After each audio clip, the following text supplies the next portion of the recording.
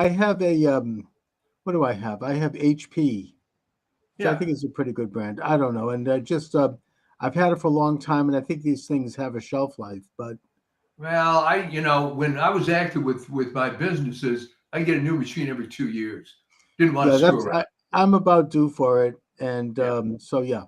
Anyways, Mike, I don't know if you heard the news just come over the wires here, but At Gates? Yeah. yes, and that's not good. I mean, that's troubling.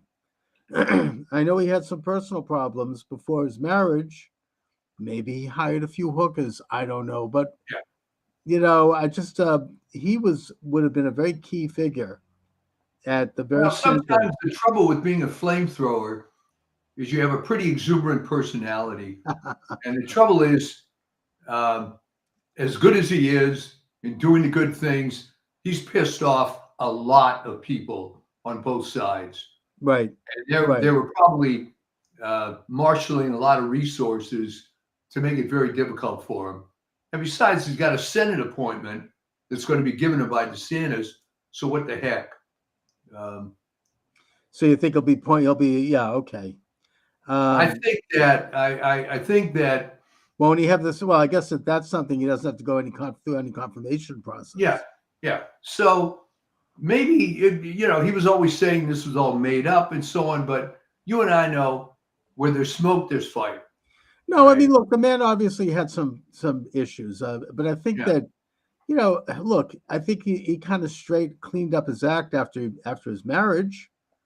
With where you take a guy like Bill Clinton, and the problem started after his marriage. yeah, yeah. So I mean, it's obviously a double standard, but there you have it. I think that I'm worried that attorney any attorney general in Trump's administration. That's such an important position, not only because they can protect Trump in the same way that Janet Reno protected Clinton, by the way, or Oh, for Holder sure. protected And Obama. she was completely incompetent anyway. I mean, that was a joke appointment. No, but she stopped any attempt to try to. Clinton Yeah, was surrounded by scandal. I mean, if you look back, you could look at the archives of news. He had a scandal a week. pretty Cabinet much. members taking money, people doing all sorts of stuff, and she kind of ran interference. That's the only function I think she had, basically, was she knew how to run interference to protect him. And that's when you're a person, when you're a figure like Trump, you have to have that. He's going to have, we're talking here mainly about the lame duck period here. They are going to throw they're not stopping. I mean, the Trump hatred is as vigorous as ever.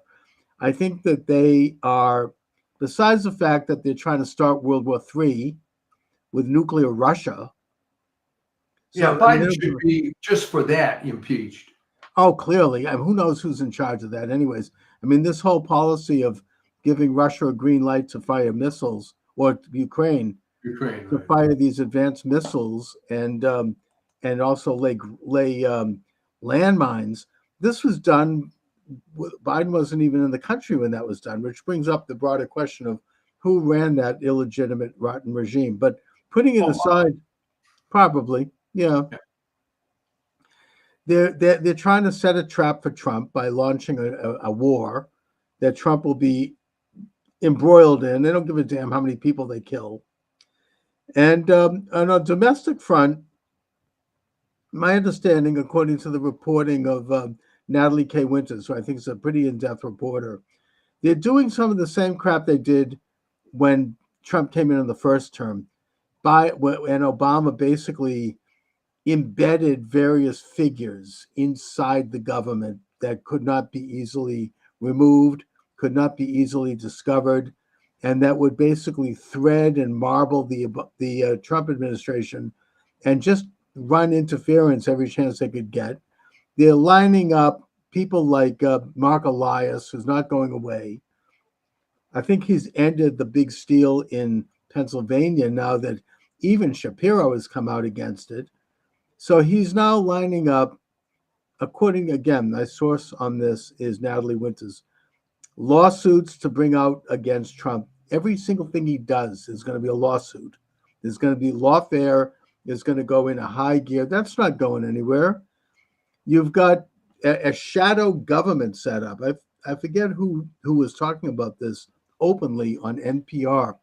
I believe he was a congressman who was like, we're setting up a shadow government just like they have in Great Britain, where you're going to have, for example, the shadow attorney general is going to be none other than Shifty Schiff, and the shadow secretary of state. And each of these people are going to be there to attack and criticize every time one of Trump's cabinet members and office holders, whatever they do, they're going to get attacked. They're going to get criticized. Well, here's the good news. All right. Yes. No, seriously. This is not his first rodeo. All right. Right. So this second term, he's got pretty much more of a free reign, and he's figured out, I think, who his loyalists are. So this may sound threatening and so on with all the stuff they're doing, but you got to look at the other side of it. This is all they've got. They're destroyed. And I believe that Democrats are going to be out of power for a long time. And I'll tell you why. They haven't figured it out. You keep doing this crap. You keep, and I wrote about it. I think it's a good example. There's Alan Lichtman, idiot. Oh my God! I had him on my show, and he basically hung up and left after he's a little prima donna. Oh, I mean, he basically said that Trump has to be impeached because of his war on women. I'm like, hello, where in the Constitution? I mean, this is absurd. You know? So, but what I was getting at by that is that, and there's a point to this. All right, in the article, I talk about his quote 13 keys. Oh yeah, well, right. The problem is that if he had followed his own model, he would have predicted Trump would win. If you take his 13 keys, it's incontrovertible that Harris was going to lose. So his head was so far up his ass, so to speak, that he couldn't even use his own model correctly. And by the way, that also applies to this primary model guy who's used this to predict supposedly every election since 1912. Well, here's the problem. There wasn't a legit primary candidate on the Democrats this year. Whoops. So that all fell apart. Well, the whole thing is the other one, the primary was Biden, but he didn't run. Okay. So I think that let him double down and triple down and bring out all these weapons, but they're going to lose. They're going to keep losing because what they're doing is they're simply denying the fact that the FDR model of winning elections doesn't work anymore. All right. They don't. I think that Nate Silver kind of got a wind of that, and he changed his tune, and came out and acknowledged that Trump was going to win. But they're going to try to do all this crap. You're right. I mean, it's the same old playbook. It doesn't work for them any longer. They haven't learned anything. They're so mired in this really demented and irrational hatred. Either that or they're. And it gets more and more irrational by the day.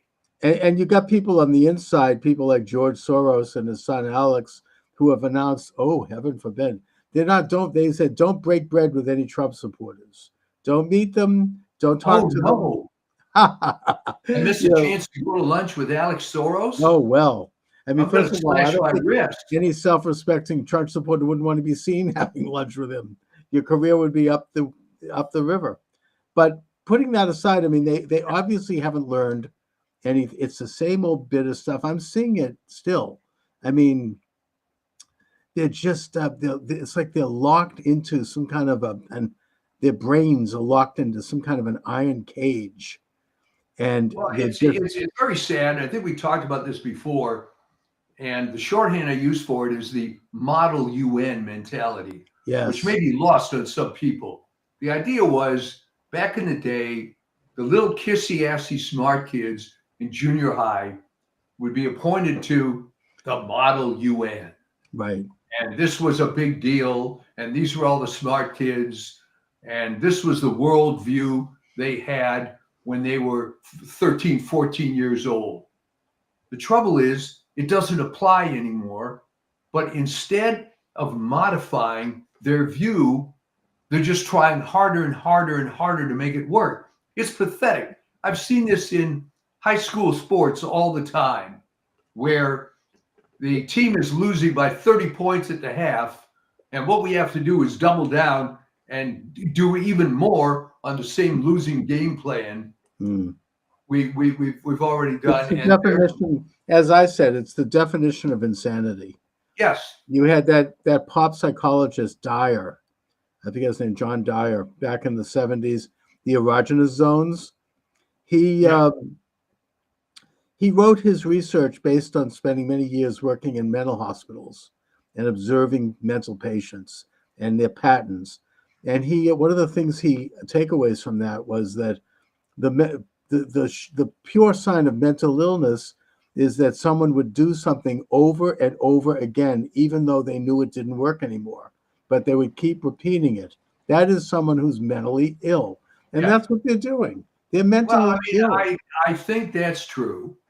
And, I had said in the past weeks that there's no talent on that side. Now, there's talent to do the same old crap they've been doing time after time, but they can't adjust. So what do? Well, as I mentioned in the current article, they attack the customer, so to speak.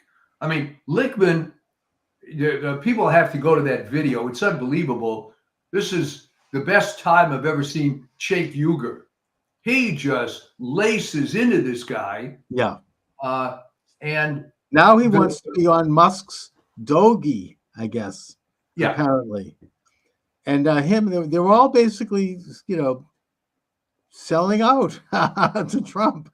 You've got Joe and Mika, Morning Mika, meeting Trump. I don't know why Trump even gave them the time of day, but putting that aside. Well, showing that he's gracious and all that. Yeah, I mean, they were off to Mar-a-Lago. Now they're on the verge of being fired. MSNBC is considering changing its name. All these leftist media outlets are going down the tubes. I think that, but and look, I feel elated. I want to celebrate. I want to relish the moment. But at the same time, this war ain't over. It's just starting. I mean, Obama laid some very ugly traps for Trump as he left the door, including the Steele dossier and all of that stuff. That all was. This is a matter of public record. I mean, that was devised in the Oval Office with Obama, and Biden was there also, and they all basically put this thing together. Yeah. I don't know if they can pull something like that off again, but I think that Trump... I don't think so, because they don't have the advantage that Obama had. Okay, right. Remember, he was the golden child. And, as an aside, he could have done a lot of good. Instead, he chose to do evil. And I'm telling you, history is not going to be kind to that guy. And by the way, speaking of Obama, I don't know if you heard this, but Obama wanted to appoint RFK to Health and Human Services, and the drug companies called him and said no. Yeah. So he didn't do it. It's just to show how much he was a stooge of this. No, Obama was a garbage human being, and he had no background. He had no authority. He was just another one of these, as bad as they all were. Biden, the Bushes, Clinton, they've all been bad since Reagan. Since Reagan was shot, it's all been bad. I think that's of course why they despise and fear Trump. And I think that this time around, Trump isn't going to he's not going to step into another Steele dossier thing. Yeah. He does need to get a strong attorney general, though. I don't know who it'll be. And I hope it's someone that maybe Matt Gaetz could be brought in as an advisor, to whoever, right? Let Gaetz be the kind of informal attorney general if he can't. Well, what do you think a Street Fighter type like a Peter Navarro? I don't know if he has a legal. Oh, I think he's great. Yeah. Well, I put Steve Bannon in there. Well, first of all, I don't think he's a lawyer. So I think a attorney general has to be a lawyer. Pretty much. Maybe if if Trump can get the recess appointment, he could still put Matt Gaetz in there. Yeah, I think the trouble with that is that would just be a flashpoint forever and Well, ever. yeah, I mean, unfortunately, they've got so many things on him that it's a big distraction. It's too bad, but that's where we One are. way, and maybe I'm glad that Trump chose not to go this route. I was kind of relishing a real street fight in that, okay, bring it on against Matt Gaetz or whoever. And believe me, there's no shortage of dirt on the other side. Well, when they talked about releasing the ethics report, I think that Marjorie Taylor Greene made the very good point. She said, fine, release all the ethics reports. Yeah. Right, on all sides, both parties. They have an immunity fund in Congress that they basically use to pay off people who are making accusations. And it's been used, I think, many dozens of times. Let it all come out. If they want to have it come out, fine. Let's have it. So, but the point is that maybe that's why he's stepping aside. Well, the trouble is, that sounds fun, but it's kind of a distraction from getting stuff done. I think you'll be able to find, and you could be blackmailed. It's like, I understand that like J. Edgar Hoover used to show up at the LBJ White House, and he'd bring lots of these files with him, and they would go through it and look at all the dirt, and they'd have a big laugh, and they would just go through everybody and what they had on them. So I mean, this is all blackmail material, and I mean, obviously, this wouldn't happen if it was a Democrat appointee. We know that. But here it is. I mean, I just hope he finds somebody who can pick this thing up, because you can't have another, weak person like a Jeff Sessions, or you can't have another backstabber like Bill Barr.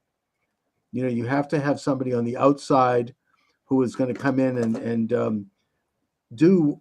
This is such an important position right now. I mean, I don't know who it would be. Peter Navarro would be fine. Yeah, I don't know if he's a lawyer. I don't either, but he'd be fine. I don't know. He's a tough guy. He is. And ideally a tough guy without a lot of past. And also, Mike Davis is good from the Century One Project. He would be a tremendous attorney general. Recently, Tish James made some comments about continuing with the lawfare in New York, and he came out and he said, I dare you. Go right ahead. I'll have your fat ass in prison so fast your head will spin. And that's what he said, and I'm quoting. Yeah. I mean, he's like, he would. Well, he could be the guy, He could be. That would be tremendous. Okay, so that would be, I'd feel a lot better seeing him in there. He is like the real, I've listened to him this past year on with the Steve Bannon and filling in for Steve Bannon while he was in prison.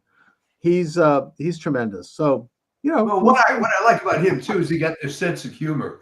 I mean, in the same speech where he went after Tish James, and he was talking about Alvin Bragg, Fannie Willis, and Tish James, said, where the hell they get these people? Weight Watchers? Exactly. Yeah, right. And I'd like to see them investigated for how much money they've gotten from all this, and throw in Fannie Willis, big fan. Well, let's talk about money for a second. Yeah. All right. What happened with the total of tens of millions of dollars that the Harris campaign spent on celebrities, this was just incandescently stupid. All right. They were reversing cause and effect, right? Well, because we spent all this money, it's going to do all this good. And can you imagine giving $2.5 million to Oprah to make some kind of speech that essentially slavery is going to come back under Trump? Oh, it was horrible. I don't get it. What is in it for her? She's a multi-billionaire. Does she have to now go on TV and expose how stupid she is? Well, she did it for Obama too, and she did it for Biden. She's a hack. She's a liberal. She's drank the Kool-Aid. She's just, I mean, you could see from her interviews, and she's kind of, I never really got what her appeal was, but whatever it was, it's gone. I think that she kind of bit the dust after she left her show. For a while, she was the biggest radio talk show host in history. Yeah. But once she left that show, she just faded, and I think that she's never found her footing again. She moved out of Chicago and she moved to like a tropical temperature. I think she's retired. I think she just had it at that point. So whatever happened to her, I mean, that's obviously an I embarrassment. think it was part of the it girl phenomenon, right? Um, she was the it girl because the color purple, and she Right. does the radio thing, and oh man, this black women are people too, and they can do stuff, and isn't that great? Mm, Then she puts out the magazine and all the fashion stuff and so on. Gets a lot of money with sure. her broadcast empire.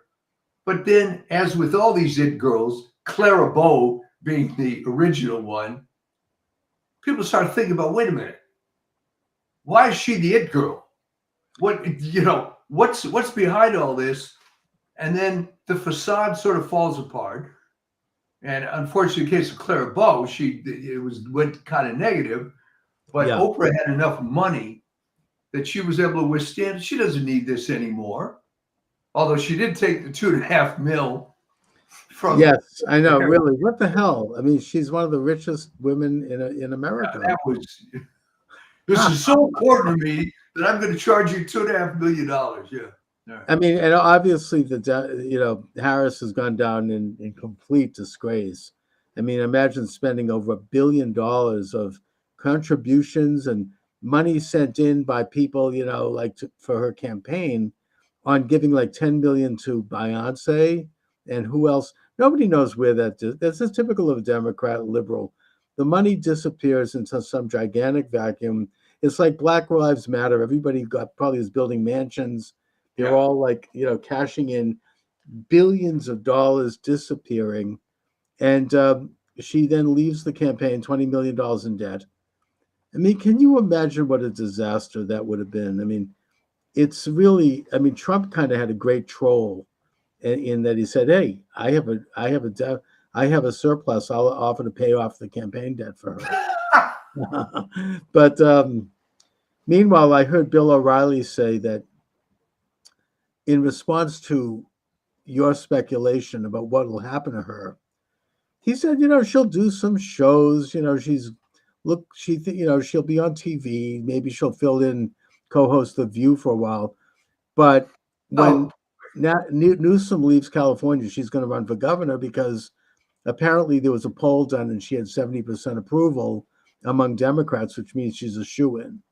So she'll become governor of California, as awful as that sounds.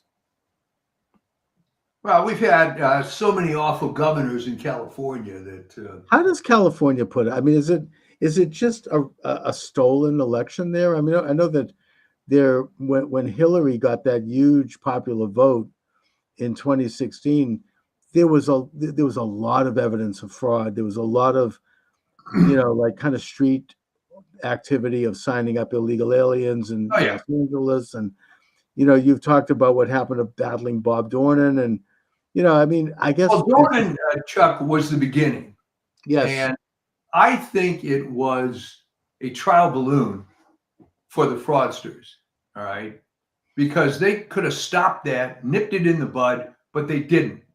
mhm, So the Republican Party of California, it's 100% their fault for letting it go. And if you think about it from a strategic point of view, what a great test case, right? You take a popular congressman, I think he was in for 4 terms, right. Loretta Sanchez, who, by the way, that wasn't the name she used until the campaign. Right. It's like she's as phony as Kamala.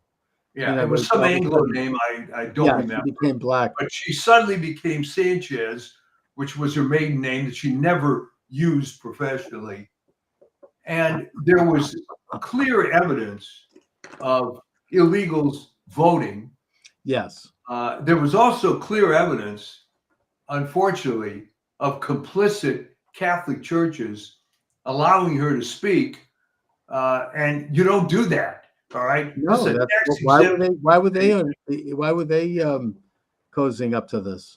Because it started even before then. There was this sort of left wing liberation theology thing that was going through the I church. see, yeah. Unfortunately, the Pope you have now is part of that. Right. So this allowed the massive corrupt infrastructure to start. Okay, there was always an active Democrat Party in California, and when I was a kid, LA politics was dominated by Sam Yorty. I can't think of her name. Mhm. These various people who were just fixtures forever, and and of course that took advantage. In fact, Yorty was actually one of the rare conservative Democrats. Um, Didn't he run for Yeah, president? Ross Wyman was the other one. They were Oh, working okay. on this since the 1940s, and I think they let Schwarzenegger come in as a token, quote, Republican, but they were just vicious. I mean, Gray Davis was recalled I remember uh, that. Yeah. as a Democratic governor, and here was a guy who was a perfect candidate, right? War hero, worked in the party forever, and all the chickens came home to roost when he was up there. The power issues, no, it's been a mess. It's been a corrupt mess forever. Not maybe quite as long as the state of New York, but close. But pretty rotten. And I mean, I suppose that in this, kind of war to MAGAize the country, which is, I think, something that is ongoing. Yeah. And then when President Trump puts his hand on the Bible, it's going to be enthroned. And we need to make sure that we identify and call out all of these enemies. Every time they file a lawsuit, I hope that we can file a counter lawsuit. Every time they bring up, we should be the shadow government. Every time they do something, we should expose it. Not because we'll ever change the core of it, but because we can all continue to peel off percentages of the population who are sick and tired of it, especially if Trump is winning and doing well, which I think he will. And but I don't know where I was going with this, but Well, how California got California, corrupted yeah. to this I extent. mean, can it be saved? And can the blue states? I just had Trevor Loudon on my show earlier today, who he's from New Zealand. He's an expert on communism. Interesting guy. They have this new movie out called Behind Sheep's Clothing, which is really interesting. He talks about the influence of China in the United States and how strong it's become. We even talked about in Massachusetts. He says there's this Chinese Progressive Association that really owns the state. We don't know it, but they control a lot of what's going on in our state.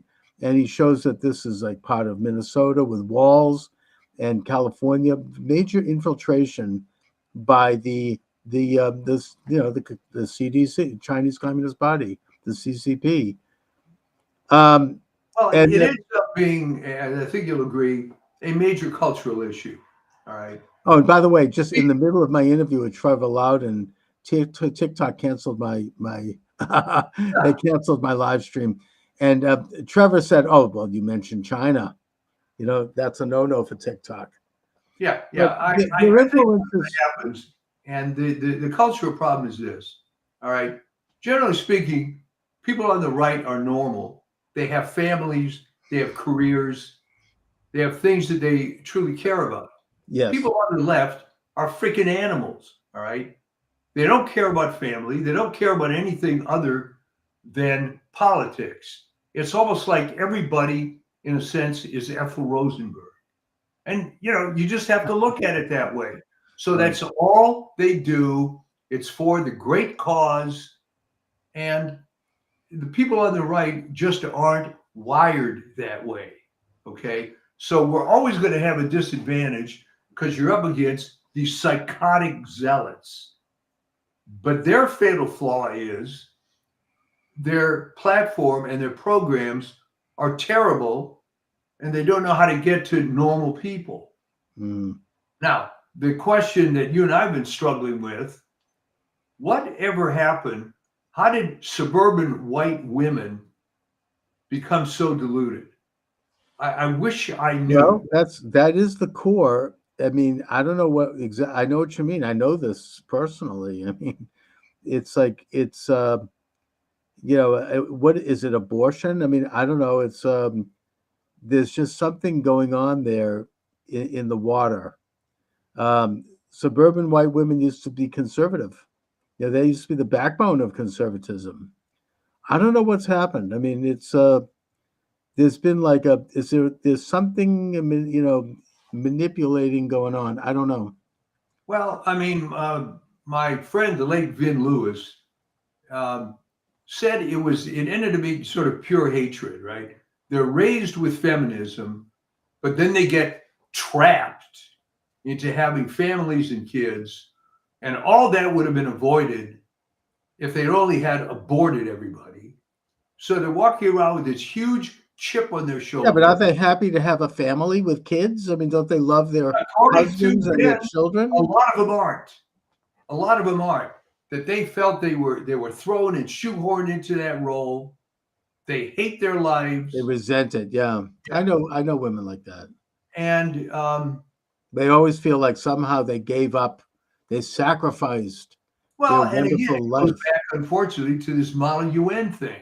You know, when you were Yeah, a bright college student at age 19 and they filled your head with all this feminist BS and you thought that was the gospel, then you come into real life and find that no, it doesn't work that way, which comes back to maybe my all-time favorite cliche is real life more like high school or college. All right. hmm And the people that thought real life is more like college are pretty damn unhappy as they grow older. right. No, it's true. And the colleges, of course, speaking as I mean, I'm continuing with my own college studies with Arizona State, and it's real left stuff. I mean, it's really Yeah, like, I mean, I keep notes, and I'm actually going to don't really probably, surprised, right? Okay. yeah, I mean, I'm going to publish a book using all the information I'm getting. But it's become I mean, this is what I mean. Trevor Loudon talked about this in my interview with him. I mean, they control the high ground in the culture. They Yeah. control the academia, media, entertainment, Hollywood, television networks, all of it. Publishers, historians are all on the left. You take a look at Wikipedia, it's all left. I mean, they've totally, Wikipedia, when it started, it was a great resource. They actually, I could get a lot of information from them in my own books and my research. It's all now been deleted. It's not. I mean, I'll give you just as if anyone wonders. Let me make a suggestion. Look up a page on Hunter Biden on Wikipedia, okay, and see what they have to say about him. That will tell you everything you need to know. It's complete bullcrap. It's complete propaganda, and they have And the removed. sad thing, if I could interrupt, is that if you pick a topic that isn't political, the material is usually fairly accurate. Right. Well, the one thing that you can still, the one redeeming quality with Wikipedia is you can still go to their footnotes and get source material, Yeah, even though they've also removed some of that. But you cannot get to a lot of the great stuff that I used to be able to get to. yeah. The alternative history of this country, and it's all gone. It's all been deleted. I hope that one of the byproducts of this new administration is that we're going to get away from the censorship. I don't think it's going to ever be completely, but I think that we're going to move into a little bit more freedom. The real censorship started in 2018. It was before the pandemic. That's when I first had my YouTube channel taken down. And it's there are a lot of groups that are coordinating in that. Unfortunately, one of the big ones is the ADL, and they really are trying to control what we see, what we learn Let me ask you about internationally. the ADL, okay? what was the, or when was the Rubicon crossed? Where they Well, I think changed from they've Jewish always been a left group. I mean, from the since beginning? oh All yeah, right. I mean they started with this the Leo Frank case Yeah. in Atlanta, and they saw an opportunity to essentially make anti-Semitism a national issue and use it as a way to raise money and organize in the same way that the NAACP uses racism. I mean, and Unfortunately, Leo Frank was guilty, however. Leo Frank was he brutally raped and murdered that girl, Yeah. and then he tried to blame the black security guard, and Yeah. the trial was the most racist thing. I mean, you're going to trust this black man? You look at him; he's completely innocent. And the ADL came down from New York, and they orchestrated the whole thing with their lawyers, and it was really a disgrace. They still stand by that. Had nothing to do with What? No, anti-Semitism. they still do? They Oh haven't yeah, disavowed it? Oh I my mean, word. I didn't know. he was convicted several times, and then when they pressured the governor at that time to commute the sentence, I guess that he was corrupted. He was working in as a lawyer. He had worked as a lawyer in one of their offices, and so he did commute the sentence. And just as Leo Frank was leaving prison, he was he was kidnapped and lynched, right? And he deserved it. Huh. And that governor had to leave the state. I mean, it was And wait, and they're hanging their hat on that still? oh yeah, there was just a Broadway show about this with Leo Frank. The evils of that anti-Semitic incident had nothing to do with Leo. I mean, it's a disgrace that he happened to be a Jew, but it had nothing to do with that. I mean, and the South is not generally anti-Semitic anyway. Putting that aside, they generally, are very tolerant toward Jews. They admire Jews, especially with Judah Benjamin, one of the Judah main Benjamin, right? figures in the Confederacy, Treasurer was of a the Jew. Confederacy. Yeah. Yeah, and he was Jefferson Davis's right-hand man, and he was a true Confederate. Yeah. So I mean, generally speaking, it was a non-issue that they made into an issue for political reasons and for social, for I financial learned something reasons. today. I thought they had disavowed that finally. No, absolutely not. Oh Oh, no, they still okay. stick by that story. They'll never change that. So So, that's so they've that's the been story rotten of the from day ADL. one. All right. They've been leftist since day one. They are like the ACLU is to the establishment. They're Fabian socialists.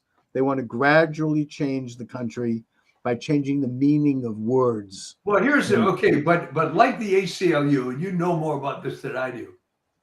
I mean, to his credit, Roger Baldwin, who founded the ACLU, was a communist. All right. he However, was. he disavowed the Communist Party some years later. But now you're going to tell me that the origins of the ADL, they never disavowed that. So they're No, just and I don't know if he might have disavowed the Communist Party, but he didn't disavow communism. no, no. I mean, the ADL, I mean, the ACLU to this day, I mean, they will continue to promote leftist causes and denounce, I mean, do you think that they would take a case against the Black Lives Matter? I mean, never.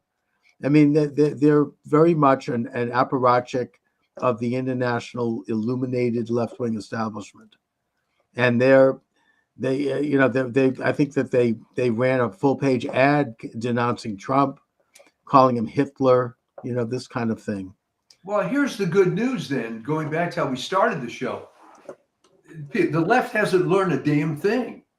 They're going to keep doubling down on the same ineffectual talking points, and they're going to wonder why they're losing the muse. A good book on the history of this, and I probably have it in my book collection, is None Dare Call It Treason by John Stormer. Oh, man, I wrote about that. Oh, John Stormer. John Stormer. 7 million copies, baby. Yes, Self-published. and not only that, but I think that he came out with a revised edition that was double the size, I think in the 1990s. I don't know if he's still around, but it's I think he really died only a few years ago. But yeah. But he goes chapter and verse into a lot of stuff from the ACLU and from the the National Council of Churches, how they were Communist Front, how the ADL is a communist front. He shows all of the communist takeover of these, or creation of these establishment institutions, and how they then went ahead and became dominant in the media in terms of what would be, the official and approved narrative. Right. I mean, obviously the Southern Poverty Law Center, which spawned that rotten Secretary of State in Michigan, Jocelyn Benson. I mean, they're very much part of this communist movement, and that he goes into it chapter and verse. I have to get that. I mean, he really quotes it, and he does a brilliant job. You have the whole perpetual war for perpetual peace movement. Yeah. He shows how they wanted to have what's called, quote, convergence, and that this is a policy that was openly espoused by Roosevelt. That basically the idea was that the United States would move to the left, the Soviet Union would move to the right, and they would both meet and converge at some point in the middle to create a world government.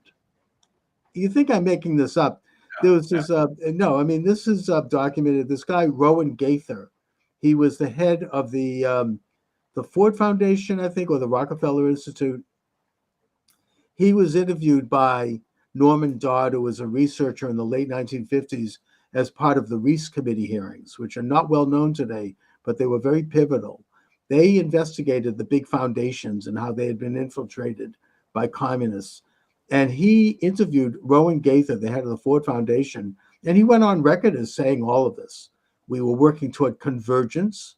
We were working toward creating a new way of being, a middle ground that would merge, capitalism and communism, Sovietism and Americanism. And we were pouring money into doing this from these big foundations, which were created thanks to Wilson in 1912, 1913. Anyway, interesting history. But that's the good thing is it's history, and they keep using this, and it ain't working anymore. Well, it never worked. But the point is they're still doing it, and they still have that kind of power. They have, George Soros is no piker. I mean, these guys have international power. They have a way of framing narratives the way they want them framed. They will create a world war if they think it's going to benefit, and they're trying to do that right now. Yeah. We have about how many weeks left of this corrupt, illuminated, illegitimate administration? I think the rest of this month in December, and then 2 weeks in January. During that time, they could create a world war. They're already, firing high-end advanced missiles into Russia. And Russia's firing back. They just hit a power plant in Dnipropetrovsk in Ukraine. The people that are going to suffer from this are the Ukrainian people who would like to see some kind of a peace agreement and who are willing to give up a couple of those Russian provinces. Who cares? I mean, they're Russian anyway, in order to get peace. But they're going to try to push for this massive war. I mean, this is what I wanted to talk about today. Between now and January 20th, there's a lot of things that could go down. There are we don't know what could happen in the world, but it's a very, very dangerous time, the lame duck period. In the 1930s, I think it was, Congress actually passed, I don't know if it was a constitutional amendment, it probably was, to kind of reduce the lame duck period, because it used to run from November, it's all the way through till March of the following year, almost 6 months. Right. And it was a lot of crap went down. I mean, it was a very bad time because you had an outgoing administration, and if it was from another party, they could do all sorts of things. I mean,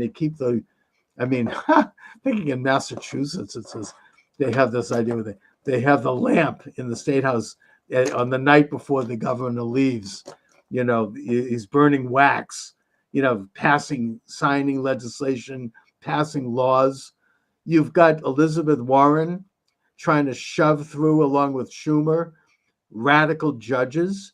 They've got 50 openings, and it's and shame on J.D. Vance and Rubio for not going and doing their work right now in the Senate. to stop this from happening, because there were votes, and they what do they went home for Christmas? I don't know. It's like they have to be, this is a fight. They just passed through this radical appeals court judge who had given a pass to child rapists, saying that laws against child rape are racist. I mean, this person is going to be on the bench as a fairly young man. He's going to be there for decades. And this is in the South. I think it's Alabama, Georgia, and Florida. So, I mean, they're putting in position people that will never get rid of them. I mean, they'll be there forever. And, this is all lame duck. As Congress goes out, they're keeping the midnight oil. They're burning candles at night, signing who knows what. I mean, it happens every time there's a lame duck and there's a change of parties. And it is a very dangerous time. I mean, they like to talk about democracy. You can't get less democratic than this. I mean, this is real, insider power play where you're putting. Well, it is, and it's really pathetic, because how can anybody, even on the left, support some of these horrible judges? Everybody watching this show, I'm cheering on YouTube some of these proceedings where, first of all, most federal judges are terrible. It did not used to be the case. I'm old enough to remember I had a friend in high school whose father was a federal judge when it actually meant something. Now it tends to be people that can't get a real job or zealots. Oh, they're cheering. I mean, there's this guy on TikTok that I follow, Aaron Parnas. He's like Harry Sisson with a brain. Yeah. He's like this twerpy little guy, white guy. He's a lawyer. He looks like he's in his early 20s. He brags about how he graduated law school when he was 21. And he just keeps going on almost every day. He does a TikTok, talking about how wonderful it is that these elections are still being challenged and they're still counting, and we're going to beat, McCormick in Pennsylvania. And I mean, it's ridiculous. And he's like bragging about all the judges that are being put on the bench. He's happy about that. He's got this smirk that he really needs to wipe off of his face. It's just disgusting. But it's that mindset. It's this amoral, little, party hacks. They don't care. They just want the power. They don't care. Maybe they will if they get involved with the system. I had the misfortune many years ago being involved in a large federal case, and I can't begin to describe how incompetent the federal judiciary is. This guy was falling asleep during the proceedings. He was a damn drunk. It was outrageous. Yeah. And they have real power. I mean, they can. Oh, yeah. They can ruin a person's life. They can change the course of the country's direction. I mean, I think, and Elizabeth Warren, of course, is all, she's working, 18 hours a day trying to get these people jammed through in these last miserable weeks. Who knows what else they're doing? It's just a numbers game, because even Warren would admit that some of these people are just total scumbags. Oh, she doesn't care. They don't care. Yeah, they don't care. They want to have their seat warmers. They're going to do. I mean, you see them being interviewed by people like Senator John Kennedy. He's hilarious. And he just asks them basic questions about, are you familiar with, the Clark versus so-and-so? No, they never heard of it. I mean, these people are dumb as bricks in some cases. Yeah. But think about it, Chuck. Who would want that job?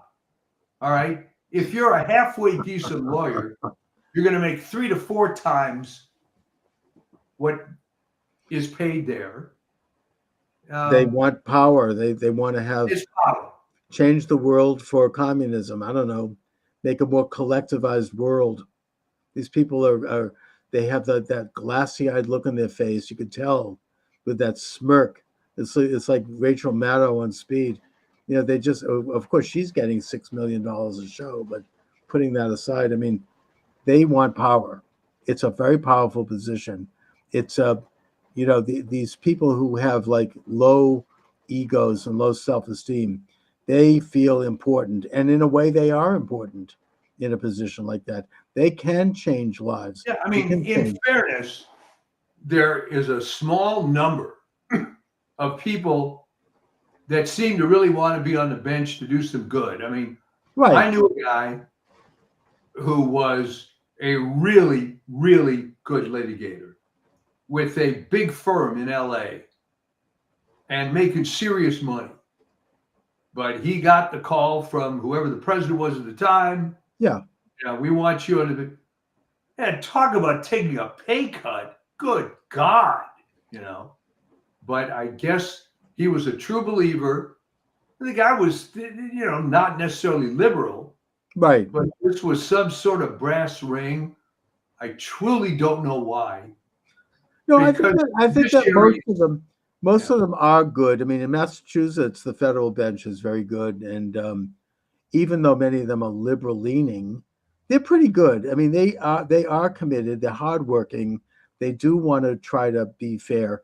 I'm not, but there are these political appointments that Biden seems particularly involved with that are just rotten apples. I mean, it's very bad. But I'm not trying to, it's like most Catholic priests are religious people, but you have some bad ones that give the whole bunch a bad yeah, name. yeah. I think the same thing is true with the judiciary. Most of them are good. I do think that they are well-meaning and hardworking, and they do their job. But you do have the what I'm talking about here particularly is these really rotten Biden appointees are just bad news. I mean, they're just being shoved onto the bench, and they serve the purpose of basically siloing power as Trump goes in. And then, of course, you have others on the bench who are now not going to leave. They won't retire because they don't want to have Trump have an opening. I mean, right? I mean, of course, I mean, that backfired with Ruth Bader Ginsburg, but, Yes, it did, didn't it? yeah. And I think Obama actually asked her to step aside, and she said, nope, I'm going to live forever. I'm not going anywhere. So they blamed Trump because he had an appointment. I No, mean, she was rotten to the core, and and this friendship between her and Scalia, I will never understand. But whatever. I mean, the thing is that they become there's a sense of invincibility after a while yeah, that they're indispensable and they're never going to go. And but here we are, Mike, in these final miserable, decrepit days of this rotten, illuminated regime, this illegitimate regime. I just I don't know what they're going to. They're kind of dismoored of any responsibility. They can pretty much now show their cards and do whatever they want to try to perpetrate their power. I think they're still in denial in a way that they have been beaten and that they are going to go. Donald J. Trump, assuming they don't, something drastic doesn't happen, God forbid, he's going to put his hand on the Bible on January 20th, and he's going to be president. And it's going to be a great day because he's going to go in there and he's going to kick ass. And he has a lot of things that are going to happen. I do believe that, assuming he gets there.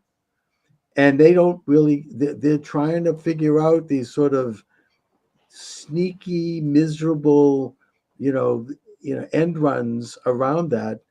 And I mean, again, Obama tried to do it, and it was bad. But I don't think they're going to pull that crap off again, because Trump, isn't going to be fooled this time. no. I just hope that we don't have. I hope we don't have nuclear missiles hitting Boston anytime soon. That's all. I mean, who knows what they're going to do? Well, what about your well, not your mayor, because I don't think you're directly living in Boston, but I do live in Boston. oh, all right. Oh, yeah. Michelle Wu saying she's not going to cooperate. Yeah, that's what they're. I mean, look, you've got Pritzker in Illinois. You've got. I mean, they're all saying this. Yeah, well, they're talking big, but when And one of in a them, way, there's actually a silver lining to all of it, because what they're doing is they're asserting states' rights. yeah, Right? That's good. even if they're left-wing states. It's a, states should, I mean, they were, they're complaining about that with Roe versus Wade. They want the federal government to come in and mandate abortions. But at the same time, hypocritically, they're all about states' rights when it comes to Trump. I say that, if they want to go that route, that does set positive precedent. It is a reinvigoration of the 9th and 10th Amendments. They do have a state right in many areas. They don't have to don't know that cooperate. they have a state right in immigration, though. No, they don't. But they don't have to cooperate. And Homan has said as much. He goes, if they don't want to cooperate, that's fine, but they better step out of the way with regard to a federal prerogative, which is immigration, especially when you're dealing with crime. And that they're talking about a lot of, they're going to put people in jail and they're going to separate families and put people in cages. No, that's not what's going to happen. They're going to, Trump in the first year is going to focus on criminals, on drug dealers, on drug traffickers, on sex traffickers, on people that are bad, violent people, all the, not the best, as Trump likes to say, and deport all of them. Good. And also, he's going to cut, as I said, I think I said earlier, they're going to cut off their money, which is going to save the taxpayers billions, and which is going to result in a self-deportation. If they don't have any more money, they won't stay. Yeah. Now, if some of them want to get jobs and be gainfully employed and not be criminals, I don't think that Trump's going to go after them. Maybe eventually it's going to be wonderful to go after the criminal element, right, and look into all the corruption involved with putting these people up in hotels and whatnot. That's right, and that's exactly what's happening in Massachusetts, and in other states. I mean, the state is going broke, putting people up in fancy hotels. They have this meal plan. They get $75 a day. I mean, and the state's hired a caterer to feed them all. I mean, the state is going broke. There's no logic to that. What are we supposed to get out of that? Meanwhile, so I think that once you cut that off, they're gonna leave, and we're gonna have millions of people. Well, what it is virtue signaling with somebody else's money. Yeah, but why is this a virtue? What's virtuous about bringing people in? I hate to go back. I've been to the third time. It's this Model UN thing. You see, we have to do right by these people, and to take the whole term from Rudyard Kipling, white man's burden, right? And, I thought that there was a hilarious YouTuber. I don't know who he was, but he went to, during the campaign, he was knocking on the doors of people with Harris Waltz signs. Oh yeah, I saw some. Hey, we have an illegal alien here. There's some guy would come out of the van. He wants to move. He wants to live with you. Will you take him in? It's like, so I mean, to a man they said no. Of course. What do you mean? I can't. I have children at home. I can't do that. No, you'll send them all. It's like what DeSantis did with Martha's Vineyard that time. Martha's Vineyard. It was hilarious. Martha's Vineyard deported them. They hired 150 National Guardsmen came to the island. They put them on a bus and they deported them, sent them to a camp, I might add, at Otis Air Force Base in the Cape. That's what the liberals did when it came to actually dealing with illegal aliens instead of sending them to the red states. Anyway, it's going to be very interesting to watch. Oh, absolutely. I mean, it's, they're going to complain, but the point is that the American people voted for Trump, and it was a mandate. And that, you want to talk democratic principles. That's what we have. Democracy. We have democratic principles. They're complaining, well, Trump is going to get rid of agencies and he's going to fire all these people. Guess what? That's what every administration is supposed to do. Every administration actually has done degrees of this when they take office, because that's why we have elections. Why bother if you're going to just keep people in there forever? Why, that's a dictatorship. It's an oligarchy. Why bother having an election, really? Well, Yes, why was it okay for Roosevelt to create all these agencies, but someone can't come back in and either consolidate them or or get, eliminate them? or get You know, rid of them. And that's exactly what I think Trump's going to do, starting with the Department of Education. You get rid of about 80% of it, and maybe the rest of it can be absorbed by another department, the little piece, the tiny piece that they do that's actually of any worth. But you get rid of all of these federal agencies. And I think that with Musk and Vivek Ramaswamy, that's exactly what Ramaswamy just gave an interview where he said, yeah, we're going to consolidate agencies, get rid of them in some cases. We're going to pare them down. That's what Musk did at Twitter, and it worked beautifully. That's what's going to happen. And I say hallelujah. I never thought I'd see the day. I remember the late Sam Blumenfeld back in the Birch Society. They've been talking about this for a generation, and you never thought it would happen. Well, it is happening. And they can, and as Steve Bannon would say, they can suck on it if they don't like it. He's on fire. You got to listen to him. I don't miss a show. oh, he is. Since he got out of prison, he is like kicking. I mean, he's like amazing. I mean, he's great. I mean, I'd love to see Trump give him an appointment. He's tremendous. Although I'd like to see him stay at the War Room. I mean, he's doing he's got millions of followers. It's huge. Yeah. I mean, he's doing gangbusters over there. Yeah, I hate to say this, but going to prison really helped his game. Oh, he didn't. He just came out. He's better than ever. He didn't miss a beat. I mean, he's roaring, and I just think that he should continue right where he is, where he's really playing a big role, in a way very similar to the role Rush Limbaugh played, except, he's taken Rush Limbaugh in a way kept the kind of he was yeah, I mean, he didn't go too far outside of certain lanes because he knew that they could pull the plug on him. But I think that with the internet, with Bannon, he doesn't care. He was already thrown off of Facebook and Twitter years ago. It didn't matter. He just keeps moving along. He's got his own network. He's consolidated it. I mean, to my way of thinking, they can't do to him what they could have done to Rush. Yeah.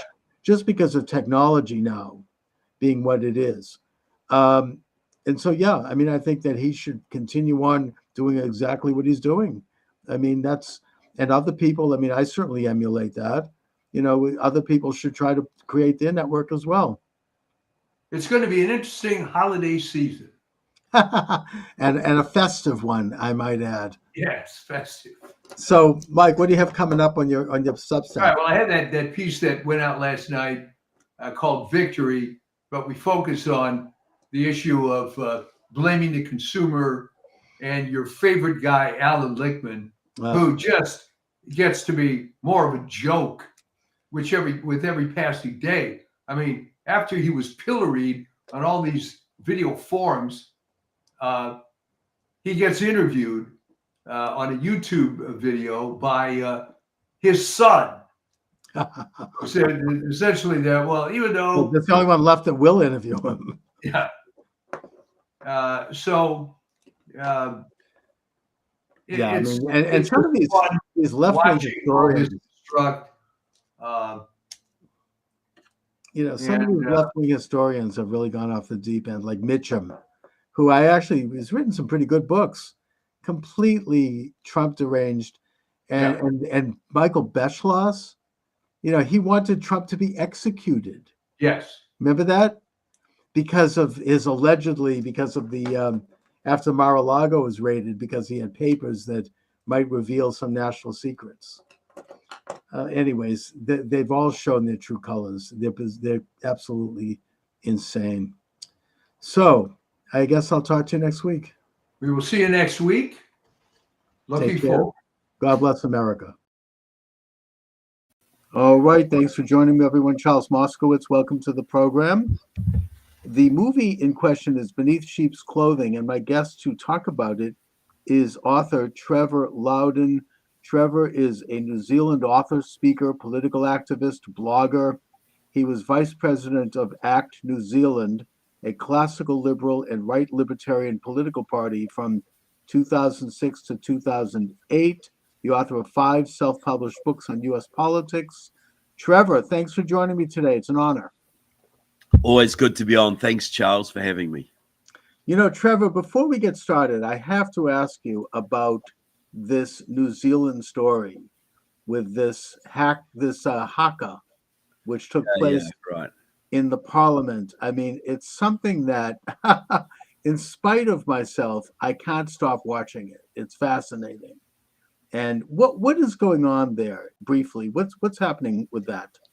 Well, we've got to see the head of the ACT party, which you mentioned I used to be the vice president of, is David Seymour. And I knew him very well when he was the head of Young ACT when I was the vice president. And he's introduced a bill defining the rights conferred to all citizens under the Treaty of Waitangi. That was signed in 1840. It's like your Declaration of Independence. It was a founding document of New Zealand. And what it was the Maori citizens, a native race, transferred sovereignty over New Zealand to the British Crown in exchange for British citizenship. Okay. They became citizens. Now, the left, the communists, ever since then, have been trying to say, no, this was a partnership. Maori are equal partners to everybody else. Maori should have 50% of representation in government. Maori should have 50% of this, 50% of that, 50% control of the airwaves, the seabed, etc. So David Seymour's act law was to basically codify the rights so that Maori and everybody have exactly the same rights as everybody else. Nobody has special rights, which I 100% concur with. That's the principles that America is founded on. But the left spins this as though this is a horrible bill taking away the rights of people. No, it's not. It's stopping communists. The Maori Party is a communist party, effectively. Is stopping communists getting leverage over all of New Zealand society, way out of proportion to their numbers. So that's what it is. It's a complete scam. And David Seymour was calling out the scam and saying every New Zealander should have exactly the same rights, no more, no less, regardless of your ethnic origin, which I think you and probably all of your listeners would agree with, Charles. Of course, and the bill doesn't take any rights away from the Maori. It just simply recognizes that all citizens of New Zealand are equal and that the Maori are free to organize their identity any way they choose. Doesn't change anything. It just it doesn't give special group rights to any particular group. It just stops Marxists using race as a wedge issue to get more powerful themselves. Like, for instance, they were pushing things, and it happened in some places that Maori, who are 15% of the population, would get 50% representation on government boards. So this is a great way to blackmail people. We're on the Waikato Water Board. Well, if you want to build a new pipe, you'll just have to give a couple of $100,000 to our Maori Resource Centre. And then it's ending an endless stream of scams, of special privilege, of affirmative action. But the left-wing media, of course, says, oh, this is taking away rights from people.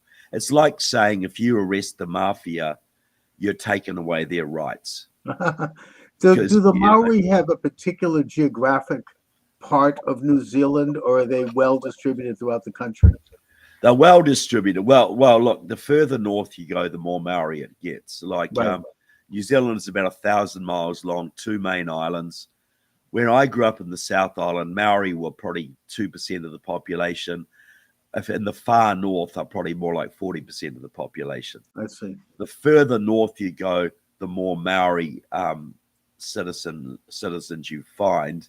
But they are everywhere. Every community has Maori citizens. And the other thing, I mean, this gets into a broader question of the indigenous issue, which is something the left is, I think, using on an international scale as a Absolutely. leverage Yeah. to try to undermine sovereignty and to use people.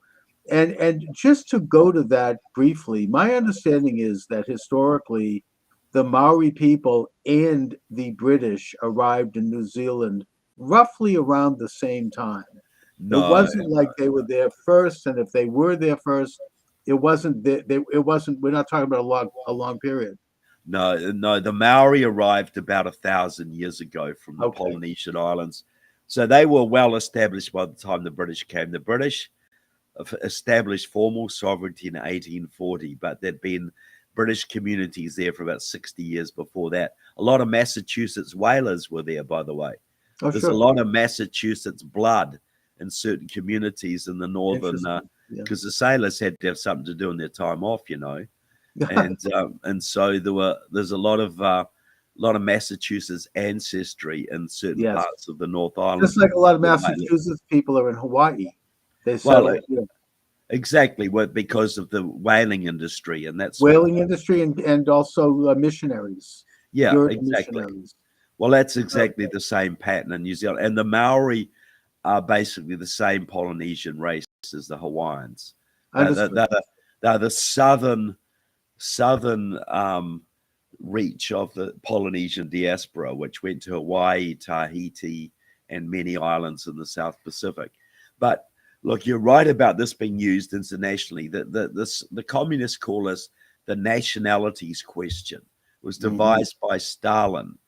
It's where you don't have a working class, you find ethnic minorities, religious minorities, racial minorities that you can instill a sense of grievance in and use them as revolutionary cannon fodder. So this is the Hawaiian independence movement. It's a Marxist movement. The La Raza movement, which wants to return the southern states, southwestern states to Mexico. Sure. The communists who worked in the black community in America and the Native American community for decades. So this is a common thing. Wherever there's minorities, there's Marxists stirring them up. Right, and they want to sow division, and they run on this assumption that somehow if a timeline indicates that a group of people were there before another group, they have some kind of a divine right to that country. And of course, they apply this very arbitrarily because they will never apply it to Jews trying to Israel. to That's their, different. That's different. to their homeland of that tiny little swath of land that we call Israel. I want to bring things to politics right now, and I feel remiss if I don't talk about the fact that after the resounding victory, thank God, of President Donald J. Trump to serve a second term, he received both the electoral vote and the popular vote. It's interesting that all those states that were trying to get rid of the electoral college by signing a pact saying that all of their electors will go to whoever wins the popular vote, they're now going to have to send all their electors to support Trump. Isn't that a sweet injustice? Isn't that sweet justice? Yes, and also that Republicans have taken both houses of Congress, and it does look like we're moving toward a significant realignment politically, one that is as profound as any going back to the Reconstruction after the Civil War. Yep. But they are causing a lot of problems in these miserable final weeks of this lame duck, illegitimate, illuminated, radical regime. They're trying to trigger World War III in Ukraine. And I do think that that's obvious. Now you have green lights for the Ukrainians to fire advanced missiles into Russia and place landmines. And it's all happening in these final weeks. I think that they're trying to embroil the United States into a world war, which will, of course, make it difficult for President Trump to fulfill the mandate that he called for, which is to bring about a negotiated peace in that war. Do you think that is the case? Well, look, I'm a big Ukraine supporter, so I'm glad they're getting these capabilities. But yes, look, Biden didn't. The Ukrainians have been pleading for 2 years to be able to strike back into Russia when they've got troops massed across the border ready to attack them. They're not allowed to attack them. So now Biden has given them some limited capability right at the end of his term.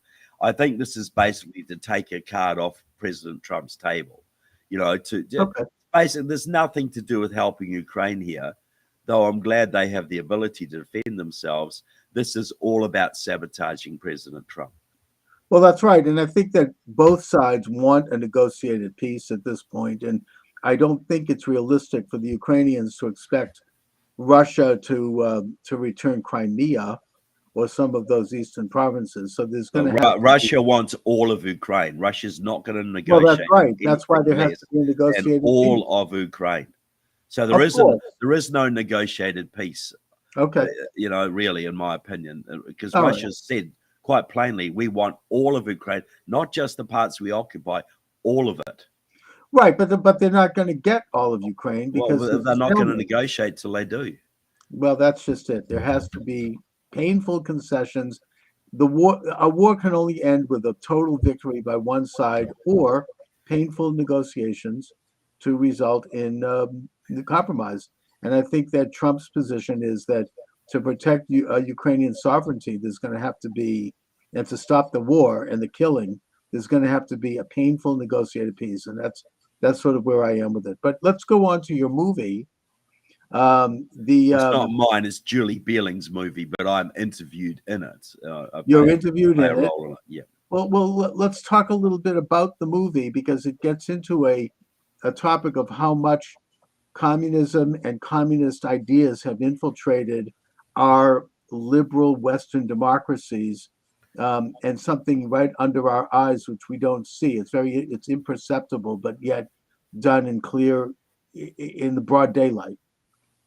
So yeah, well, look, the movie is beneath sheep's clothing, and Julie Bieling did it. She was a missionary in Russia not long after the collapse of communism, and wrote a thesis on how the Russians suppressed, how the Soviet communists suppressed religion specifically, the techniques they used. And she found that when she got back to the States, she found that the Democrats were using exactly the same tactics against Christian churches and conservative Jews, Catholics, etc. here, even Mormons. And so what she's done the movie basically showing us how we're in a communist revolution. That's what we're in right now. Now, Donald Trump has put the brakes on that, and he's going to reverse a lot of it. But we got to understand that's what we're in. Right. We're in a 70% completed communist revolution. They have our education system. They have Hollywood. They have sport. They have most of the universities. They have the Democratic Party, the unions, and they're trying to consolidate their power by winning one more time and legalizing 30 million illegal immigrants, so who will then vote Democrat religiously. So we're in a revolution. Donald Trump is putting the brakes on, but they ain't going away.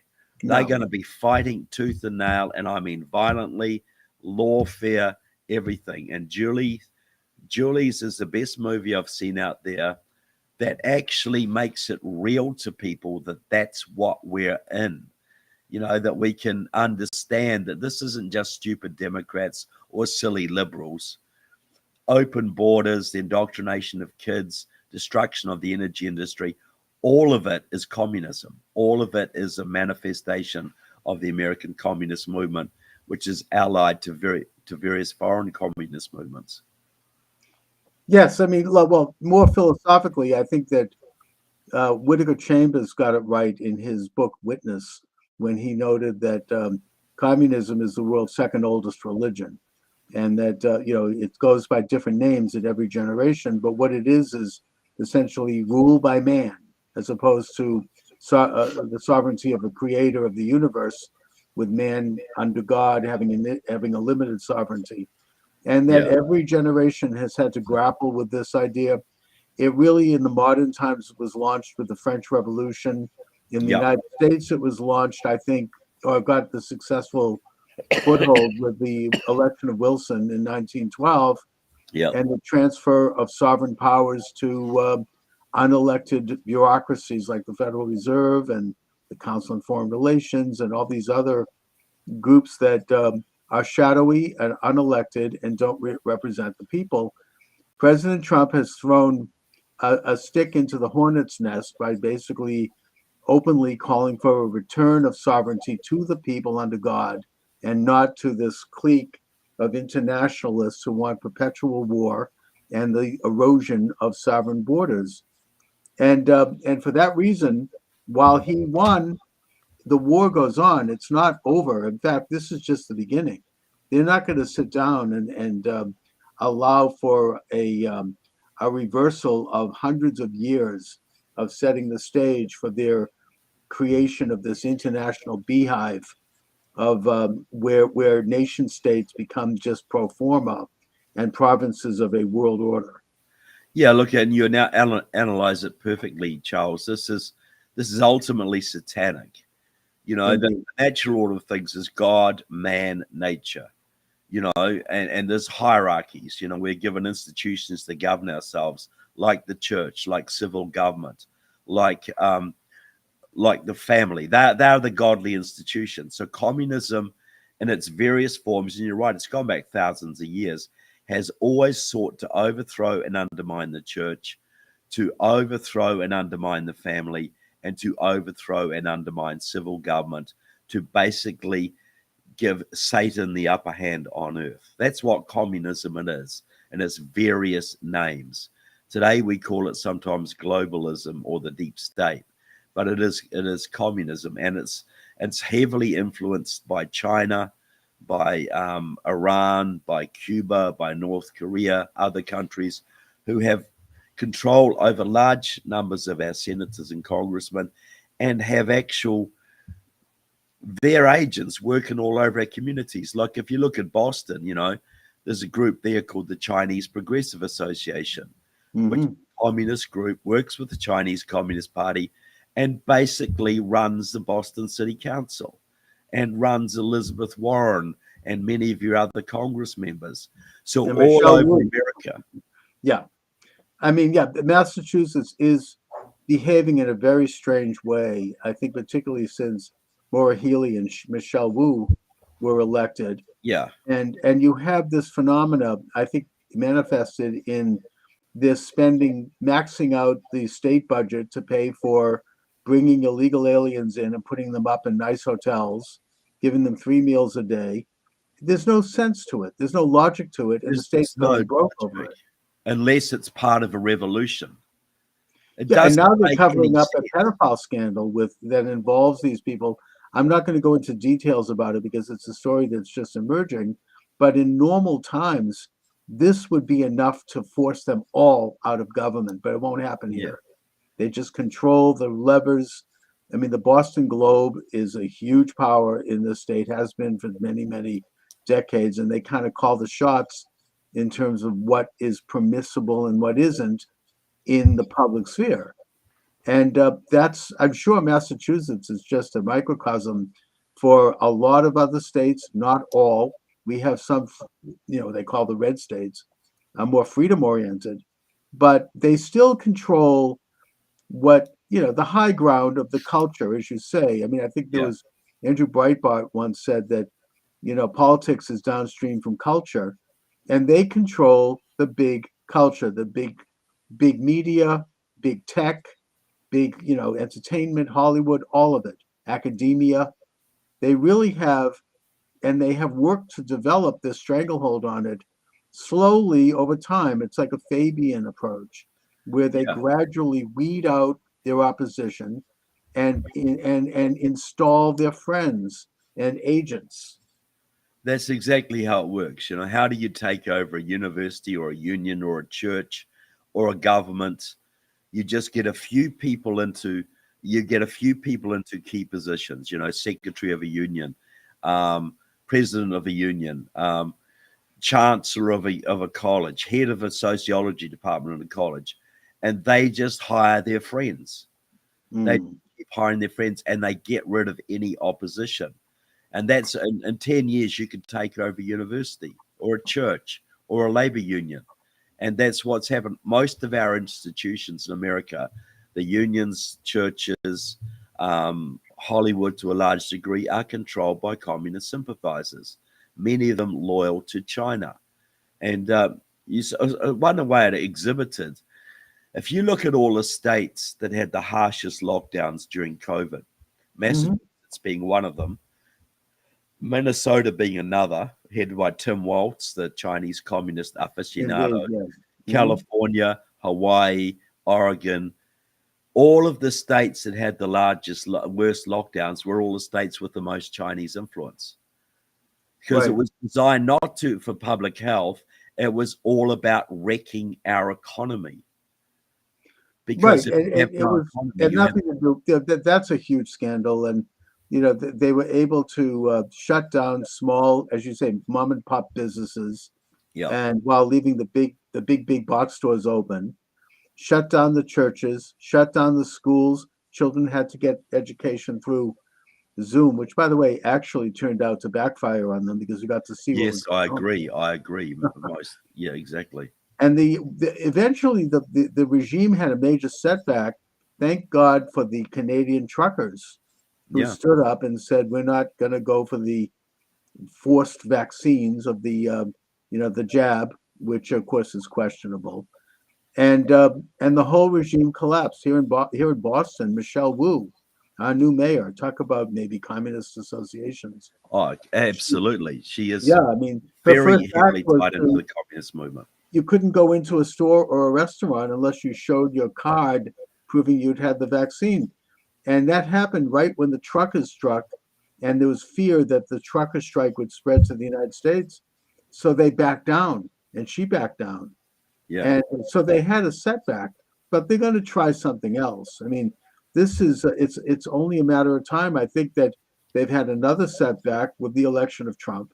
Yeah. And the team that he's putting together is tremendous. They're going after every one of them. They have people who they're planting a strategy, from what I understand, where they're going to sue everybody.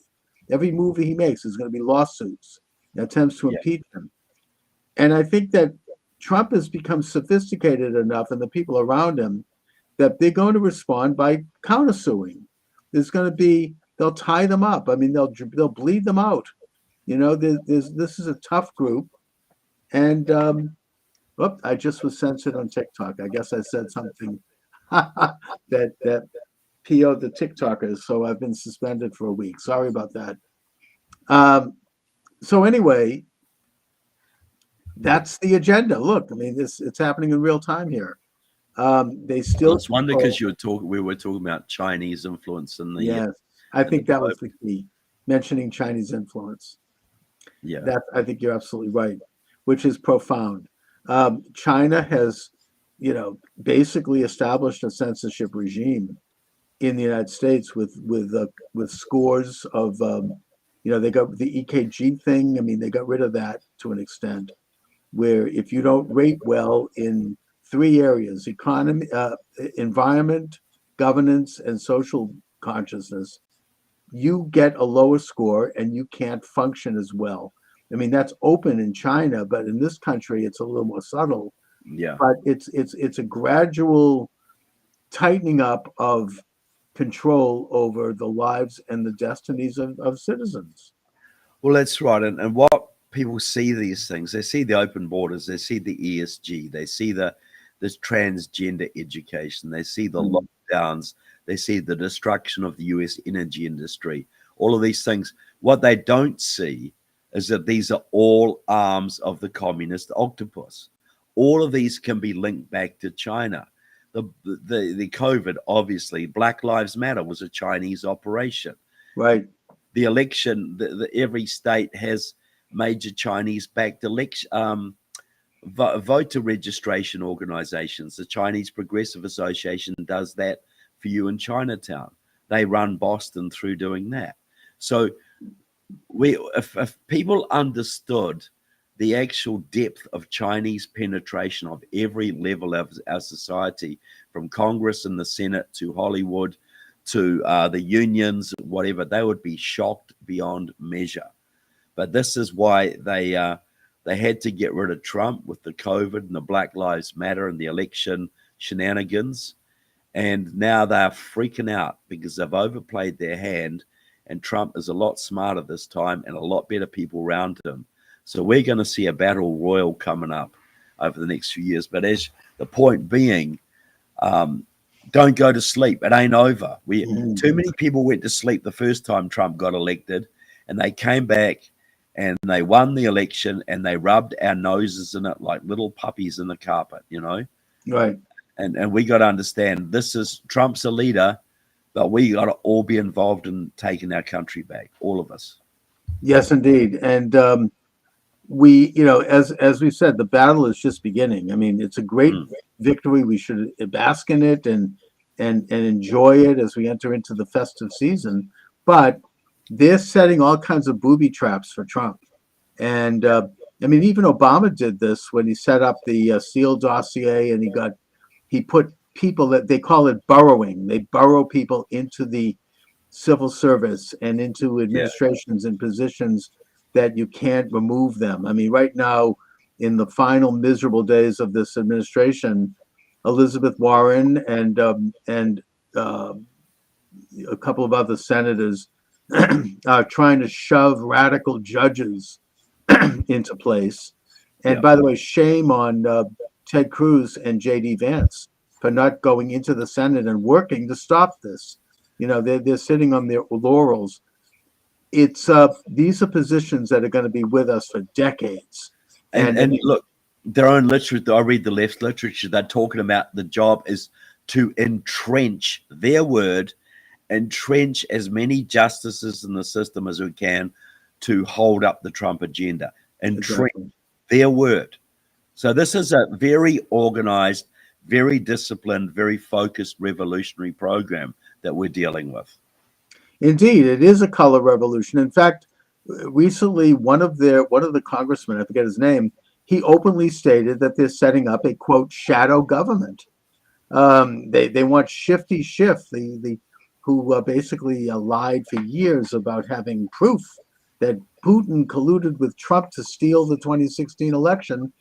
He's going to be set up as a shadow attorney general. And they're going to everything that whatever Trump does or any of his cabinet members, they're going to counter it.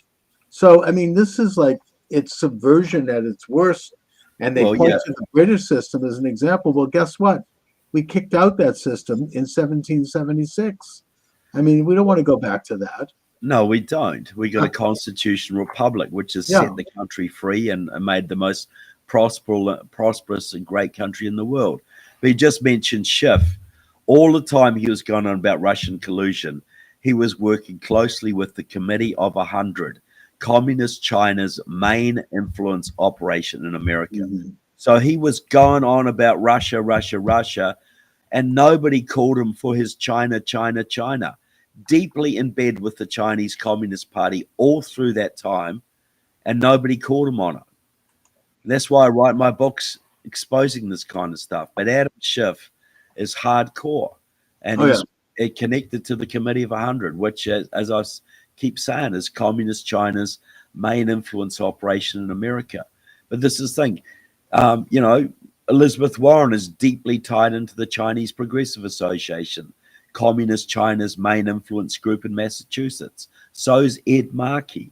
So are several of your congressmen. So is Michelle Wu. So are several other people on the city council. China controls Boston. China controls San Francisco, LA, Boston, I believe Portland, Oregon, certainly Honolulu, and many other cities around the country, the Twin Cities as well. And so we got to understand how deep this is and the battle that Trump's got on his hands, and that we have to play a role in this. What we can do is exactly what you're doing right now, Trevor, which is to identify, expose, and then oppose the nature of this conspiracy. And I use that word openly because they call it that themselves. I mean, the entire communist edifice is by nature a conspiracy. They don't operate. That's what they call themselves. Yeah. They're not operating out in the open. I mean, they're not they are subverting institutions because they know that if they came out in the open, they would be kicked out so quickly their heads would spin. So they do it through, careful, subversive, well-studied means of changing perceptions. People that are involved in this, some of them don't even know they're involved in it. Yeah. It's very, very tricky and very difficult to detect, which is why it's very important, especially now with Trump coming to power, that we get into identifying the nature of this. And by the way, your blog is called the New Zeal blog. I really recommend. TrevorLoudon.com or New Zeal blog, yeah. TrevorLoudon.com, New Zeal blog, shining the torch for liberty. You get into American politics. Your book is Stealth, Kamala Harris's Communist Roots. That was something that I think people did become aware of that one. Well, that's the book just behind me. You can see it just there. Stealth, Yes. Kamala Harris's Communist Roots. But that is not just about Kamala. That's about the movement that made her, the communist voter registration groups, the massive communist infiltration in California and other states. So, yeah, I recommend that. But Beneath Sheep's Clothing is a must-see for everybody too, Yeah. People I mean, the reason they couldn't steal the election this time around is because the Republicans at least learned some lessons from last time, and they were able to field thousands of volunteers who worked the polling places, who sat in the counting rooms to make sure that there were more eyeballs on those absentee ballots. They couldn't do a mass mailing of absentee ballots this time around, but they couldn't pull it off. But yet they still are counting in some places. They're still trying to do rear guard actions. See, there's a group called Seed the Vote, which is run by the Chinese Progressive Association of San Francisco, which works directly with the Chinese consulate. They are running the vote curing operations around the country. That's where they send their people, and they're openly saying this is to get more seats for the Democrats. They're openly saying this. So that this Chinese operation is going around finding faulty ballots and getting them cured. But they only get them cured and admitted if they're Democrat ballots. If they think they're a Republican ballot, if the person who did it is a Republican, they're not going to cure theirs. No, so they they're get still trying to steal seats. They're still trying to steal state Senate seats and congressional seats around the country right now. This is China. There's still 3 seats they're counting in California. And of course, you have in Pennsylvania the attempt to steal the Senate seat. One of the electors, one of the election officials there actually openly admitted that they were counting illegal ballots. And she said, I don't care because everyone breaks the law anyway. So even their communistic governor has come out, Shapiro, and has put a stop to it. It's just so obvious that they can't do it. You should be going back and throwing out all the ones that have slipped through. Yes, they should. And also, we do have now groups on our side like Turning Point USA. You've got Charlie Kirk, and you've got others who are curing ballots for us. So, I mean, they've learned some lessons. They're going out and doing, voter harvesting now because that's how the system works. We all voted early this time around. We didn't wait for election day. We didn't fall into that trick. They still stole Arizona, but the stealing has been met on the field by people who are playing that same game. And I think that's been very important. Although now that President Trump has won, I hope that he doesn't forget about the fact that we need national reforms on voting. We need national voter ID. We need to have paper ballots, get rid of the machines. Elizabeth Warren in Massachusetts put a bill up in 2018, I mean, where she said that the voting machines are rigged and that we need all paper ballots. Of course, she denies that now, but that's we have to call that up and say, I support Elizabeth Warren's bill. And I do too, but that's the thing, isn't it? All these reforms have to be put in place, and people have to go to jail for committing vote fraud. Oh, absolutely. And You know, and by the way, it's not what's voters who are worse, stealing committing. your car or stealing your ballot? Yeah, I mean, this is a crime. It's a felony. It's not individuals committing voter fraud either. It's election fraud. It's ballot fraud. It's organized, Yeah. hardcore.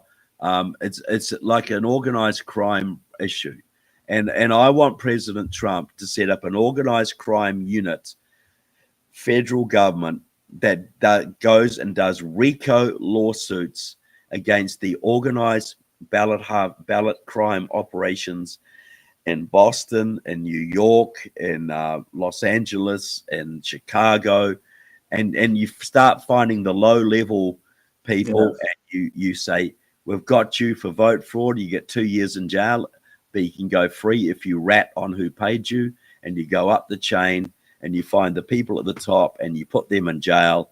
And if you do that, vote fraud will be gone. It'll be over.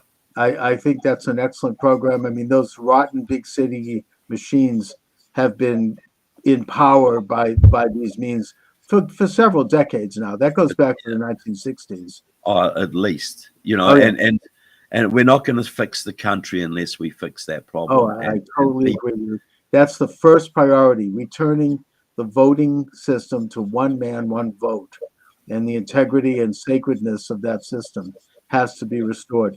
So, Trevor, just briefly, let's talk a little bit about this movie again that you're here to promote. What will people expect to see with if they get this movie? What they'll expect to see is understanding that communism is alive in America and it's way more powerful than they think. And it'll show how it's done, the ways this is manifesting, because we all see these weird things going on, whether it's open borders or transgenderism or the attacks on the energy industry, whatever it is, but we don't understand that it's cohesive, that this is part of an organized program by our enemies to bring us down. So the movie features me, James Lindsay, Alex Newman, and a whole bunch of other people some of whom who lived under Soviet communism and are talking what they saw back in their own country.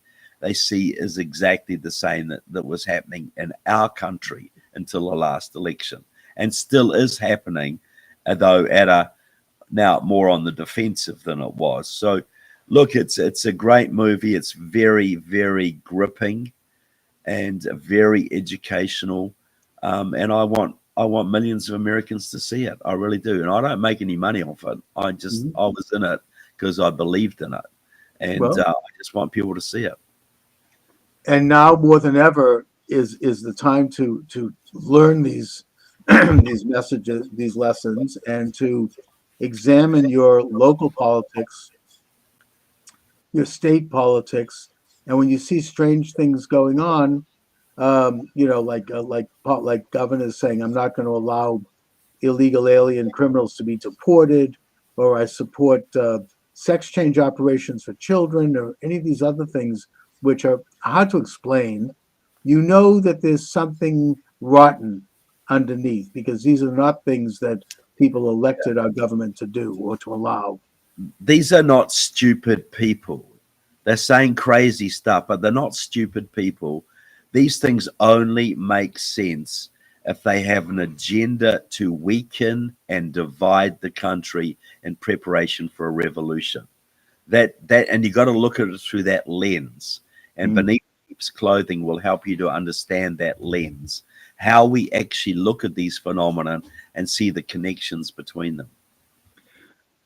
I can already see the battle lines forming around the issue of deportation of illegal aliens. Yes, absolutely.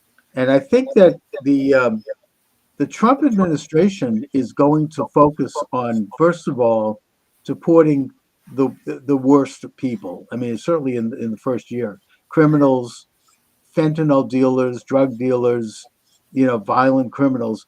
And also, I think that there's going to be a massive self-deportation because they're going to cut off the money. They're going to cut off the fancy hotels and the dinners and the credit cards. Even Mayor Adams in New York is already starting to do this, which is why I think he's under attack You know, they're Yeah, already, 100%. you know, he's actually shown a little independence. And I think that's going to be the Trump strategy, but their strategy is going to be to try to resurrect all of this old demonization. Oh, he's separating families and the children in cages, and we're going to hear all that kind of propaganda. Yeah. How do we respond to that? Well, I think like Leo Hohmann is you don't apologize for it. You Yep. said these people are criminally in the United States. They are taking the place of legal immigrants. There is no justice for this, and for the integrity of the American system, and for a lesson to all of those around the world who want to cheat that system. These people must not be allowed to enjoy the fruits of their criminal activity. And when I say criminal activity, jumping the border is a crime. Exactly. It's not just you. Everybody who is here illegally is a criminal by definition. You know, they've That's right. committed And we have to immigration stand up for fraud. law and order. Yeah. And the idea that they would be flown in by the Biden people, that shows how Biden, I think, to the degree that he had any scruples or brain left, was very compromised, probably by China. And 100%. yeah. You know, he's China's man. He's been China's man since at least 2001. He was Russia's man since the early 70s, and Iranian's man since the late 70s. But you know, this look, allowing the borders to go wide opening, having 10, 15 million people streaming across the border, that's not stupidity. No. That is a deliberate program to alter the United States on a permanent basis, to swamp the conservative voting base, to cripple the hospitals, cripple the education system, and economically destroy us. That only makes sense if it's malicious. This is not, these people are not that stupid. Oh, no, it's quite deliberate. You know, it is absolutely deliberate. The goal is the social transformation of America on a permanent basis towards socialism. You imagine, had Kamala Harris got in and she legalized 30 million illegal immigrants who then voted 90% Democrat, that was their goal, to have a one-party state that could never be thrown out, ever.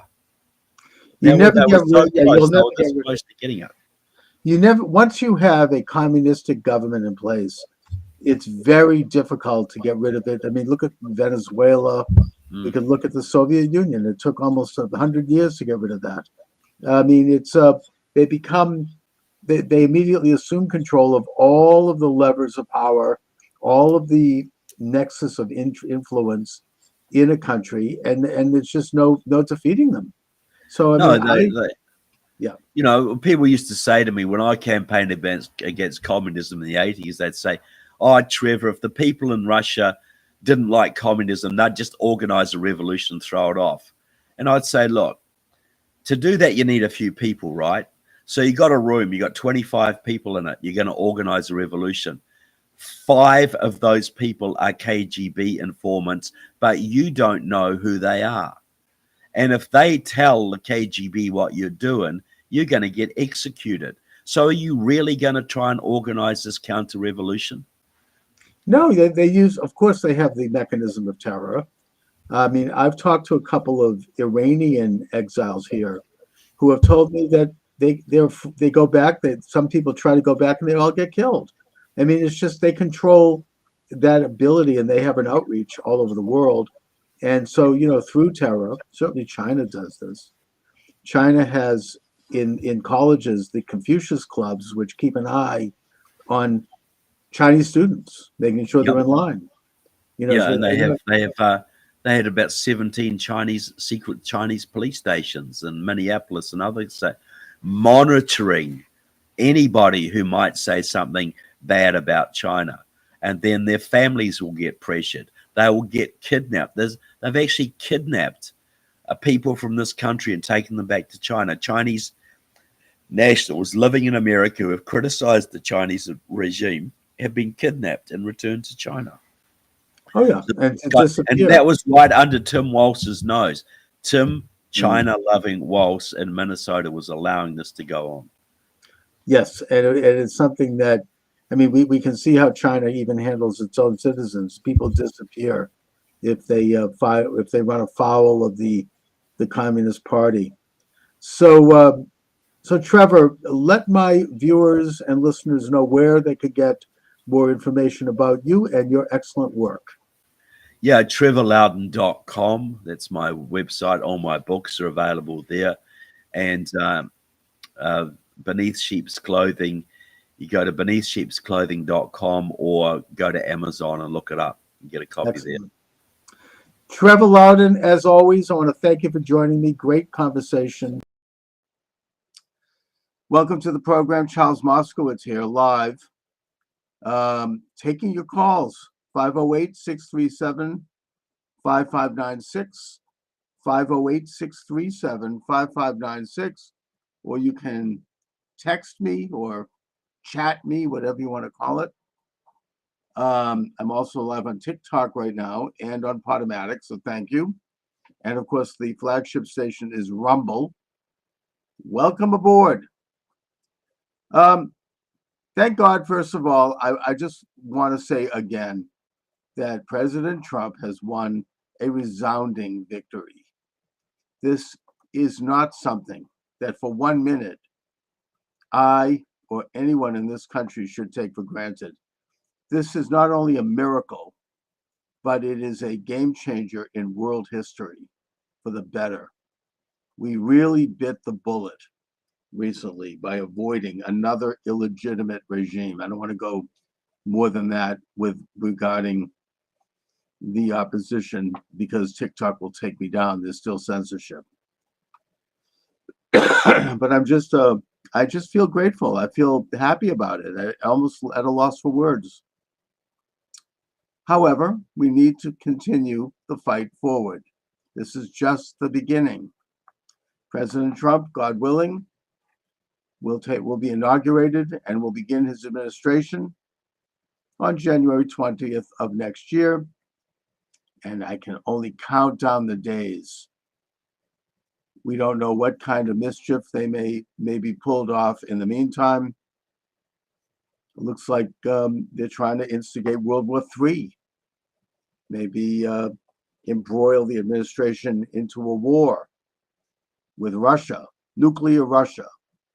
They're going to start authorizing American missiles in the last weeks of this miserable administration. That's really, I don't think anything that anyone sees in any other way than a deliberate, blatant attempt to try to launch World War III.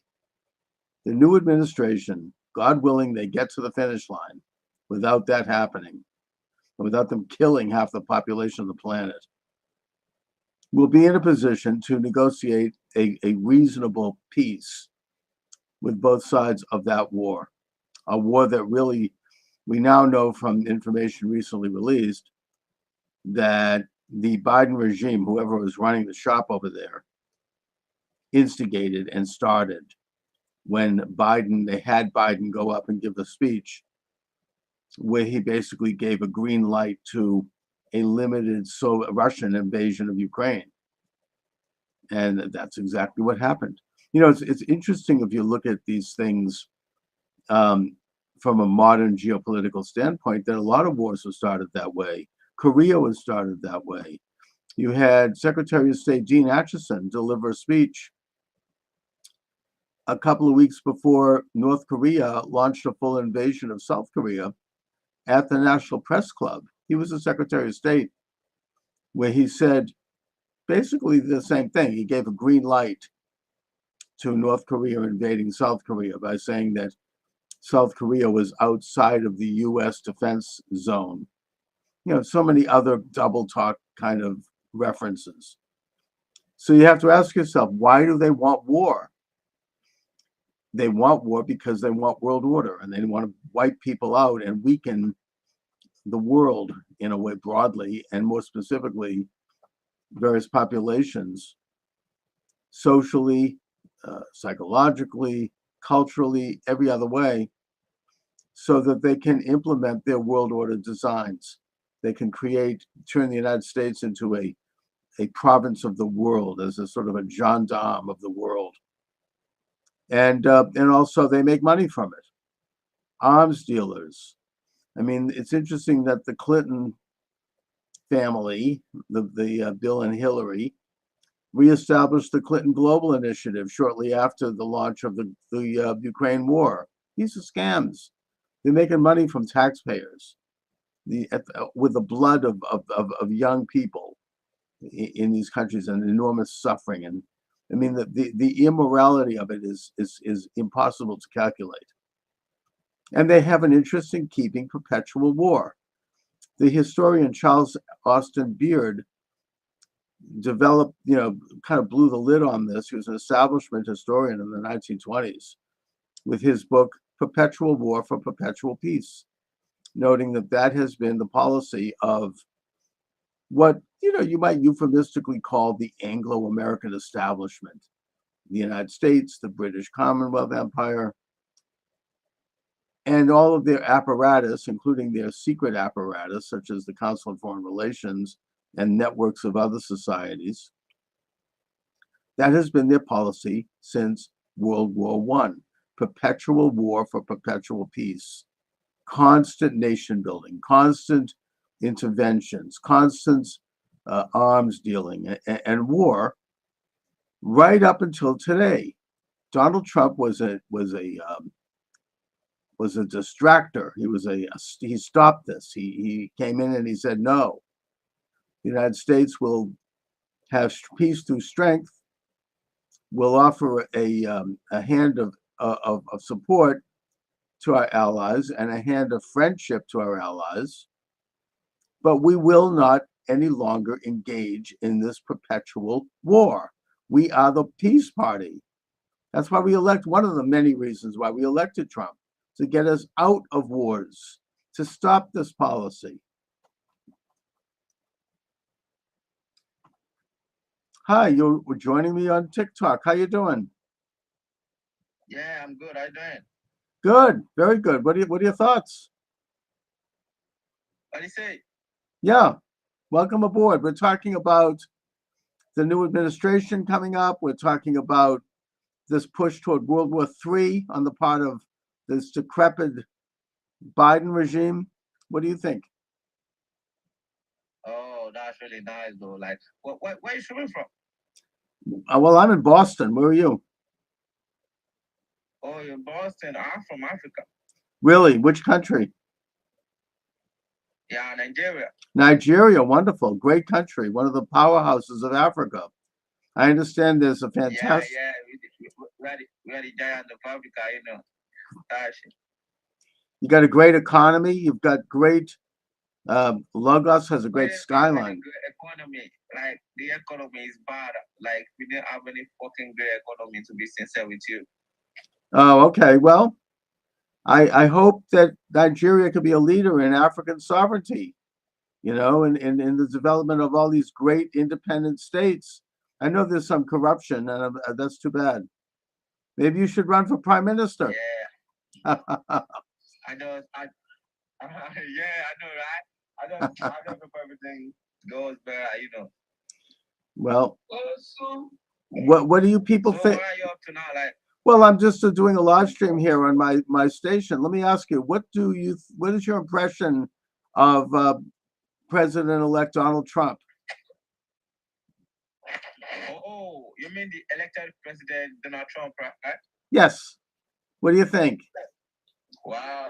Yeah, I think it's a good decision for the Americans. Trump is a leader, he's a all-round and father that knows what to do, Yes. He's someone that is moved with a great ambition that wants to make America great again, Yes. I couldn't agree with you more. And by the way, I've talked to people overseas, and they're generally very, very favorable I'm to very Trump. happy Good. for Trump and for American people. Thank you for saying that. And we're very excited and hopeful, that we want to have a more prosperous and freer world. So very good. I think that most people I've spoken to overseas have said this. They're grateful and happy that Trump is in office, because they want to stop the wars and they want to stop the. Everybody's happy that Trump is happy. I agree. Listen, thank you for joining me. Nice to see you. Thank you very much. Yeah. You're welcome. Anytime. All right. Yeah. All right, my friend. All right. Take care. All right. So you're welcome to join me, obviously, on TikTok. This was. And by the way, you could call in at 508-637-5596, 508-637-5596. So I want to get to the main. I mean, I'm kind of riffing here and not getting into the main subject that I suggested today and that I put on the masthead, and that is the MAGA cabinet, the appointments that President Trump have made. All of them are brilliant and excellent.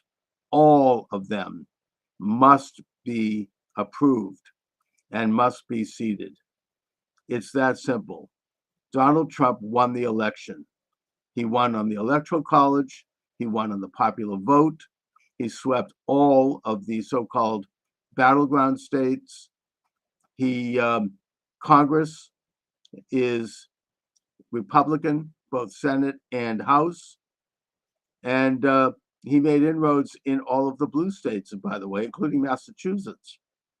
And thus, he has a mandate to govern, and we must ensure his ability to govern smoothly and effectively, not like last time.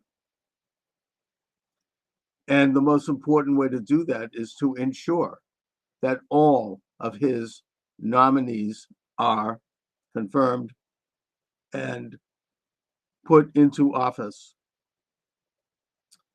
Now, the deep state, as President Trump calls them, the double government, as Michael J. Glennon calls them in his book by the same name. He's a professor emeritus at Tufts University Fletcher School of Law and Diplomacy. He's a former legal counsel to the U.S. Senate. He's an insider. The military-industrial complex, as Eisenhower called it. The power elite, as C. Wright Mills calls it, my sociology mentor. They will do whatever they have to do to try to stymie, slow down, impede, obfuscate the Trump mandate. They're already talking about setting up a, quote, shadow government, unquote, with people like Shifty Schiff from California operating as Attorney General. I mean, it's really, really subversive and frankly un-American. This is what they even say openly. I mean, there's an interview about this that I listened to on NPR. I forget the name of the guy, but he said that the British have been doing this for many centuries. Yeah, the British. I think we got away from them when we kicked out King George III. I mean, excuse me, but hello, we had a Declaration of Independence. We don't do that here. We may be, the Democrats could be part of what's called the loyal opposition, of course, and they absolutely should criticize. I do. I mean, we all do. That's American. But the idea of setting up a shadow government, really? Anyway, it's more serious than that. And the big problem, of course, is not really them. The problem is the rhinos. The problem is people like Mitch McConnell, who is anti-Trump, who hurt Trump in the first term through, dragging his feet, making sure that he couldn't function in many areas. He's going, thank God he's out. But his replacement, John Thune of North Dakota, is apparently his protege, and that's very bad. It's not good that he won. I will say about John Thune that when he started in Congress, probably about 12 years ago, he was a Christian. His main motive was to bring morality and faith to his functioning as a U.S. senator. And he was a pretty good guy. I don't know. I think that, power corrupts, as Lord Acton said, and absolute power corrupts absolutely. And that political figures, when they're in office too long, are all, without exception, bad people. President Trump, by the way, is proposing term limits, which would be great. And I think Thune possibly has become corrupted by the system. You no longer are serving the interests of the country, the interests of your own constituents, and you start to serve your own interests and do favors and trade favors with other political figures, and you lose your moorings. I don't know if that's true about Thune. So far, he has said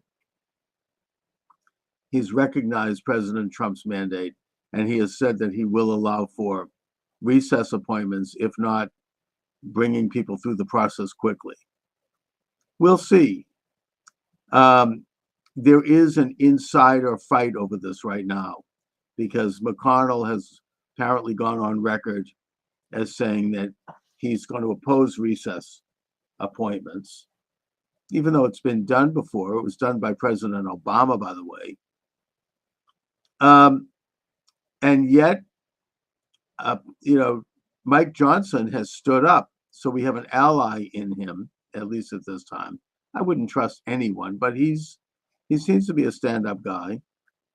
He has stood up and said that the Constitution states that both houses of Congress have to agree to a recess, and if they don't, then the president, as chief executive, can come in and call a recess for Congress. Now, that is a constitutional theory.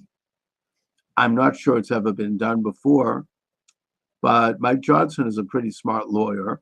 He has stated this by quoting from the Constitution, and that is one way to get it done.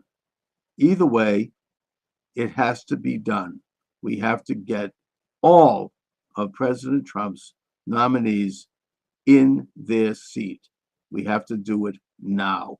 We have to call our congressmen, our senators, our representatives, and let them know in no uncertain terms that we expect all of President Trump's nominees to be seated in their respective offices. Now, Pete Hegseth and Matt Gaetz, particularly Matt Gaetz, they seem to have some personal problems, or did have some personal problems, that are being brought up as ways to stop them. I would argue that this is very political, because those same types of problems would not have been brought up had they been playing ball. I mean, whatever Matt Gaetz was doing before his marriage, I think he was married in 2018, it doesn't look good. It's not good, free, solid moral behavior, okay? Whatever it is, and I'm not saying any of it is even true, but I think probably a percentage of it is true. It was before he was married. It was before he was in Congress. It was before he was married. He is married now. Apparently, marriage has done for him what it does for a lot of men, in that it's made him better, made him more moral. It's straightened him out. And, and by the way, I would contrast that with Bill Clinton, who really misbehaved after his marriage, or probably before too, and who did, the stuff that Gaetz is accused of is nothing, remotely comparable to the activities of Bill Clinton. Not to mention other major figures like Joe Biden, for example. Let's not forget about Tara Reid and other people. I mean, this is the kind of thing that goes on. It's not good, and it should be identified, but it's personal. It's not, it's not really should not have bearing on his career. He's not running for Pope. He's no angel. He doesn't hold himself up as some paragon of virtue. He's a tough lawyer, smart. He'll defend President Trump and protect him. He'll protect the MAGA movement. He will investigate the real corruption that has permeated the Department of Justice. You know, you have a guy like Merrick Garland, he's probably as straight as an arrow. I mean, he's probably never, he's never even jaywalked. And yet he has launched a complete politicization of the Department of Justice, using it to spy on political opponents of the present regime, however they're perceived, spying on parents as they go to school board meetings because they criticize critical race theory or transgender surgeries or COVID laws, spying on Catholics in church, spying on pro-life Christians protesting outside of an abortion clinic, spying on whoever else this regime sees as an enemy. That's, that's evil. That's un-American. I mean, he's turning the FBI into a Gestapo, basically. And by the way, I hope Kash Patel is chosen as FBI director. That would be a beautiful thing.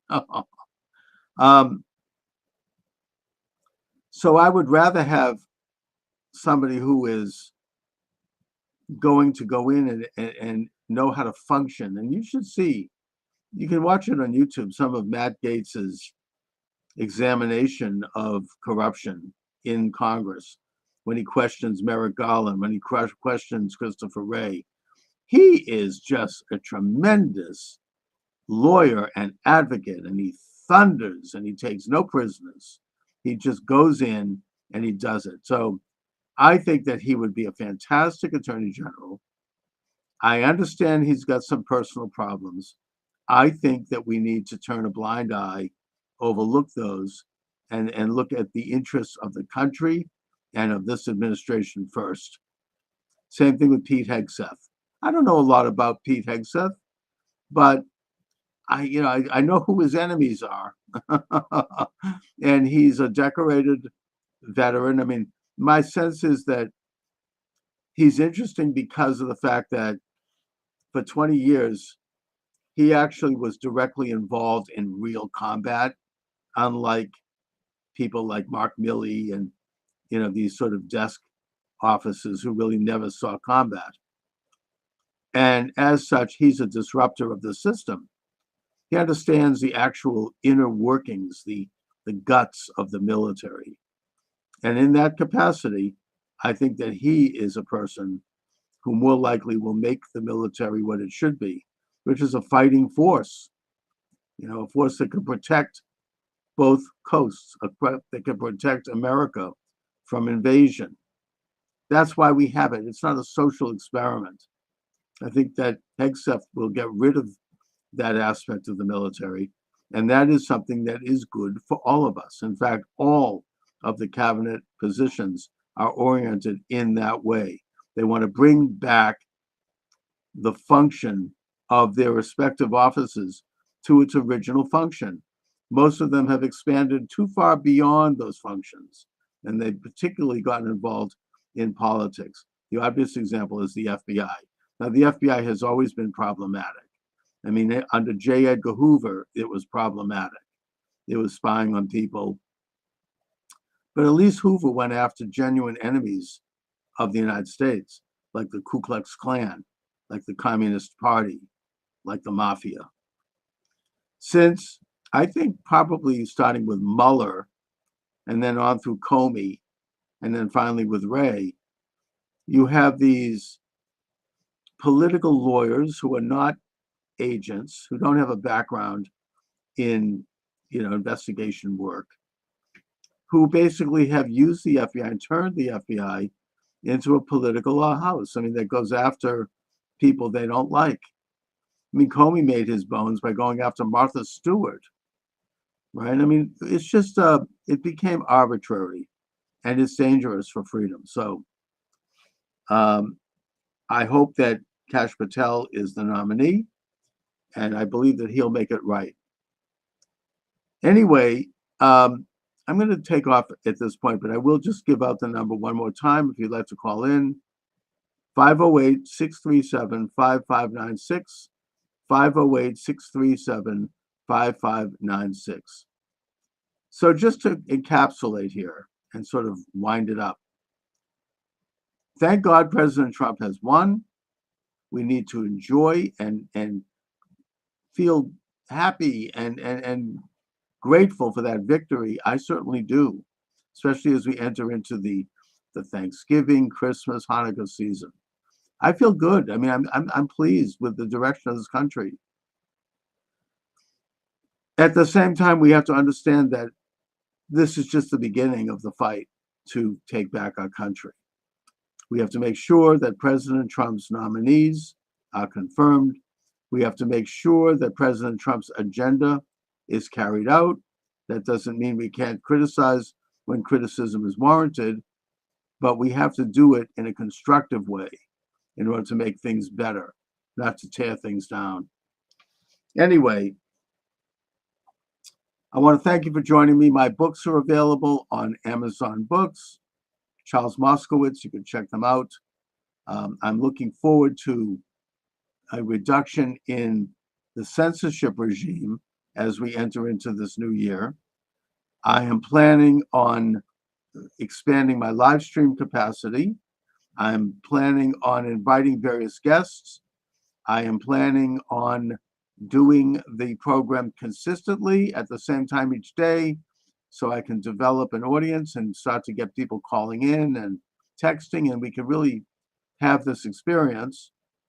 And I feel optimistic about that. That was my original purpose in terms of getting into this back in 2018, around the time the censorship started. So I feel optimistic personally. I feel optimistic as an American. I feel optimistic as a Jew. I feel optimistic as a person, as a man. And I guess I covered all my bases. So anyway, thanks for joining me, everyone. Check out my books. They're available at Amazon Books. God bless you all. God bless America. The program, we are now live. Thank you very much. Charles Moskowitz here. The number to reach us, 508-637-5596. If you'd like to join the conversation, 508-637-5596. And of course, you can send chat as well. I'm doing a little live streaming here to discuss an issue that's very important, both to me personally, but also, I believe, to the world. And that is my basic advocacy and suggestion that the state of Israel immediately annex what is called the West Bank and Gaza, what has been called historically and in Israeli circles, the lands of Judea and Samaria. I advocate that they do this before President Donald J. Trump takes his oath of office on January 20th, which of course is really less than, 2 months away from now. And that they get it done. They get it done now. They have a ceasefire in of course, on the northern border with Hezbollah, but that they must do this now. This is a unique, historic opportunity for Israel to take the bull by the horns at last and codify what was certainly a military victory in 1967, the Six-Day War, but which will end this ongoing political agenda to tear out from the very heartland of the tiny state of Israel another state that would be hostile to its existence. This would be like, creating a Taliban state out of one of the American states, or an ISIS entity out of one of the American states. To expect Israel to do that politically, militarily, it would be insane. religiously and spiritually, it would be wrong. Israel must assert sovereignty over that tiny country that was recognized by the Balfour Declaration, was recognized as part of the British Mandate of Palestine, at least the western part of it. The eastern part, Transjordan, was basically the Arab part of Palestine. And they have to stop the quibbling and the ongoing and endless arguments and discussions. Get it done. Get it over with. Israel is Israel. Israel today, before I address the political issues, I want to address the spiritual issues, and then I'll go to the practical question. The spiritual issue is simple. The Lord God, King of the universe, blessed be he, spoke to Abram, who became known as Abraham shortly after this message, where he told him to go up and go to the land that I will show you. That land is exactly the parameters of the state of Israel today. That land, Abram did go up, Abraham as such, as the world's first believer in the creator of the universe. And he established a commonwealth there. He fought wars with the Canaanites, the seven nations, and he successfully established the first completely sovereign Israelite commonwealth. That continued through his rule and through that of his son Isaac, and then on to his son Jacob. Of course, we know the story of Joseph and how he ended up in Egypt, and he became the de facto prime minister of Egypt after saving the country from famine. And then Jacob and his sons, dealing with terrible famine in Canaan, went down and had a reunion with Joseph, and they lived in Egypt, where eventually, after Joseph's death, they became slaves. We all know the story. They would then be liberated by the hand of God and his messenger, Moses. They would wander through the Sinai for 40 years, where they would receive the Torah at Sinai, at Mount Sinai. They would then conquer the land that God had shown Abraham, that being exactly the parameters of the state of Israel today. The book of Joshua talks of how Joshua crossed the Jordan and defeated the Canaanites at Jericho. Now, the book of Deuteronomy is clear about two things here.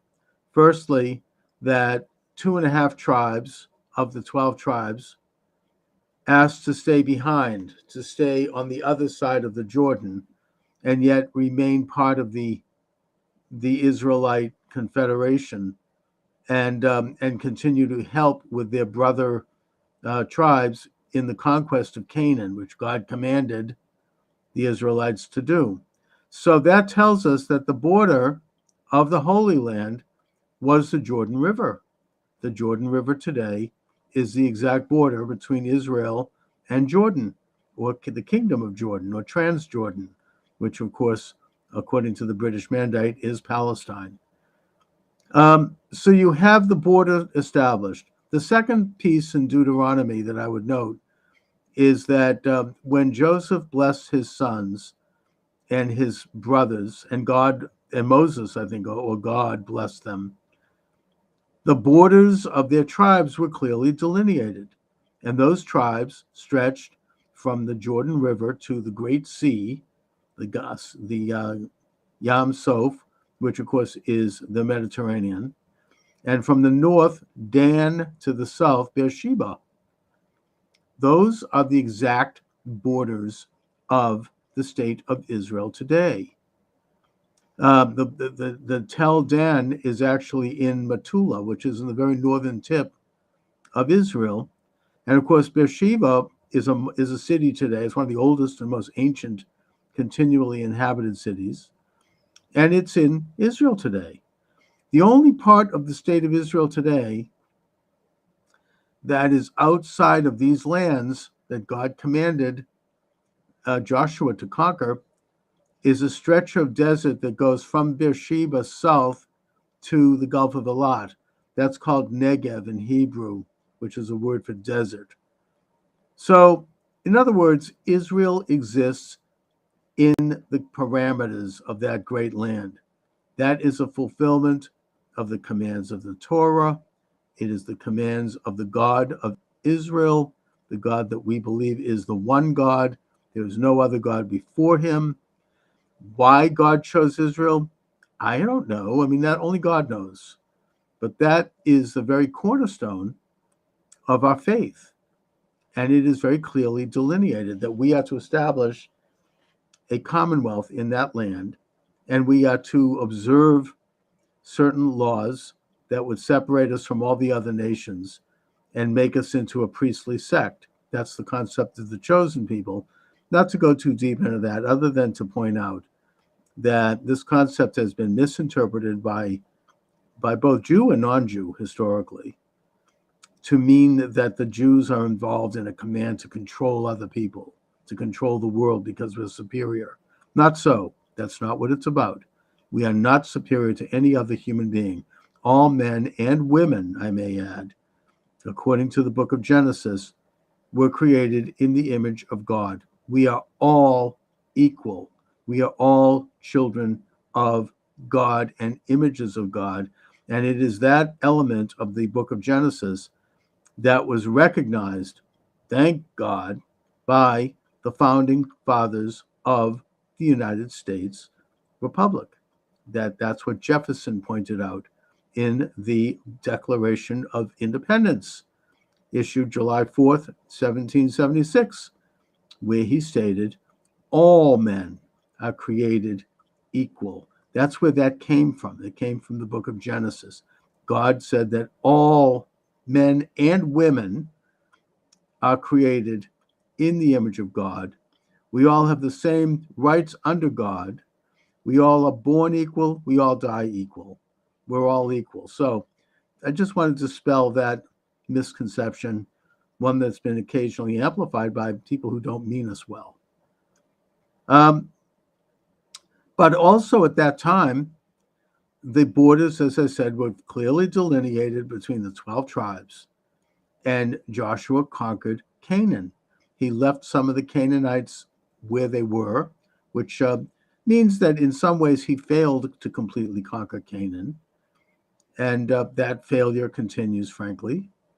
But on a more practical level, the land of Canaan became somewhat of a diverse region where you had both Israelites, Canaanites, Philistines, and others. So you had an Israeli or an Israelite kingdom, but it wasn't, ethnically pure. It had different ethnicities in it, for better or for worse. And that's, of course, the story of the book of Judges, the book of Kings, the book of Samuel, right up through the book of Chronicles. I'm just getting into a brief history here, okay? The kingdom is united under first Saul and then David. And then it reaches a zenith of power under Solomon, where it becomes a great, powerful empire. Jerusalem is established as the capital. Solomon builds the temple in Jerusalem, which is actually not commanded in the Torah, but which is in the writings. And then, of course, Saul falls into sin, and he spends so much money on his concubines that he bankrupts the country. 3 years after his death, his son Rehoboam turns out to be worse and not even as intelligent as Solomon. And then the empire divides into two, Judah and Israel, or Judah and Ephraim. The northern kingdom becomes more pagan. They set up idols, mainly because they wanted to stop people from making pilgrimages to Jerusalem, since the two countries are now enemies. And at times friends.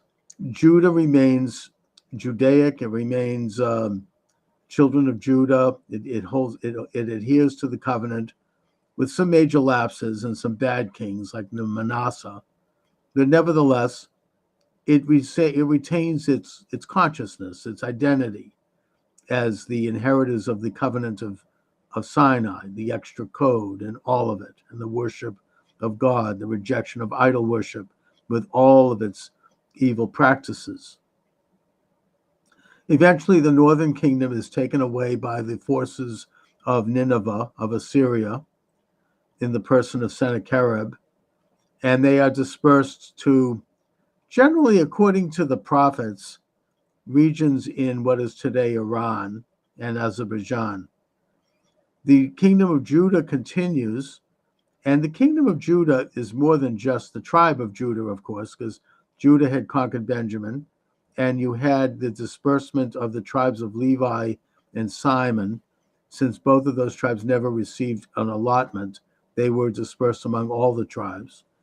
And you have elements of the northern kingdom who had made their way to Jerusalem to worship at the temple and who stayed, and then in exile reuniting with the Judahites who had been eventually sent into exile with the Babylonian conquest in the person of Nebuchadnezzar and the destruction of the temple and of Jerusalem.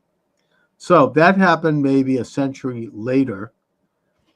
Then, of course, after the destruction and the exile, the Judahites, the children of Israel, are commanded to return to their ancestral land once again as clients of Cyrus the Great of Persia, who conquered Babylonia and who is referred to as the Messiah in the book of Ezra. Ezra the scribe and his general Nehemiah lead the children of Israel, or a big portion of them, not all. Many of them stayed in Persia or Babylon, where they set up, by the way, an incredible and learned civilization of Judahites, or what in English we call Jews, and eventually leading to the writing of the Babylonian Talmud many, many centuries later. But Ezra returns to Jerusalem. It's miraculous. He reestablishes the state in Judea, or Judah. Judea is just a Roman, Latin, Greek way of saying it. He rebuilds the temple, and he reestablishes the Commonwealth under Persian sponsorship. Eventually, Alexander the Great defeats Persia, passes through Judea, recognizes the Judean client state under Greek control. The Greeks, of course, after Alexander's death, his General Ptolemy takes over and rules from Egypt, still recognizing the sovereignty of the Judeans, the semi-sovereignty. And by the way, around that time, Ptolemy, or one of his children, developed the Septuagint, which is a Greek translation of the Torah, and which basically brought Torah principles to much of the world. After Ptolemy eventually has a war with Antiochus of Syria, who victoriously presides, he conquers Judea. A lot of Judeans are beginning to become super secular. They're becoming Greek. They're becoming Hellenic. There's a civil war there between them and the religious Judeans led by the Hasmonean clan, which is a priestly clan. Eventually, the Hasmoneans defeat not only the fellow Jews who were secularists, but also the Greek state under Antiochus. That's the story of Hanukkah, which is a story of sovereignty. It's a story of nationalism. It's a story of religious assertion, one that should and has inspired all of man ever since. And by the way, the book of Maccabees is codified by Catholics in their Bible, the Vulgate. It's not actually codified in the Tanakh. But nevertheless, we observe Hanukkah. Judah Maccabee, the son of Metzisyahu, establishes sovereignty, complete sovereignty, even though he does send a gift to Rome, because Rome at that point was the major power in the world. After several wars and the martyrdom of his brothers, each of whom had a period of control, eventually Simon, who was the last of the Hasmonean brothers, his son, John Hyrcanus, becomes a powerful ruler of Judea, expands Judea, and then, of course, his son further expands it, that being Alexander Yanai, who was evil. And then when Yanai dies, his wife, Queen Salome, becomes queen for a great period of time. I don't think it was long, maybe 10 years. And after her death, her two sons, unfortunately, fell into a civil war. The Romans used that as an opportunity to back one of the sons and install him as a dictator under Roman auspices. And the general Pompey, Gaius Pompey, entered Jerusalem and entered the temple. And while that ended the sovereignty of Judea, the infrastructure continued. They were punished by the installation of Herod, who was an Idumean and who was a forced convert as such by Hyrcanus, which is seen as a sin in the Talmud. And he was evil, very evil. And he established what you might call the so-called deep state, what President Trump would call, in Judea. And the Herodians under Herod would control all of the institutions. They'd control the high priesthood. I would argue that they were the ones who were responsible for the crucifixion of Jesus, because they're the ones who advocated it to the Roman dictator, Pontius Pilate, who, by the way, I know that he's portrayed this way somewhat in Christian sources, who I think wanted to soften any attack on Rome later on, as they basically eventually literally took over the Roman Empire. Nevertheless, according to Alexander of Philo Alexander, a Jewish scholar in Egypt, and according to Josephus, who was one of the primary sources as a historian of those times, Pontius Pilate was a very cruel and brutal dictator who probably crucified thousands of people outside the walls of Jerusalem. Eventually, he was so brutal that he was even too much for the Romans, who recalled him after he massacred Samaritans who were going to pray on their holy mountain, Mount Gerizim, which is in the heart of Samaria. By the way, the Samaritans, generally scholars believe that they are descended from a hybrid of the 10 tribes of the northern kingdom and the invading Assyrians and other surrounding peoples, and that they continue to practice Judaism, belief in God, and except with some differences. They approached Ezra to ask for a reunion. Ezra refused. Now, for reasons that we don't totally know, but that's what happened. And they're still there. They live around the city of Nablus, which of course is the Greek city of Neapolis, or the Roman city of Neapolis, and goes back to the ancient Hebrew city of Shomrim or Samaria. And they continue to practice a form of Judaism. They have had a rapprochement with the Israeli chief rabbi, and that is a relationship that ought to continue to be explored. A lot of Palestinians who trace their lineage back many centuries, and that's only a small segment of people who call themselves Palestinian, by the way. I'll get into that in a minute. They trace their ancestry back to the Samaritans, and the Samaritans, ethnically, genetically, are very similar to the ancient Judahites.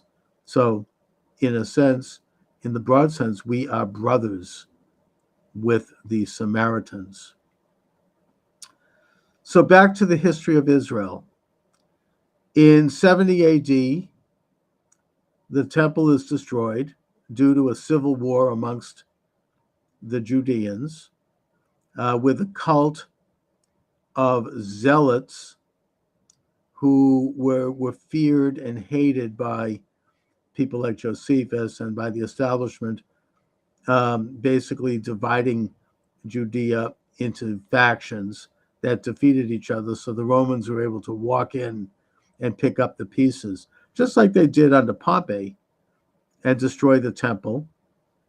About maybe 75, 100 years after that, you had another rebellion, the Bar Kokhba rebellion, where the Judeans achieved sovereignty for, I don't know, maybe 3 to 5 years. They were defeated by the Romans under Hadrian.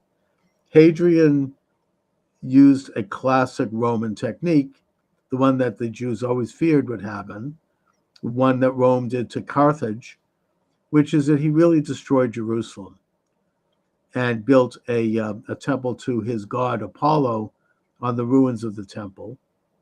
He changed the name of Jerusalem to Aelia Capitolina, and he changed the name of the country from Judea to Palestina. The reason he did it, according to most historians, was because Palestine was the name derived from the ancient Philistines, the sea people who had settled on the coast and who were the eternal enemies of the ancient Israelites. Goliath, for example, was a Philistine, and the wars between Judah and between Israel and the Philistines are legendary. David had wars with them. Eventually, they were defeated by David, and they disappeared from history at that point.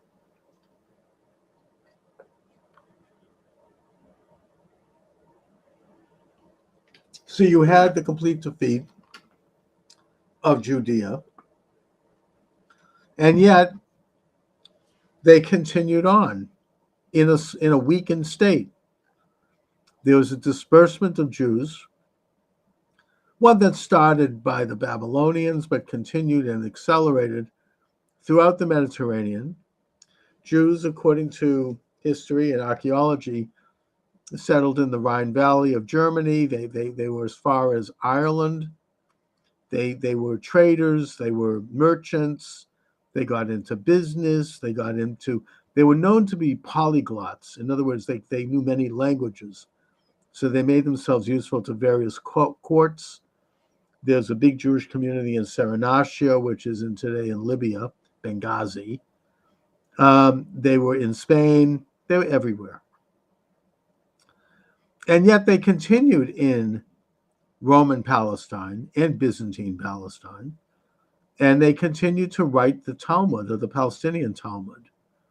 And they continued to have communities there. They never left. They continued right up till Herodotus, who was a Byzantine emperor and who was oppressive to the Jews of Aleppo, of Antioch, and and basically at that point the Jews formed an alliance with his enemy, the Parthians. The Parthians came in and defeated him, and for about 20 years, this was just before the Islamic conquest in the 6th century, the Jews again asserted sovereignty in Judea. People don't realize this. It was a difficult one. It was insecure, but it was under Parthian sponsorship, which of course echoes Cyrus the Great. They were able to establish sovereignty for a brief period of time. Herodotus came back in, completely defeated them under the guise of the True Cross, and there was a bloodbath by the Byzantines at that point. About 10, 15, 20 years after that, you had the Islamic conquest, the Battle of Yarmouk, which was fought by Abu Bakr at the Yarmouk River, which is near Lake Tiberias. And the Islamic forces were successful in conquering Palestine. The one of the caliphs at that time, I think it was Ali, or Omar, he allowed the Jews to return to Jerusalem. He allowed the Jews rights under his control. They did not reassert a sovereignty at all, but the community was able to reestablish itself somewhat. And they formed an alliance with the Muslim authorities. Some have speculated, for example, that the famous Dome of the Rock, which is on the Temple Mount, is actually a synagogue. It is unlike any other mosque in the world. It has writings on the wall which could be viewed in some translations as Jewish, as Hebrew, or as derived from the Torah. And we don't know this, but it is at the site, according to faith, that where Isaac, with Abraham, did the Akedah, and where Melchizedek ruled in Jerusalem. He never died. He went to heaven. One of the few figures in religious history who did so, along with Elijah and along with Jesus, who can make that claim. And so you had Jews in Arab-controlled Palestine at that time, which was not really a separate government. It was ruled by the Umayyad Caliphate, then eventually by the Abbasid Caliphate. This period went maybe for a couple of hundred years. Eventually, you had the Crusades come in. The Jews of Palestine helped the Saracens, which is what the Frankist Crusaders called Arabs, defend Palestine from the invasion by the Christian Crusades. They were allied with the Arabs, and they were slaughtered by the Christians. These are just facts of history. And by the way, with regard to the Crusader kingdom, Israel has learned lessons from why that kingdom eventually failed. The reason that kingdom failed, according to many historians, is that after the Frankist king, I think it was Godfrey, or I don't remember the name, established the kingdom in Jerusalem, the original Crusader kingdom of Jerusalem. They invited their wives and children to come in from France, and there was a great celebration. The wives and children decided to go down to the Jordan River to celebrate and to, where Jesus was baptized and all of it. And while they were down there, they were slaughtered by a gang of Saracens. One of them escaped and was able to go back to Jerusalem and talk about what happened. And the reaction to this by the kingdom of Jerusalem, the Christian kingdom of Jerusalem, was rather than to go out and fight, they built higher walls. They went behind the walls. They cowered in fear. In many cases, they sent their wives and children back to France, and they kind of hunkered down into a siege. And that was the beginning of the end, because if they weren't willing to get out and fight, they were not going to survive. And eventually they didn't survive. I mean, there were several more crusades, but they were not ultimately successful. And eventually they were defeated on the fields of Hattin by Saladin. Israel does not respond that way. When Israelis are attacked, they don't cower. They may just temporarily for a day to protect their lives, but then they come out and they fight and they defeat and smote the enemies that are trying to wipe them out. The same enemy that successfully defeated the Crusades. So that's a lesson learned. After Salah ad-Din, who was Kurdish, so the Arabs were gone at that point, ethnically, ruled an empire. Eventually they were defeated by the Mongols, who came in and really devastated what was left of Palestine. And at that point, the country, according to historians, really became a kind of a backwater. There was very low population, low industry, low development, low activity there. The Turkish eventually, under the rule of Osman, became the Ottoman Empire. They took over and they ruled the area for 400 years, from 13th century, 14th century, right up till World War One. And they did so with a kind of a loose hand, the Milliyet system, where they had local families, local tribes who were loyal to them, basically serve as landlords and send them tribute, but otherwise were left to their own functions. And of course, one of those tribes, the Husseini family, their son was Haj Amin al-Husseini, who was the Grand Mufti of Jerusalem, who was one of the people who started the war against Israel. I write about this in one of my books called The Nazi Connection to Islamic Terrorism. So anyhow, every generation, and I get into this, by the way, in my most recent book, right over my shoulder here, The Anti-Semitic Imagination, I document how in every generation there were Jews who tried to make aliyah, to go to the land that God showed us, to go reestablish our homeland, and that this was uninterrupted in every generation, every decade, from the ancient times till today, and that there were communities there in every generation. The Jews never completely surrendered that land. They never completely gave up in terms of population. Napoleon tried to reestablish Jewish sovereignty there, and he was not successful. But in a way, Napoleon, in around the turn of the 19th century, kind of could be viewed as one of the fathers of modern Zionism.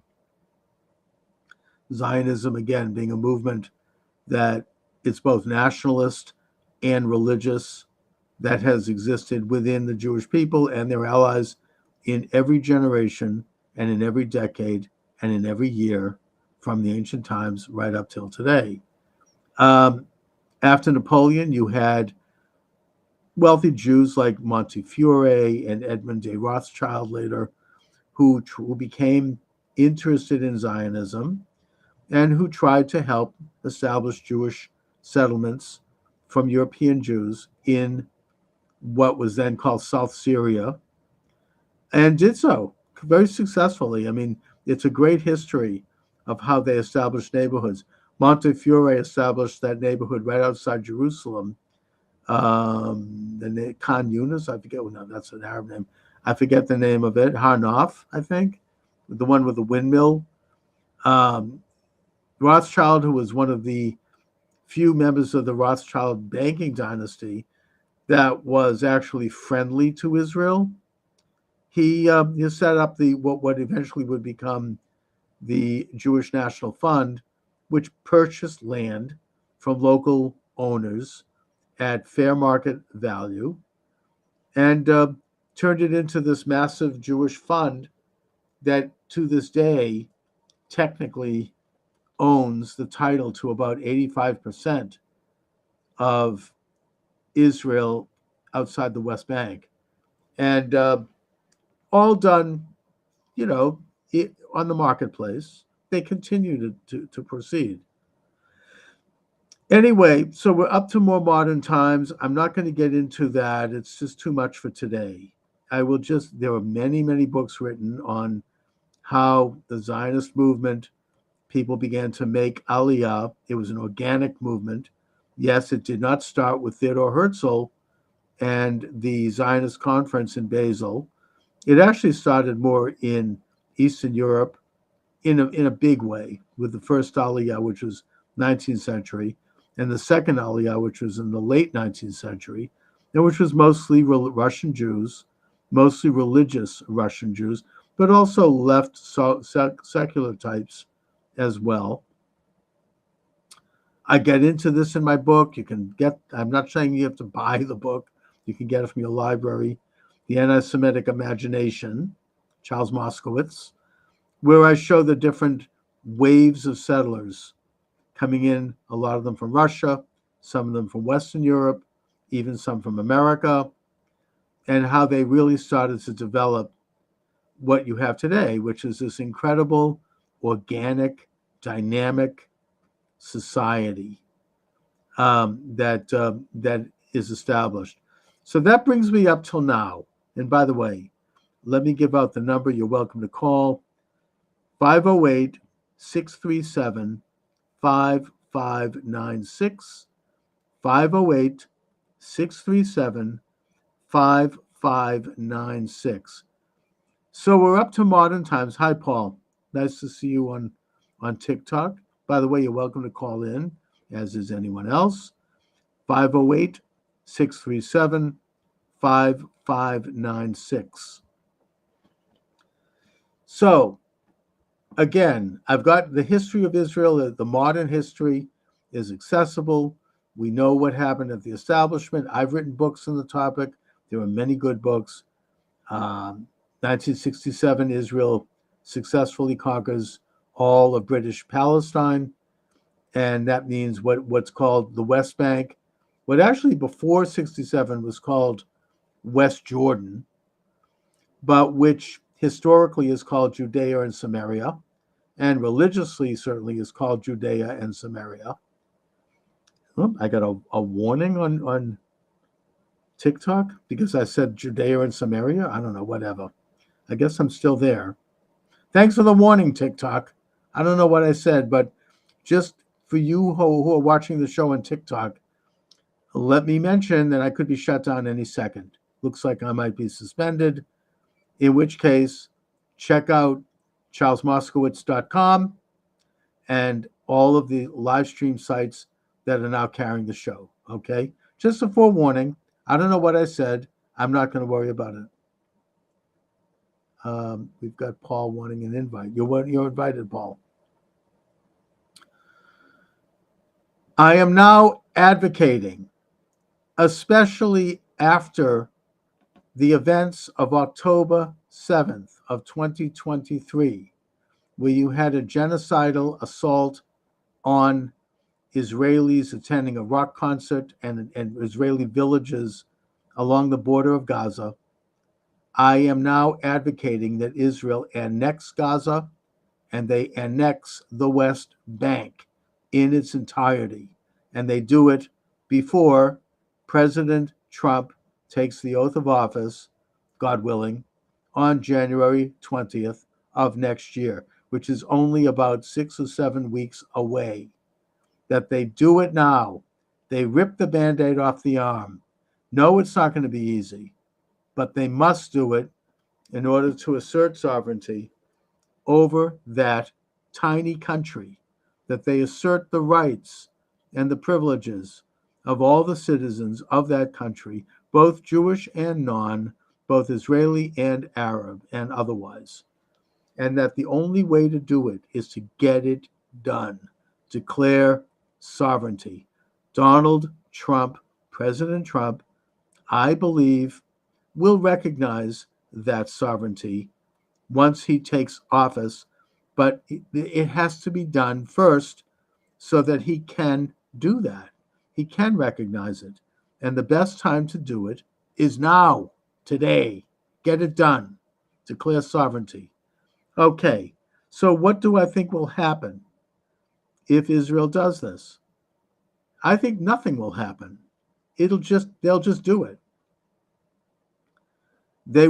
Israel should offer citizenship to Arabs in Judea, Samaria, and Gaza. They should offer citizenship. If they get citizenship, then they'll have all the same rights as any and all other Israeli citizens. They'll be free to travel in Israel. They'll be free to live as Israeli citizens. They should have that. All of them should have it. Israel shouldn't be afraid to offer it. Now, what would citizenship entail? Well, let's look at the process of receiving American citizenship as an example. Someone doesn't just get American citizenship. Every year, you might note, and certainly here in my own community of Boston and in other major cities, there are what's called naturalization ceremonies where new citizens take an oath to support, protect, and defend the Constitution of the United States. They pledge allegiance to the flag of the United States. They take a test to see whether or not they have basic knowledge of American form of government, American culture, and other factors.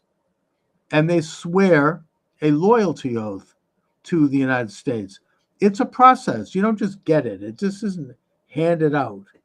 And one of the questions that I believe used to be asked, I don't know if it still is, if it isn't, it should be, is whether or not you have loyalty to an enemy of the United States, namely the Communist Party.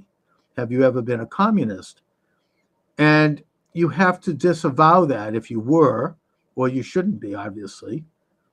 And you have to say, I no longer adhere to foreign alien principles that are anti-American and that are antithetical to American government and way of life. And I totally, wholly, and with all my heart adhere to and accept the American way of life as part of my responsibility as a citizen of the United States. So I would suggest that therefore, only naturally, there has to be that same process in the state of Israel. So if you have Arabs living in Hebron or Nablus or Ramallah or Gaza or anywhere else who want to become Israeli citizens, they would be required to go through a basic process to get to that point. And that should include probably a year of education on Israeli history, on Judaism, on Israeli law, and on other factors. And then they should be required to take a test, mostly written test. And finally, they should be required to take an oath of loyalty to the Jewish state. And once they fulfill these obligations, and once it is demonstrated that they are not adherent of or affiliated with enemies of Israel, like, for example, Hamas or Hezbollah or any of the other enemies who are openly and avowedly dedicated to destroying Israel, then they should be welcomed as citizens. I just think that's the right thing to do. Now, if they become citizens and they take the oath, and then they obviously will then be expected to be loyal to that oath and continue on as loyal Israelis. If for some reason they behave in a way that contradicts that, then of course that is a violation of that oath, and that's a crime, and they should probably be prosecuted or expelled. Now, as far as Arabs who don't match up to that level, or who don't want citizenship, I would say to them, that's okay, as long as they are peaceful, as long as they don't take up arms, then they shouldn't have to become citizens of any country. And for that reason, I would suggest that the Palestinian Authority should be allowed to continue operating sort of like an American state. It's like Massachusetts operates within the United States, the federal system, or Rhode Island or Delaware or any other state. I know that's an inexact comparison, but the Palestinian Authority should be able to continue to engage in municipal decisions, infrastructure, roads and bridges, welfare, healthcare, all of the normal things that local sovereign states do. They should not be able to make foreign policy. They should not be able to have military, of course. And they are under overall Israeli law, but they have limited local autonomy. They can elect people if they want to elect Hamas, as evil as that is, as long as they are observing the laws, then fine. I have a feeling they won't. I know that there was experiments after the Six-Day War in 1967 where municipalities elected governments, and some of them became radical and they went to war, in which case they had to be ended. I hope that doesn't happen again, but it might. Either way, as long as they want to be loyal, as long as they want to be peaceful, they should be able to operate local and regional sovereignty. Those who want to continue to fight Israel, those who want to continue to take up arms against Israel, ought to be treated no differently than what Tom Homan, the new head of security and border control in the United States, is talking about doing to radical criminal gangs like the Frente Arva from Venezuela and syndicates, crime syndicates who are illegal aliens coming into the United States. They should be viewed as terrorists. They should be detained. They should be expelled. And if they want to fight with weaponry, they'll have to be killed. And that's something that I think we can assume is going to happen in Israel. They're not going to just put down their arms. They aren't now. And thus, Israel is going to have to continue fighting them until they are defeated. And that war could take a long time. It could take 100 years. It could take 1,000 years. I think that Chaim Weizmann was once asked, the first president of Israel, by a reporter, when do you think there'll be peace between Israel and the Arab countries? And I don't know if he was making a flippant comment, but he said essentially it's going to take 1,000 years. Well, I hope and pray it doesn't take that long. I hope it doesn't take much time at all. But if you have a subversive element inside your country that's continuing to kill you and fight you, you have a moral obligation and a practical need to stop them, to defeat them. So if Israel declares sovereignty over its entire country, I assume, unfortunately, that particular element of the war will continue and will continue over time. And I think Israel should take its time. It doesn't need to go in guns a-blazing. It just needs to control its borders, stop any flow of weaponry to them, and just gradually, carefully, strategically, and surgically take them out one way or the other. So that's my rant for the day. I think Israel needs to get it done.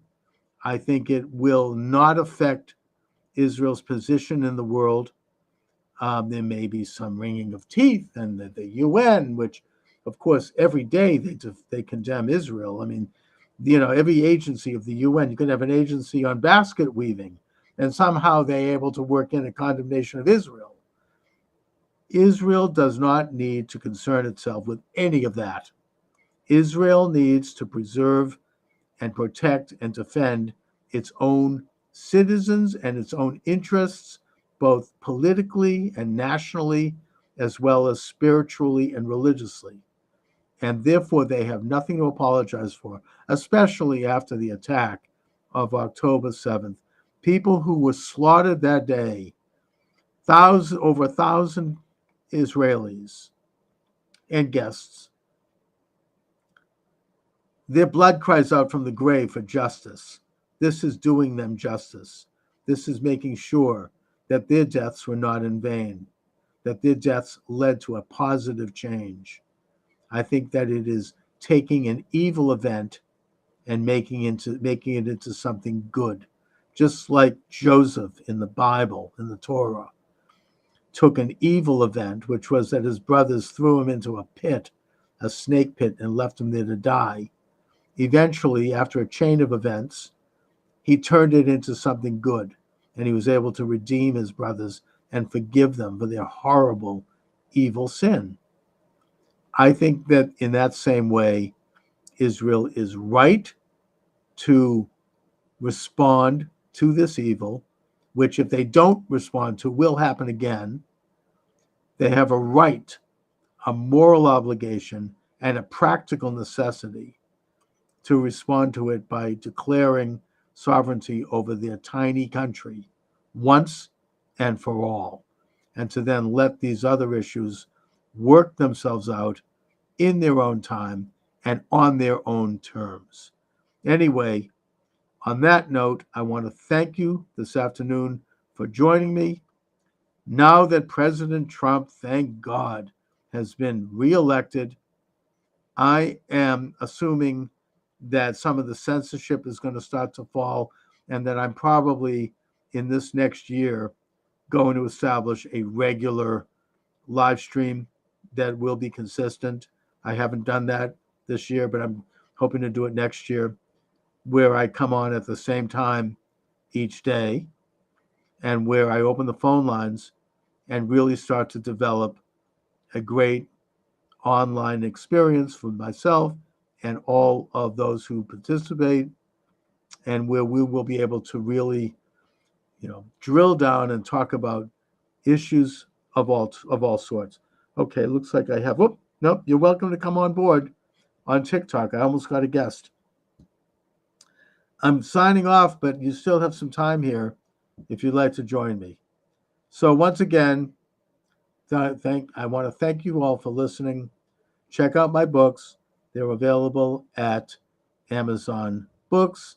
Charles Moskowitz. I've written probably about 20 books. They're all there. And God bless all of you. God bless America. God bless Israel. God bless President Trump. Keep him safe and keep his family. I'm very optimistic about the future. I'm very bullish on President Trump's establishment of his cabinet. We need to support all of them. And on that note, I shall say adieu until next time. Thank you for listening. Good afternoon and welcome to the show. Charles Moskowitz here. Michael D. Shaw will be joining us shortly, probably by telephone. I felt compelled to go on the air today to celebrate. Hallelujah. MAGA is triumphant. President Trump and the MAGA movement has entered the fray. Thank God. I do think that there's a hand of God. God is watching over this country. This is almost a miracle, given what we've been up against, what President Trump has been up against for 4 years. The very fact that he survived and the fact that we're all here today. I know it's going to be a difficult road forward. I'm not a utopian. I'm not a perfectionist. But we can at least relish our momentary victory. Thank God. Anyone who'd like, and by the way, I've I've been banned from TikTok, so sorry I'm not there. But welcome aboard. I just welcome Podomatic. Thank God this is a day to celebrate. President Trump is triumphant. The MAGA movement is triumphant. And we have created a moment in history that is unlike any in certainly my lifetime in this country. President Trump, we should remember, was not supposed to be there today. And, oh my goodness. This was not supposed to happen. They tried to kill him. They tried to bankrupt him. They tried to imprison him. They tried to discredit him and his family. They tried to do everything they could to throw every piece of mud they could come up with. And yet he prevailed, and that he was triumphant. And today he is the president-elect. Hallelujah.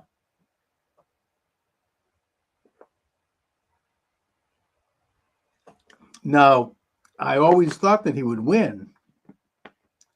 The only question was whether or not they would let him win, and I didn't think they would. And I do think they tried to do everything they could to stop it.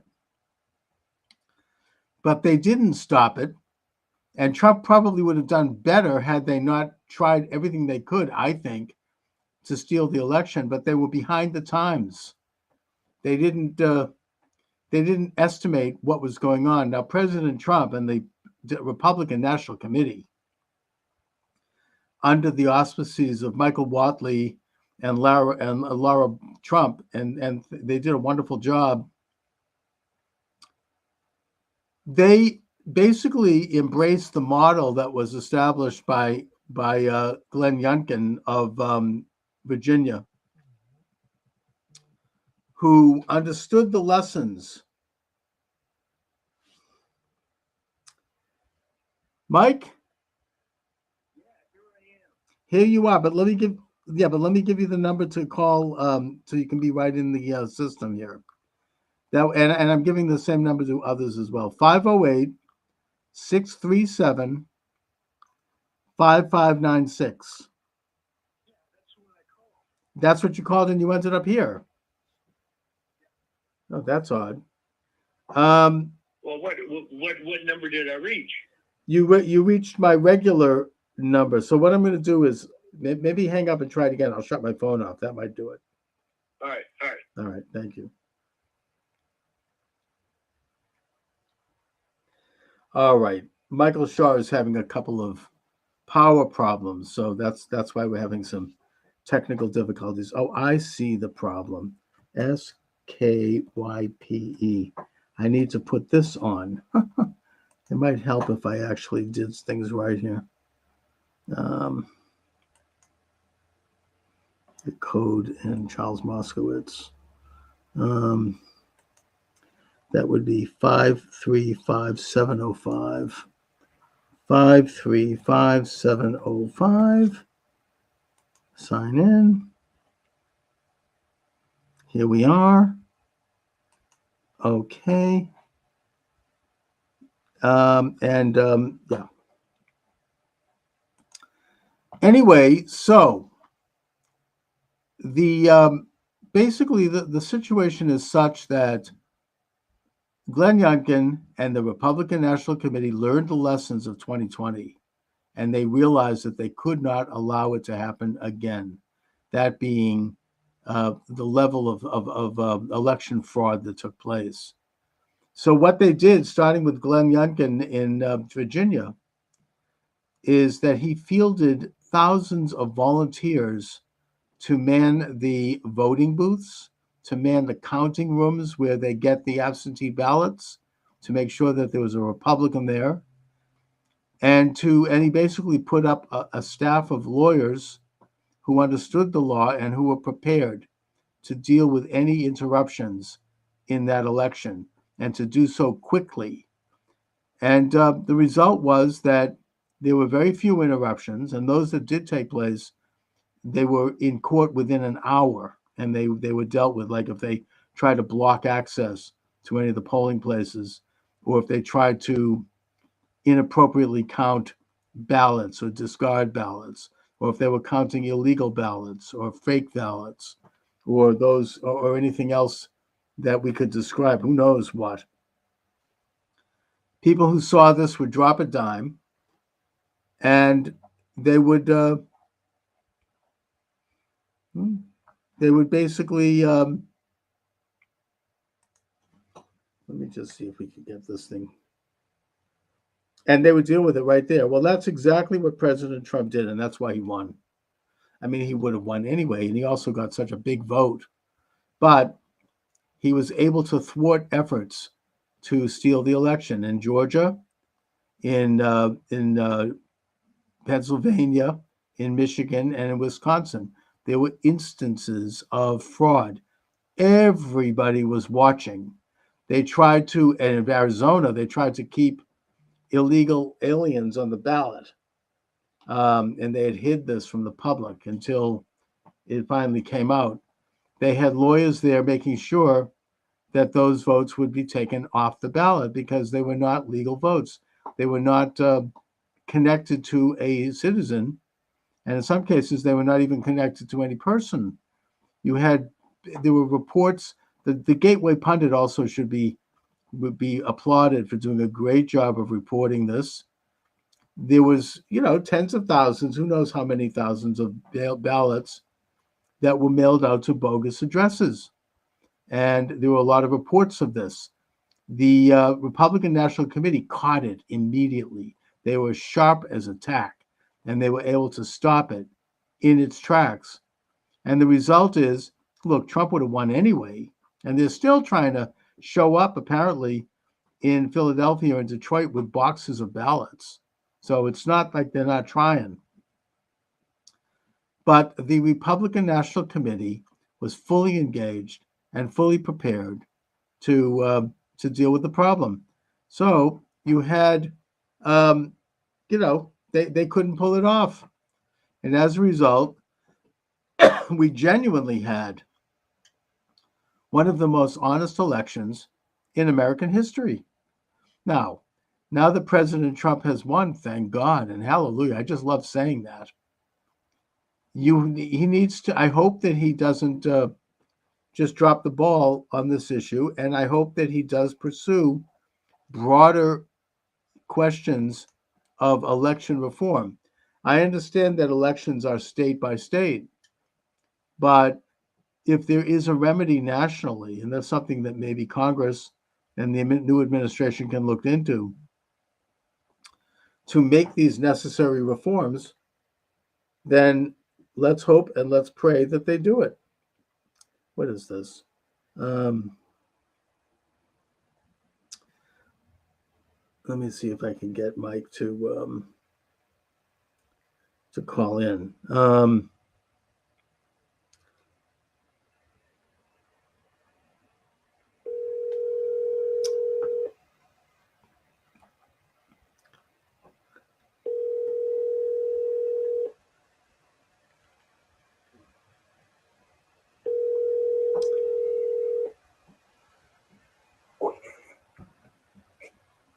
Hello. Hi, Mike. How are you?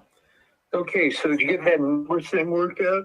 Well, I mean, for some reason, you're not coming in on the computer, but that's okay. We'll just do it this way. Oh, all right. No problem at all. So, Mike, we have a lot to celebrate in this country of ours today. I think that the election of President Trump is a miracle.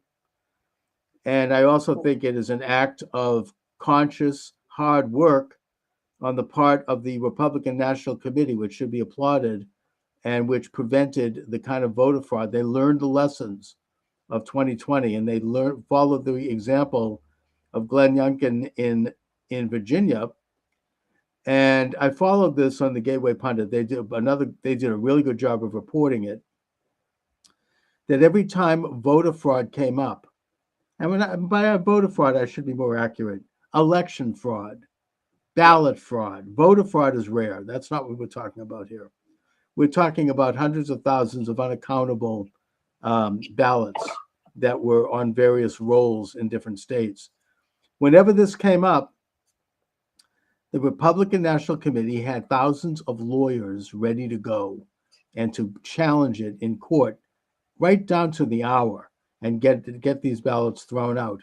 And they did this in Atlanta, Philadelphia, Detroit, and Milwaukee, the key cities in the key states, and in Maricopa County.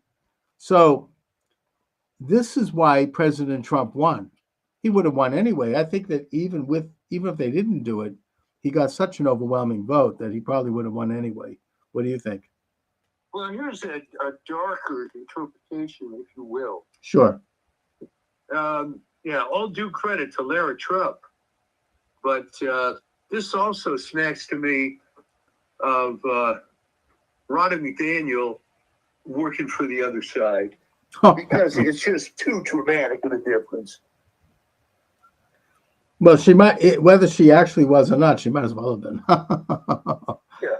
I mean, you know, and I don't think that they expected such a disastrous result. I think that in spite of the stealing and in spite of the theft and the Voa-Koa votes from overseas and all these other things that they tried to pull off, it just wasn't enough to overcome Trump's vote. It was fantastic. It wasn't enough, and I didn't mean that literally. I'm just saying that by Ronna McDaniel being a rhino and doing business as usual, and being an election fraud denier, No. in effect, she was working for the other side. Yes, and as were all of the rhinos. You know, Mitt Romney and Chris Christie and Paul Ryan, who's one of the worst, who was basically stabbing Trump in the back while he was Speaker of the House. All of these guys, Bill Kristol, you know, not to mention the Cheneys. All these other factors don't seem to be even as large anymore.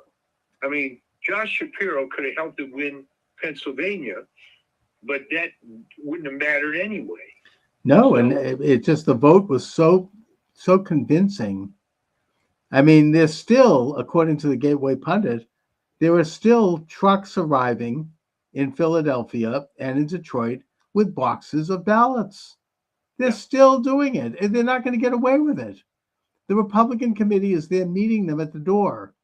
Well, that's what I was saying, you know, in previous shows, that there's no talent on the other side. No. You can't bring up the 1953 playbook and keep using it. It doesn't work anymore. You know? Yeah, you're absolutely right. I mean, the whole thing is so ham-handed and so cheesy. I mean, they're trying to do the same freaking thing they did last time, and they were depending on the media. The media didn't even buy it. I watched I'm sure you watched some of the returns. I mean, oh yeah, the liberal media, even like people like you know, what's his name over there, the pretty boy on Channel 5. I mean, the one that tried to screw Trump during the debate. They weren't even buying it. I mean, they all looked crestfallen. Rachel Maddow with a smirk was just off her face. She looked normal almost. You know, they just the hardest of the hardcore are still taking the position that despite the result, despite the popular vote, the American public is wrong. You know. I know, and they're going to lose because of that, because that's why they lost in the first place. One of the reasons, and they're doubling down. I was listening to NPR here in Boston a little bit, which is what made me run back home to do this show. But you know, what's his name, Jim Braude and Marjorie Egan, and they're doing the same crap. I mean, it's all because they don't like a black woman, right? And they're all, in other words, we're all racists and sexists, and you know, it's just such bull crap. I mean, then the fact that they would be still, I mean, this is, I mean, the one of the ugliest and darkest moments of this whole rotten campaign on their part was that they stooped to calling everybody Hitler and Nazis. And, you know, people are like, no, we're not Nazis. We don't have anything against a woman. This is garbage. We're tired of this. I mean, this is a great case of sin clouds the intellect.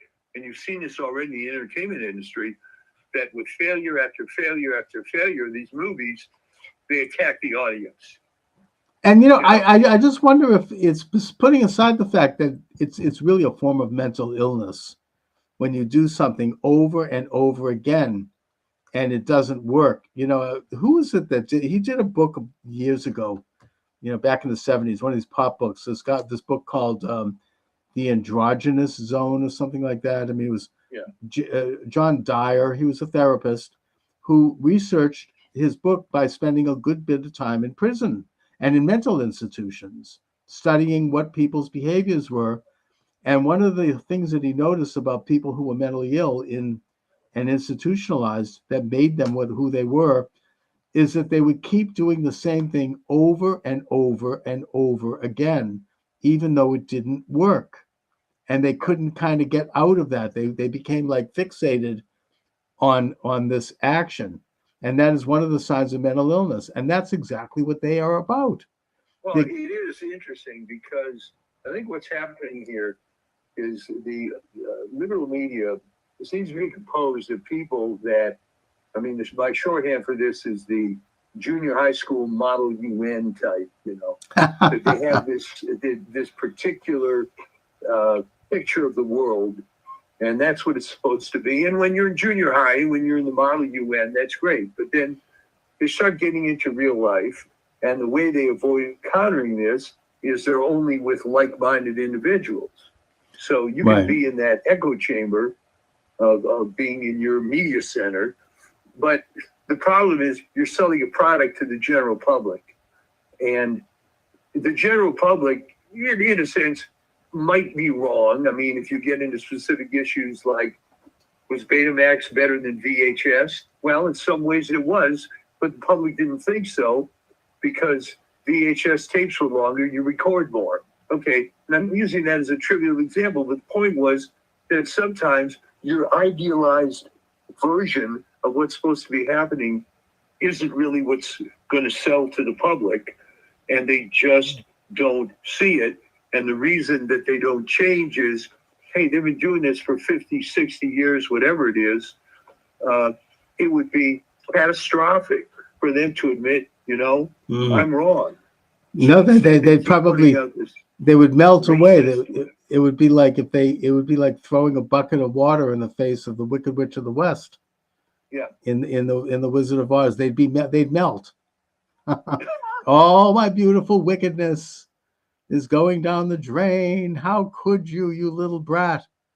You know, it's sort of it's kind of like, except in their case, it's one thing to keep repeating this thing, that this worldview that's not true, or that doesn't reflect what reality really, but that the particular worldview that they are pushing is so nasty and so ugly and so defamatory toward It others. gets more and more ugly the more they cling to it. Yes. And by the way, has Harris conceded yet officially? I think that she's maybe waking up from a drunken evening. I don't know what the hell is going on, but talk about classless. I mean, she sends out this guy who basically makes a quick statement, and then you see that's at that point I knew it was over, obviously, and then everybody leaves, and at that point I went to bed. It was over. That was the Hillary Clinton playbook. But I ended up watching Charlie Kirk had a streaming thing, which was just great. Oh, sure. I mean, there were these 4 or 5 guys on there that were consulting every possible website and Twitter feed that you couldn't possibly do on your own. Yeah. And getting these updates and being very conservative in some cases with which states they were going to call. And then they started making fun of Arizona with this. I think it was just total denial on the part of Maricopa. They couldn't bring themselves. No, they couldn't. Even the media, they couldn't. They were like choking to actually declare the reality of it. I think it was only just a few hours ago that corrupt, rotten Secretary of State in Michigan, Jocelyn Benson, who I've been talking about for years, she finally has conceded Michigan. And it's sort of just they don't want to take that bitter pill. No, because you see, they were right and everybody else was wrong, and it was going to work out like this. And it was hilarious to watch it. I mean, it wasn't as funny as 2016. Because then they really didn't expect anything like it, and they were completely shell shocked. Oh, you're exactly right. Because as much as I hate Hillary Clinton, she did at least have some credibility. Yeah, and I think that was a shock to them. It was a shock to a lot of people. We all were shocked, but this time around, I mean, it was kind of known, and they just looked so morose and so crestfallen. That was just amazing to see. It was it was fun to watch because there was no doubt from the beginning. It was just piling up, and the map was getting redder and redder. And Oh you know, my there are all God. these clips that are going out there. Like I think there was one on CNN.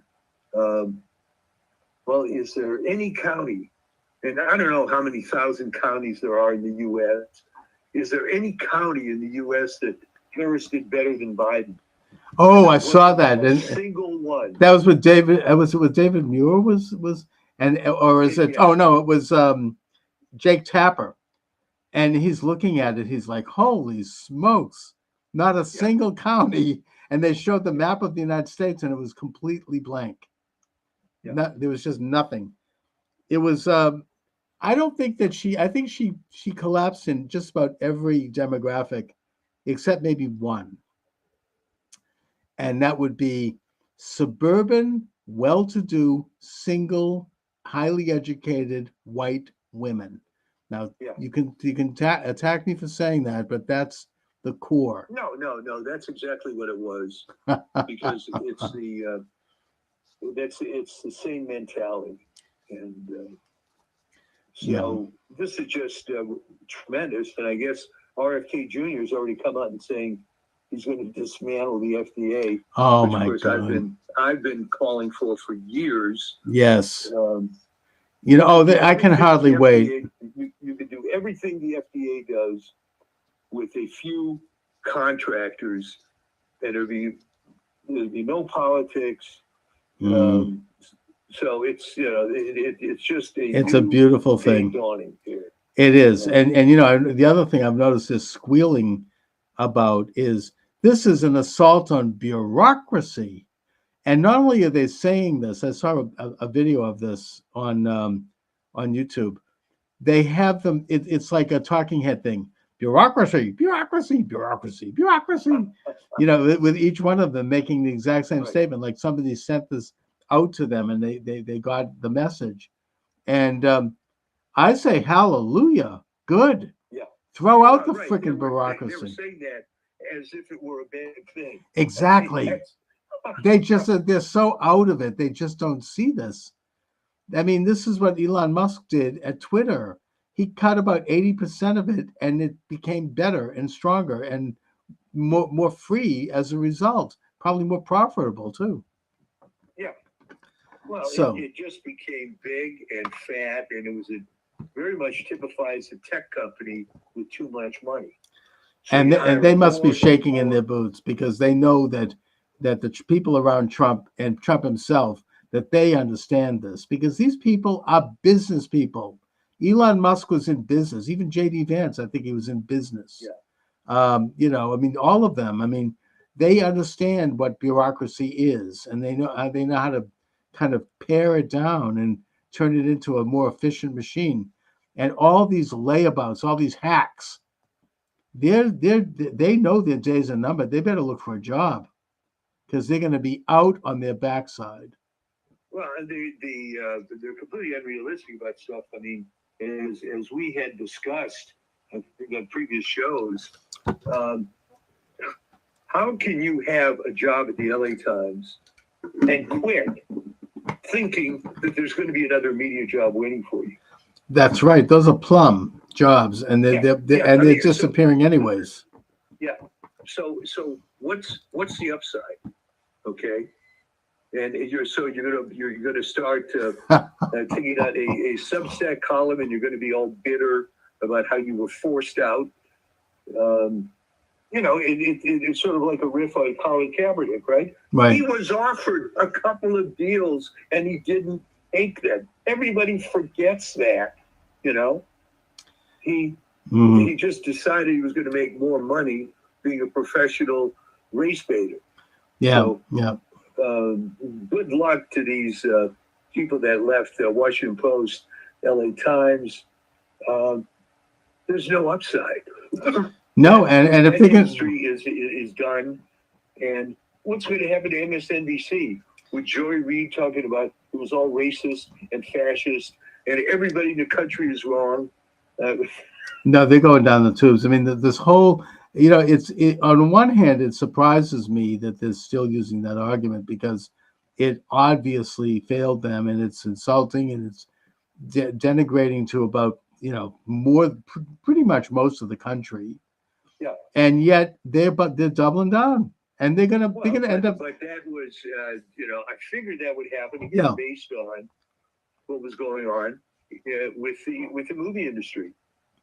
And all these videos of Amanda Stenberg and Rachel Zegler Brown, Mhm. it's all the fans, and the fans are negative, and we produce all this great stuff, and they should love it, and it's garbage. So, Well, they don't get I it, don't know. and the Democratic Party is gonna go the way of the dodo bird if they keep that up, because they're losing, traction. I mean, it's so out of touch and so elitist. And this old playbook, which comes out of Saul Alinsky's Rules for Radicals, it just doesn't play anymore. No, too many people have been red pilled now, and they'll continue to rally their base, but that base is going to start shrinking even more. They lost this election in a bigger way than you can imagine, and they're going to continue to lose if they keep that up. If they don't reform the Democratic Party and get rid of that kind of woke, hostile fascism, and they don't get rid of lawfare, they don't get rid of censorship, they don't get rid of goose-stepping, attacks on their opposition, then they're going to be extinct. It's going to be like the Whigs. That could happen. This is almost a mirror when the Republican Party was all rhinos. Yeah. You had to have voices come up and say, we really should get more conservative, because the idea of driving off a cliff at 55 miles an hour versus 80 miles an hour is really not a good selling point. And it took all this time, and it took a complete outsider. That's right. Remember, Barry Goldwater was a senator and a big political figure for a long time, Right. and he couldn't change it. So No, but this is really almost revolutionary, and already you can see an international alignment by like-minded nationalists in their countries.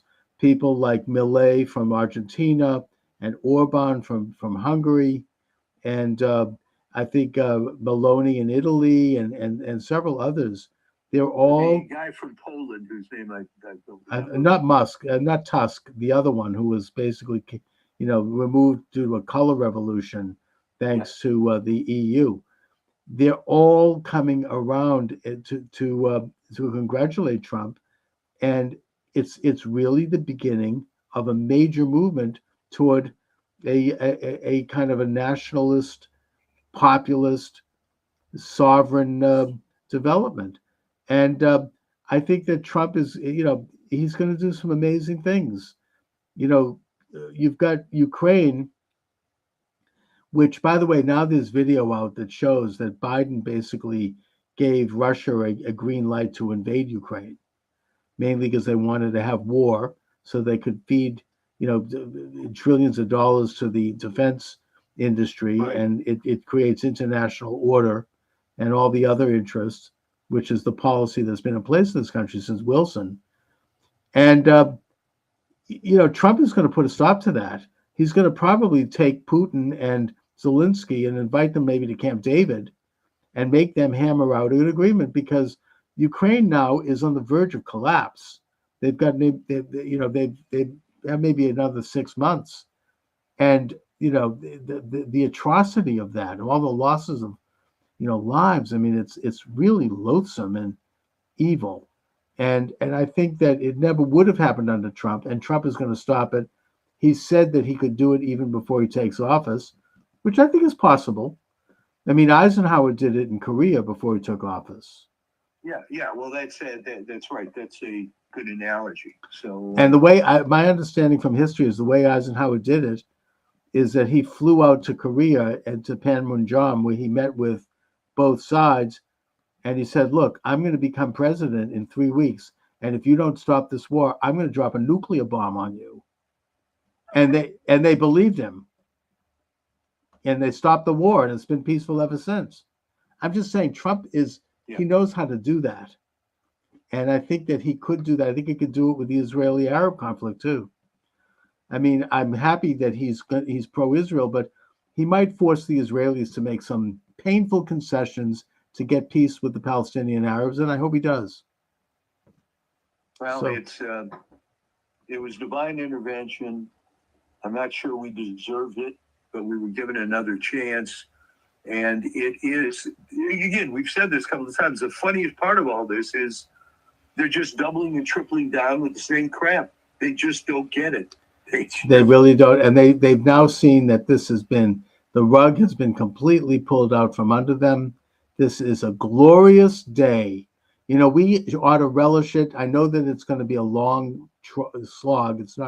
I'm not utopian about this. It's going to be a war, but we can enjoy a moment of basking in the sun, you know, for now, and relish our victory, and now get to work in terms of how to define it for people, how to make people understand what this is about, make people understand about, you know, Trump derangement. Why did they hate Trump?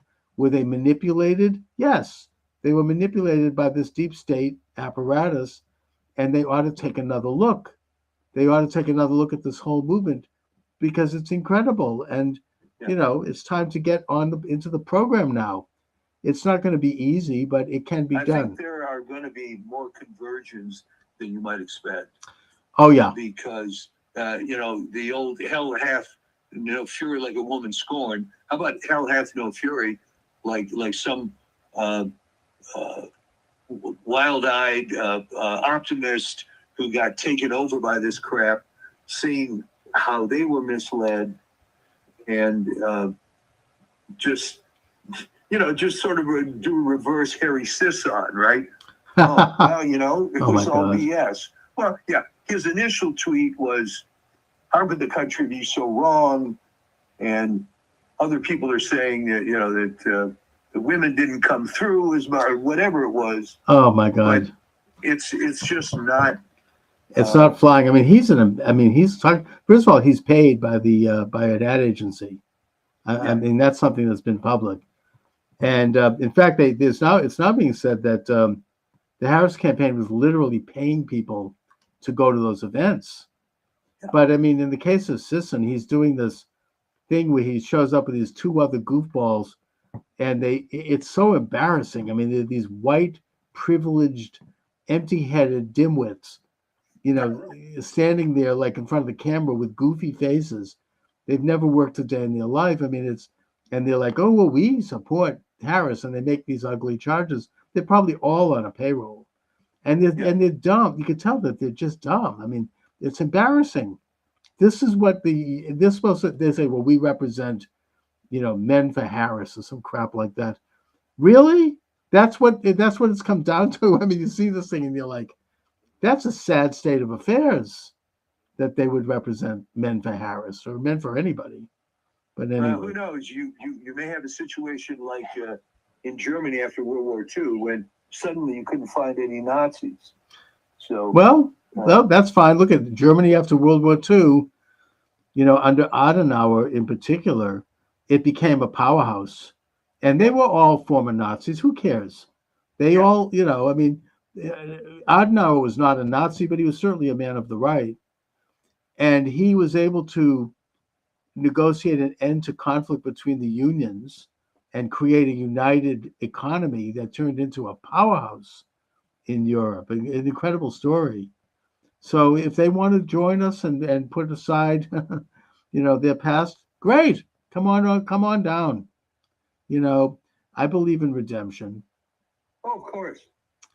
Anyway, And I believe you're going to have a bunch of converts because I think the only ones who are going to stay on the other side are the ones who are paid to do it.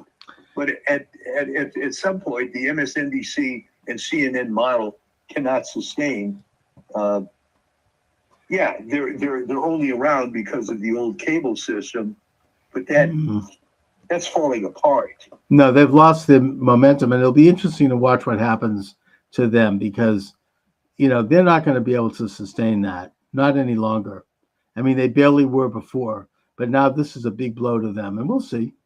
We'll Well, see. yeah, I mean, remember the way that it worked was 80 million cable subscribers were paying so that 400,000 people could watch CNN. Mm. Uh, Well, I it's- mean, they the got fact they, is they it and they worked. got certain deals, like they were piped into all the airports. yeah, and which stuff you like don't that. see that much anymore. So, Yeah. Well, good. I mean, you seem to be in a much better mood. Oh, totally. I mean, who isn't? This is a great day. I mean, I'm exhausted. I was up late and I, just stressed out. And I'm sitting there in a stupor on my couch, eating pistachio ice cream. And all of a sudden, something happened on the TV, and I said, "Wow!" And I sat up. I think that it was when I don't know, one of them said something, and I think one of the big states came in, and I was then riveted, and you could just see the whole thing unfold. So I think, like a lot of people, there was like a moment where you realized that you'd crossed the Rubicon, and that they were not going to get away with it, and that the election was going to happen fair and square. And Trump, of course, came out with his beautiful family, and he gave an eloquent speech. And, I think that I think you've said that Trump has been somewhat humbled, maybe after having been shot, and that, he's becoming molded into just a great statesman. It's just an incredible thing. Anyway. Well, good. We can all relish All right, it. Mike. It's going to be exciting times now, Indeed. and not the least of which is that you seem to be in a positive mood. So Oh, totally. don't lose that. No. I mean, I'm very optimistic. I really feel very, very. I'm just absorbing it, and I'm basking in it. And I hope that everyone is, including people who didn't like Trump. We all want to see things work out well. I think that everybody's relieved that it was not close, even whether they admit it or not, because then we would have had Mark Elias there with his team of lawyers, and they would have been dragging on week after week. And the liberals were talking about doing that, and they can't do it. It's too late. He got the popular vote, for God's sake. I mean, not just the electoral. Plus Congress. And, he won the popular vote, they said, by at least 5 million. And then, of course, it's all falling apart. Don't forget, people say, well, wait a minute. How is it possible that that Biden got 81 million votes? Well, he didn't. That's right. He didn't. All of a sudden, what happened? They just evaporated. And yeah, it is falling apart. And also, the fact that Trump got such a large popular vote shows that those votes came from the so-called blue states. They came from New York. They came from California, from Massachusetts.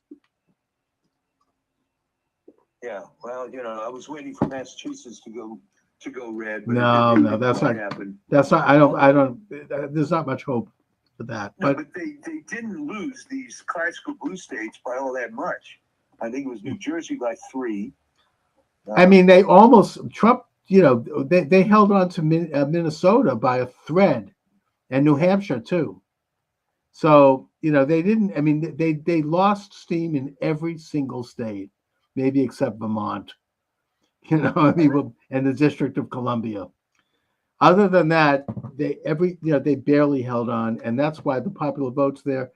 Both houses of Congress are going to be Republican, which means that little Jamie Raskin is going to have to put away his impeachment filings. Right? I mean, he does. Yeah, he was talking about this one with Bill Maher. Impeachment. We're going to not certify the election. That's all out the window. Ain't going to happen. Thank God. So, and I think that most Americans, including most liberals, are relieved. It's just so miserable. The lawfare agenda is dead. The censorship agenda is dying. It's not completely dead, but we'll see. All of it is going. It's disappearing. And if the Democrats don't learn that they need to move into a new way of thinking, they're going to be dead too. So anyway, Mike. All right, well, great. I mean, it's like night and day with your mood here. All right. So great talking to you. I hope you get we'll get the power on. get your power back. and we will talk to you soon. All right, take care. Thanks. All right, so that was Michael D. Shaw coming in by phone. He's having some kind of a power outage. And I've said what I've had to say. I mean, I've been taken off of TikTok for some reason. I don't know what I said that offended them, but whatever. I appreciate y'all joining me today. I'll give out the number one more time if you'd like to call in, 508-637-5596, 508-637-5596. And or you can text me or chat me, as it were, on Rumble, which is the flagship station. That's rumble.com, Charles Moskowitz. My books are available at Amazon Books. Just put my name in the server, Charles Moskowitz, and you'll see a bunch of books come up. That's how I sponsor the show, with my books. So all I can say is God bless America. Thank God it's a new day. It's a new day in this country, a day of sunlight and hope and goodness. Anyway, thanks for joining me, everyone. Have a great. Welcome to the show. Charles Moskowitz here, live streaming on all the usual live streams and downloading on all the usual podcast sites. I'm in the process of expanding my live stream numbers, only in that there are all these wonderful live streams that work independently, but I can't figure out how to get them to work yet with my system. I am clumsy when it comes to these matters. But I would just mention to anyone listening that if you know how to do these things with live streams, I'll pay you. Contact me. Send me an email. I want to hire you. I need help figuring this out because there's all this opportunity. And I do think that now, as we enter into the glorious age of President Donald J. Trump 2.0. Yes, we're going to see a reduction in censorship at last. So I want to be ready and to hit the ground running on that. I am already thinking about really launching a weekday regular show with calls and all the things that I wanted to do before the censorship regime kicked in around 2018, just before the pandemic, when suddenly I was taken off YouTube and all that. But I think that already I'm seeing positive response. Already there's a loosening up and everything looks like it's a go. You know, things are looking very, very good. I'm feeling giddy, actually. Well, I think what's happening, Chuck, is that the 25% of the lost audience of CNN and the 50% of MSNBC has all signed up on your channel. You know, they've lost a huge audience. I don't know if you saw this, but even like the left-wing podcasters and YouTube channels, like David Pakman was quoted in an article in the Gateway Pundit. He noticed that right after the election, he lost something like 25% of his subscribers. Oh, that was glorious watching that video. And, you know, he had been growing for years. And I think that they made the point that even the left is sick and tired of all the gaslighting and lies that they were pushing all those years. And, you know, it's all kind of, you know, people have had it with it. And it's just, I think that Joy Reid is now gone. My understanding is she just deleted her entire Twitter X account. And, you know, they don't know what to do with themselves. I mean, it's just, it's all falling apart. They can't, apparently MSNBC is up for sale and they can't get anyone to buy it. Well, I have heard that the Daily Wire wants to buy it. Obviously, it's not going to stay liberal, but there is some value in having a TV network. Not the value there used to be, but that David Pakman thing was great because if you watch the video, he was figuring out in real time what was going on. First, he said, you know, maybe it's just a tech glitch, or maybe a couple of people subscribe. But then toward the end of it, he was beginning to see that if you keep lying to people and telling them all this dire crap and it doesn't come true, then it's going to fall apart. And what's going to happen after that? Remember, this is just news media. But the people that were really lying to you, where it really affected your life, unfortunately, was public health. Oh, yes. And, I've heard rumors that RFK is going to be the head of the EPA. You mean HHS? Yeah, Housing, Health and Human Services. Well, which and he's been talking. I mean, he's got a channel where he's like, I'm going to clean this place out. I'm going to we're going to get to all the toxicity that's put in food, the pushing of vaccines unnecessarily, and he's one of America's preeminent environmentalists, and he's got guts. I mean, he's a very successful lawyer who's had lawsuits, won many lawsuits against drug companies and against all these people. And that's huge. That's, this is like, I can't believe this is happening. Well, the other thing with him is he's got a big chip on his shoulder now because he was betrayed by the party of his family. He was betrayed by his own family, for God's sake. Yes, he was. And he does. And, he's on the right side. He's probably a lot closer to where JFK and where his father would have been had they been were they alive today. And I think that he knows that. And he wants to by the way, speaking of that, he wants all that declassified. And Matt Gaetz, he's going to declassify Diddy tapes and all that crap. Epstein. Oh my God. That's why they're going into a frenzy right now against him. But that's Trump needs somebody like that. I mean, in his first term, he had like Jeff Sessions. The guy was like a noodle. I mean, he didn't do anything to help defend Trump. He gave, it's funny. My wife was mentioning Jeff Sessions. Yeah. And I explained to her, reminded her that he got the gig because he was, to his credit, the first senator to endorse Trump. Right. But that ends up being pretty thin gruel, unfortunately, because the guy turned out to be a lightweight. Right. Some good old boy that just kept getting reelected in Alabama. And and I think Trump, and then of course Bill Barr was worse. He was an outright traitor. I mean, he actually lied to Trump. Oh yes, we investigated the election and we found nothing.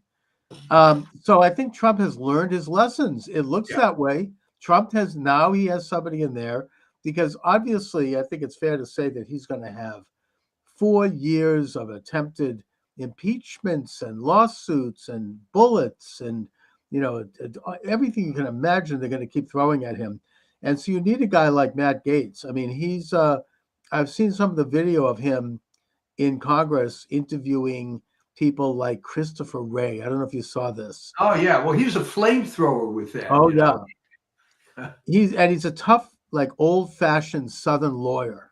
He has a great ability to smoothly move forward on an argument. I mean, JD Vance has that too. I mean, they don't take any crap. I mean, you can throw everything at them and they just keep going, and they know how to keep the thing. They keep on the topic. They don't get rattled. And you can see in his interview with Christopher Wray, and he's saying, you don't know where the Hunter Biden laptop is. You've had it in the FBI for 10 years.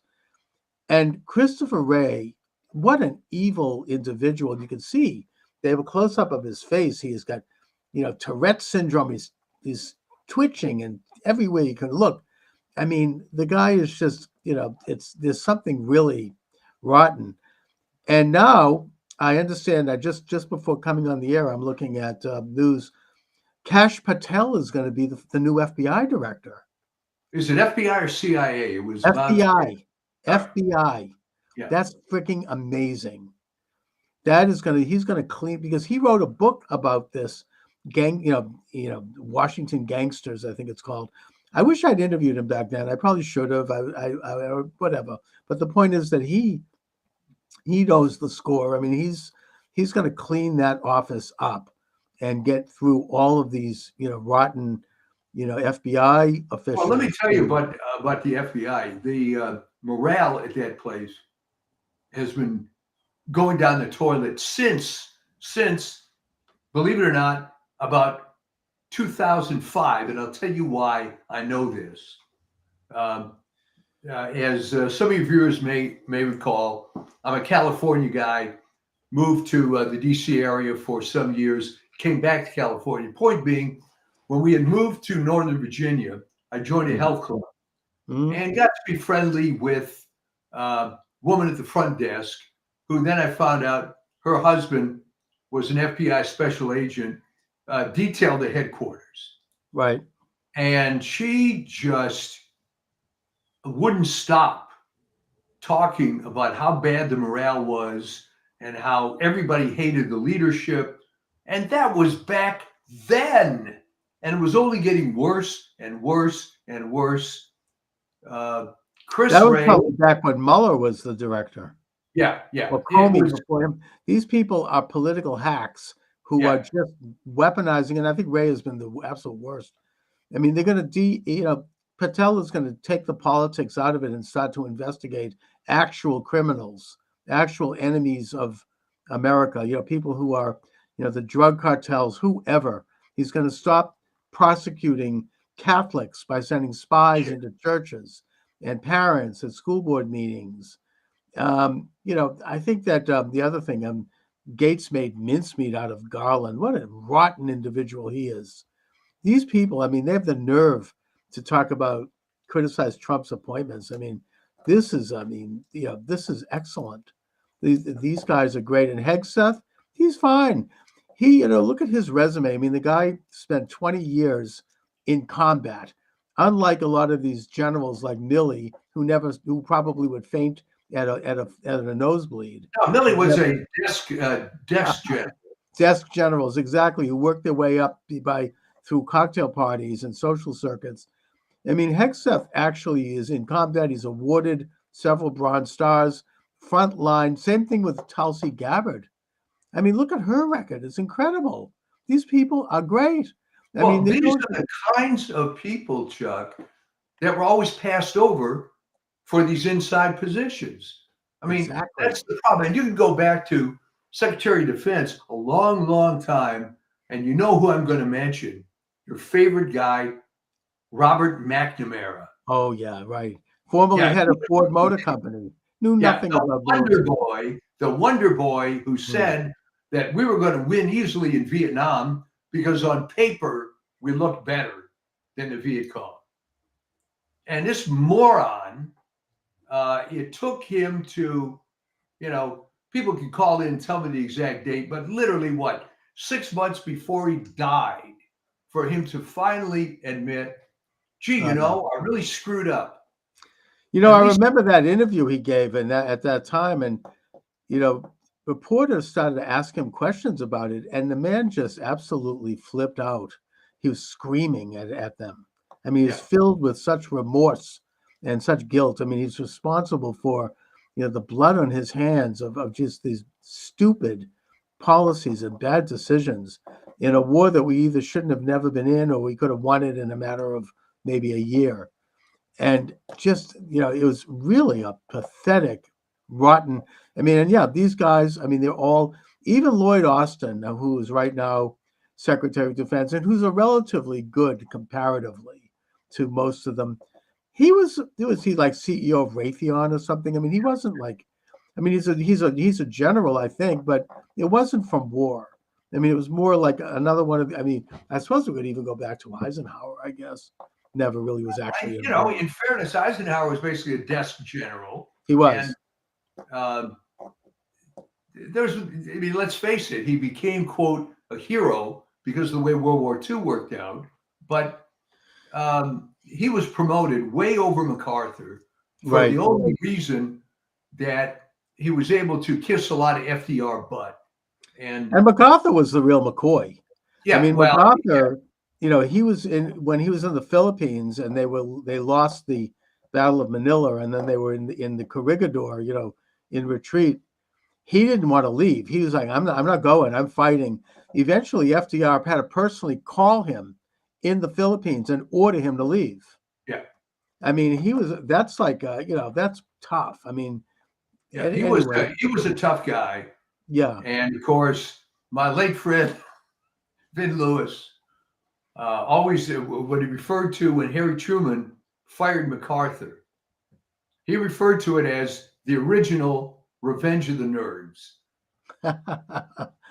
Right. Although Truman was correct in firing MacArthur. I mean, it was in retrospect, because we have a civilian government, Yeah. and you cannot have a military figure defy and contradict and be insubordinate to that government. Oh yeah, well, no, I mean, but what was great, and Vin was always very intelligent about this. It literally was true to the movie Revenge of the Nerds, because the nerds had legitimate complaints about the jocks, right? I mean, Right. So yeah, there was stuff that MacArthur was doing that was wrong, no question about it. But if you looked at Truman, Yes. Well, MacArthur actually was right, but the problem is he was contradicting Washington. He wanted to invade China, Yeah. and keep them out of North. He had completely taken North Korea by force, and he wanted to strengthen that border and eventually do some forays into China. And Truman put a block to it, and then of course China invaded.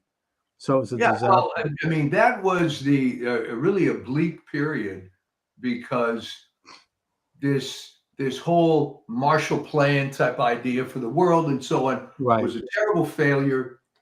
And you're right, MacArthur was right.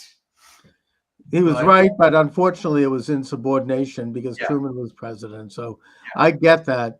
I mean, that's like what Milley did. I mean, he was insubordinate to Trump. So, and in fact, now Milley has said, and I hope he's right, that he's afraid that once Trump is in office, he's going to be called back into service so he can be court-martialed. I hope they nail him. I hope he is. What a horrible person. It was just terrible. And here was a guy, didn't really have anything on his resume other than playing the game and being one of these desk generals. And when I lived in the DC area, there were hundreds of these kind of guys. They're all, I mean, he didn't even go to West Point. I mean, he went to Princeton. He didn't have any military. I don't know if he had any background in military. It's just, I hope that Trump revokes all of the security clearances of all those people, those intelligence agents who signed the Hunter Biden laptop letter, and maybe even have them investigated. That's, Trump wants revenge. Fine, good. I mean, it's not so much revenge, it's justice. The left has for years, I've been hearing them gaslight, no one is above the law. Really? Well, now they're gonna eat that now, hopefully. Yeah, because no one is above the law. And those people, I mean, they need to be brought before tribunals and interviewed. And if they're guilty, let the process take its course, of course. But if they're so worried about it, what are they hiding?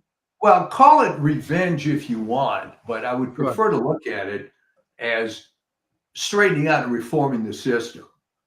If these scumbags can exist in such a bad system like this, then it's got to be looked at heavily.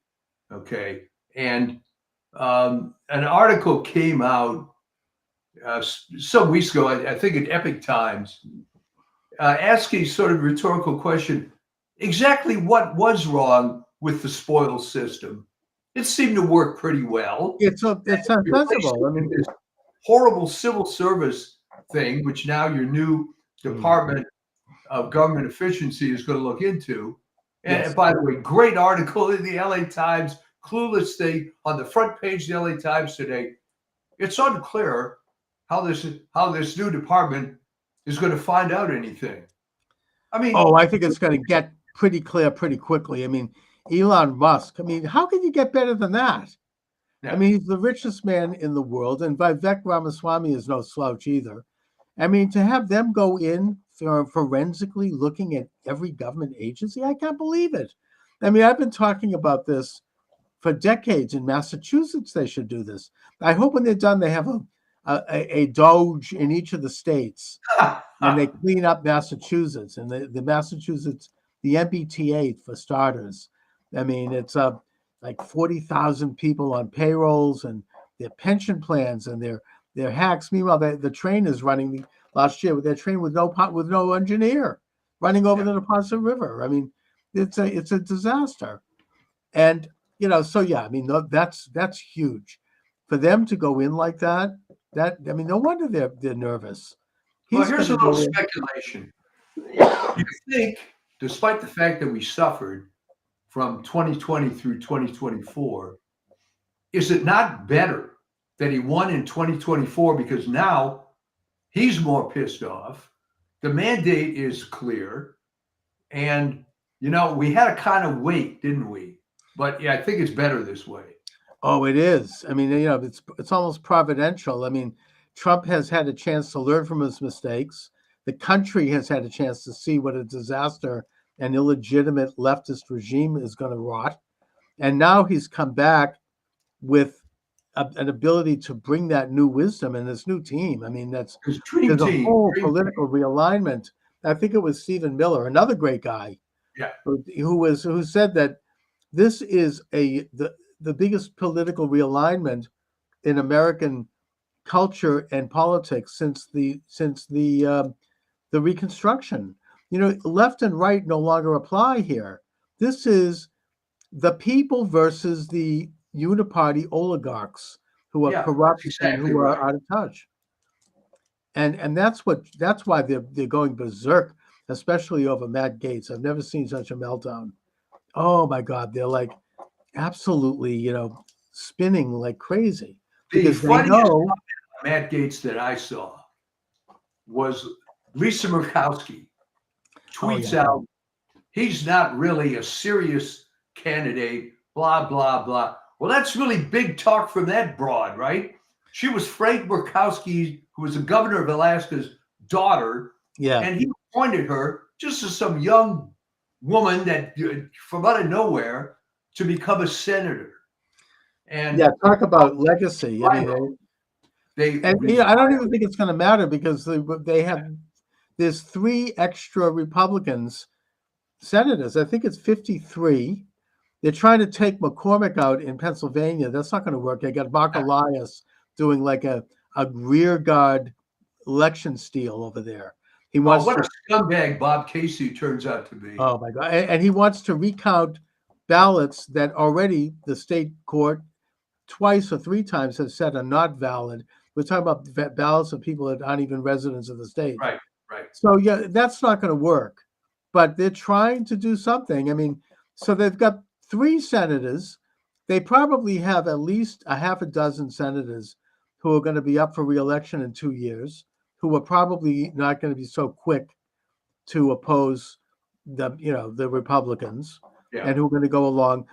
It's not good that Thune became the Senate majority guy. I mean, that's the way it goes. But I think that he has gone on record as saying that he supports President Trump's request for recess appointments and for recess so that they can appoint people and not have to wait a year to get someone in office. My hope is that Thune is not going to be as bad as everybody thinks. Yeah.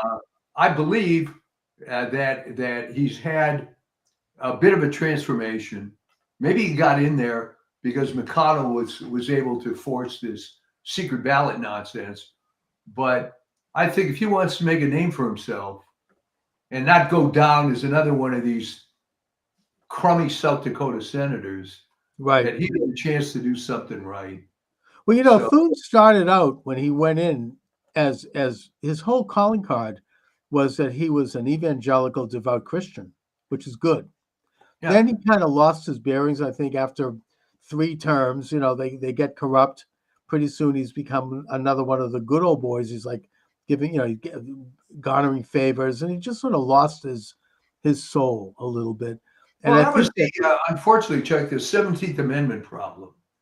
That the worst part of direct election of senators is that you get Joe Biden and John Thune type guys because it's always dominated by the small states, right?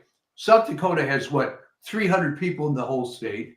So it's fairly easy to cater to a sector of that. What Daschle did, by the way, he was in forever, was that He got very chummy with some Indian tribes, and that was it. All right. Biden's success was a couple of unions, the credit card guys in Wilmington, Yeah. and he was in forever. Mike Right. Vance. It becomes a corrupt borough, Yeah. basically. It's like a So, rubber stamp. I don't know that the people that thought direct election of senators was a good idea even considered this horrible small state phenomenon. But there you go. All right. Yeah, I mean, look, it was a terrible idea. Basically, it took power away from the states, and the senators, rather than representing the states and their legislators, they represent the federal government. I mean, it's become like Trump has put revolutionary proposals in place. Term limits, Senate no more than 2 terms, maybe House, maybe 3 or 4 terms, fine. Right. Moving some of these enormous bureaucracies out of Washington, that'd be great. Maybe you should put, the Health and Human Services into Juneau, Alaska, or something. Like move them around the country so that they're not part of this rotten culture and they have to like hire real people in real places and become like much more efficient.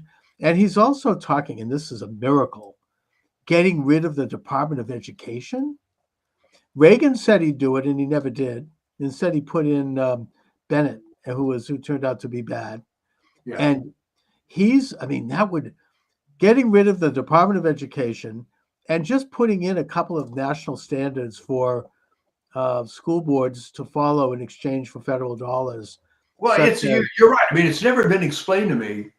Just because you have a list of standards that schools have to maintain to get federal aid, why you need a department with 34,000 employees. Oh, it's a gift to the teachers unions. They've been pushing for that for over 100 years.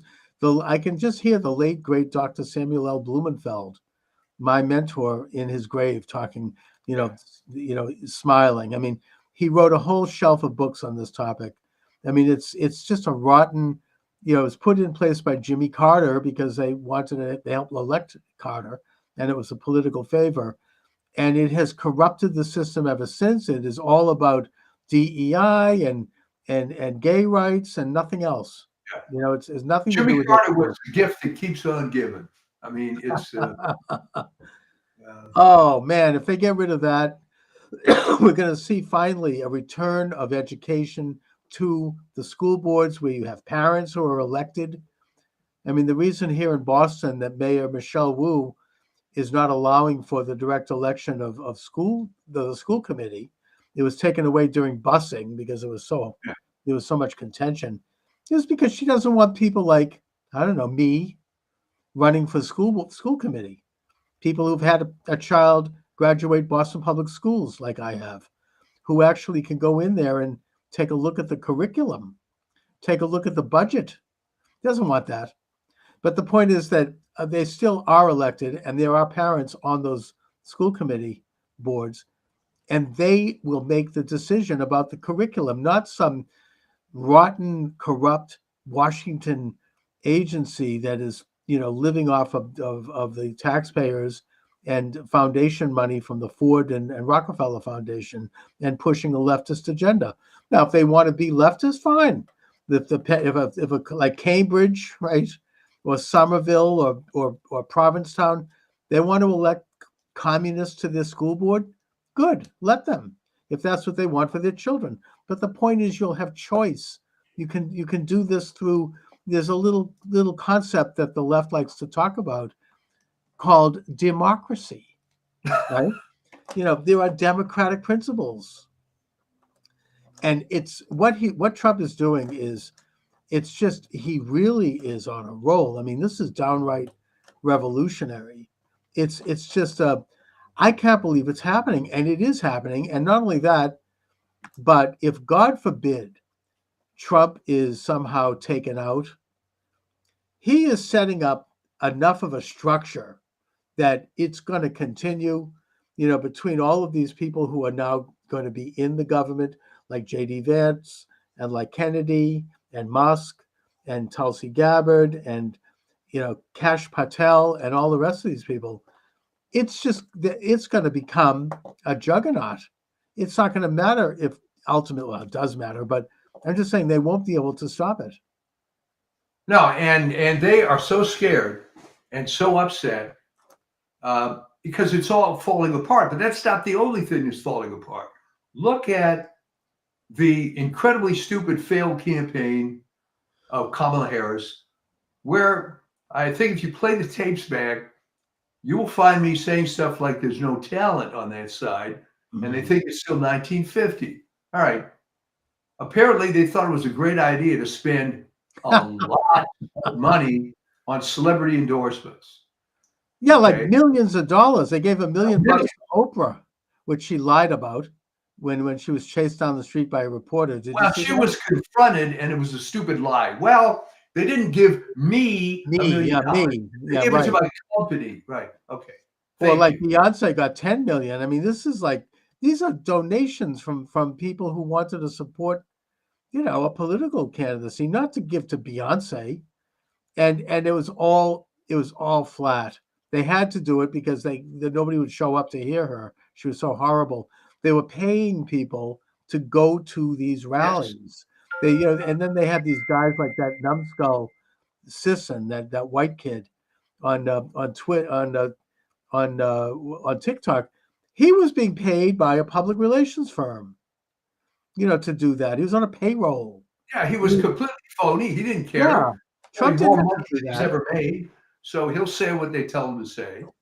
Of course, he's an employee. I mean, it's really awful, and now they end the campaign with $1 billion spent, $20 million in debt, and she's still raising money to try to cover the debt.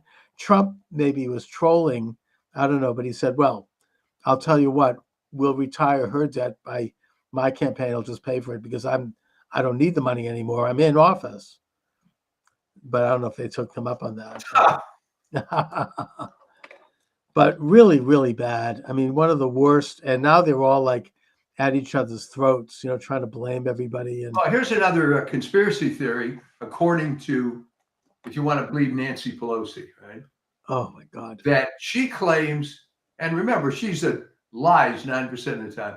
Oh, She yeah. claims that the Democrats wanted to have an open primary, but Joe came out and endorsed Harris as a deliberate way of torpedoing everything, because then they couldn't go against that, apparently. I think there might be some truth to that, actually.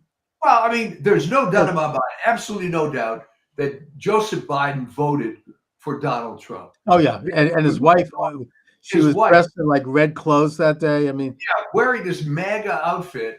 I mean, come on. All right. I've never And- seen him look happier. He hasn't looked that good in years. He's smiling from ear to ear. I mean, he met with Trump. He looked like relaxed. He's like, yes, Yeah. finally. I mean, they despised her. And I mean, she called him a racist and a pedophile to his face during one of the debates. And then you see during Memorial Day, she's sitting there in the stands with Jill Biden. And you could just, it looked like she was about to get up and like it was just really brutal. So, I mean, these are all sort of like the whole thing is just crumbling and everybody's like pointing fingers and they don't get it. They don't understand why they lost. They think that it's not her personality, it's the issues. She did better than Biden probably would have done. I mean, they just the whole administration was obviously not legitimate and it was corrupt.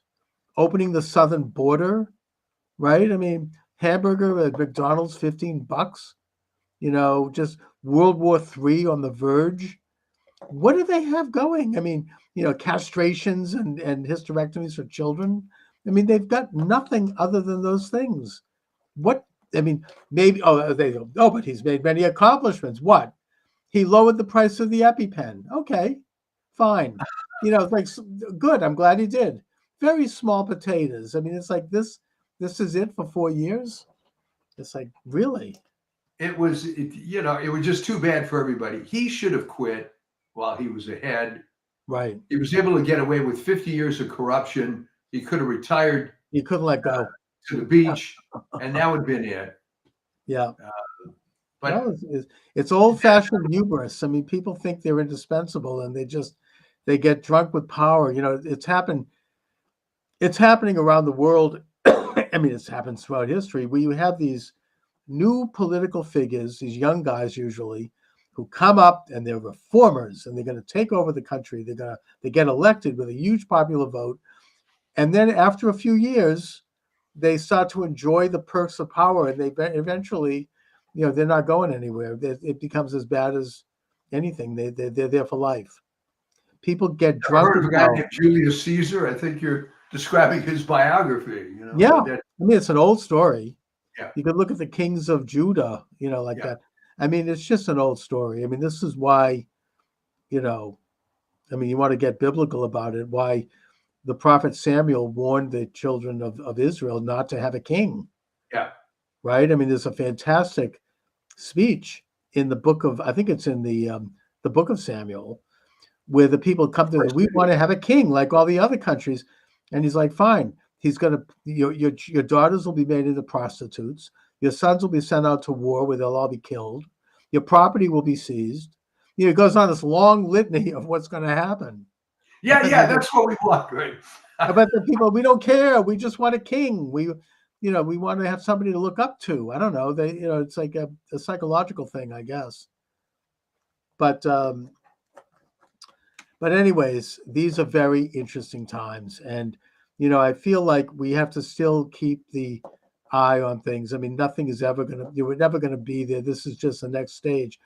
My job over the next years is going to be to try to articulate the reasons why this administration is in place, what they're about, why they're important, to try to educate people as best as I can to make the most out of this. And also the one issue that I hope that Trump doesn't overlook, and I understand if he does, because he's received this incredible mandate. And by the way, just a little side, not to digress, but all those states that signed a compact to do an end run around the Electoral College, right? Because they said, we're going to only give our electors to the winner of the popular vote. They're all going to have to give their electors to Trump, including California. All the electors will have to go to Trump now because he won the popular vote. And apparently they're still counting and he's growing. So, but the point I wanted to bring up is that we cannot take our eye off the ball with regard to election corruption, with regard to election integrity. They did try to steal it again. There was so many Kerry Lake. Kerry Lake, exactly. That's obviously stolen. I mean, I think in Wisconsin also they stole it from Hovde. Yeah. He's shown how this happened. So yeah, they are still trying. They still have this incredible infrastructure that can steal elections on the state and national level. And they did. The reason, frankly, why Trump won is because he learned the lessons of 2020, and he saw the example of Glenn Youngkin in Virginia. Glenn Youngkin was able to and he went up against the real left establishment. I think it was, what's his name? He was a McAuliffe, right? Clinton guy. I mean, these are entrenched powers. And he came up, he had never held office before. He's a wealthy guy, I think he's a Wall Street guy. He got thousands of volunteers to work the voting booths, to stay in the counting rooms, to watch the counting of absentee ballots, to do all of the tabulation checking. And he also had a team of hundreds of lawyers on call.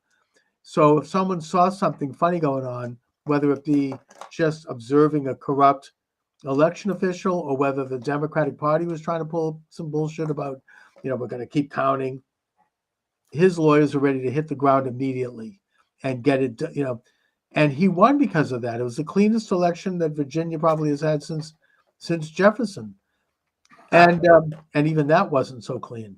But the point is that Trump did this nationally. The RNC did this. Thanks to Lara Trump and Whatley and a couple of other people, they fielded thousands, I think it was something like 275,000 volunteers across the country, not just in the battleground states either, even in some of the red states like Texas, and they worked the counting rooms, they worked the polls, and he had lawyers on staff. And whenever they came up with some bullcrap about, well, we need to, we're going to count, illegal votes, and we're going to do this. They had lawyers in court within a minute, within hours, stopping it. Pennsylvania is a good example. I mean, there was several lawsuits brought up and decided within hours, where you had corrupt Pennsylvania county officials and DAs. They stopped it, and they did it because they knew they had everything well heeled, well coordinated, and they were able to fight these things. Michigan, they stopped that crap. I mean, they were going to start in again with the white vans. Atlanta, they had it down.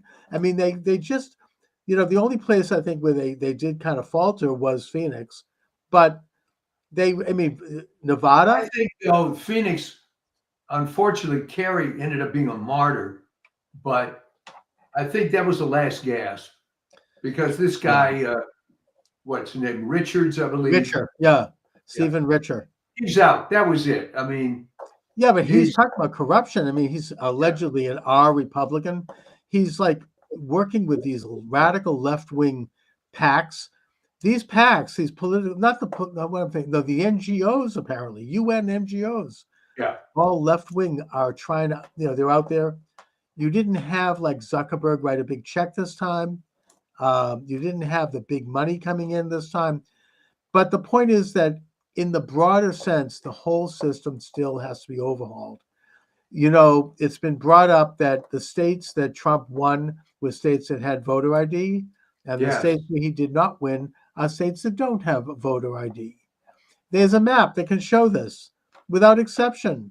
This is this is crazy that they don't have voter ID. I mean, there's no excuse for that.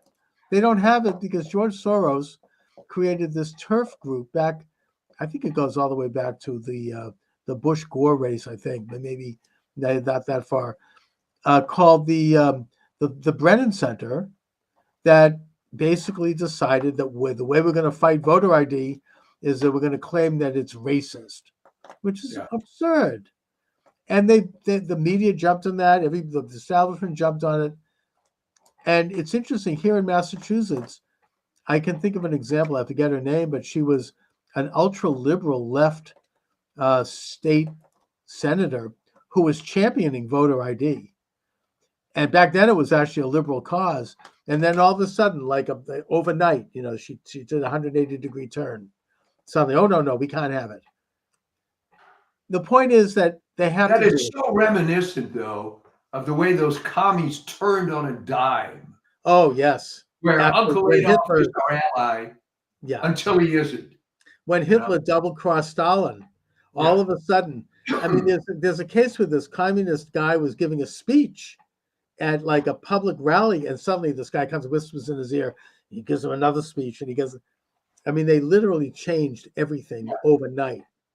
And that's how they operate. And I hope that Trump steps up and does the reforms necessary. There has to be voter ID in all 50 states. There has to be paper ballots. The rotten computer, the Dominion, they tried to do it. They had cases in Tennessee, apparently, where you could not vote for Trump. You'd put Trump on the ballot and it would switch over to Harris. Now, people caught that, but the question is, how many people didn't catch it? How many people didn't notice this? It's still there. They have to throw out Elizabeth Warren, my senator, Hiawatha. She was championing this until all of a sudden there's like a 180-degree turn.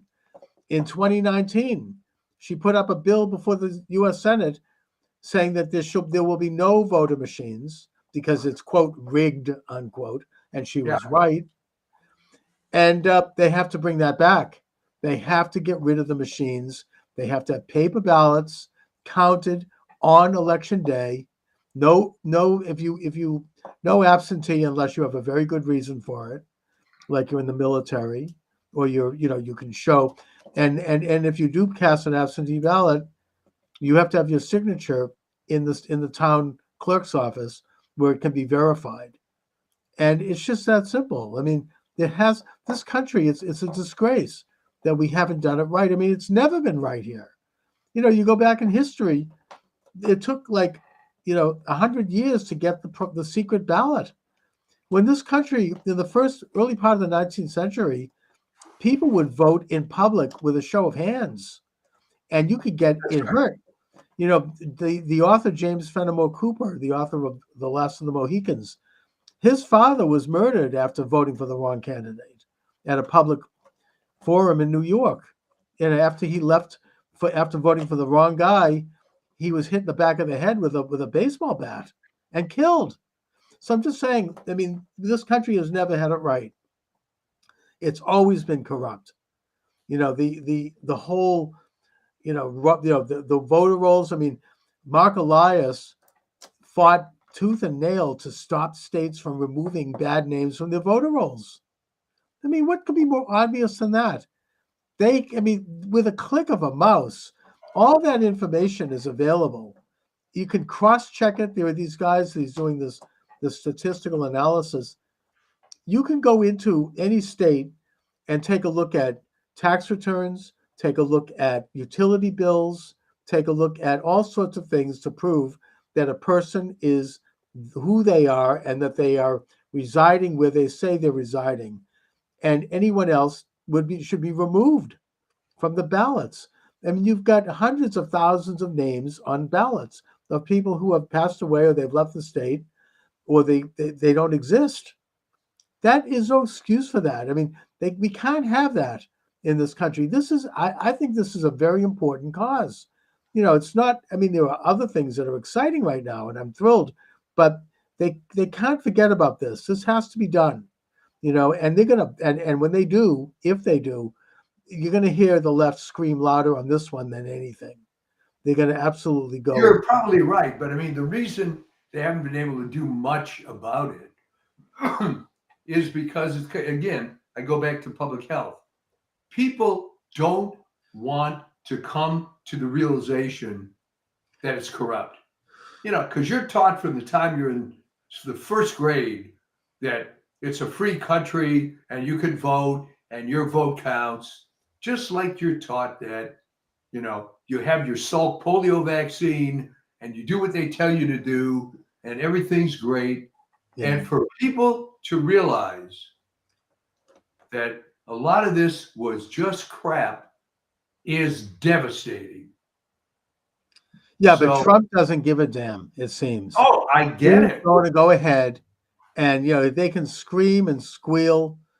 And his wife doesn't give a damn either. Apparently, she didn't want to go when he went to meet Biden because she hates the Bidens. And she rightfully blames them for sending armed thugs into her home where they rummaged through her underwear drawer and her son's bedroom and turned everything upside down. She's very angry. She blames Biden. And Trump asked her to come with him, and she said, F that, I'm not going. Yeah, I'm not going. I don't want to see him. So, that's great. That's who you want. I mean, both of them are like that. They're like, they don't seem to care. They're very, and now that they've had this mandate, the left says, oh, he's not going to have the guardrails, they say. I mean, listen, Bill Maher, the guardrails are gone. Yeah, you're damn right they're gone. The guardrails. The guardrails are gone. He seems to be going right in and doing what he needs to do. And, it's an incredible thing to see.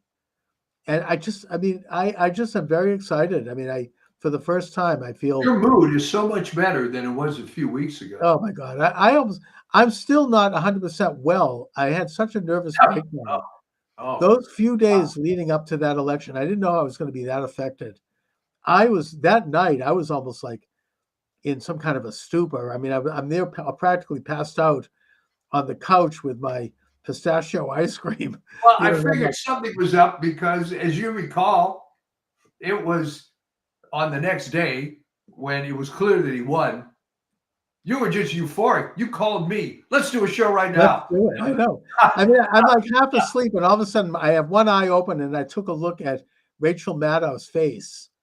That she had lost it looked crestfallen, and all of a sudden I'm like, yes, I was totally up, and something is going on. And then I'm flipping the channels, and they're all like, it's like worse than a funeral. They're like, oh, and they're one of them. She's like, I'm nauseously optimistic. Yeah. Really? I mean, they were Well, following I'm the the hell plot. with those people, because what I saw in the real world, and Yeah. maybe you saw it even in your little enclave there, is a lot of these people were coming out of the closet as Trump people. I remember I go to this deli to pick up a breakfast sandwich on occasion, Right. and I said, "Well, George, how you doing?" "Well, after last night, I'm doing great," And I never knew he was the Trump guy, right? Yeah. Um, Well, and I think that everybody's very happy. Even people who voted, nobody liked her. Nobody was happy No. with that. And I think that even a large percentage of people, other than these crazy women who are shaving their heads, I think that most people are relieved and happy. They know that the country dodged a major bullet. They know that already things are looking up across the board, across the world. The rest of the world is celebrating. I mean, it's Israel is going to annex the West Bank, okay? I mean, it's amazing. Let them do it. Get it over with. It's like these are major positive developments in the world. Well, here, I'm going to put you on the spot now, because it came out and the numbers were higher than 80%, and in some cases over 90. The three top demographics for Kamala Harris were Black women, Jews. Jewish women, and LGBT. Yeah, but you know So something? Even amongst all three of those categories, I think Trump made a few gains. he did. He got 26% of the Jewish vote. Now, that doesn't seem like a lot, but More than what? comparatively speaking, that's 1 out of every 4 Jews voted for Trump. Women, she didn't get the women's vote. I mean, I think that Biden got a bigger women's vote Yes. than she did. I mean, all the talk about abortion, it didn't happen. I think Trump, I don't know if he won the women's vote, but it was pretty even. It didn't work for her. Maybe black women, I don't know, but it didn't fly. Gays, I think Trump did better. I was driving around doing my driving, and I noticed in the town of Sharon, which is a very ultra liberal town, this gigantic rainbow flag, gays for Trump, flying on the front of the house. I mean, they weren't making any secret about it. I think that Trump did better among all categories. Why do you think that the brain trust of the Democrats, or at least her campaign, thought that abortion was a winning issue? I never understood No, that. but I think that most people saw through it, which is, first of all, if people do believe in, and they are pro-choice, Biden and Harris didn't do a damn thing other than a lot of hot air on that issue. Yeah. I mean, they did diddly squat. I mean, it's not a federal issue any longer. It's a state issue. And if they cared about it, they might want to work with states to try to just maybe tighten up the laws a little bit to help protect the life of the mother, which, by the way, we talked about this and you made the point, and now it's been kind of more proven that isn't happening. Women aren't dying because they can't get an abortion. No, and the other dirty little secret is that after Roe v. Wade was overturned, abortions went up. Went up. Yeah, and in some states like Massachusetts, they actually liberalized it, like to the point where now you can do it after the baby's born. Yeah. It's horrible, but look, that's what it is now. It's up to the states. Well, that's my point, democratic. Chuck. So why did anyone think this was an important issue? It wasn't. And I think people saw that. It was not on the ballot. It was not a federal issue. If they don't like abortion or they want to change abortion policy, it's a state issue. And there was some people that maybe they thought they could get revenge against Trump because he appointed conservative judges. I don't think that worked. You didn't get anyone outside of a hardcore base of people who bought into that. People just, and the other thing on this, on everything is there hasn't been any rioting. There hasn't been any violence. There hasn't been any, Right. pussy hat, stuff. I mean, none of it. It's people are happy. They're relieved. None of that. And I don't think it's going to happen at inaugural either. I mean, they just don't have the energy for it. And if they do, if like Antifa comes out, that's not going to help them. The other thing that Trump, and now it's so there were two rumors going around. The first one, as I say, it was dropped by Mike Huckabee, the new ambassador to Israel. That is, Boy, was that a great choice.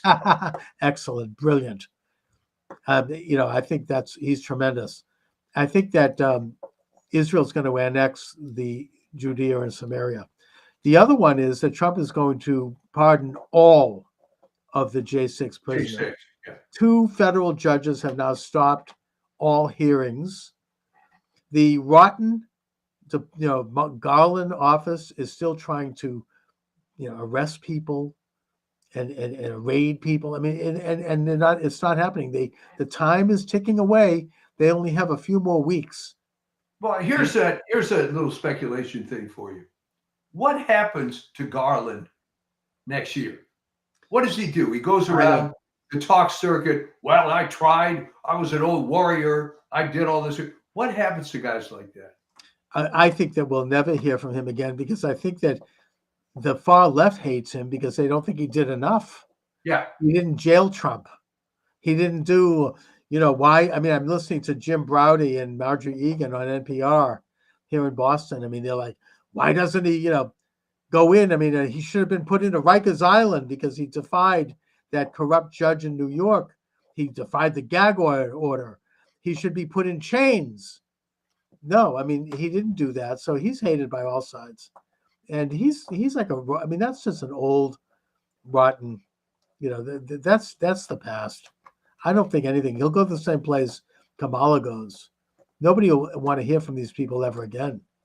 Well, it's interesting because unlike Mike Dukakis, that ended up having an academic career and being sort of a somewhat respected guy, those two, you're right. Everybody hates him. What I predict is going to happen with her is at some convenient point the next year or so, Dougie and her are going to divorce. Right. Because what the hell does he need her for now? Sure. And she's just going to be forgotten, kind of like Norman Thomas or something, just fading away. And she'll end up with a couple of cats in, like an old cat lady, sort of what J.D. Vance was talking about. Well, interesting that there was maybe non-Californians aren't familiar.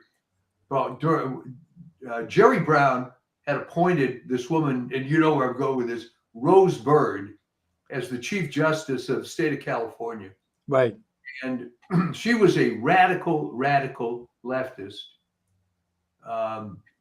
who it was a joke. I mean, there were some large number, dozens of death penalty cases came in front of her, and it didn't matter how egregious the circumstances were, she voted no every single time. Right. Let him loose. Yep. She ends up as the former Chief Justice of California, unable to get a job with any law firm. All right.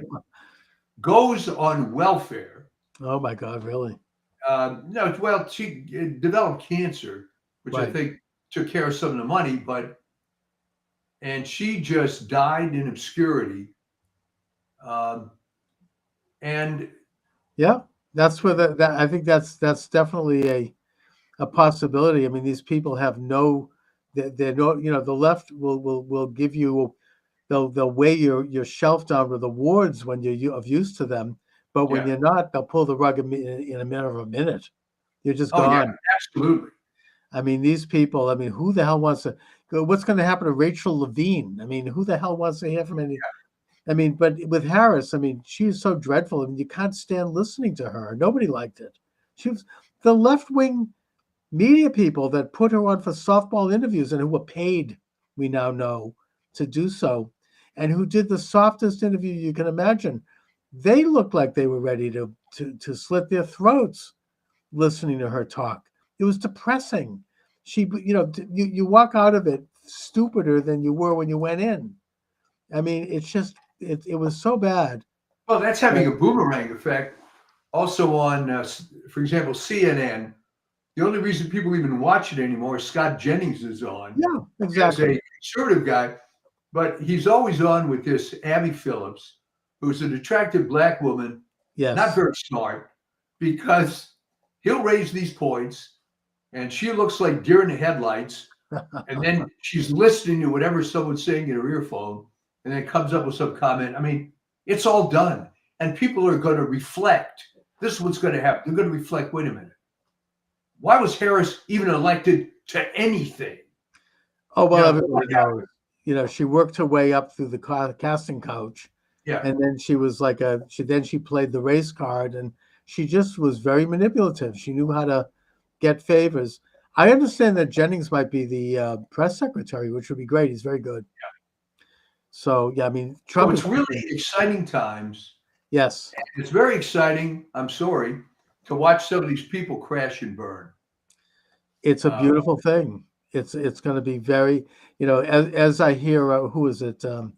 As Steve Bannon says, it's time to break out the popcorn and just watch, you know, and Well, watch you can it all see come down. CNN is getting rid of these overpriced hosts. Your friend Chris Wallace. Oh, is gone. he's horrible. Yeah, he's been gone for a long time. Well, he went, but the thing with him was his father was terrible, but that was the era of CBS with all the leftists. Mike Wallace was nothing more than a left-wing bully. Chris Wallace was nothing more than a Nepo baby who Well, at just least Mike Wallace would occasionally chase someone down the street with a mic, you know, yeah. and try to get some answers. I mean, Chris Wallace is a piece of you know what. I mean, he's what he tried to do to Trump during that debate, just, you know, evil and ugly, and just I'm glad to see him go. Hopefully, all these the final last ditch effort is being pulled off or try. She won't get away with it, but none other than my own Senator Hiawatha is trying to jam down some left-wing judges in the last weeks of the administration. She's trying to shove down, finish the Biden judges, and it's not going to happen. Yeah. Mike Davis, who is really a powerful, one of these tough Irish lawyers, he's great. I mean, he's on all the times with Bannon, who, by the way, is just absolutely soaring and who's brilliant. Check it out on War Room. I don't miss one of those podcasts. It's beautiful to listen to that. But Mike Davis is a regular guest of his, and he's a brilliant lawyer, and he's not going to let her do it. He's got people there in Washington. He's well connected. They're going to pull the plug on that. She's trying to shove down the throat leftist judges at the last minute. I don't think she's going to get away with it. They tried to get Sotomayor to step down, with the rumor being that Biden would then appoint Harris, which I don't think he would have done anyway. No, there's no chance. But There's Sotomayor is saying, you know what? She wouldn't have wanted it because she's just too stupid. They don't know what to. They think that maybe she's young enough that she'd be a warm body in there.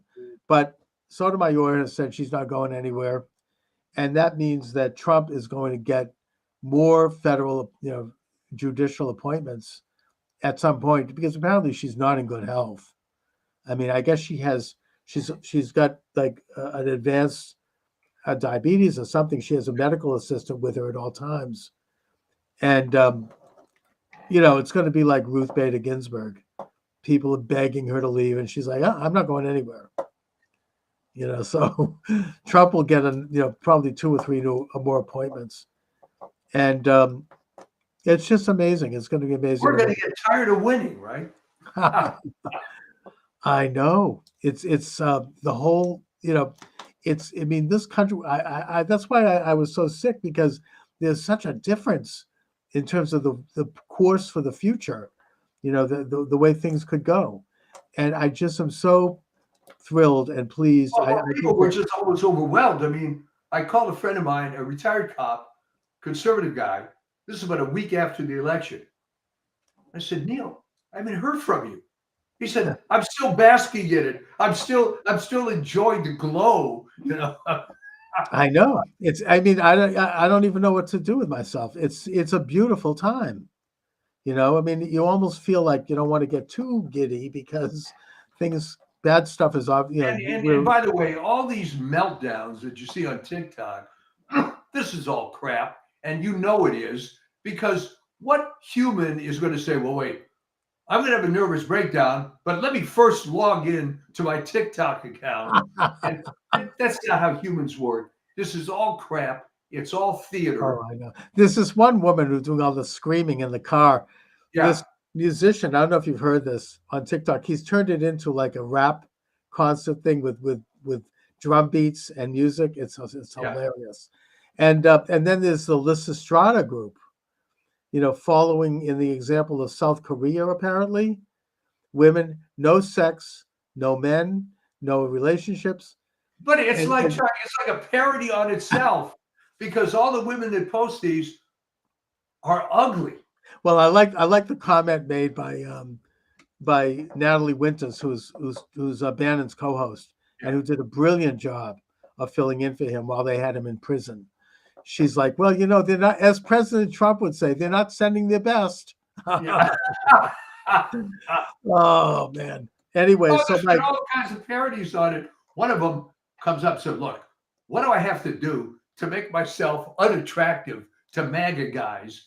And Paul Joseph Watson said, just keep doing what you're doing. Perfect. Oh yes, I know it's just not flying. Good for them. Anyway, so Mike, what do you have coming up on the? I was going to do but I think I've just done it on this show. I was going to do a piece called "Dead Wrong," and maybe we'll still talk about how. It's getting old even for me. How there's just no talent. They're going back to 1950s. Oh, just wait till we have the media. That'll convince them. Yeah. What I'm waiting for is the owner of the LA Times. I don't know if you heard this, because why would you?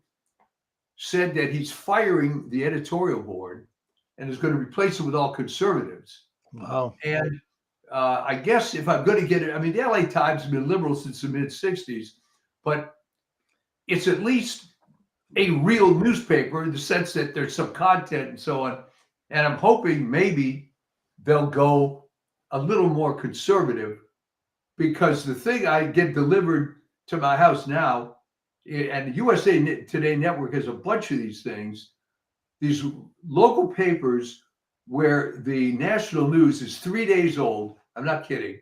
3 days old. And yeah, you're pretty up to date on the high school football scores in the local area and stuff, but right. It's a joke. My wife says, well, and she reads the paper in the morning, well, that took me 7 minutes, so. I know there's no content to it anymore. The Globe is like that too. And I don't think the Globe is going to change. No. That's not happening. Although there's a lot of rumors about Mayor Wu having some serious opposition here in Boston, including from the son of Bob Kraft. We'll see. It's interesting. And he's more conservative. Well, I never understood, other than historically, how Boston, which to me, a large part of Boston, is hard scrabble working class, how they didn't get all red pilled as much as I would have thought that they should have. It's a good question. I don't know. They go just so far. They elected Marty Walsh over a very left-wing candidate. Yeah. And he captured all the rich, well-to-do leftist neighborhoods like the Back Bay and Beacon Hill, yeah. Whereas Walsh got all the more blue-collar areas. So, there is at least some shift there, but you never see, a real, MAGA type in Boston, at least not yet. We shall see. All right. Well, all right, Mike. I'm glad you're doing so much better. As is everybody. All right. I'll talk to you next week. Thanks a lot.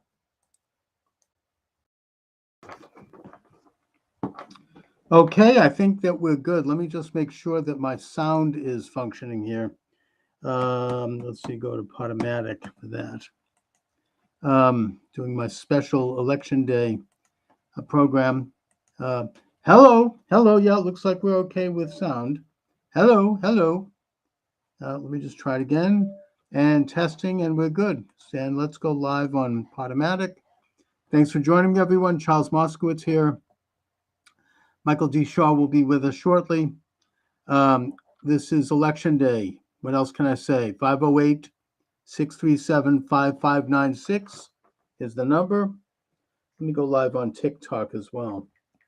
Not that, I mean, I'm a little worried about TikTok only because they've been censoring me. What can you say? You know, they might shut down the program for reasons, but God willing, if Donald J. Trump prevails today, the censorship regime will take a major hit. They will not necessarily fall, but you'll have a major setback for the censorship regime. So how do things look out there? Well, what is this? I don't know what the heck that is. I'm getting music from LiveFest. I don't want that. Let me just go. I'm gonna shut down TikTok for now. I just try it again. I don't want to have anyone automatically come in. I'm going to cancel that and I'm going to go live again. All right. This is a live program. We're talking election. If anyone sees anything, knows anything, say something. Call in. What's going on out there? What's happening in your area? 508-637-5596. 508-637-5596. And I will put you on the air and you can report on what you're seeing, what you're observing out there. I am nervous after maybe I've been traumatized after 4 years of living in a regime where I've had to deal with censorship. I've had to deal with hatred. I've had to deal with threats. I just feel like we're so close. We're finally here. And this is a chance to take back this country. Whether you like Trump or not, I love Trump, but putting that aside, this is your chance to take back the country and do the right thing to end this invasion of our country by 10 million foreigners crossing the border unvetted, this slide into perpetual war and World War III. In case anyone hasn't noticed, Ukraine is on the retreat, and if Biden or Harris are elected, they're going to nuclearize a war with Russia. That means missiles hitting American cities, whereas Trump doesn't want war. He's a peace candidate. He wants to bring about a treaty of peace between those two countries by getting them together and forcing them to come to the table and each making concessions. That's the role, the traditional role of the United States. Do we want to have an economy where we haven't increased the deficit by something like $5 trillion? But instead, we have a situation where we can, see inflation go down so that a McDonald's hamburger doesn't cost $15. It's really the choices are stark. Anyways, I don't really think at this point I need to make a pitch for Trump.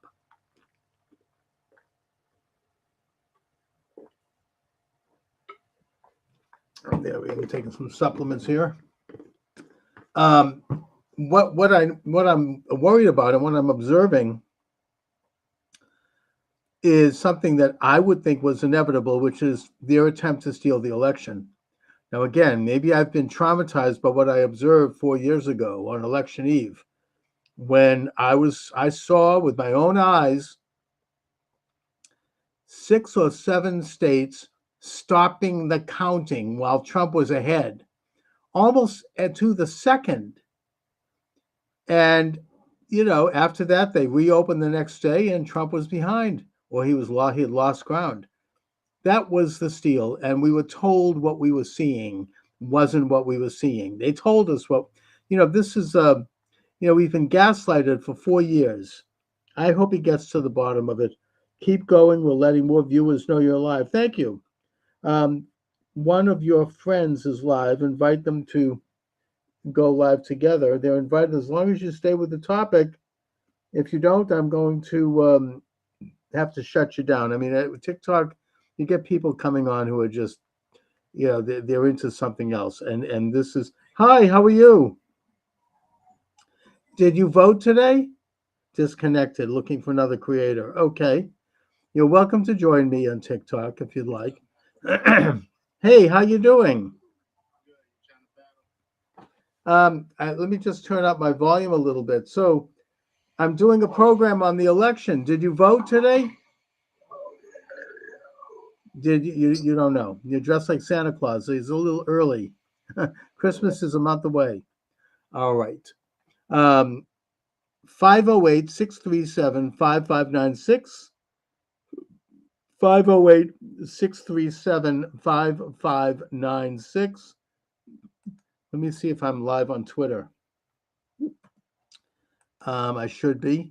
Apparently, Getter is I'm having problems going live on Getter for some reason. I think they want some money to do that. We'll see. I hadn't paid much attention to Getter until today. I looked it over and I found that I'm not going live there for some reason. Am I live? Yeah, I'm live on. Yeah. We're live on Twitter or X. If you'd like to chat, you're welcome to do so. Come on down. We are talking election. I want to know what's going on, where you voted, if you voted, how you voted, what you've observed, what you're seeing. I just let's get to let's see. We're also live on Rockfin. Rockfin has been a really good site for me. Yep, Rockfin's live. Rumble is live. Rumble is the flagship station. I'm live on Podomatic, and I'm live on Twitter X. Everything is moving along well here. Anyway, I am. Look, if this was an honest election, Trump would win a landslide. I don't think there's any question about that. We have to get out and vote so overwhelmingly today that their cheating won't really be enough. But they are scrambling to get this thing done, to cheat. They're not getting anyone coming out. They've got no enthusiasm. All of the momentum is on the side of Trump. We are in a position where we can save our country. We can save our future. Everything is at stake. This is the most important election in American history, the most important since Washington. This is one of the most important events in world history, going all the way back to Jesus's Sermon on the Mount. Okay. You want a co-host for now? You've got somebody. Hello, you're no, what about that? Yes. No. You want? I'm doing a. Okay. They're just. I got another TikToker who wants to do some dancing. That's. let's get. Please, people. I'm doing a talk show here. We're live on several live streams. We're talking the election. If you want to talk election, you're welcome to come aboard. You can join me on TikTok. Thank you. Or you can call. Oh, I've got a violation already on TikTok. A warning. Yeah, I guess you see that's I don't know how much longer I'm going to be on TikTok. God willing, if Trump wins, maybe TikTok can be reformed and there won't be this Nazi-like censorship. I don't know. We'll see. 508-637-5596. If you'd like to join the conversation, 508-637-5596. You're welcome aboard. We're talking about, or you can join me through chat on multiple platforms, including Twitter, where I'm live, and Rumble, or you can come on down on Rumble is the good one here. That's kind of the flagship. And we're talking election. Have you voted? If so, what did you see? What did you hear? What did you observe? Let me just see what's. Yeah, we're live on. All right. Yep, you can chat with me live on Rumble, on Twitter, and on Rockfin, all of which are live. Or you can just call up old-fashioned, like they used to do back in the day when you had talk radio. You could call 508-637-5596. That number again is 508-637-5596. The Gateway Pundit shows frustration boiling as Pennsylvania voters witness, quote, non-English speaking citizens escorted past long lines to vote. Yeah, I mean, I wonder who they are. I think that you had actually John Fetterman, who's a senator from Pennsylvania, admit to Joe Rogan recently, the other day, that non-citizens, illegal aliens, are registered to vote across Pennsylvania. That's what we're looking at right now. That's who they're going to use. Those are the votes. You have people who were registered, and their names are being voted, even though they may not even know it. I don't even blame them. I think that this is underway. I think they are trying to steal this election. Now, if TikTok wants to shut me down for saying that, fine. I have said it.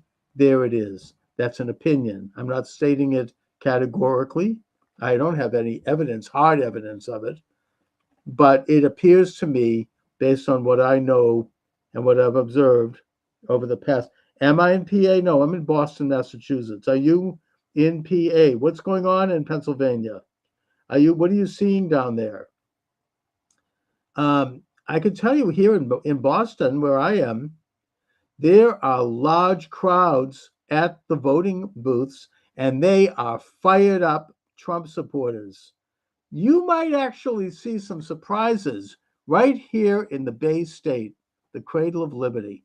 I don't think Trump's going to win Massachusetts, honestly, but if he makes some inroads and we see some more areas go red, so to speak, that could be of earthquake proportion in our politics here. We have a very leftist government here. I could get into that. That's a subject for another day.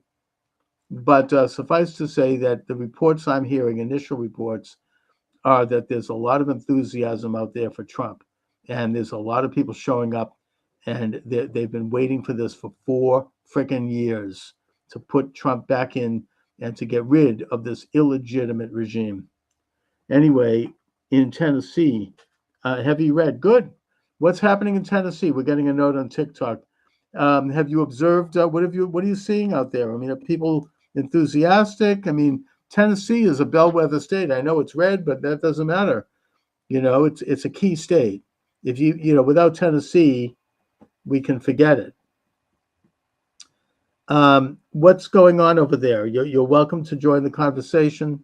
Up. My access, my live has been removed. Okay, so we're done with Twitter. We're done with.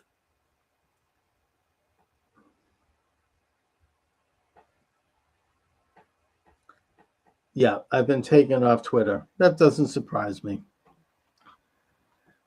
This is election day, and Twitter, I've been taken off TikTok. So be it.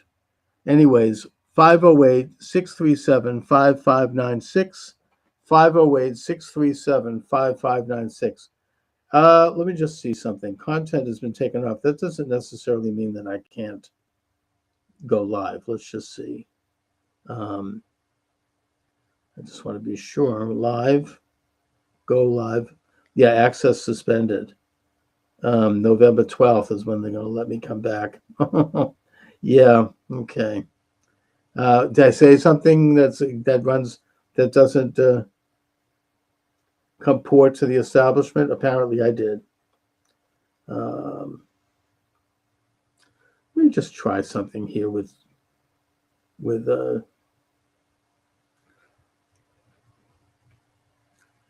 all right, let's just see. TikTok Studio.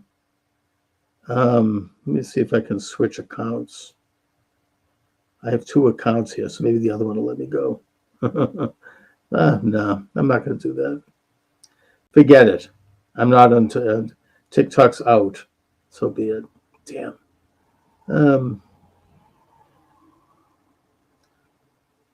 All right.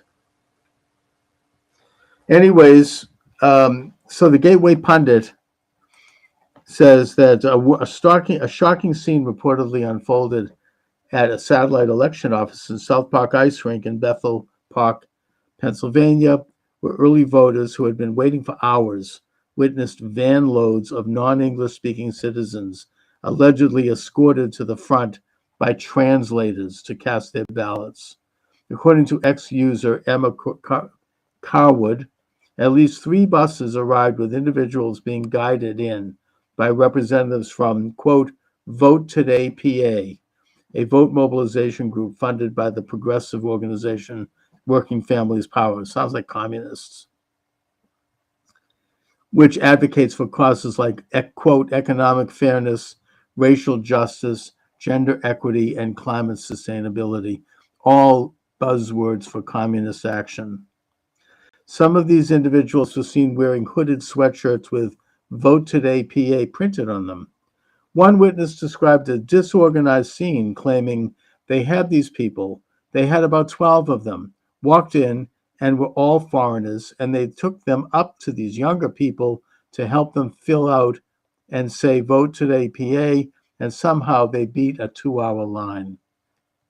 And then they walked up, and one lady, they were even asking her, they were like, we don't have you in the system. Your name's not right. And they're like, oh, we'll take it back and change it. How do you change your damn name? The witness asked. Another individual, Kathy, recounted her experience on X. I was there on Saturday when this happened. We were told when we arrived there would be a 2-hour wait. We watched at least 3 different groups of approximately 20 non-English speaking people were escorted into the building ahead of everyone in line. Another witness, visibly exasperated, commented, I was there. I saw firsthand. So not only do they get everything in their life for free, but now they get to skip the line while the rest of us waited 2 hours. Unbelievable. Okay, these are all commentary on what's going on here. This is, let's see, Gateway pundit Arnold Schwarzenegger. What a jerk. He's endorsing Harris. Really? Exactly why? Local ABC news station mistakenly, quote, leaks a, quote, test election result showing Harris winning Pennsylvania as GOP voters storm the polls. Kamala calls for unity, then calls Trump a tyrant. Buzz Aldrin endorses Donald Trump. Good for him. Florida teen wielding machete arrested for intimidating voters outside polling station. I wonder who he's supporting. Congressman Keith Self, Pennsylvania's call for courage, why conservatives like Scott Perry are needed to save America. Kamala is collapsing. Kamala can barely keep her head up and looks absolutely exhausted after a light day of campaigning. FOIA finds FEMA funding millions to Illinois at the request of House Democrats. Why did FEMA get? Were they part of the Hurricane Helene? I don't think so. What's going on with them that they're getting FEMA? President Trump holds a rally. Great. Biden nukes Harris campaign, calling half USA garbage. We know that already. Trudeau on the edge. Bloc Québécois withdraws support for unpopular Canadian Prime Minister and his Liberals. Now works with opposition to topple his government. Okay, so if he's lost Quebec, he's lost everything. Honor and freedom of expression, a distraction from what's truly at stake in the U.S. election. This is about that comedian who said about Puerto Rico, the stupid comment. He should never have made it. Shameful. Kamala Harris makes a comment defending Joe Biden after he called millions of patriotic Trump supporters garbage.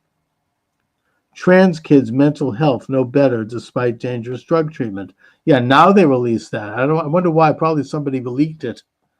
Anyway, Michael D. Shaw will be joining us shortly. You're welcome to join the conversation. 508-637-5596. 508-637-5596. I'm not going to engage in happy talk here and talk about how I think Trump's going to swamp it. I think that because of the cheating and because of the mass media and all of the forces that are out there to try to stop Trump and have done so in every way possible, They're not going to sit back and let this happen. I won't believe. I don't, I saw, first of all, I saw Raskin on with Bill Maher the other night, and I understand he's already drawn up articles of impeachment in case Trump does win. But what I would suggest is that if Trump does win, but if the Republicans, the Democrats are able to take the House, they're going to not only launch articles of impeachment, but they're not going to certify his victory. They just aren't. Raskin is fairly open about that. He also was promoting a radical agenda. He wants to get rid of the Electoral College. He wants to make Washington, D.C. a state, and Puerto Rico, which, by the way, probably would be Republican.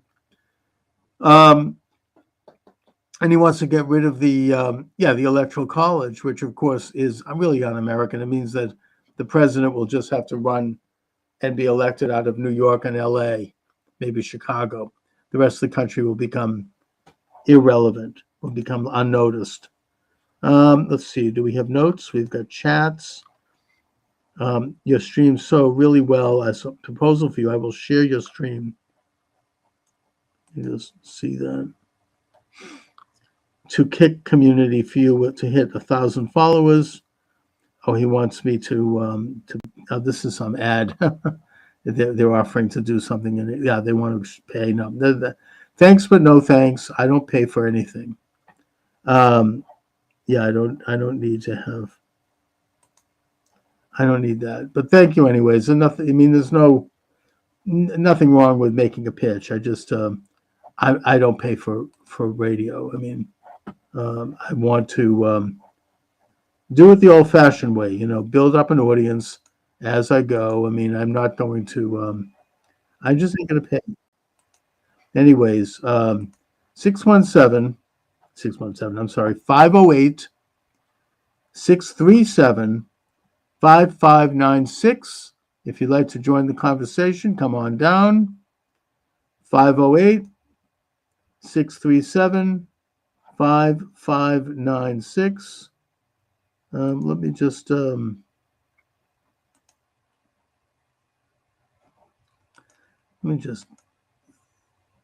okay, let me hide that one. And I'm going to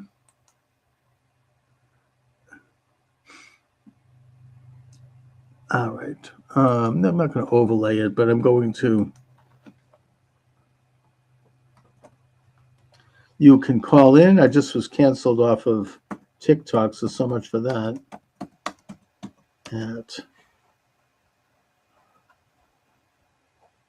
me just take a look at my my Skype here. We have. Let me just see if this works. Best way to do it is just call it. 617-396-4958. Yeah, see, that one doesn't work. It's the other one that works. Let's see. Did I write that out?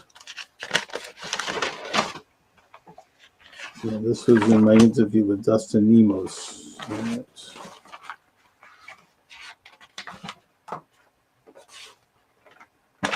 Nah.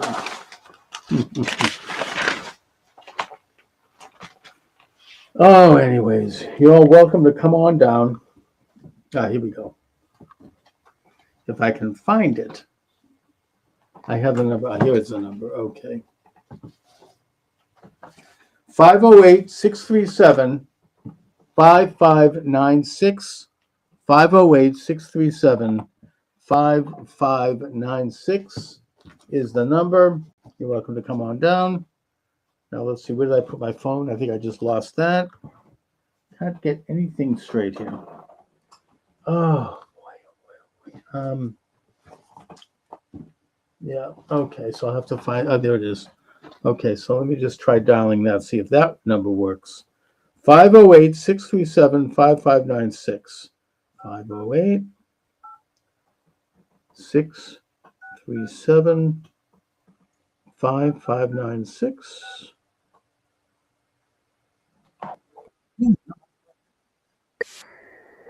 Yeah, that one works.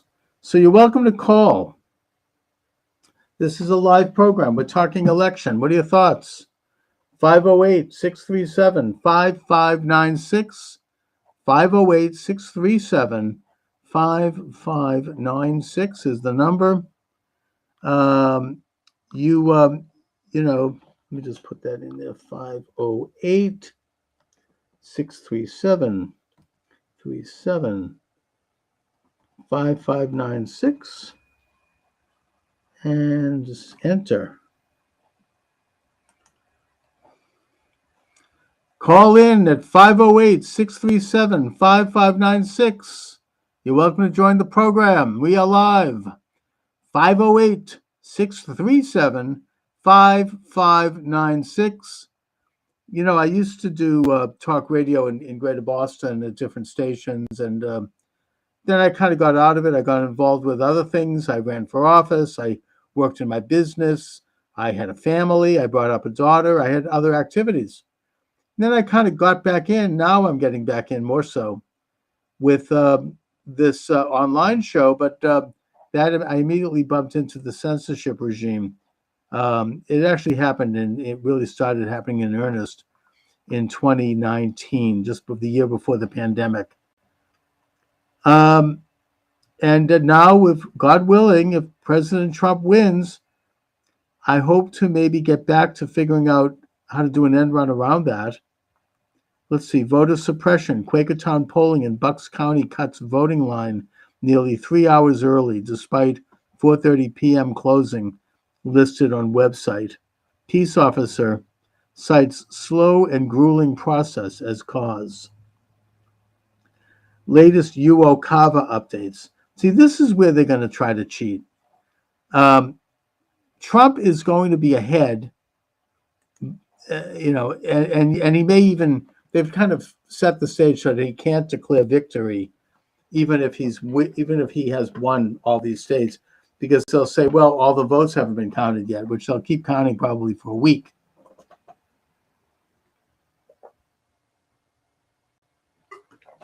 But in the meantime, they have these UOCAVA votes, which apparently they have lowered the standards overseas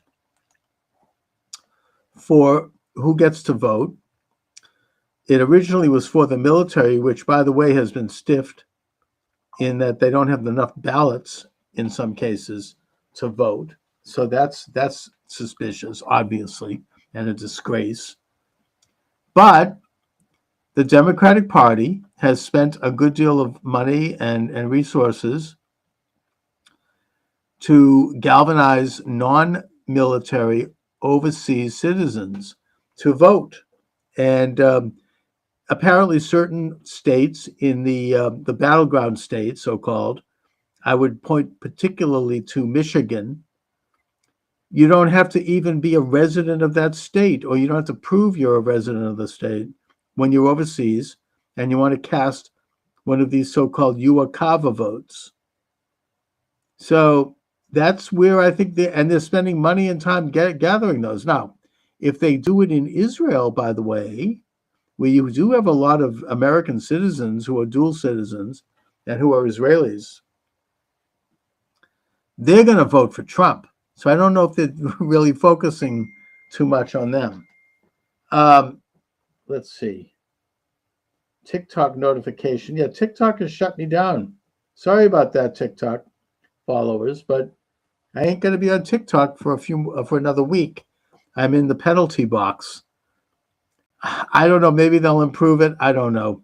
By the way, if you're out there and you have some tech savvy, contact me. I might hire you. I need help to figure out how to get the stream live on several sites that I really could do this. Like, for example, Substack and Getter is a problem for me now. Used to not be. And several others. I want to be able to expand the program, obviously, as much as possible. What else would I do, right? I mean, that's why I'm here. And I want to be able to make hay. What can I tell you? Let me do something. Let me also go Twitter and see if I can get the live button going. I know I'm live on Twitter, but there's also this facility where I think I can anyway. Maybe not. Let's see. Twitter. I mean, here we go. Spaces. Yeah.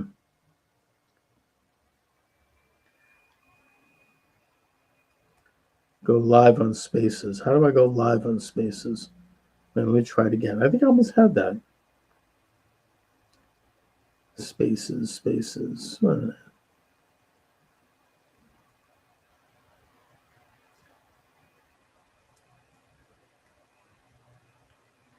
Let's see. Premium Spaces.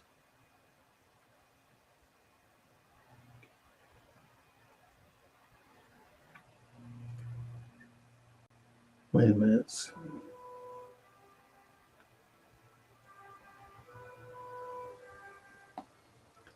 Let me just try it again here. Spaces. Okay, here we go. Spaces. And I want to go live on the video. Reconnect. Hello. Let's see. Mic is off. Mic is on. Welcome to the program. Charles Moskowitz here. Let me just see if I can get video. I don't see video. MySpace. No video? That's fine. I don't need video.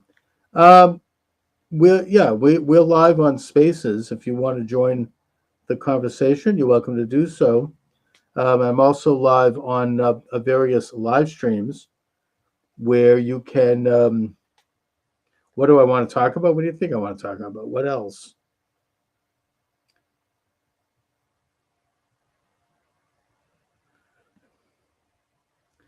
All right. The mic is on. You're welcome to join on Spaces. You're welcome to join. I've just been booted off of TikTok. I don't know. What did I say? You can't know. That's the problem. Even if I did know, I don't give a crap. I am concerned about possible theft of this election. There are some troubling things going on out there.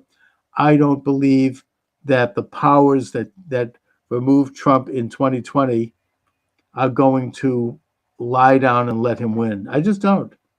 I mean, I'll be, I will be shocked. Maybe I've been, Steve Turley, who I follow and who's a good guy, he says that people like me, we've been traumatized. He understands it, but he thinks that we've been traumatized by 2020 and what we saw. And then all the hate and abuse that's poured out and the destruction and the nastiness after that so-called victory. And he's right in one sense. Doesn't mean it's not true. Doesn't mean it's not happening. It is happening. I think they're trying to steal the friggin' election. I stand by that. I don't doubt that they are. I think they've tried everything, including 2 assassin attempts. They flooded Western North Carolina. They tried to bankrupt Trump. They tried to try him on bogus charges. They tried to bankrupt his family. They tried to harass him in every way possible, and none of it worked. And now they even stooped recently to calling him Hitler and this kind of garbage. Enough with the frickin' Hitler talk. Disgusting. These are the same people who are doing stuff that's would have made Hitler and his henchmen blush. Like, for example, castrating young children and removing young girls' breasts. I don't think Mengele would have pulled that off. It was too evil, as bad as he was, obviously. They're the ones who are doing the censorship. That's why Twitter just shut me down. They're the ones who are doing lawfare. They're persecuting and prosecuting anyone who dares be a political opponent. They're spying on Catholics at church. They're spying on parents going to school board meetings. They're spying on pro-life families who, are expressing their opposition to abortion. They're freaking killing a pet squirrel in that guy's house in New York. Really? Some busybody neighbor calls and they show up with a SWAT team. They go in, they ransack his house, seize his pet squirrel and his pet raccoon, and kill them. Commit, well, it's not homicide. You have to have a person for homicide. What is peticide, right? They killed his wonderful pets. I'm sorry, but that does have an impact. And they finished their campaign with this really low, sinking to the bottom of the barrel by calling everyone Hitler, and they're all Nazis. That's right. We're all friggin' Nazis. As I said, the irony is who they are and what they're saying. And what this tells me, again, is that they are not going to allow President Donald Trump to win. I won't believe it until I see it. I really won't. I'm sorry. But that's my position. I just, maybe, again, Steve Turley is right. Maybe I've been traumatized. I don't know. But that's what I see. And that's all I can go by. Let's see what else is going on here. Latest I talked about the UOCAVA updates. Benson is up to new tricks in Michigan. The widespread leftist ballot harvesting operations. Colorado's Jenna Griswold, who put Tina Peters in prison for 9 years for allegedly exposing the code of a machine. She's exposing a ton of codes. She should be in the can. Under fire for leaking voting machine passwords in 63 of 64 counties on the state website. What else is going on? Puerto Rican Trump supporters hold massive caravan rally in support of President Trump. That's in San Juan. Puerto Rico joke hyped by Dems and media has caused zero change among Pennsylvania Hispanics. Good. New Judge Cannon won't recuse herself from would-be Trump assassin. Andrea Mitchell announces she's retiring from her daily MSNBC show. Good riddance. White House spin after Joe Biden called millions of Trump supporters garbage is so pathetic that CNN isn't even buying it. He came out of jail mentally and physically sharper, Steve Bannon tells the Gateway pundit. He's back and ready to fight. Steve Bannon is really a great leader of this movement. I have been listening to him since he got out of jail. Every single show. Check it out. If you haven't been listening, check it out. It's so, he doesn't complain. He gets right back in the fight. He deals with signal, not noise, as he likes to say, goes right into the research. You can't get better than Steve Bannon. The guy is a powerhouse. He reminds me of growing up in Boston, these kind of Irish, tough, street fighting people, who Boston Irish Catholic vibe. And I mean that in the best sense, not the bad ones. There were a few of them too. But Steve Bannon, this moral power that he brings to the table is unprecedented. And he hasn't talked about the fact that he was a political prisoner for 4 months. He's busy with the campaign, but he did make one quick reflection on that. He said that while in prison, he was giving civics lessons in the rec hall, and it was wildly popular. Everyone attended. You had lines out the door. And that most of the people there were Black or Hispanic. And based on comments that were made and questions over time, and while, of course, this is anecdotal, but it's obvious, he came to realize that they despise Kamala Harris because they know that she was responsible for keeping them in prison longer than their sentences required in order for the corporate interests to get free slave labor in California when she was the Attorney General.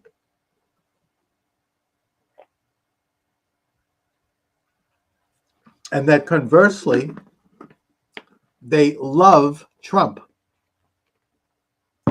because they understand that Trump was the author of the First Step Act, which released 10,000 predominantly minority men from prison for minor misdemeanors. Hello, am I on? Yeah, okay. Anyway, you're welcome to join the program. 508-637-5596. 508-637-5596. God willing, if President Trump wins, and oh my God, I'm sitting on Spielkus, as they say. I mean, the thought of it is just so, it's so tantalizing. Oh, and it could be such a glorious day for this country if he wins. I can almost taste it. That if that happens,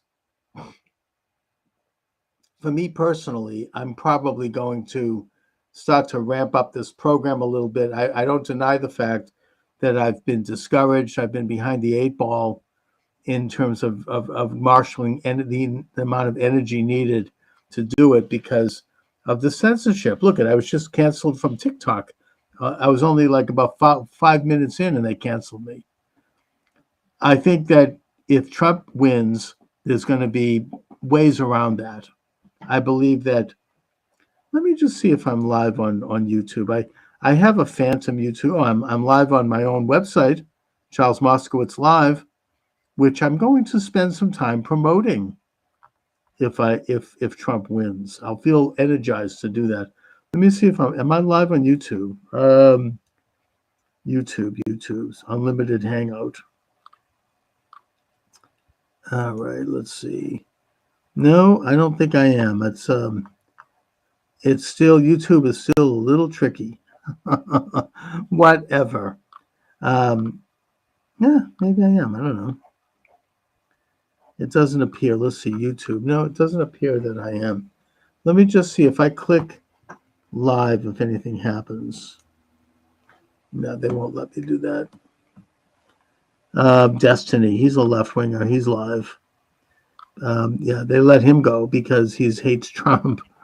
I mean, it's this is they're all having live coverage. Okay, fine. Not live on YouTube. Anyway, you're welcome to join the conversation. 508-637-5596. 508-637-5596. I'm not really attracting much action on the Twitter X. But whatever, it's just another venue. I don't mind. It's all good. Let me just see. Where are we on this? Spaces, yeah. Yeah, I mean, I am live on the Spaces. Anyways, Michael D. Shaw will be joining us shortly. He's a science writer. He does a blog. He has a Substack, a page, and we'll see what happens. Let me just maybe I should take some more of my supplements. I've been working out at the gym. Something I never thought I would do. I always hated it. We had membership, but I never went. But my daughter urged me to go and challenged me. And, she kind of and I listened to her, whatever she says, I try to do.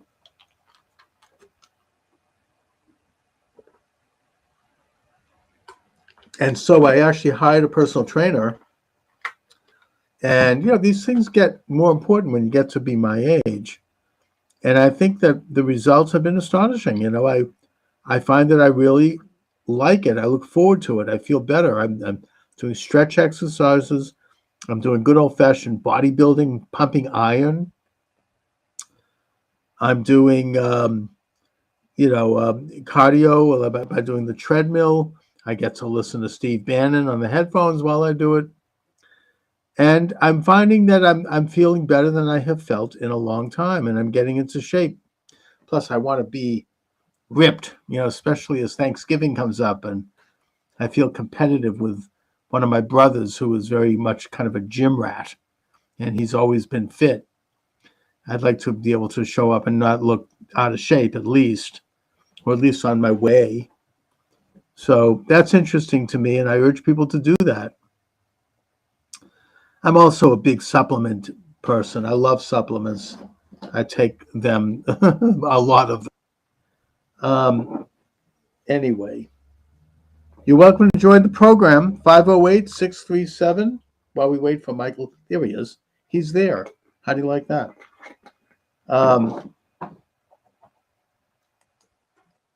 Hi, Mike. How are you? Hey, let me call out. Sorry. No, that's okay. It's kind of a casual show. Here we are. All right. First thing. Yes. I'm going to put you on the spot here.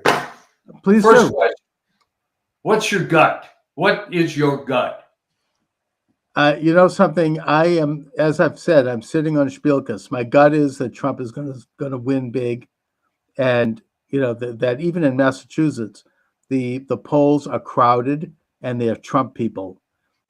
I wouldn't be surprised. I don't think he's going to win Massachusetts, but I think he could make inroads here.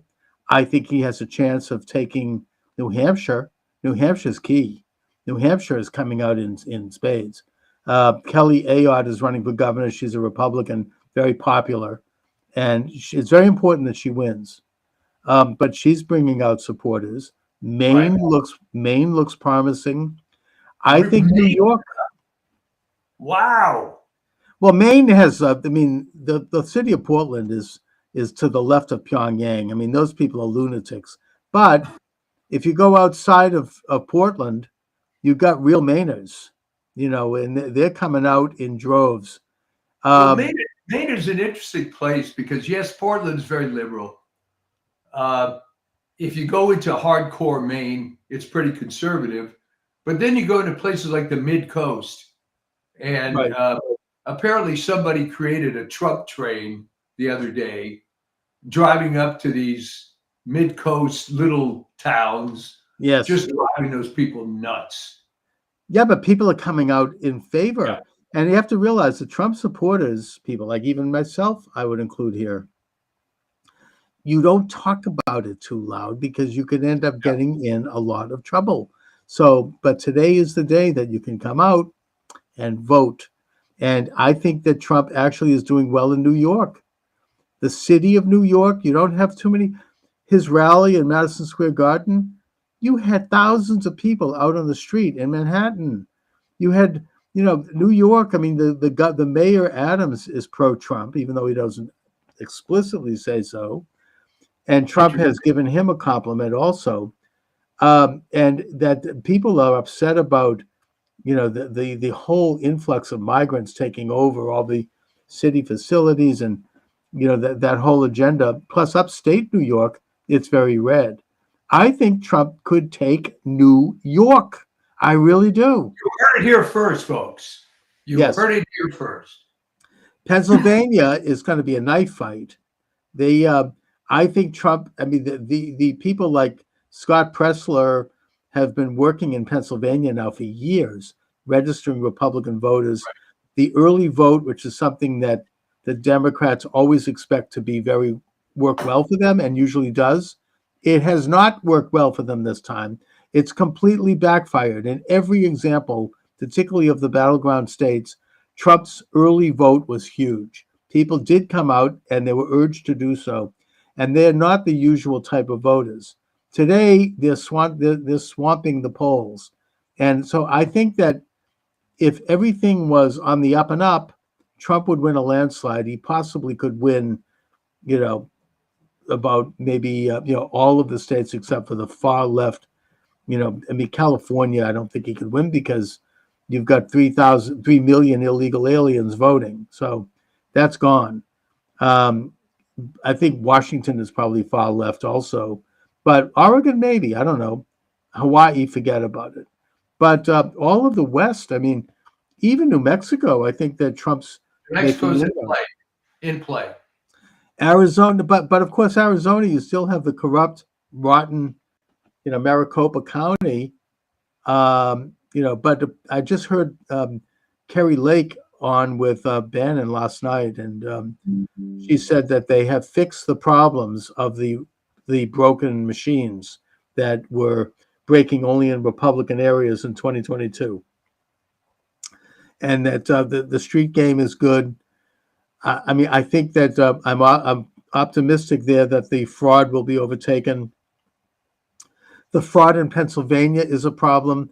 They're blocking access to voting machines. It's like a street fight there. But I think that the overwhelming nature of the vote, they could overcome the fraud. There's always the threat of the UACAVA votes, and they're setting the stage now for preventing Trump from declaring victory by saying, well, all the votes aren't counted yet. He's stealing the election. And what they mean by that is the UACAVA votes. Now, the UACAVA votes are overseas voters. What it is that the standards were weakened, I think about 5 years or 6 years ago. I don't know if it happened during the pandemic, but originally it was only supposed to be for military personnel and their families, and maybe a few others overseas, American citizens. That has expanded to everybody, and that the standards of proof of residency has weakened. The Democratic Party has invested a lot of money in harvesting and gathering those votes, and doing so for the battleground states. And of course, you have the corrupt, rotten Secretary of State in Michigan, Jocelyn Benson, who has said that all of those votes will be counted whether people lived in the state or not. So that's a problem, and they could do that, and they could that's going to be one avenue to steal the election. I think that they may use it. There are problems being reported with the Dominion voting, and there I said it, Dominion, in some states, apparently particularly in Kentucky for some reason, where people are trying to vote for Trump and the machine won't let them. I don't know how pervasive that is, but we know that that's something that's very difficult to detect, the algorithms of those machines. So I'm worried about that.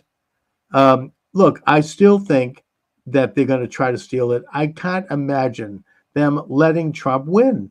They've done everything to stop Trump, obviously. I mean, they tried to shoot him twice. They tried to bankrupt him. They tried to put him in prison. They've used day after day of these hoaxes and this propaganda to push him. And, oh, he's Hitler. They've gone to the lowest of lows. I mean, the bottom of the barrel. He's Hitler. Oh, yeah, sure. And, nothing has worked, but they're still not going to stop. They're going to do something. I mean, I'm not going to be calm and relaxed until I see it happen. I mean, what about you, Mike? All right. Well, I can't disagree with any of that, but on the positive side, they have no talent. They keep doing the same things. Let me give you this particular example. That Liz Cheney statement about the firing squad. Now, that may have worked. That may have worked when there was no alternative media. But I ask you, what's the point of making a ridiculous statement like that when it can be disproven in 3 seconds? Well, even Bill Maher noted that even though he was on a rant about Trump being Hitler, he noted that was a hoax. I mean, and you're right. I mean, there's too much alternative media now who can identify these hoaxes, and they come out with a hoax a week. I mean, I don't know, the latest one having Trump, I mean, just this garbage. I mean, you look at, he's unhinged. Or, the most recent one, this is actually the funniest one, and the one that I think encapsulates the entire agenda every week. I'm looking at the Drudge Report, which is really anti-Trump. Oh, man. Oh. and they have a big headline: Trump is toast. Trump is toast. Yeah. And they show, of course, they do what the Globe used to do to anybody they don't like. They did this with Reagan, where they show a very large picture of him in the most unflattering light. I mean, it tries to make him look really old, or in a, you know what I mean? They'll find something. And then you click on the article, and what it is that Michael Moore, the filmmaker, has said in some stupid interview in some weird talk podcast that he thinks that Trump is going to lose. This Right. is a headline? I mean, what the hell are they talking about? And they're making this is like, oh, yes. I mean, it's like pathetic. If this is all they have.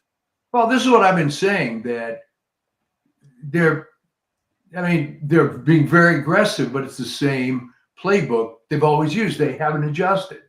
Now, one piece of good news that I saw on Twitter, I believe yesterday, was that people are looking in Pennsylvania, say, wait a minute, where are all the votes?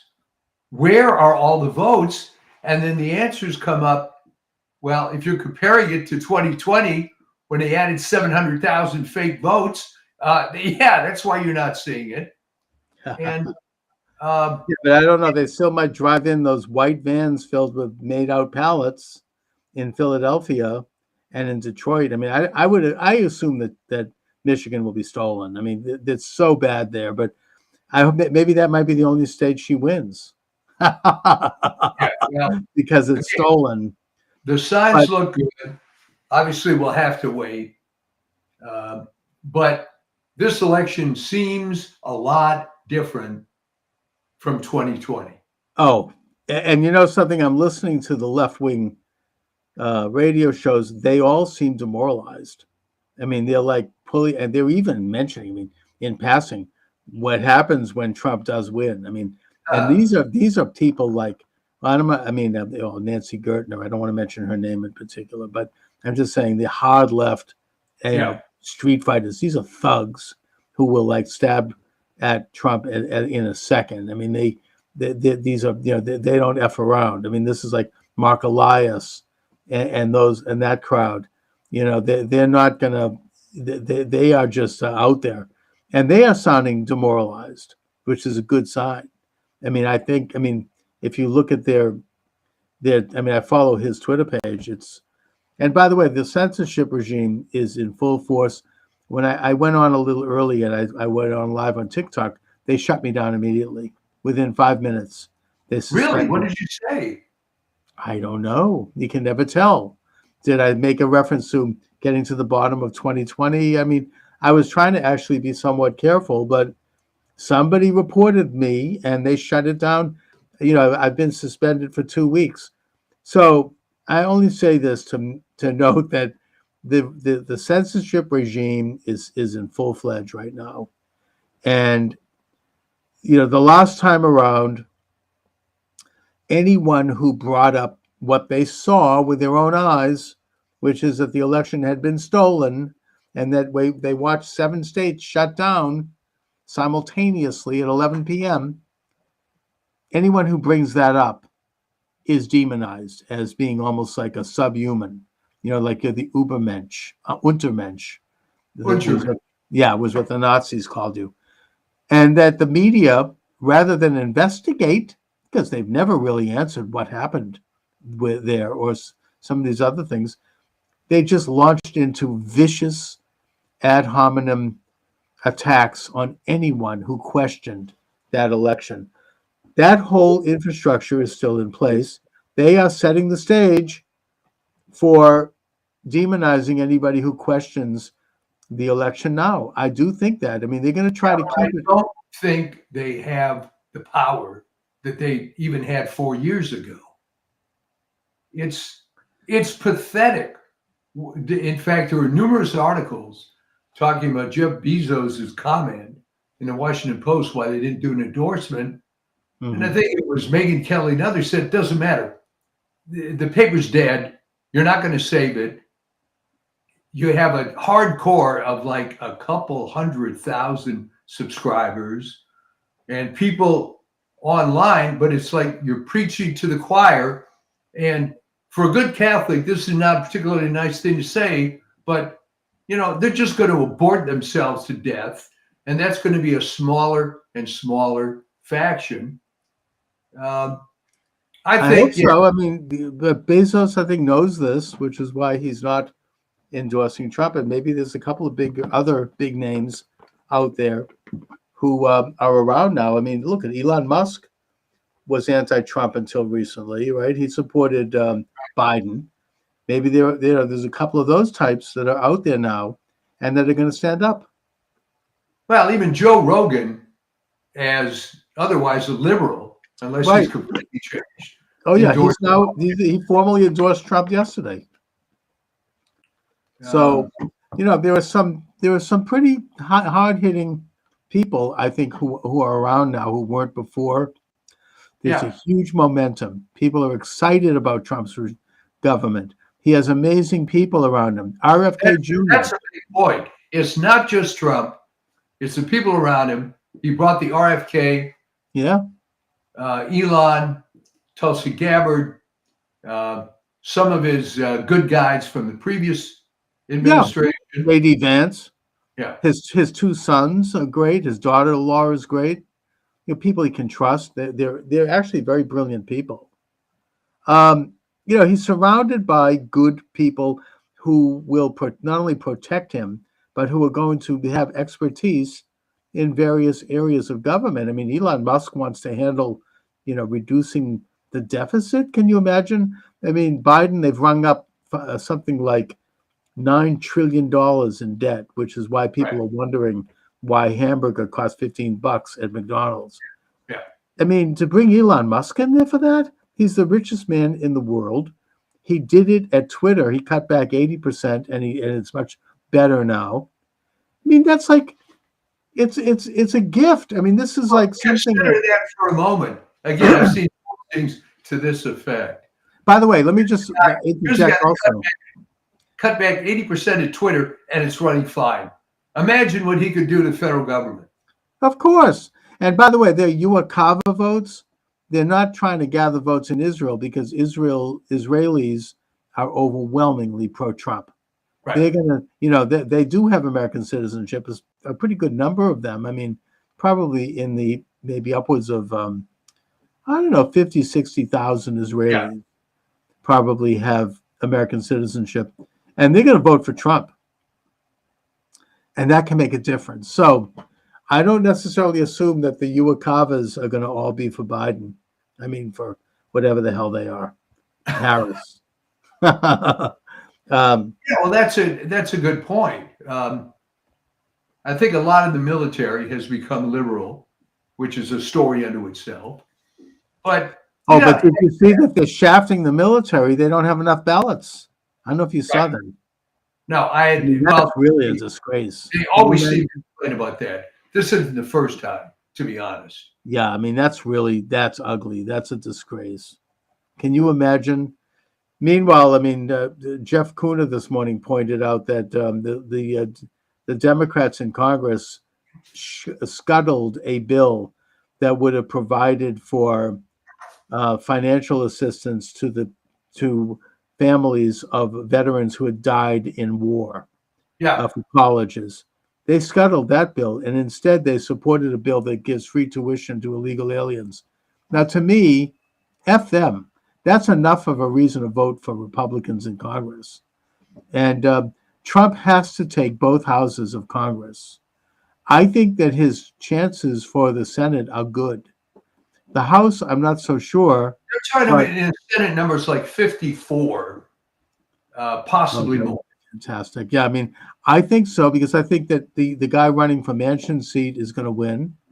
The guy running against Tester in Montana is strong. He probably is going to win.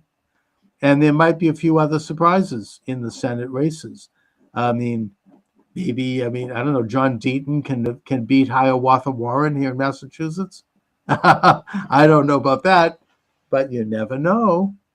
But haven't you noticed that there really aren't too many Democrat office holders that have come out full throat for Kamala Harris?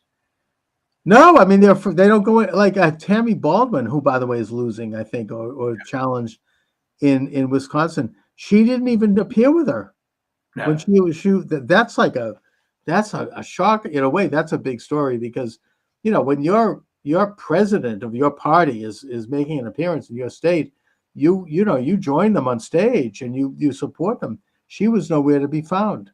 So that might be a sign for what's going on in Wisconsin. I don't know, but I mean that could be. And Wisconsin is huge. I mean, if Trump takes Wisconsin, that's a game changer. That's huge. So Yeah. The other thing that seems to be a good sign is if you look at all the newspapers, the most they'll say is it's a dead heat. which means Trump is crushing it. That's what I. That's what I. And they're never going. I mean, Trump always, I mean, historically performs better than the polls, and this is a good sign. The reports I'm hearing are that people are out on the street, they're voting, and they're waiting in line. If you're listening to this program, get out and vote. Bring your friends, bring your family, bring your colleagues, and be prepared to wait in line. Maybe get a couple of snacks and some water because you're going to have to be there a while. But it's your civic duty. I mean, this is a chance to really, make a difference in this country and get out and friggin' vote for Trump. Now saying that, today you do, of course, but there are opportunities, of course, to early vote, which 50%? Is that still happening? I mean, well, no, there's not early voting today. I think the early voting is over now. Right, no, but what I'm saying is that you didn't have to wait till November 5th. If you did, right, you damn well better vote today. But on the other hand, you have plenty of opportunities, or had plenty of opportunities, to do it, and you should consider, because it's less of a hassle on these non-so-called election days. So, food for thought. Yeah, but the important thing is that so far, the early voting has been in Trump's favor across the board. Every single battleground state. I don't know so much about. I haven't heard any data come in from the blue states, but I don't know. I mean, the information coming in from the blue states is there are more Republicans voting early than ever before. So then, and that's the so-called firewall for the Democrats. They always banked early votes early, and they were ahead going into election day. I mean, at least in recent decades, and now they don't have it. It's gone. Trump's ahead in all, certainly in all 6 of the battleground states, and he's gained in the blue states. I don't know if he's ahead necessarily, but now on election day, Republicans traditionally come out and vote. And I also assume that independents are breaking for Trump, and a lot of Democrats are going to vote for Trump. They're not, everybody, they all admit that nobody really is enthusiastic about Harris. No one is for Harris except for a very small number of stupid people that think the most significant thing in the world is that a so-called black she has a vagina woman, president. Yeah, they're voting for her vagina. Just like there was that core of people that voted for Hillary. Yeah. And all I can say to them, I mean, is what is her vagina going to affect the cost of hamburger? I mean, what the hell are people thinking? Well, here's the thing. I mean, I'm not a fan of Hillary Clinton, but I would have to say that Hillary Clinton had a lot more gravitas. Oh yeah, I mean, look, Harris is the worst. She's absolutely horrendous. I mean, she can't answer a freaking question for beans. Look, she's by the way having said that, I think she's better than Biden, and I think that she's probably going to do better than Biden would have done had he stayed on the ticket, because Biden could not even barely function at all. I mean, the guy he's like gone. I mean, there's nobody home at all. Well, which begs a big question, Chuck. Who's the president now? Well, whoever has been president for the past 4 years is who's president now. We don't know. Probably George Soros, I would guess. I don't know. Obama probably. I mean, he's probably out there. And all those people are going to be swept away if Trump wins. The Obamas, the Clintons, the Bushes, all of them will be gone. Finally, relegated to the sewers of history where they belong. Well, let's talk about the Bushes for a minute. Interesting case. I always hated them, but certainly GW was masquerading as a Republican successfully enough to win twice. Okay. Right. Now, why the hell didn't he just go off into the sunset, tell his damn family to shut up, and his legacy, such as it is, would have been preserved? But when his daughters and his wife come out in favor of Harris, and I don't believe GW is in favor of Harris. He's kept pretty quiet on that. Yeah. But what was the point? What good did that do for those endorsements? You know, Well, I think that Bush has been affected by the same forces that affected Blackmun that Nixon talked about. They are blackballed, they're hated, they're denounced, they can't hold their head up at social events, they've been uninvited, they can't go to church probably without holding their head up. And I think that got to them. I think Bush has had, I mean, there was things got pretty ugly for Bush particularly in that final year. I mean, I remember that they revved up that hate machine. Yeah. That was pretty tough. And I don't think that the Bushes are set up for that. I mean, they're like, they're country club, people were like denouncing them.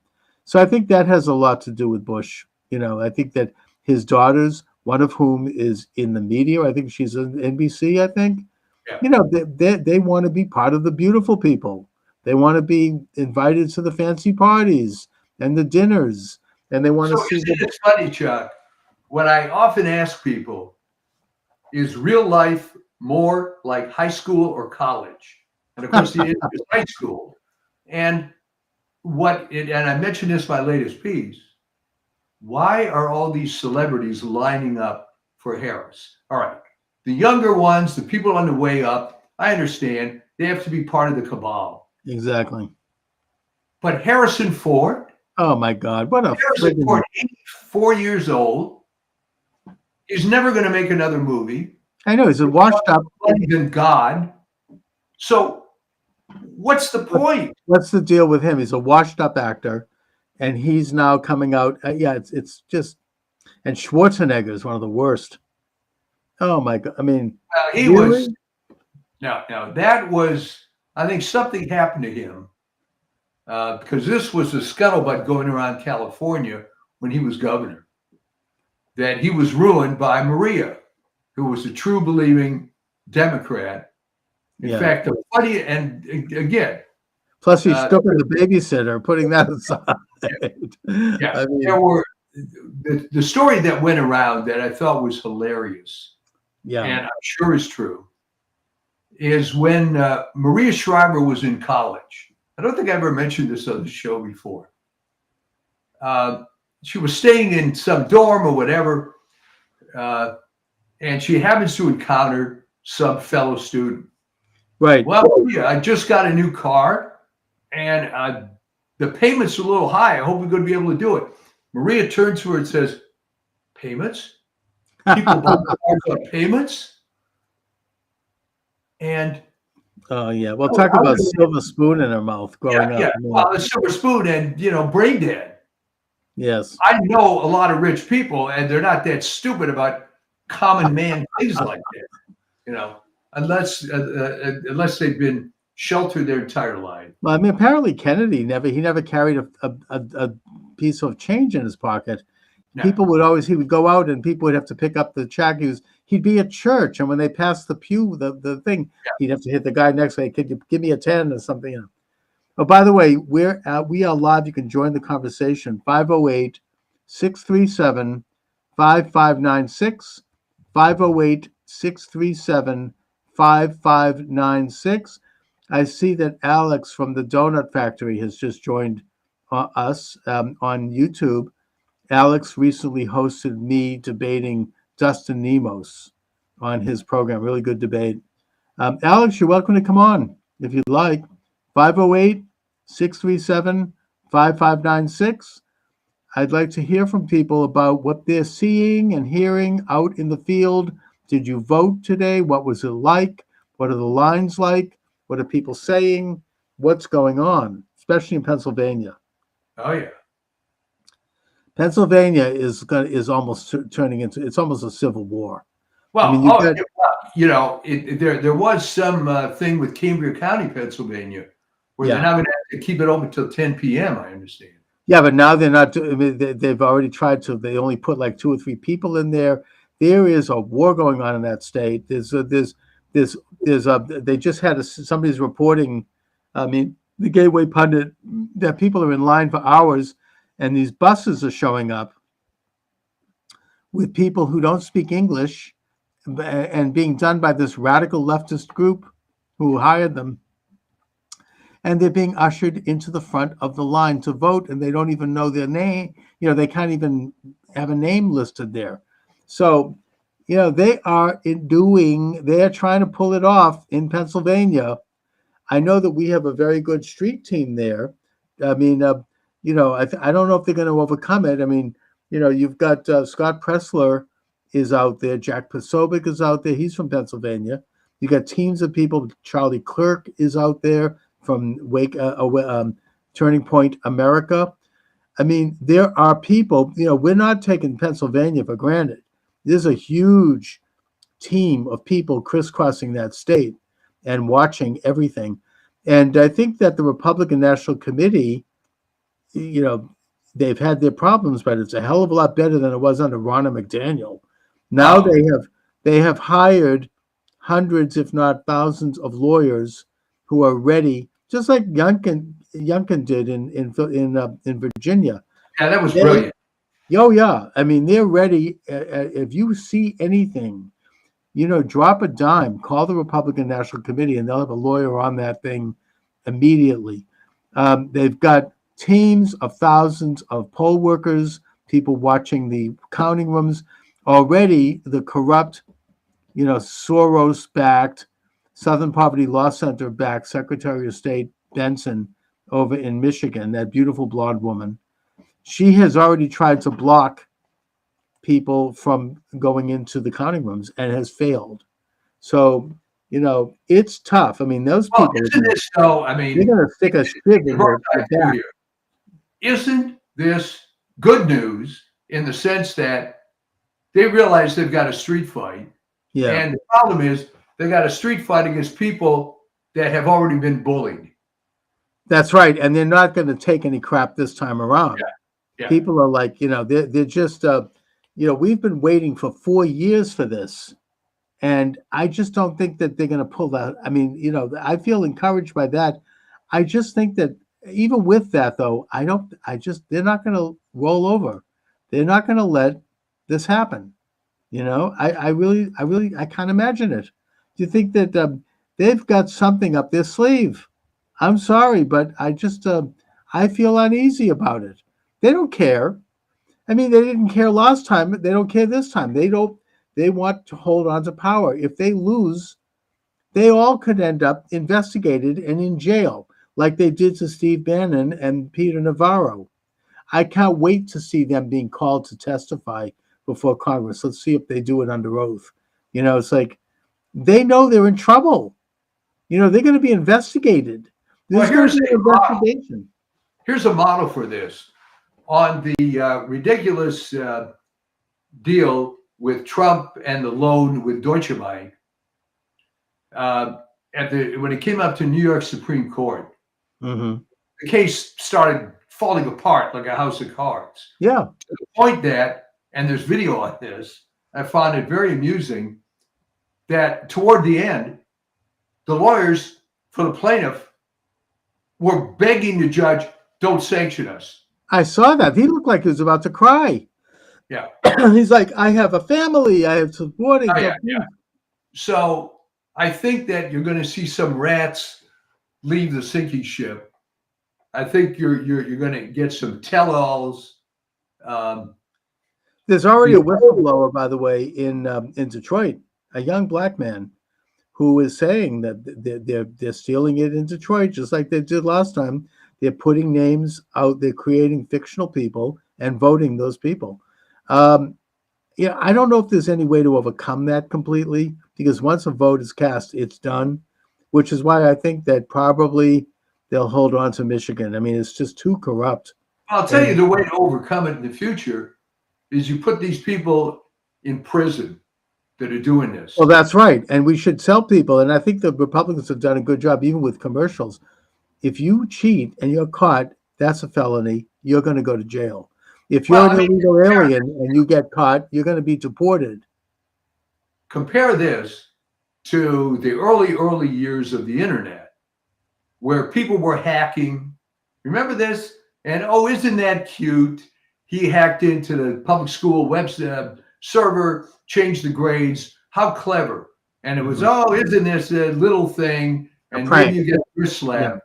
But now, no, it's a No, big you deal. go to jail They for come down on these people. And I think that I have always said that the only reason that California became deep blue was massive voter fraud after 2011. Oh yeah, I mean Because- they put people on the. No, I think they've done it by putting illegal aliens' names on the ballot, and and voting those names, even if they don't know they're being voted. You know, I don't even blame them. I mean, it's just No, I mean, you're exactly right. And it was the Republicans did it to themselves because they had a chance to stop this and nip this in the bud, so to speak, with Yeah. Bob Dornan's campaign against Loretta Sanchez, and they didn't. And they By the way, didn't. we have somebody texting me from Flanders in Belgium, Victoria Perfidum. You're welcome to join the conversation. Send a message and I'll read it over the air, or you can call 508-637-5596, 508-637-5596. We are live here. We're talking about the election. We're talking about what's happening on the street. If you voted, I want to hear about it. Have you seen anything, heard anything? What are you seeing out there, wherever you happen to be in this country, if you're listening? One thing I will say that is, if Trump wins, God willing, I intend to really start getting into doing this show. I've been demoralized by, look, TikTok already has taken me off just 5 minutes in. I think that since the censorship regime started to crack down, but I think that that's going to lift. That's one of the positive things about a victory by Trump. This Nazi-like censorship regime is going to take a major hit. They're not going away, but they're not going to get away with what they've done. They're not going to censor legitimate opposition to their political radical point of view. And I think that the rest of the world, people are praying that Trump wins. I've talked to a few people about that. I attended on the Sukkah holiday. I actually attended a Sukkah celebration in Manhattan. Did you have a sukkah in your home? No, that's a big deal. I don't do that, but I did it actually last year. We did it, but we went to a major one in New York. My daughter lives in New York, and a lot of French Jews were there. They're visiting their children who are going to college, and I spoke with several of them, and they're like, "We are praying for Trump. Vote for Trump." They even said it to my wife, and my wife said, you actually make a case. I would not listen to my husband, of course, but you make a case. Maybe I very well might. She doesn't. But I'm just saying that they were very passionate about it. Well, they should be. The country has been overridden. Yeah. And overridden by anti-French foreigners who, and in Europe, anti-French and anti-Semitic. Let's not kid ourselves. Oh yeah, definitely. And in Europe, it's a bigger problem than here. But that could be us, where you have an influx of large numbers of people who are not interested in assimilating into your country, but who are creating their own nationalism within your country. Now, I don't think that's happened here. By the way, the Muslim community in Dearborn, pro-Trump. Oh yeah. The Somali community in Minneapolis, pro-Trump. They've come out. Thank God for them. Thank God for the Muslims. Thank God for the Palestinians and for the Somalis. Get out and vote. You know, they basically Isn't said. that an interesting turn? Isn't that an interesting turn? Well, they want to have peace. In fact, Rashida Tlaib, right, who came to office in her first public statement said, "I'm going to screw Trump, that mother effer," and using that word. Remember that? I know. She's not coming out and endorsing Harris because she knows that her constituents are endorsing Trump. So that could tip Michigan. That really could, you know. If the Plenty of Muslims Arabs of in Dearborn Michigan. come out and vote for Trump, Dearborn, Michigan has the biggest Muslim population in the Western Hemisphere. Well, you know, the interesting thing about Dearborn, because I was born in Detroit, Yeah. and you have to be my age to remember this. Dearborn then, first of all, no Jews, Right. no blacks. But then they started, they didn't have on their membership sheet anything against Arabs. And they came in and within a very short time became the dominant demographic in Dearborn. I mean, it completely changed. I mean, the old mayor. My understanding is that Henry Ford wanted to hire Muslims to work in the factory back in the 1920s because they had a reputation for not drinking, and he thought they'd make very good employees. So he actually sent agents to Beirut and to Damascus to recruit Muslims to come to Detroit to work. So that was the beginning. There weren't that many living there then. Sure. But they're all voting for Trump because they believe in traditional values. I think that they're probably also, quite frankly, misogynists. They don't like women in positions of power, which is, I'm not endorsing that, but that's just. Well, that'll work this time. Okay. Yeah, I mean that's just a reality. That happens to be a street thing. Steve Bannon has not talked about his prison experience. He says he's going to get into it after the election. He's completely focused on the election. He's doing an incredible job. Check out the War Room Pandemic. It's really, he goes into each state. He gets into it, brings in the right people. The one thing he did mention about his prison experience was that he said that while he was there, he was giving these seminars in the rec room, you know, these civics lessons, and that they were hugely popular. People were lining up to go. These are prisoners, most of whom are Black or Hispanic, and that this may seem anecdotal, but he said they despise Harris because they all know that when she was Attorney General in California, she kept prisoners, majority of whom were Black men, in prison longer than their sentence required. They could have gotten an early release because she wanted to have cheap labor for her leftist support, you know, the leftist supporters of the Democratic Party out there who, I mean, this is, you know, they're going to have slavery practically. And they know this and they despise her for it. And they love Trump because of the First Step Act. The First Step Act, Trump worked personally on that and getting that across. The result was that upwards of 10,000 prisoners, predominantly Black men, were released from prison for misdemeanors, for like having a nickel bag of marijuana, you know, really small crimes. And that he promised to do more. So, you know, that's I think Black men are not supporting Harris. They hate Harris. And I think Hispanic. That's exactly right. She made her bones, such as it is, by going with tremendous and stupid zeal on relatively minor drug cases, putting tons of primarily Black men in prison. Yeah. You know, to put more notches in her belt. And she was very emblematic of the cartel of the criminal justice system, which is horribly corrupt. It just exists to prosecute drug offenses, to enrich defense lawyers, and keep incompetent judges on the bench. It's a whole mess, and she was a big part of it, Right. being involved in the largest state in pursuing that. So I don't really know what her bona fides are, to be honest. Hmm. I mean, she has not once talked about anything other than being, quote, black and female. Right. She's not talked about a single accomplishment, of which she doesn't have any, in her entire career. And Yeah. the Really, only exactly.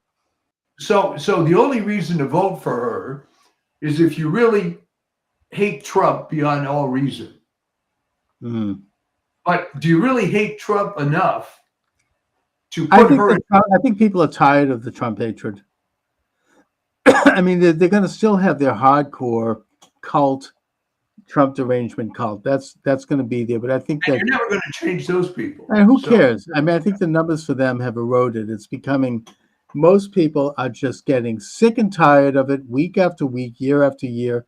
And they're like, this is enough for me. I mean, how long can you sustain that kind of irrational hatred? I don't think people are buying it. They didn't buy the whole convicted felon thing. Everybody saw that they were persecuting a citizen. And then when Trump, of course, is like, he's a brilliant media person. Let's face it. I mean, he's like P.T. Barnum, and I mean that in the best sense. He knows how to work the crowd. I mean, coming out with the mug shot, right? You know, when he gets shot, standing up, fight, fight, fight. I mean, Trump has instincts in terms of how to be a public figure and how to inspire people. You know, the garbage truck, these things, the McDonald's takeout window. He's brilliant. I mean, he really knows how to do the business of politics. and It reminds contrast me of- yeah, I mean, contrast with Harris, I mean, Harris, when there was a chant, Kamala, Kamala, and she said, okay, now everybody yell their own name. and everybody sat there in silence. Yeah, No, Trump is like, it's like the novel The Last Hurrah, which is about Boston, Boston politics, and it showed this great skill that the fictional character had there. It was based on James Michael Curley, who was he actually won re-election while in prison because he garnered this. He knew how to work the public. I mean, he knew how to do things that would connect with people, and that's a great politician. Trump has that, and I think that's served him well. I think he's gotten better. He's not corrupt like James Curley, but right. Well, James Curley, I mean, he had a few. He lifted, he had a few beans went in his pocket. Okay, yeah. But the point is that he also was a great populist, and he connected with people, and there are similarities. Trump doesn't need the money, but Curley was somewhat corrupt, although they probably went after him because he challenged the Protestant establishment at the time, which he was scathing. He called Saltonstall horseface. I mean, he and all these old Yankees who were running Boston. Curley was, in a way, it is similar to Trump. I mean, in a way, and he was a memorable figure. My grandparents loved Curley, because I mean, Curley is the guy that originated the notion of having ethnic groups dominate the city so the WASPs would move out, which they did, except yes. Beacon Hill. But he pushed them all out. I mean, John Kerry was like one of the last Yankees left, and maybe Bill Weld when he was governor. I mean, they were the last of the breed, and they were not the best ones either. But no, Curley was a brilliant politician, and I think that there are similarities with him and Trump. And he got a lot done for the city. It was amazing. Anyway. Well, that was the model, in a sense, for Richard Daley, right? that, okay, you can Right. be corrupt, but things have to work. As long as you get something done, I mean, people are Yeah. willing to turn a blind eye. Everybody knew Curley was, making a few bucks on the side, Yeah. but he didn't hurt anybody, and he meant well. And with Trump, he doesn't need to be corrupt. He made his money already. They've never, believe me, if Trump had a shred of corruption, that would have been front page week after week. They haven't found that. Instead, you have some corrupt judge saying that he claimed that Mar-a-Lago was worth $18 million. Show how ignorant he is. I mean, Mar-a-Lago is worth $300 million at least. The parking lot next to Mar-a-Lago is worth $18 million. I mean, just to show how rotten that and corrupt that legal system is. That hasn't worked. We don't even need to talk about that. People have forgotten about that. That's dead. Well, in a sense, I'm glad they forgot about it. Oh yeah, because this was supposed to be a big strategy. This idea of worshiping authority in general. I mean, when Mandy Cohen, and this has to sink in, of the CDC comes out a week ago saying you should get your COVID booster, it's like my head would explode, right? I mean, how can you keep this up? How is it possible for you to keep this up? And here's the thing, they don't know anything different, right? That's what they do. But it isn't working. No one's getting these shots anymore. And why not? Well, because 60-something% of people did. A lot of them had side effects. Some of the side effects were horrific. And people thought, it's sad, but I can't trust public health anymore. Now, as one who was writing about public health for years, well, I had come to that conclusion a long time before that, the thing that made me write off public health was when they came out against vaping as a method to stop smoking. And then I realized this is so corrupt. oh, and that's so right. stupid. Well, we'll get RFK going in there with a scalpel and clean up that whole mess. He's one of America's preeminent environmentalists. He has a record as a lawyer of winning cases against the big pharma and against environmental violators, and that's a great thing. I mean, I think that he could bring in a lot of people from the old left, right? I think you're right, because people that have opened their eyes, seeing, as they say, they've been red pilled. yeah, well, but it's red pilled in a good way, in the sense that, I think I mentioned this last time, that my oldest son said, like, what the hell is wrong with Republicans? Why have things gotten this bad? And I said, well, the first thing is, look at who these so-called Republican presidents were, going as far back as you want. After Calvin Coolidge, you have Ronald Reagan, and then Trump. None of these they're all rhinos. They all are. They're Me Too presidents. Lyndon Wilkie, Thomas Dewey. Yeah. And let's face it, Eisenhower lucked out because Robert Taft, well, he didn't die before the election, but he was as good as dead. Yeah. So they never put up anybody. Barry Goldwater they put up, who was subject to pretty nasty campaign rhetoric from LBJ and company. Remember with that famous the Daisy commercial. He vote for Barry Goldwater, he's going to blow up the world. Yeah. I mean, in a way, they're trying that against Trump. He's going to be like Hitler. We're going to have Nazis. And they showed the Madison Square Garden rally, and they showed the Hitler rally. I mean, talk about ugly. I mean, it hasn't worked for them though. People aren't buying it. It's like the boy who cried wolf. You can just do it so many times, and eventually you're going to be ignored. They're not paid. No one's paying any attention. It's like, here they go again, the latest hoax. It's just it has no traction. Well, it has no traction, but then I point out, who was stupid enough to come up with that anyway? The Hitler thing? Well, I mean, they've called every Republican a fascist, going all the way back to Eisenhower. That's nothing new. But they've gone a little too far this time. Who thought that it would resonate to compare a rally in 2024 to one in 1939. What Oh, I what mean, does one have to do with they, the other? and they went in all in with that. I mean, Yeah. you know, you had, you know, the lead up to it, and it just didn't fly. Nobody bought that. But Chuck, what was the point? All right. If Maybe you they say- thought they could rally their own supporters. You know, they thought this is reflects the very base of the Democratic left. but what's the analogy? The fact that it would, first of all, There's it wasn't. none. I mean, it's ridiculous. It's Yeah. completely fabricated. It's an utter lie. There's no analogy, but I think they're doing it because they want. It's like a dog whistle to their reporters. Yeah. They're going to drum up, you know, try to get people out to the polls. You have to stop Trump. He's going to be like Hitler, you know. And it hasn't worked. It hasn't worked among Jews either, by the way. Trump, I predict, is going to get a big percentage of Jews.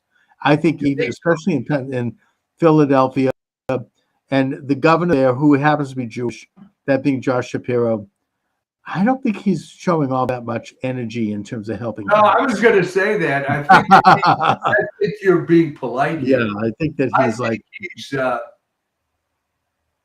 very actively doing nothing exactly. because he got screwed.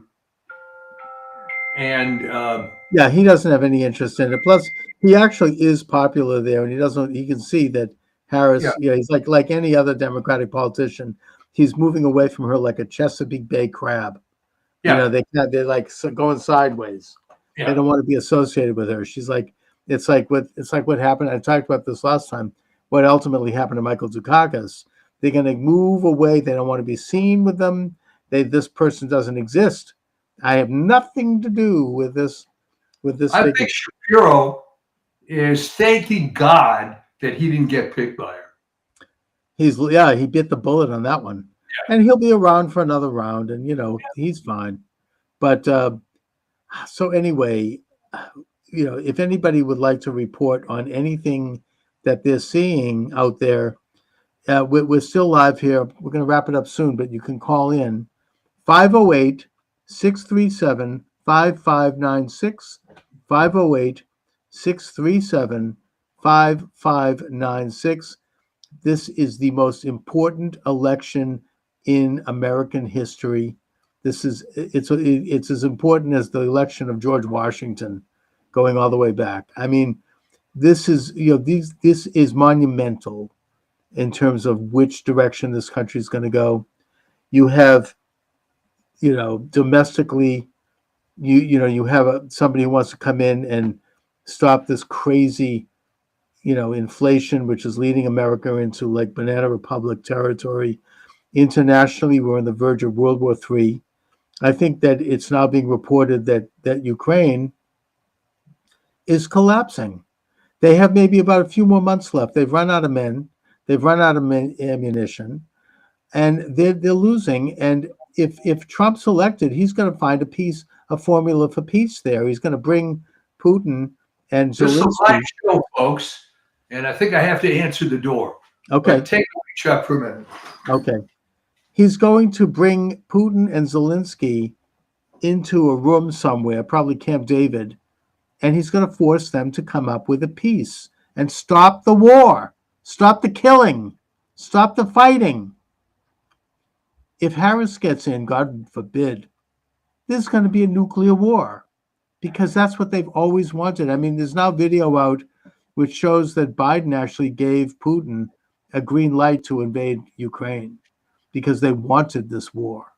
They wanted to create this perpetual war because it benefits the arms dealers. It benefits the internationalists who rely on this constant warfare to weaken resolve to develop sovereignty in the world. And that's what they're up to. So we're going to have war. It's probably going to be nuclear. There'll be nuclear missiles hitting Boston and New York. And it's going to be a complete world war if she wins. Whereas Trump is going to bring peace. Same thing with Israel. Trump will end that friggin' war. He will force both sides to the table. The Israelis are going to have to make painful concessions to the Palestinians, but there will be peace. Biden released something like, it now turns out to be $850 billion in monies that had been retained by Jimmy Carter going way back to Iran. They immediately funneled it into Hezbollah and the Houthis and Hamas, which then invaded Israel with that terrible genocidal invasion. Why did he do Because that? they believe in perpetual war for perpetual peace. That's why the policy that was mentioned by historian Charles Austin Beard back in the 1920s, who, by the way, was attacked for being an anti-Semite. They tried to destroy his reputation. He was a great man, not an anti-Semite. No, they want to create war in the world. I just was mentioning that it's now come out, this video that shows this, that Biden gave Russia and Putin a green light to invade Ukraine. They want war because they want to, weaken the world. They want to have, the arms dealers, the internationalists. They want to have this perpetual state of war. Well, here's a good question for you.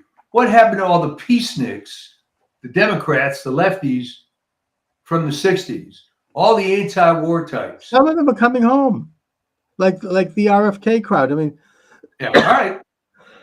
some of them are waking up. It may not be too late. Probably most of them are gone. But there is some, I think there has been some awakening of people to this internationalist illuminated agenda that seeks to weaken sovereignty, to weaken the United States, and to turn us into a province of the world. That's why they're inflating the dollar. That's why they're engaging in international war. That's why they're telling municipalities that men can be women and women can be men. This is all part of this bigger agenda. And Trump is openly and articulately countering it. To me, it'll be a miracle if he wins. It'll be an event that proves that there is a God. It almost makes me want to become Christian. Hey, you know, I mean, I don't know. the greatest Jew of all time, maybe. Yeah, I know. I'm just saying, I only say that because it makes me become a believer in God in all of the forms. It's just something miraculous. Here's something to think about on this military-industrial complex, the term created by Eisenhower on his 1961 farewell address. I'm thinking that he developed a lot of guilt feelings at that point, that he was part of this massive cabal of death and destruction, which, worked out well for the U.S. maybe, but he could see it was not ending. And it was I Korea. agree. I think that he did decide to spill a few beans at the final moments of his administration. He waited for the evening before he left office, and JFK was sworn in. Literally the 11th hour. Yeah, I mean, and he also said more than that. If you look at that speech, he also talked about big pharma and the biological industrial complex. I mean, there's a lot there that he got into, and he's not the only one. I mean, there were other people in the establishment. I mean, we've talked about Michael J. Glennon and his book, The Double Government. C. Wright Mills, the sociologist, wrote The Power Elite. It's all about that. There were other people who have tried to blow the whistle, not just Trump and the deep state, talking about the deep state. And that this is a rotten establishment that's been with us since time immemorial. It's nothing new. And it's always been a struggle by people to bring back sovereignty under God and not under the state. I mean, this was the Protestant ethos of the Puritans who founded Boston. Boston is really the cradle of liberty. They brought in the idea that, and it was definitely anti-Catholic, it was anti-Jewish too, probably, that sovereignty comes from God, who is the great sovereign, and that he grants a limited degree of sovereignty to the individual under God, and that the state exists as a vehicle to protect and to preserve those God-given rights.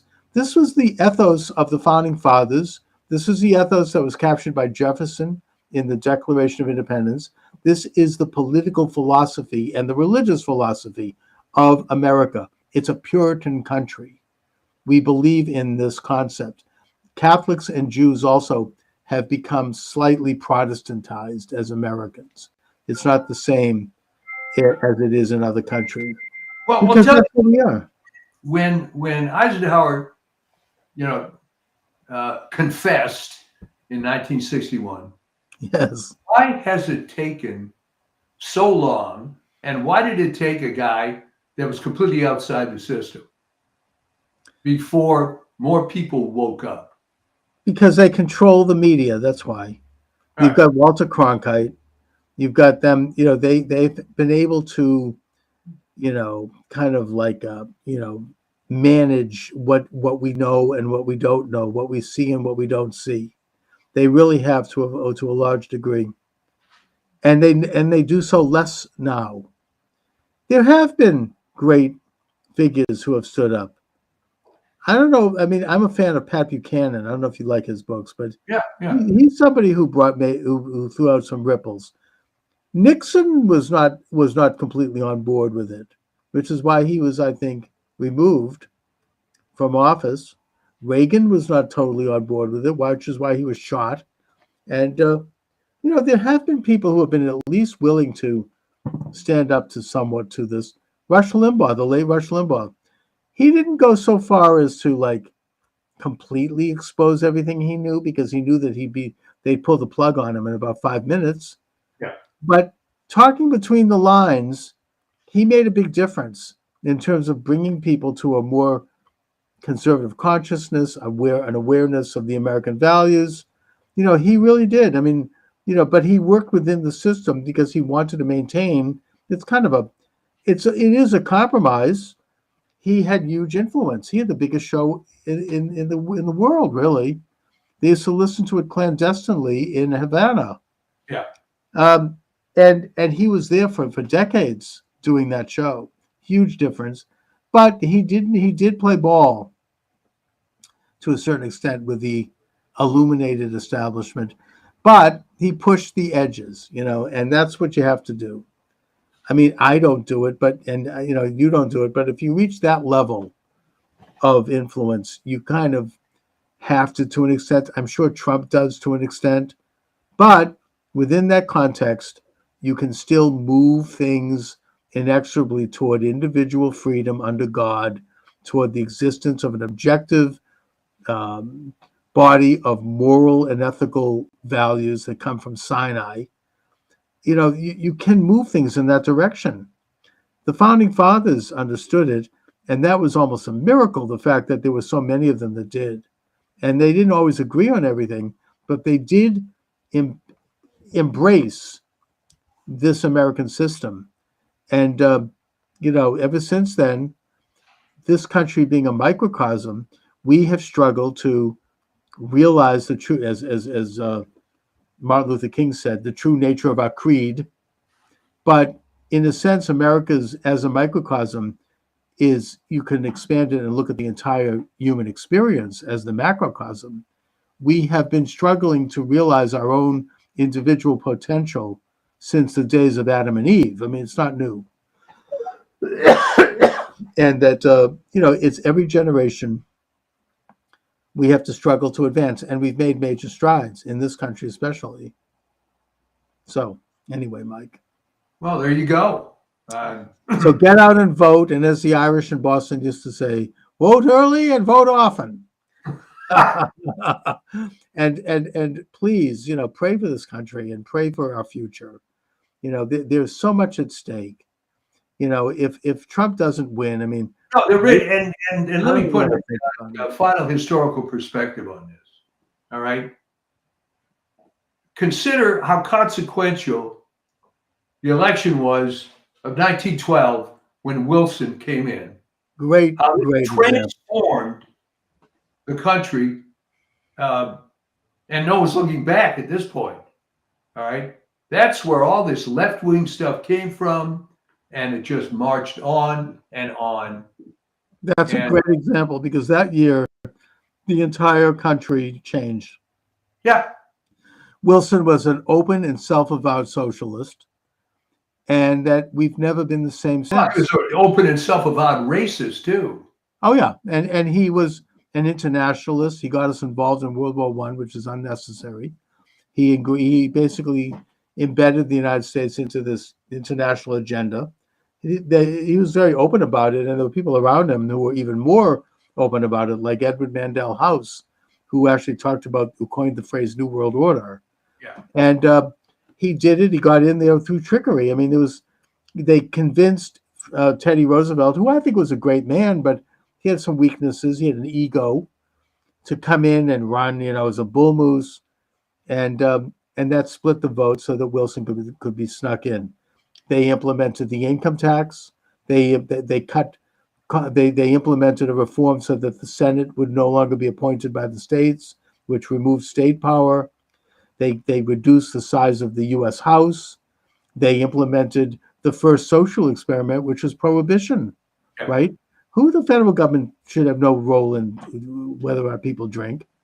They implemented World War. Part of all this is he was an unmitigated disaster, and the election of that guy changed the course of the United States, and not for the better.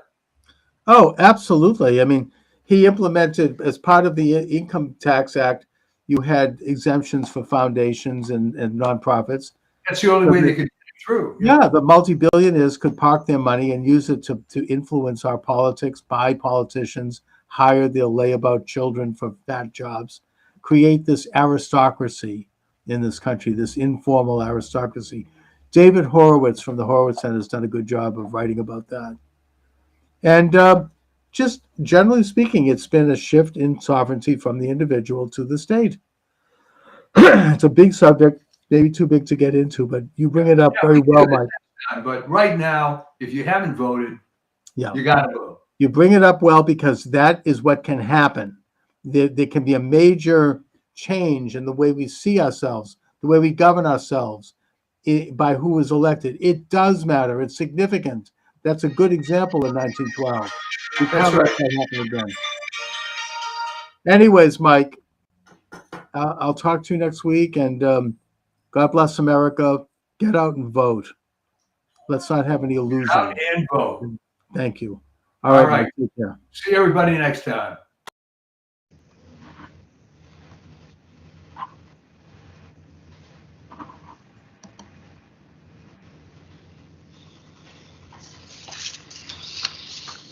And good afternoon. Charles Moskowitz here. Steve Turley is my guest of this segment. Steve is internationally recognized scholar, speaker, and classical guitarist. He is a professor in theology, Greek, and rhetoric. Steve, thanks for joining me. Well, it's my pleasure, Charles. Thank you for having me. And Steve, you certainly have a gangbuster of a YouTube channel going. I've been watching it. Very, very good.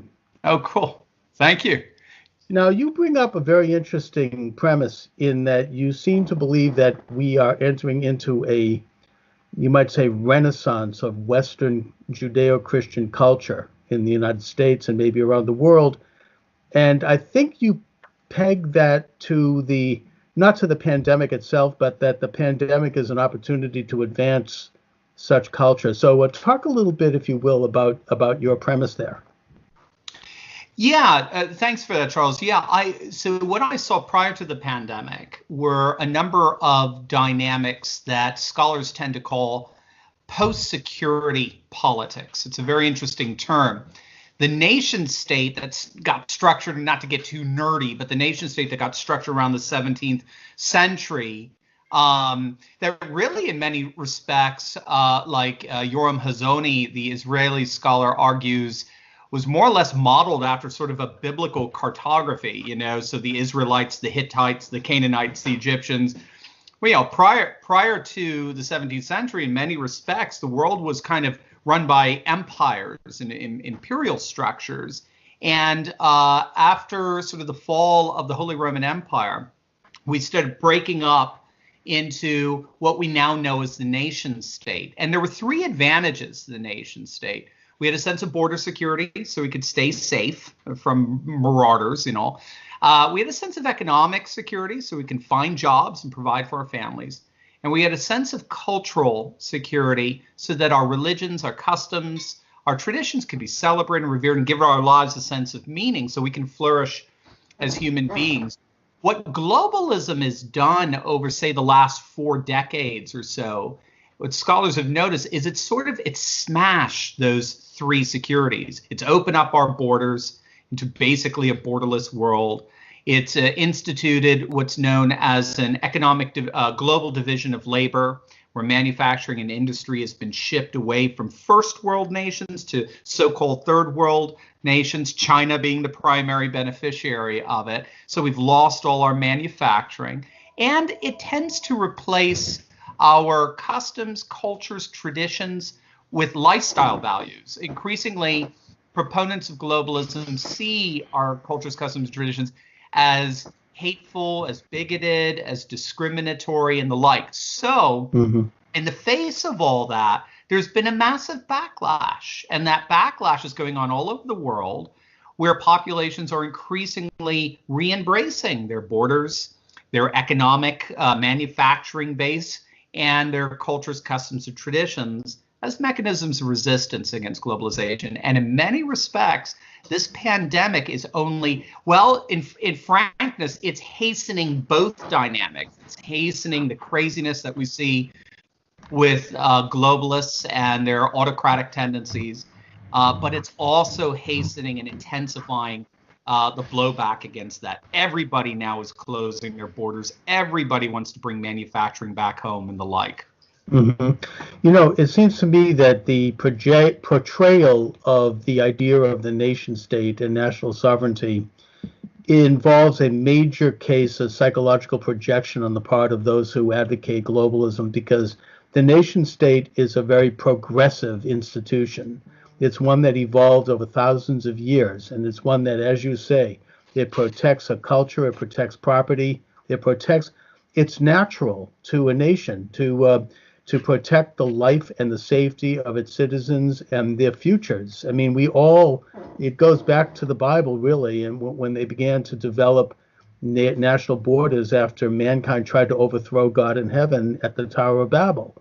You developed different languages, different cultures, different nations, and then the Bible, the Torah, goes on to give very specific borders for the nations and for all of the individual tribes of Israel. So the whole concept emerged. It's not new, and it's something that has advanced, and I think the greatest advancement in the great progression of the nation state was the development of the United States. Yeah. In that we have, we are the first nation to really embrace the biblical idea that rights come from God and not from the state, that we're created in the image of God, we're not God, and that as such we have a limited sovereignty that we derive from God, and then we give a state certain powers that protect and defend those rights. It's not, the state isn't the supreme, which is of course a biblical idea, but it's a radical idea, and it's an idea that was patented by the founding fathers of this republic. So, I think that the pandemic brings to fore the necessity for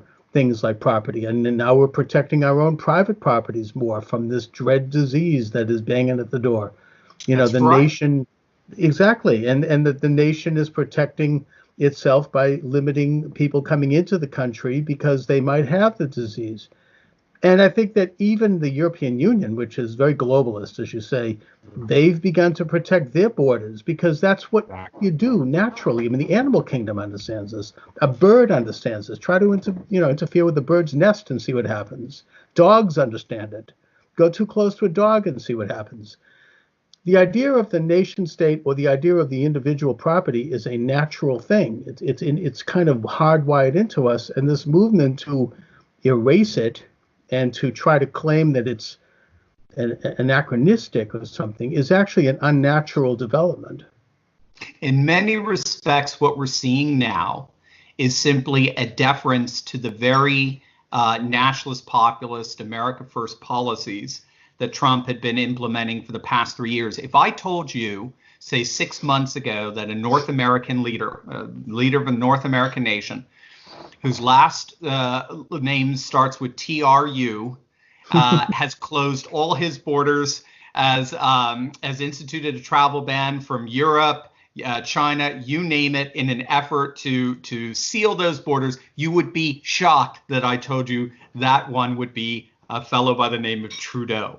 But it's exactly what's happened. Even globalists are behaving like Pat Buchanan right now. Even globalists are adopting this nationalist populism, and the whole idea of the supply chain of farming out our manufacturing for pharmaceuticals to China, that's dead. That ain't coming back anytime soon, that's for sure.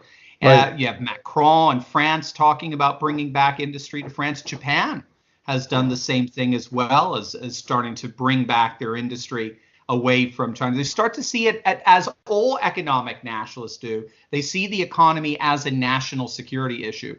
We are a nation with an economy. We're not an economy that happens to be a nation that bows to it all the time. That's the very globalistic structure. And it's stunning. They did a study even before the pandemic. Breitbart talked about it, and they found that over 70% of the American public, when you polled them and asked them pointed questions that were reflective of an America First nationalist populist agenda, 70% of Americans agreed with it. The biggest, the single most conservative demographic, racial demographic on border security are African Americans. They have one of the highest. Yeah, do you mind? Sorry, my phone is. No, that's all right. They have one of the highest rejections of immigration of any population, and of course because they're adversely affected by, especially illegal immigration with entry-level jobs. Well, labor and minorities have always had an interest in reducing immigration because it cheapens the value of labor, and it cuts back on opportunities for minorities who are trying to get a place at the table, so to speak. Right. And I think that we can see from the situation that a nation state has the right to decide who enters the national home in the same way that you and I have a right to decide who enters our private home. It is a normal, natural thing. It's a good thing. You don't have to explain it. It's just one of the basic building blocks of any nation. I mean, you try to enter into a communist country. I mean, if you're not wanted. I mean, it's sort of, the left is now criticizing Trump because they say he didn't do enough in terms of stopping flights from China in the early stages of the pandemic. They're saying, oh, you still let people in. Well, hello, they were citizens. And that at the time, I remember they were screaming about the fact that, oh, he doesn't like Chinese men and women. Right. That's it's called xenophobia. Yeah. Exactly. So it's all very situational for them. Yeah. But the fact is that, it's just a normal, natural thing for any sovereign nation to do. These are the functions of sovereign nations.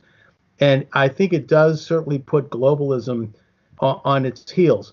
The latest thing I'm hearing is that now, it's sort of a last-ditch, desperate attempt by the globalists that anyone who criticizes globalism, this is a euphemism for anti-Semitism. Yeah. Hello, I happen to be Jewish, putting that aside, but as a Jew, I mean, Israel is a sovereign nation. I mean, the United States. I mean, this isn't an anti-Jewish thing. It's are Jews supposed to be globalists? Some of them are, some of them aren't. But this isn't something that is inherent in Jewish understanding at all. If anything, it's the nation state is the primary idea. Exactly. And again, Yoram Hazony has been one of the major voices in that. A wonderful, wonderful scholar. He runs the National Conservative conferences. They just had theirs in Rome right before the pandemic. And of course, they had all those horrible anti-Semites like Viktor Orban and the like speaking there, as they're all, of course, laughing at such an assessment. Yeah, one of the funny things, there's some scholarship on this now, where they're finding that, in point of fact, people like Geert Wilders and a number of nationalist populists in Europe are extremely pro-Israel because they see the danger of Islam, and because Islam, in many respects, the Brazilian philosopher Olavo de Carvalho actually argues we have three globalisms going on right now. So the first globalism is the one we're all familiar with, the Western liberal globalism. that tends to be very economically driven. Then you have the Chinese globalism, which of course is Marxist driven, and that's getting hit hard as we speak. Thank God for that. But then you also have a religious globalism, which is the Islamic globalism, particularly via Iran and their expansionist tendencies. They want to take over the world. They haven't been able to figure out how to do it. But nevertheless, nationalist populists in Europe tend to recognize that. And they tend to see Israel as a beacon. And of course, Israel's probably, when all is said and done, the most nationalist nation on the planet right now. In many respects, the commentators are saying the left doesn't even exist in Israel. The best they have is a center. The best is the white and blue party that just got formed. Likud is your consensus party, and then of course you have all the orthodox third parties, as it were. There's not even a left anymore, really, in Israel. So the nationalist populist right, particularly Trump, of course, have looked at Israel as actually inspiration in the midst of all this, especially as they're trying to fight their particular globalist enemy, which is militant Islam.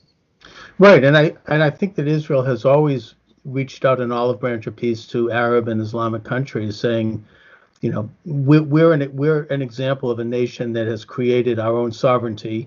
We got rid of the British occupiers, and we want to urge you to do the same for your own respective nations. So, now you have Trump coming into office, and he's using some of the same rhetoric, of course, that was used by the Bushes and by Obama and Clinton, except he means it. And everyone knows that they didn't. They were full of it.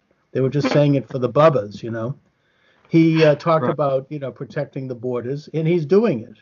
He talked about better trade relations with foreign countries, and he's doing that. And economic relations that favor the United States and our labor and our industry, and he's doing that. So that, to me, is the thing that is leading the globalists to really take a very strong-fisted attempt to have him removed from office. And that includes several attempts at impeachment. I think there might be more coming down the pike. I pray for Trump. This is the enemies of Trump are the enemies of our sovereign nation right now. And I think we need to understand that. And I say the same thing to liberals who may not be aware of this, and even leftists who are not cognizant of it, because we all have a life in this country. We all have a family, and we want to have a future. And do we want to have that future under our own? It's sovereign nations. That's democratic. That means that you as an individual, as in a community, have more say and more control over your own life and destiny, not some foreign, unelected, faceless bureaucracy that's either in the form of an international form of governance or an international corporate form of governance. It doesn't matter. The point is that they have to be held accountable by a constitution and by elected officials who we elect to represent our interests. It's so interesting because even Bill Maher, an ultra leftist like Bill Maher, recognizes that if you actually want to have a conversation, a deep, meaningful political conversation, cultural conversation, you have to go to the right. The left is almost, it seems, incapable of doing that today, particularly the media, the mainstream, I like to call Marxist media. If you want to have a reasonable conversation, John Stossel found this out. Stossel being very libertarian. So being a libertarian, he's very liberal in many things, also conservative in others. He found liberals shocked and absolutely offended by the things he was saying, whereas conservatives are like, oh, that's interesting. Let's chat about that. That's why we have the talk radio everywhere. Talk radio is by definition 99% conservative because we love reading and thinking and reflecting and then conversio, having a conversation, because we're not afraid. We have a sense that there's truth out there. We're all trying to get to it. And we're confident that we feel a certain sense that we're really pretty close to it here. And when you have an entire political movement that says no, and anything to the right of us is by definition taboo. It's by definition now going to be defined as hateful, bigoted, homophobic, anti-Semitic, xenophobic, and on. And therefore, it's to be dismissed, rejected, and excommunicated. The cancel culture. How is that even remotely democratic? How is that not the very authoritarianism they try to denounce us for? We're the ones who want democracy. We're the ones that want referendums. We are the ones who want more say over what happens in our nation. And we want to do it through conversation and a normal democratic discourse. So it's crazy, but that's why we get to have these great conversations. That's right. I mean, it's a major case, again, of projection, because the left is very solitary and conformist in its views. Their arguments have more to do with degrees of how fast they want to go or personality disputes, but not on ideology. I mean, the ideology, whether they're conscious of it or not, tends to be the same. Their hatred for Trump is that he's actually challenging that view. And the hatred in the media, and you talk about this on your YouTube channel, Steve, and you do so quite eloquently, it is really unprecedented. It's really open to the point where they really are no longer professional. I mean, they'll do a story based upon one anonymous source, which is unthinkable before Trump. And then, of course, the next day when it's disproved, they then take it down and go on to the next one. And it's just this constant barrage. I mean, and the hatred is so palpable. I mean, I was listening to Michael Smerconish, who's a big-time left-of-center radio talk show host in Philadelphia. He's been there for about 30 years. And early in the administration, when the atmosphere was almost like Frankensteinian, I mean, people were showing up with torches, and the rage was just on the street. He made one mild comment that praised President Trump about something he had done, and it wasn't even a big deal. It was some technical thing, and he says, we have to give a little credit. And then he got such hate mail, and people were going to boycott his sponsors. I mean, people that had been sponsoring him for 20 years. And it was so bad that he had to back down, and he had almost like retracted. The atmosphere is like it's like a carnival. It and is. I think that it might have lessened a little bit because a lot of people, I mean, the average person who dislikes Trump is not like that. They have legitimate complaints. I get that. Or they don't like his personality. That's fine. But this derangement is something that I think what they're weighing and balancing now is how far do they want to go with that, because if they expose it any further, it's going to sink them.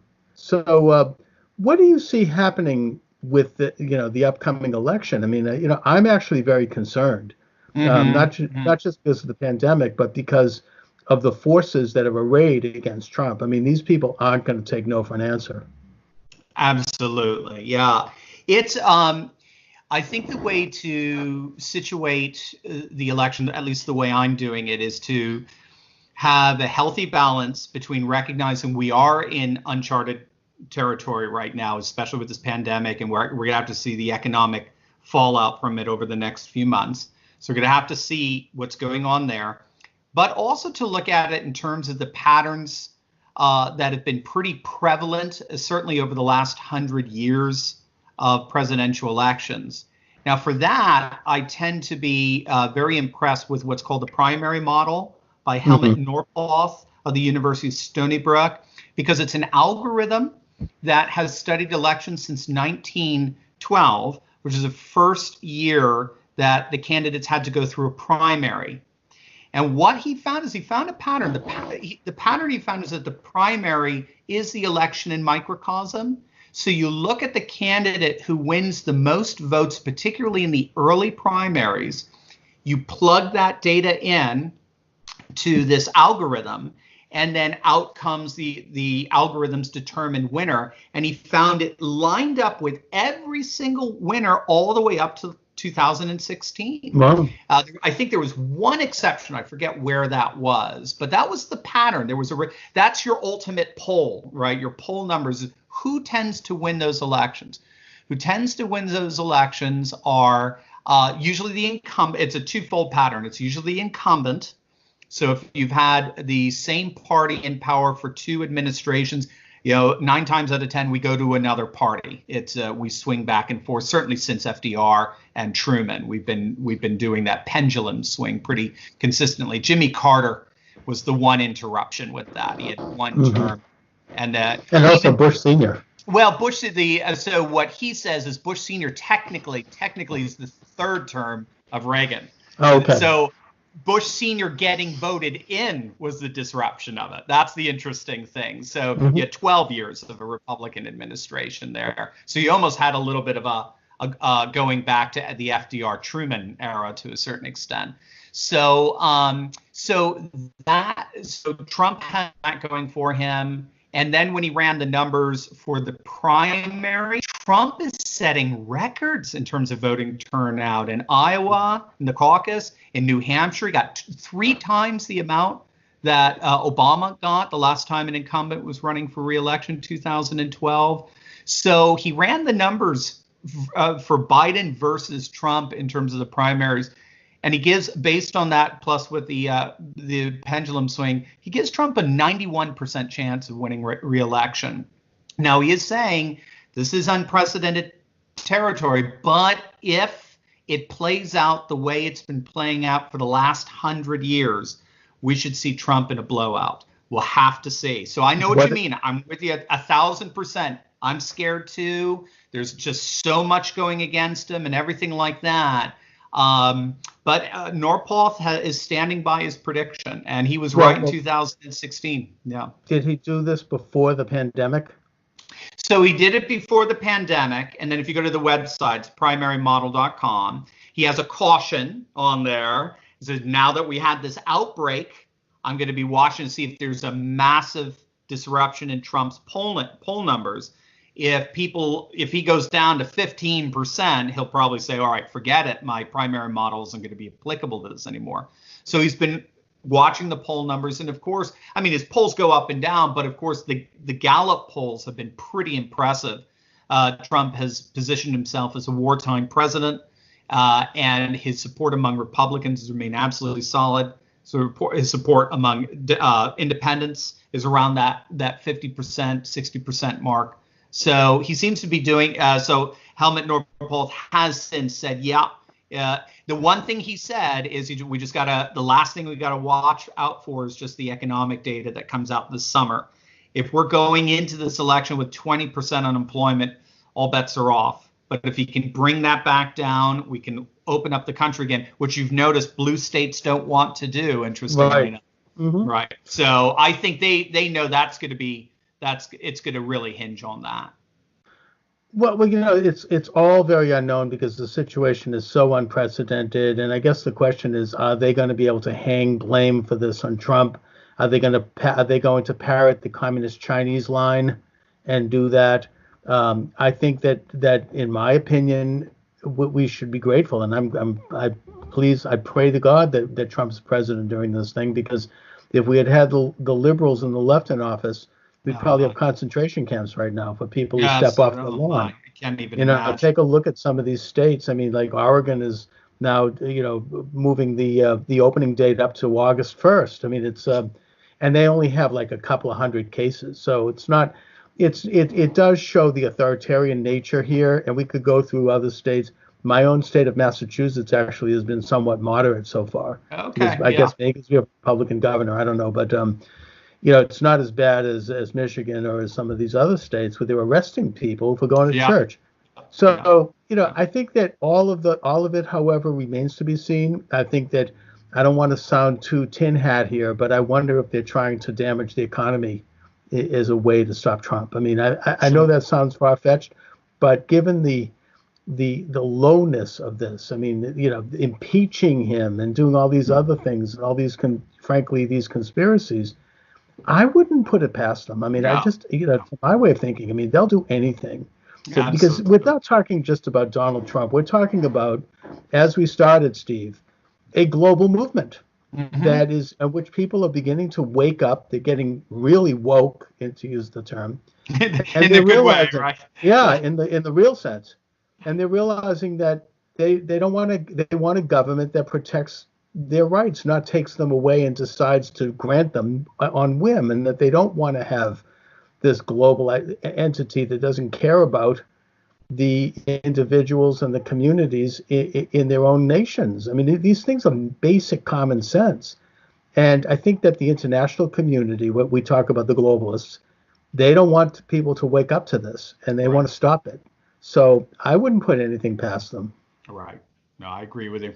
I do. Unfortunately, I have to. I mean, just look what they tried to do to Brett Kavanaugh. I mean, that was insane.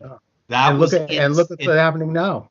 Yeah. I know. I know. That's the joke. Elizabeth Warren, always a hypocrite. You know, she's coming out and says, there you go, Elizabeth. Thinks And I'm Biden from credible. Connecticut, by the way. I'm a fellow New Englander as well. Yeah. So, I know. Be careful what you weaponize. It's always going to end up being used back against you. And that's.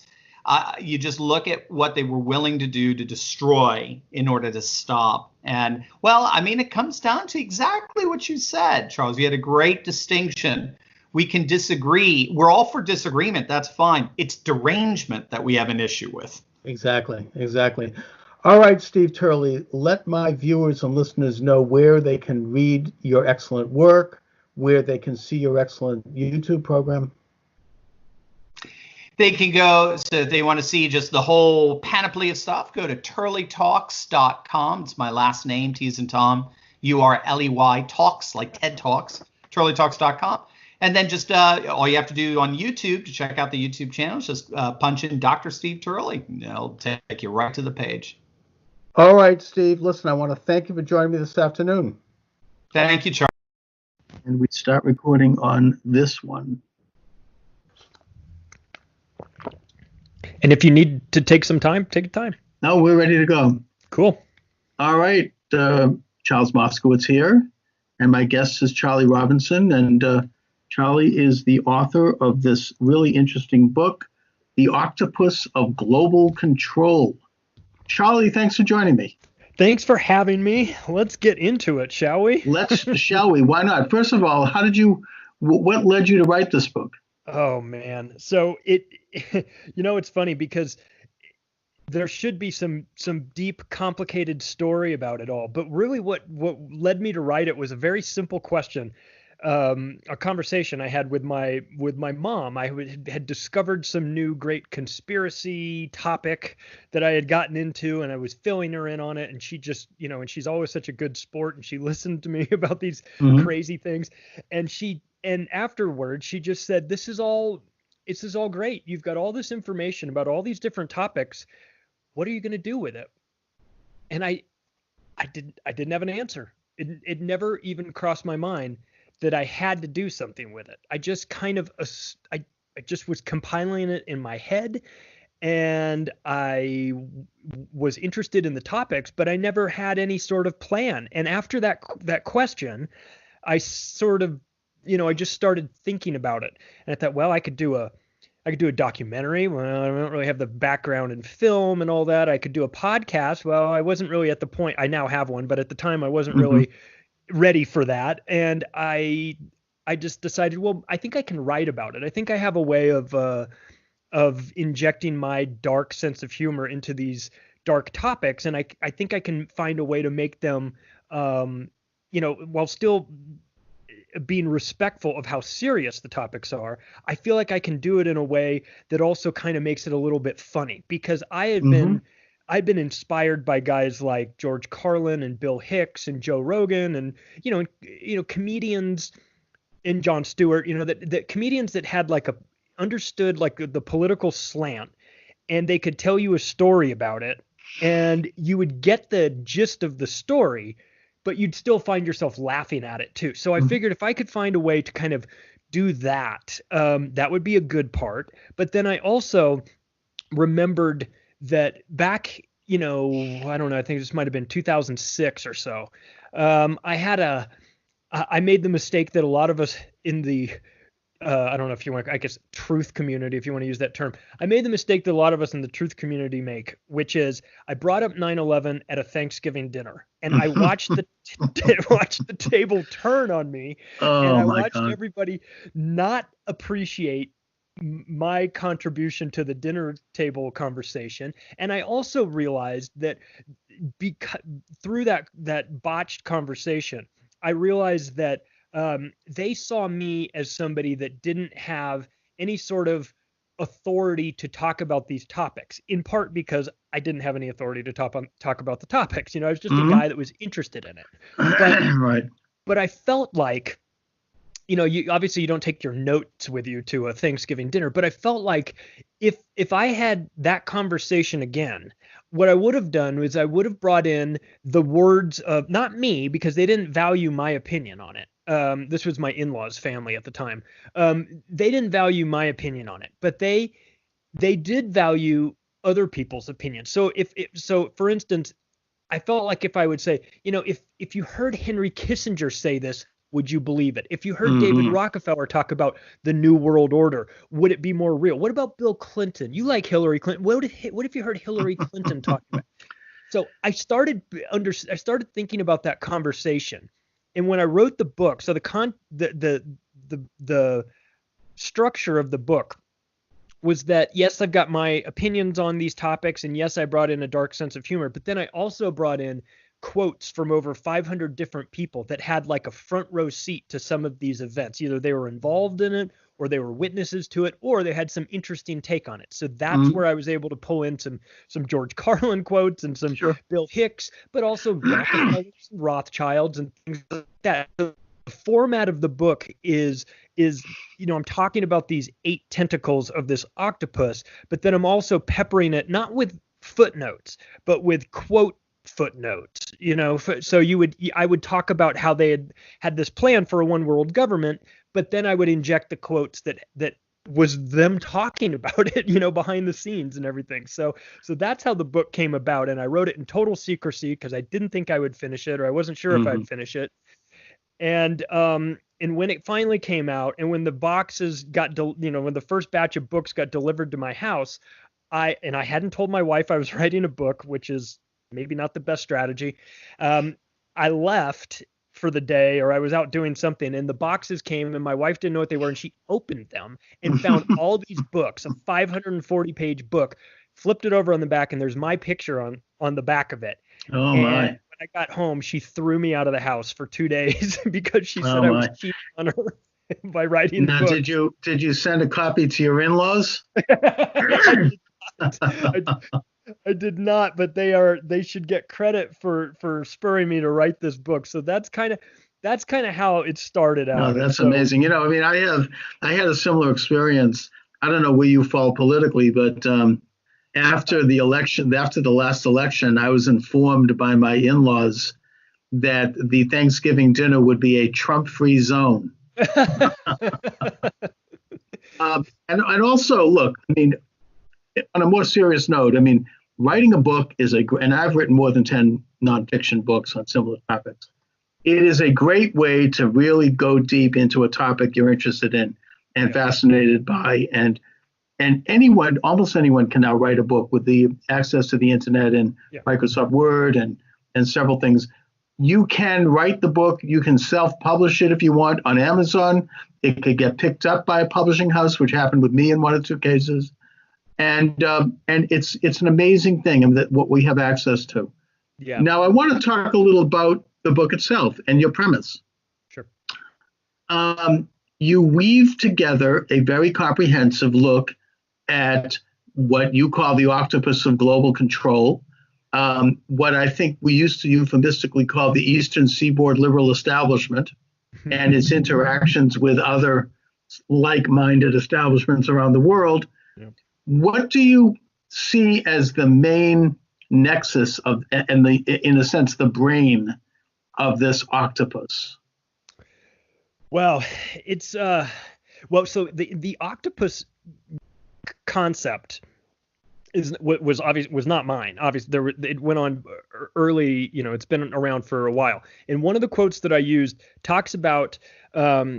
It's a quote from a guy named John Francis Hyland, and he talks about this octopus with its sprawling tentacles that have captured the state, the courthouses and the media and the banking and the government. And he's going on this long thing, and he says, let me be specific. I am talking about the Rockefeller Standard Oil interests. And when you get to the very end of this guy's 3-paragraph quote, he was the mayor of New York City. It was 1922, and if you would remove that and put 2020, his statement would have been as relevant today as it was 100 years ago. So what occurred to me was that this has been around for a very long time, and in the brains behind it is this group of banking. God, I hate to use the word elite because there's nothing elite about them in the sense of being good people. They're reprehensible people, but elite in the sense that they consider themselves to be above everybody else. So it's these banking oligarch families that have been around, that have like the Rockefellers and Rothschilds, and they're less concerned about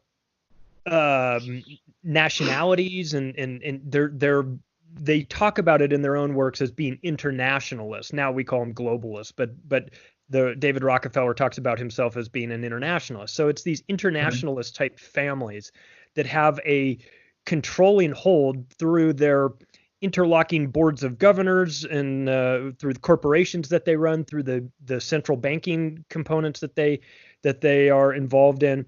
But it's a fluid situation, though, because I think that it's not just that. I think that there's new people being added to this octopus. I think that the new tech oligarchs are going to carry this moving forward. It's a philosophy more so than anything. It's a philosophy that they believe they are. They look at themselves as being the people that are making the tough decisions for humanity. They are doing the work that needs to be done, and that we should actually be thanking them for stepping up to the plate and taking care of this. And we see this, we're starting to see this now in a more modern context with what Bill Gates is involved in. And he would definitely be part of this group, part of this octopus. And you see him stepping up and saying things like, in order to get the economy back and get people out, everybody's going to have to take this vaccination. We're going to need to see where everybody is. And, and he says it in such a matter of fact way, as if like, oh, okay, well, we'll just follow you. But this is the mentality that they have. They've been either in control of their large corporate interests. They have tons of money. They're psychopathic in nature.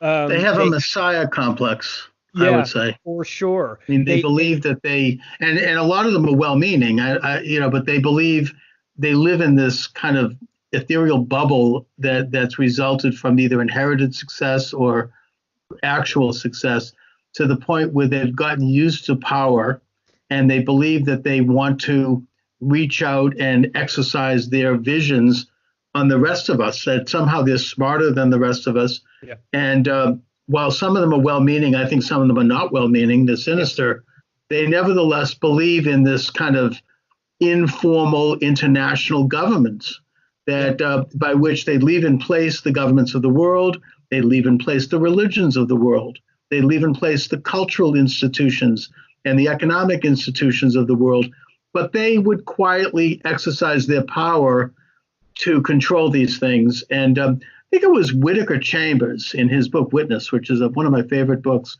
He referred to it as a conspiracy of gentlemen. It's not like a literal conspiracy where you have a bunch of people sitting around smoking cigars and, drinking scotch, in some wood-paneled room somewhere. It's a people who are like-minded, who think similarly, and who hear each other and make sure that particular type of voice and that particular means of communication is the predominant one that is heard. A perfect example of that is Barack Obama. Mm-hmm. And he's a classic example of somebody who was fixing parking tickets, and all of a sudden he's catapulted into the presidency, and he spoke that kind of language, that sort of double talk, that sophistic style where it's all coded and it's a lot of dog whistles and indirection. And, you hear that when you hear that, it was French scholar Alain Benescon who referred to it as the language of totalitarianism. It's not real. And one of the reasons that they so much hate and despise Trump is because he doesn't engage in that kind of language. He speaks plainly. He can be crude, and certainly he can be cruel, but he's is what it is. It's not, and when he says things, he means it. It's not like, I mean, Obama, Clinton, they all gave a lot of speak about strengthening America's borders and stopping illegal immigration and that kind of thing. But no, everybody knew they didn't mean it. And if you listen to the way they said it, you knew they didn't mean it because it was couched in this kind of doublespeak. Yep. Whereas with President Trump, he says it and he means it and he's doing it. Yep. So this is a major stick in the eye of this establishmentese, this internationalist set that scorns things like sovereign nations and belief in a creator of the universe and individual rights, and has contempt for those things as being backward and anachronistic. Yeah. Yeah, and people have always said, well, what are these guys just sitting around, like you said, sitting around a smoky table and, plotting out how to rule the world? It's like, well, they don't need to.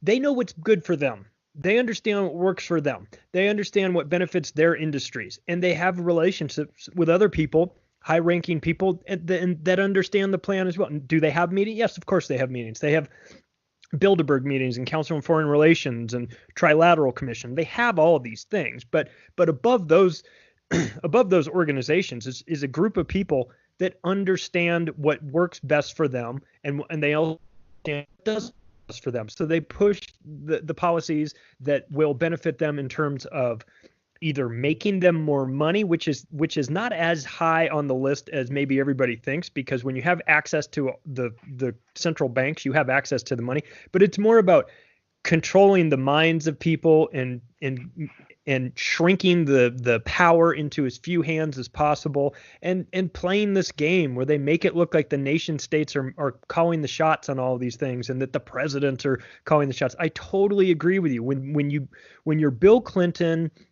or you're Barack Obama or George H.W. Bush, that when you watch them speak, there's two speeches in one. There's always two speeches in one. There's one that goes out to the public, and then there's one that you can interpret much differently based on understanding the words that they use, the phrases that they use. There's even coded language, like like the way they use their hands when they put their thumb on top of they make a fist and put their thumb on top, and they do this. It's a very unnatural. If you watch politicians give speeches, when they do that, it's like a trigger mechanism. It's like waving a big banner that says, "I'm lying to you right now." I'm lying to you. Well, they affect certain mannerisms that are very studied, like the way Bill Clinton would bite his lower lip. I mean, this meant that he actually cared about anyone but himself, which we all know he didn't. Right. And I think they practice in front of a mirror how to deliver and how to gesture their arms. I would suggest, and I don't mean that, I'm not trying to say here that they are the equivalent by any means, but I think that one of the public figures that they study as a matter of rote was Adolf Hitler. Oh, yeah. Right? Oh, I mean, sure. A master communicator. He knew how to, he would start, if you listen to his speeches, he starts very soft and then he gradually builds and builds. And by the end, he's screaming and gesturing. And it's an emotional, the tactics were very studied. This wasn't an accident. It was how to hypnotize people, it's like a form of wizardry. How to create a mass experience. It's something that Edward Bernays, speaking of Rockefeller, I think he was his brother-in-law. He's considered the father of marketing. He wrote a book called Propaganda in the early 20th century, where he basically taught Americans to have bacon and eggs for breakfast. Yeah. He taught women to smoke. There were these Torches kind of liberty. Yeah. To manipulate, it was to manipulate emotions and to manipulate people's behaviors. That was what it was all about. It's this is a very carefully studied thing. This is the whole art and science of psychology, in a way. Is, I'm not saying we shouldn't have it, but it's a study of control. It's a study of how to manipulate and control emotions, both control of individuals, but of masses, of entire countries. Yeah. Yeah. And you're right when you talk about Hitler. If you watch his videos, some of his speeches, he'll step up to the podium and he'll stand there for like 2 minutes and not say anything. He'll just put his hand, fold his hands together and stand there and wait. And and the crowd is roaring. And after a minute, it starts to get a little calm. And after 2 minutes, it's silent. And then he starts very softly. And they even went so far as this. It's an interesting study because they would manipulate all the senses. Like they would manipulate what you see with bonfires at night. What they would have smells, they would have sounds, it was kind of like a multimedia experience. And people would get caught up in it emotionally to the point where women were fainting. I mean, Obama reminded me of that a little bit. I'm not saying he was like Hitler at all, but there was that same phenomenon, which was not something you generally saw in the United States, where women were fainting at his rallies. Yeah. Now, Trump is the opposite. I mean, it's very freewheeling and he's talking bluntly and, he doesn't look at the teleprompter. Sometimes he goes way off the edge and he needs to be reeled in a bit. But nevertheless, I've been to a Trump rally and it's a very real thing. No one's hypnotized. It's not like nobody worships Trump. It's quite the opposite. But they're into like worship of the state and of people and things that represent the state. And they exalt those things and they venerate them almost like they're demigods. And that's, I think, part of this whole program of international manipulation and control. Yeah. Yeah. And you see that come out of the Tavistock Institute in the UK, where I just kind of describe that as the culture factory. When people see the Beatles, the Beatles, and they come to America and they're getting off the plane and all those women are screaming and everything. Those women were all paid to be there. I mean, that was a Tavistock project that they put forth, and they use this. And so there's a psychology behind crowd manipulation, and what works for politicians can also work for rock bands. And Tavistock was very heavily involved in this. Guys like Dr. Alexander King, who was one of the creators of one of the founders of NATO and was highly involved in this. And so you get these really sketchy characters involved in these institutes and connected to guys like Bernays as well, who create a culture. And we have got to give them credit. They're very good at what they do. They know how to get us riled up. And that took, they took that to new levels. And then once television came about and became really mainstream, they went to work on television through the Tavistock Institute and the CIA to really use that to shape reality. And I think it's fair to say, especially given what we're going through currently with this coronavirus pandemic situation, that the media, in my opinion, is one of the most dangerous components of this whole octopus, because and they do their nightly like fear mongering atrocity kind of reporting and anything. But my guest is Charlie Robinson, and the book is The Octopus of Global Control. It's available at Amazon and other locations. Charlie, you brought up the Beatles. That's a really interesting subject to me. I mean, look, I love the Beatles. Me too. I love their music. I think they were geniuses. But John Lennon was always the truth teller in that band. And he's the one who said politically, he goes, look, we've been made to be more popular than Jesus Christ. Yeah. And he got in trouble for that. He kind of went off the reservation a bit, but he was saying something there. I mean, he was like, this is insane. I mean, and he would do, when they would appear, he would make Hitler salutes on the balcony when he'd wave to people. And he totally was like, like letting the cat out of the bag with all of that. And then it also is worthy to note that the Beatles, as great as they were and as brilliant as they were, they introduced alternative Eastern religion, and they also introduced drugs. I know I'm going to get in trouble for saying this, but they glamorized drug use in the 1960s with their lyrics and their actions. And it was followed by other cultural icons as well. I mean, the Stones, of course, the Doors, various groups.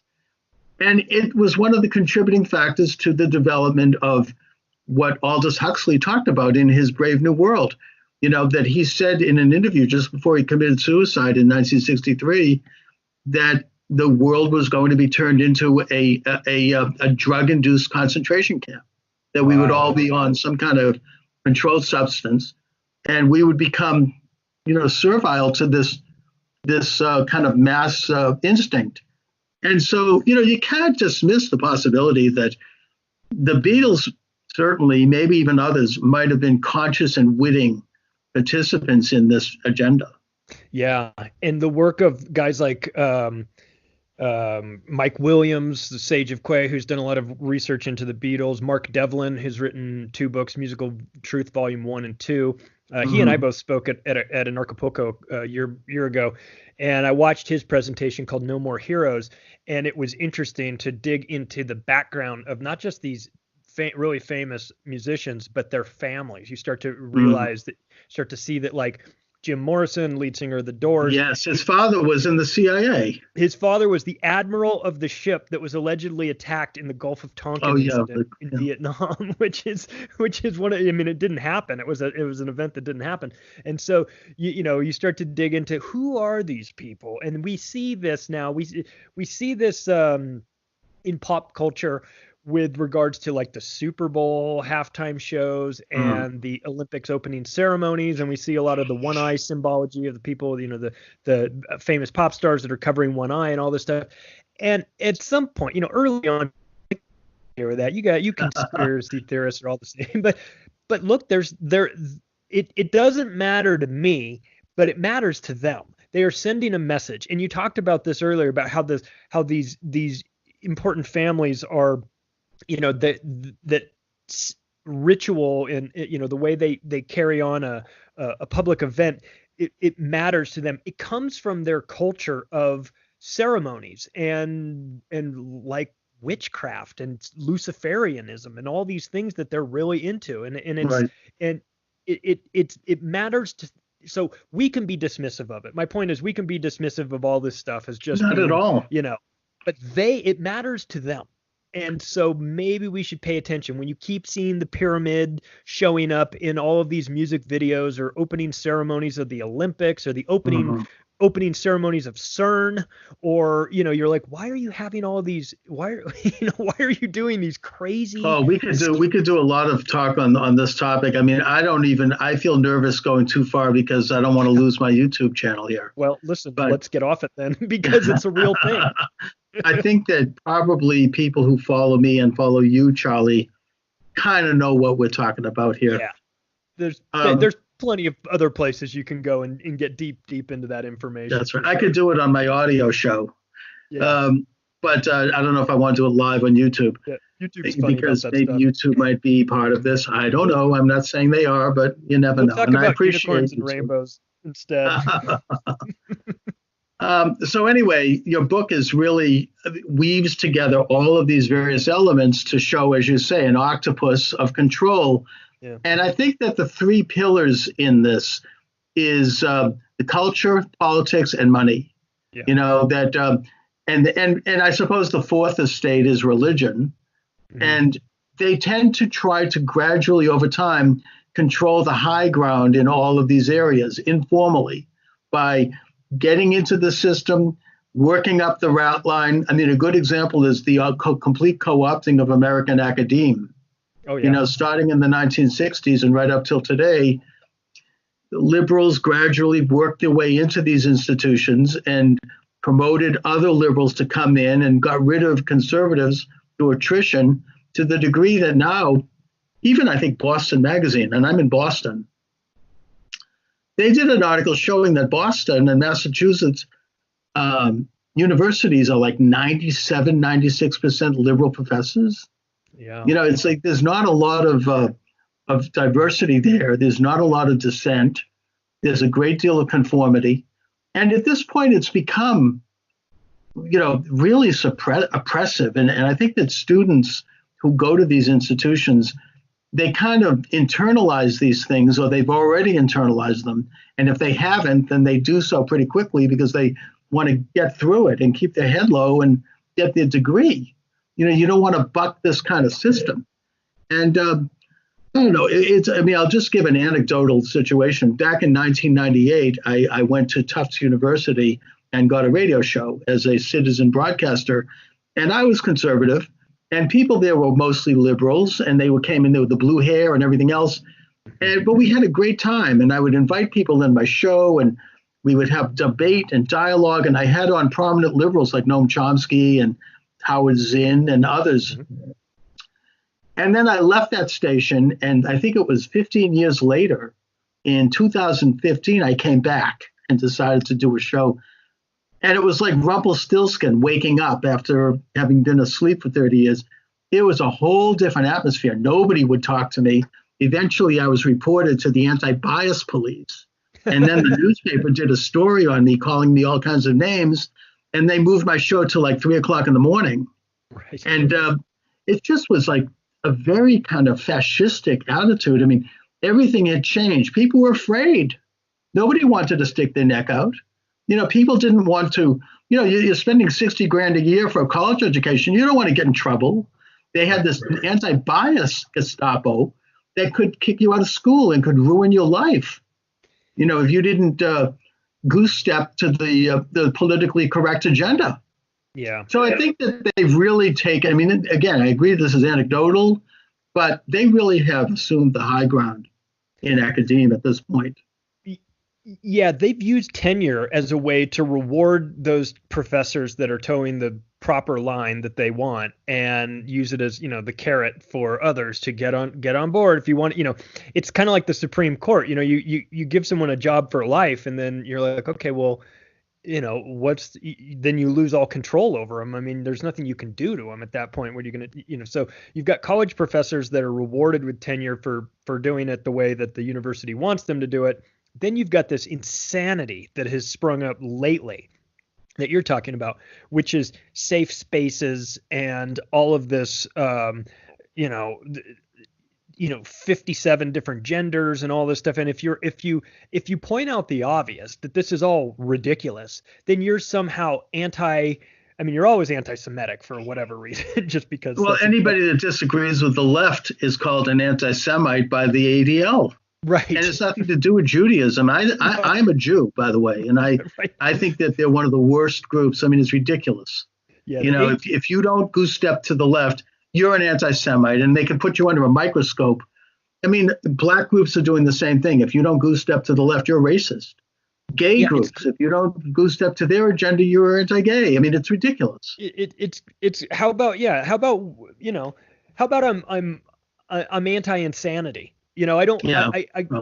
I went to USC, which is in LA, and I got out of there in '95, and there was none of this stuff, but I don't know why.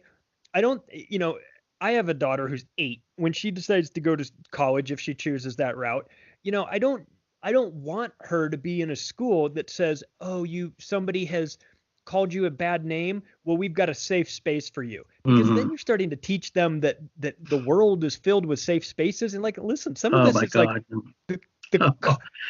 No, I mean, I was broadcasting at Tufts, as I said, right. I came back during the Trump election, and people were weeping, and they had to set up safe rooms where people could play with Play-Doh, like they had reverted back to nursery school. It's crazy. I mean, and this is a time, whether you like Trump or not, we should have been celebrating the fact that we had a peaceful election, we'd had a change of power, that we have a democracy in the broad sense within a Republican context, and that we're going to have a new administration, whether you like it or not. I celebrated when Obama was elected, even though I didn't vote for him, because that's the system. I mean, you go into opposition, a loyal opposition, where you then criticize policies. You don't become the resistance. That's a communist term. It's just anyway. But yeah. And I had this conversation with Sam Tripoli, who does Tinfoil Hat and is also a professional stand-up comedian. And I asked him, can you go out and play colleges? He's like, no, there's no way I can play a college. He goes, I have to make everybody in the audience happy. If I make one person unhappy, they go to an administrator who goes to, who then comes up on stage and, with the old hook cane thing and just pulls you right off stage. Well, who needs that stuff? And by the way, become look at they drove Ben Shapiro out of out of, I think it was UCal. I mean, he's like a moderate conservative guy. I mean, we're not talking about some, real not Milo. ideologue there. And I mean, they came up with pitchforks and burning. Yeah. They were like crashing the door down. Yeah. It's insane to me, but and this very well could be a product of what we were talking about earlier with this kind of mass manipulation and the establishment using the means of communication, the media and the culture to present something in a way that is so pervasive and so over the top that people come to they internalize it, they are conditioned by it. Yeah, and when you want to make a huge impact on society, if you're these maniac controllers and you want to impact society, it makes sense, like Adolf Hitler says, give me control of the textbooks and I control the next generation. So you've got them infiltrating not just the colleges and universities to get those kids thinking the way they want them to think, but also taking it a step earlier and going after the curriculum of schools. And one of the things that we saw early on was the Rockefellers and Carnegies putting lots of money into the compulsory schooling system. And we have Bill Gates in his new version of this, and he's one of the new Rockefellers, hiding behind his foundation. We've got him pushing Common Core, which is, if anyone has taken a look at the Common Core math component, it is, I don't know any other way to describe it other than intentional disinformation and torture of these kids, because it is so backward that it screws kids up, not to mention puts us way behind every other country in terms of math. What they're doing is they've invented a new way to do equations that is so convoluted and complex that it doesn't get to the basic function of arithmetic, where you actually can solve problems. It becomes something else it's creating a dyslexic impulse. And my friend, the late Dr. Samuel Blumenfeld, wrote many books about this. He used to come on my show all the time. And he talks about how phonics, which is the way you learn English, because English is a phonetic language, and you develop a reflex by which you put vowels and consonants together to form words. It was replaced by look-say reading, and it was done deliberately by this establishment, starting with John Dewey, who is the father of quote-unquote progressive education. And what it did was require the new reader to memorize words as if they're pictographs. It created a dyslexic impulse. You didn't really read, you were guessing, and you were like looking at sentences and kind of glossing over them and kind of grasping at their meaning. And the result was, according not just to Sam, but to a lot of researchers who are legitimate people, including this Harvard professor, her name escapes me right now, the result was dyslexia and eventually ADD and other social disorders. Wow. Because, if you can read, you can become a real independent sovereign citizen. And that was interrupted by this whole rotten look-say method. And the Rockefellers had their fingerprints all over that one, by the way. Yeah. Yeah, it's really devious what you can do to the kids if you take the time to invest in these education systems. People don't, and I didn't realize this either until I started researching for the book, that the reason why when you're a kid and you're in a public school and all the desks are in rows, these single file rows, and then there's a bell that goes off, when class is over or when school's over. It's that the Carnegies and Rockefellers wanted to create a simulation that would mimic the working in a factory, because they own the factories, and they wanted these kids to go in, get this, like a minimum type education, so that, as George Carlin says, they're smart enough to work the machines, but dumb enough to not realize how badly they're getting screwed. And they incorporate the bells and the factory, the desks in a straight line and all these things, so that when a kid goes into school, this becomes very normal. And when they get out of school and they go to work at a factory, that also becomes just a continuation of this. And so it's very, what you realize is that we maybe haven't thought about it all that much, but they certainly did. They put a lot of time and effort into thinking of how this best would shape society for their benefits. And a lot of what we do and a lot of what we consider to be normal is normalized because they normalized us to it. It wouldn't be normal to us if it hadn't been for the influence of these organizations like the Rockefeller Foundation, the Carnegie Institute, and the Bill and Melinda Gates Foundation. And so we see this moving forward. So I think one thing that a lot of us need to be aware of is that sometimes these organizations that purport to be there for the benefit of humanity are not actually doing the things they say they're doing, but they're actually being run by maniacs that that have a very specific agenda, and they are shaping reality to fit their needs. And so somebody that thinks, oh, the Rockefeller Foundation is out there doing all this great work. No. The Rockefeller Foundation was created because the Rockefeller family was so hated by society because their companies had treated people so poorly that there was a massive revolt against them. And so the Rockefeller Foundation was started with these guys that had an understanding of the new concept of public relations and press releases and things like that. And they started working on their image, and they started having professionals come in and help them with their image. And now we see, now the average person sees the Rockefeller Foundation and thinks of it as this, foundation for the betterment of humanity. And that's not what it is at all. And so I think it's important for us moving forward to understand that the Bill and Melinda Gates Foundation is very similar in that respect as well. Right. No, I think you're right. I mean, they might do some good work as window dressing, but the fact is that part of the 1913 passage of the 16th Amendment, which was the direct taxation of income, and we need to realize that wasn't the case before that.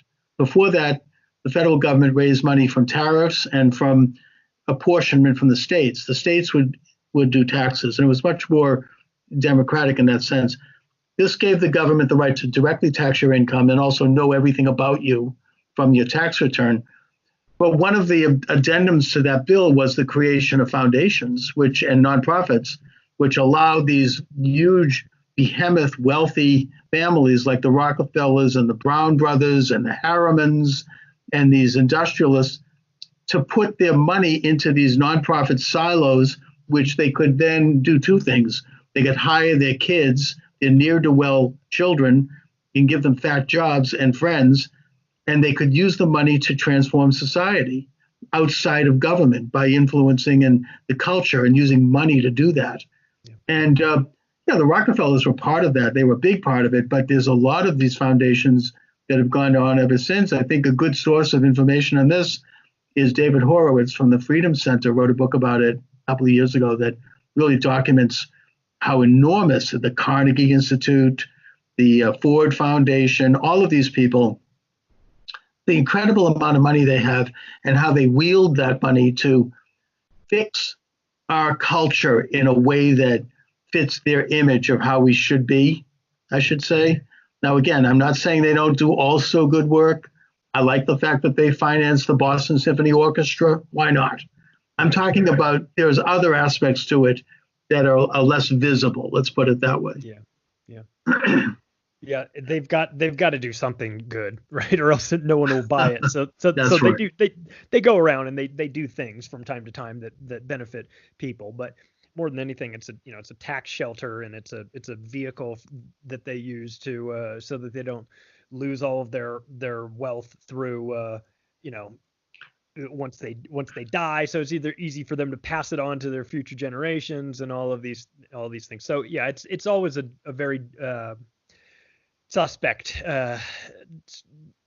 when you look at these large organizations that say that they're out to help humanity. Look, some of them have an intention to do good things. The smaller ones are usually, and they actually, I don't mean to be partisan about it, but the more conservative ones are.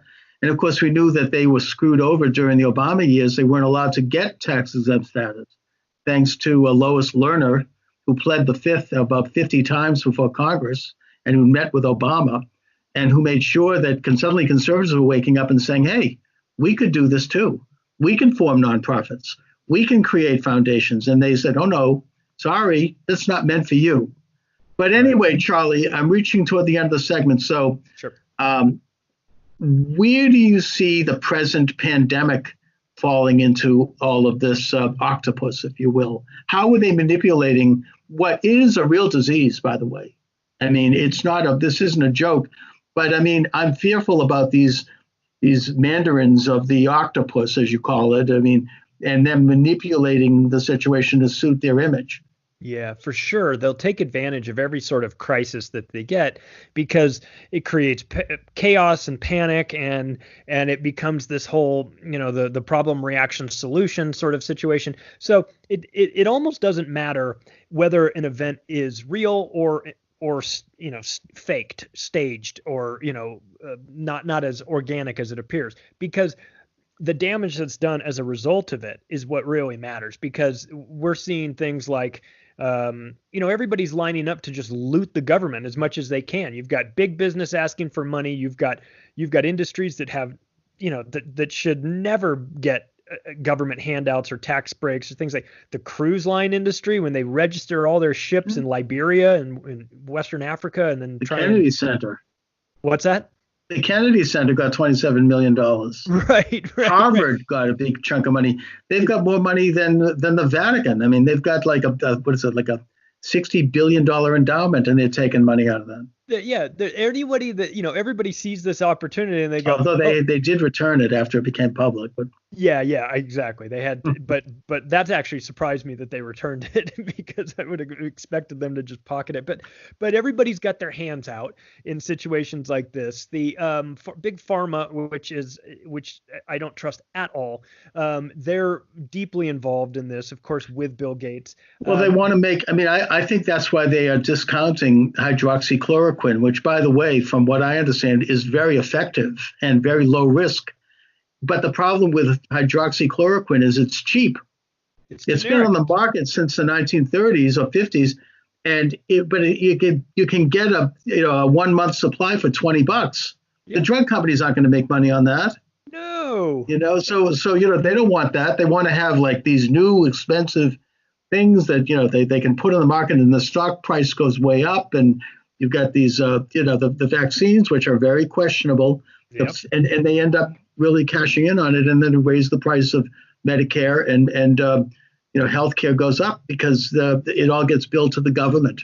But anyways, Charlie, again, let my listeners and viewers know where they can get your excellent book. Oh, sure. You can get the book at Amazon. If you like the paperback version, you can get it at Amazon, or you can get it at barnesandnoble.com. If you like the digital version, you can also get it there, or you can get it at my website, which is theoctopusofglobalcontrol.com. And I have a podcast called Macro Aggressions, which is on Apple Podcasts and Spotify and iHeartRadio, and also on David Icke's new video platform called Iconic. So you can check that out. But yeah, anybody that wants to connect with me can do so through the website as well. And let's not go shape-shifting anytime soon either. No, we will not. We will not go shape-shifting. No, I like David Icke. Anyways, Charlie, listen, thanks for joining me. I'll put a link up to all of your sites on the YouTube channel as well. Awesome. Thanks so much, and Charles. I appreciate it. I appreciate you reaching out. All right. Have a good one. Thanks. You too. Bye. All right. Bye-bye. All right, Charlie, I'll send you a link to YouTube once it's up. Right on. I appreciate it. Thanks so much. Thanks for reaching out to me. This is fun. I love talking to interesting people. Yeah, me too. Thanks a lot. Thanks, man. I'll talk to you soon. Bye. All right. Bye-bye. All right. Thank you for joining me, everyone. Charles Moskowitz here. Welcome to the program. And my guest emanating from Israel is Captain Elkanah Cohen. He is the author of the new book, October 7th, The War Against Hamas Through the Eyes of an Israeli Commando Officer. Elkanah, thank you for joining me today. Thank you. It's a great privilege to be here. Well, I'm glad to really finally have someone directly from Israel who is on the front line of this whole situation.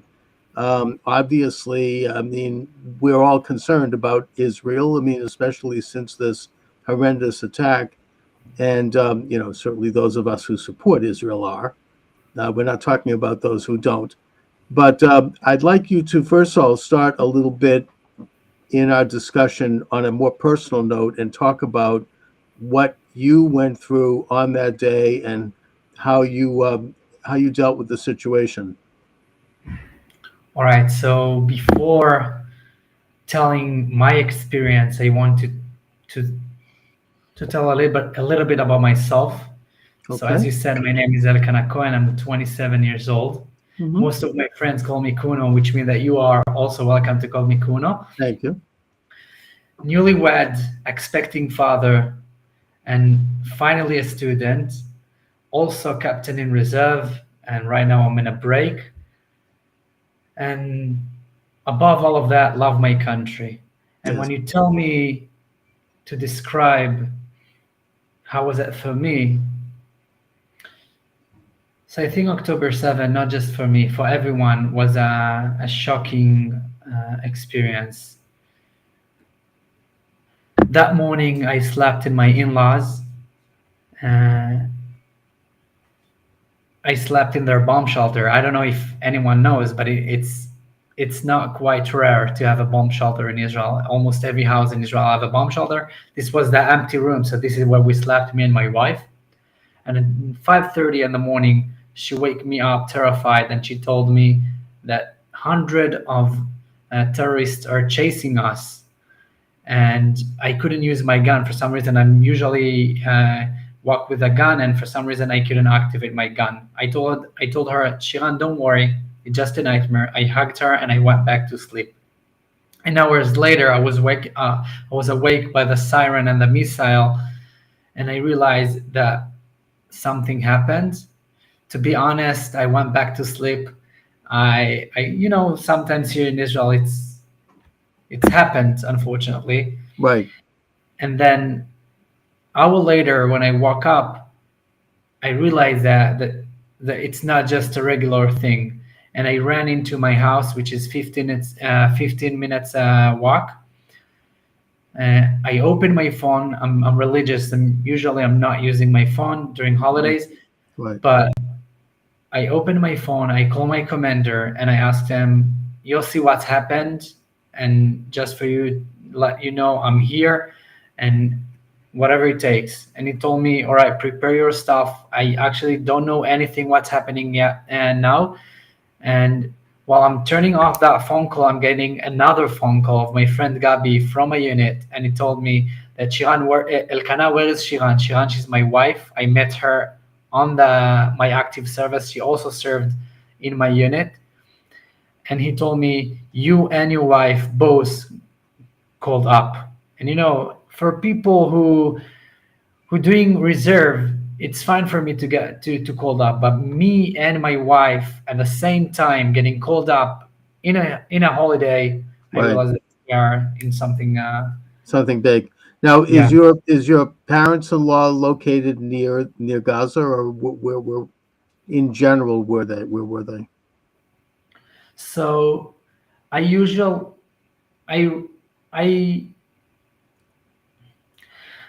my parents live in the south, but not quite close to the Gaza Strip. There are, I think, 45 minutes drive, maybe a Right. bit more. But we didn't needed to hear from for our parents. Everything was burning here. I got phone calls. I've got nothing even started yet, and I already figured that some of my friends already got murdered, unfortunately. And me and my wife, as I told you, we went to the base together. And that time I got another phone call of my friends from my old team, the one that I used to train with from my active service, and I decided to join them and to be part of their team. Usually, as I'm a captain, and I have a different job, different Mm-hmm. place to be. But that time I decided that I couldn't stay from the side and do something else and instead of fighting. So I joined my friends, and this is how everything began. Right. So the thing that impressed me a lot in this horrible situation was how Israel really pulled itself together completely, and I mean that as a society and politically and militarily, the people started to just go out there. You had retired boobies and zadis showing up, and ready to fight, and everybody kind of was, clicked into action. I mean, to deal with the crisis. And I think that had it not been for that kind of mobilization, it would have been a lot worse, because it seems to me that the IDF was caught flat-footed. Yeah, that time was amazing because it wasn't just one person. I think everyone who realized the situation just did everything as much as it could in order to save those people in the south. Some of them went to the bases, some of them took their own pistol and went down to the Gaza Strip in order to fight. It was amazing because usually when you see terror attack happen, most of the time you can see people running away.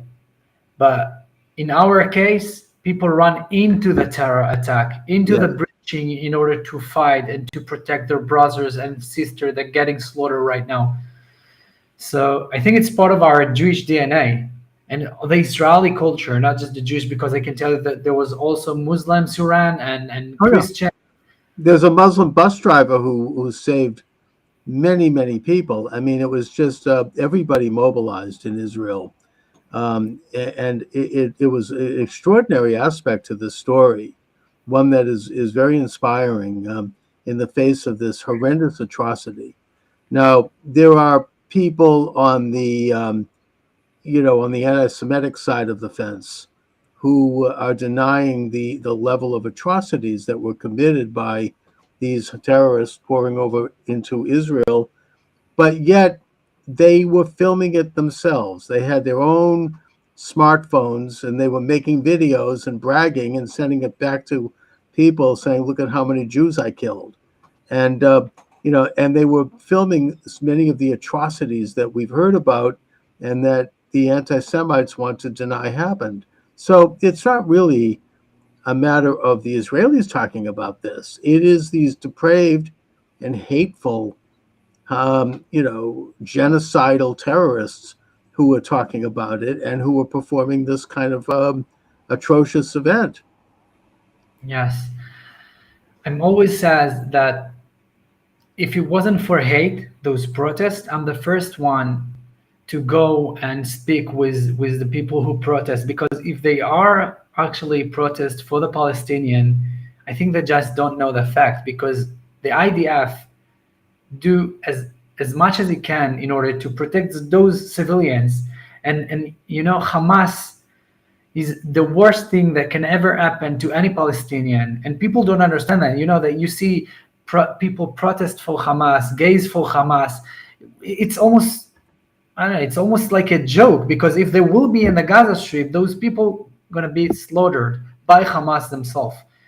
So, well, it's not rational, and it's also very well funded by Qatar and others who contribute huge sums of money to American colleges, and they have successfully pitched this, this atrocity propaganda to the left and to the same people who came out, against Trump. I mean, not to get into a political issue, but the Pussy Hat ralliers and all the rest, and the people who burned American cities, particularly black neighborhoods after George Floyd's death. These are the same motley crew of people who are now agitating against Israel. And again, this isn't an issue of whether or not Israel should negotiate the so-called two-state solution. It's more a group of people who want to destroy Israel and openly do so. And that they began the agitation within hours after the attack. So Israel didn't really respond yet. I mean, Israel, I think there was several weeks before Israel responded by going into Gaza. So, it's pretty obvious what their agenda is. So, Elkanah, then you're deployed. Can you talk a little bit about that? What happened in Gaza in terms of deployment? And has the operation been successful? I mean, I wonder if it has not been as successful as we might assume. Not that you can talk about specifics. I understand that. So if I share my experience, I think that in some places, we did manage to have success, a huge success, and unfortunately sometimes we were the one to rescue bodies of hostages. that were kidnapped and slaughtered. So no, it's always sad because you feel like it is a success. You rescue your own people, but you rescue bodies, and it's hard to feel. It's hard to realize that you call it as a success. It's not really a success, but No. but yeah, we did manage to bring the body of the family, to bring the loved one into bury, which is also a big thing. And we discover lots of terror tunnels that used Hamas, and we destroyed them. And we figure that almost every house at the Gaza Strip, I don't know to speak for all the Gaza Strip. I can talk about the places that I've been to. Okay. And the places that I've been to, they were full with ammunition. The entire houses was full with ammunition. Right. Each house had rifles, bombs on their baby beds. This is how they're educating their people. Hmm. Once we went through a school and I found a notebook, and I saw the Israel map inside the books. It was in a historical or a geographic book or something like that. And when I read that, I said, oh, there is a little bit of hope because Israel doesn't exist on their map. But then I realized it's not that Israel exists on their map. There is no Israel. There was Palestine. Exactly. And Yeah. the state of Israel. It's not just the Gaza Strip. They want everything. They want to wipe us out. Of course, putting aside the fact that they actually expropriated the word Palestine, which was the description of the Jewish state before independence. So you have a situation where Israel has to fight this very, very difficult urban atmosphere of war, where people are setting up their munitions and their missiles inside their own homes with their children right there, and their wives and children, their parents, their family. And they seem to be doing this deliberately because they want to see people. I'm talking maybe the Hamas leadership. They want to see their people killed so they can use that as propaganda against Israel and to kind of hook into some of these anti-Semitic tropes about the Jews as, being somehow mean people and involved in atrocities. And they hide behind their own families as a way to do this. So Israel has to go in, unfortunately, in order to find the people who are killing Israelis and who are military targets. They have to go in and find them and try to take them out without hurting innocent people, which is almost impossible. Yeah, it's very difficult, and they're using that because for them it's a weapon. It is a weapon. Every footage and every video that they're taking, it's a weapon. They're using human as a human shield, and one of their tactical army that they developed lately. I don't know if lately they're using that for years, but through the war, I realized that what they've done if you remember, after the first ceasefire, there were hostages exchange, and they released some of the hostages. So we saw that what they've done, they put ammunition and weapons everywhere. And when we went back in order to keep fighting, we saw that those people was coming into their houses like they were innocent civilians.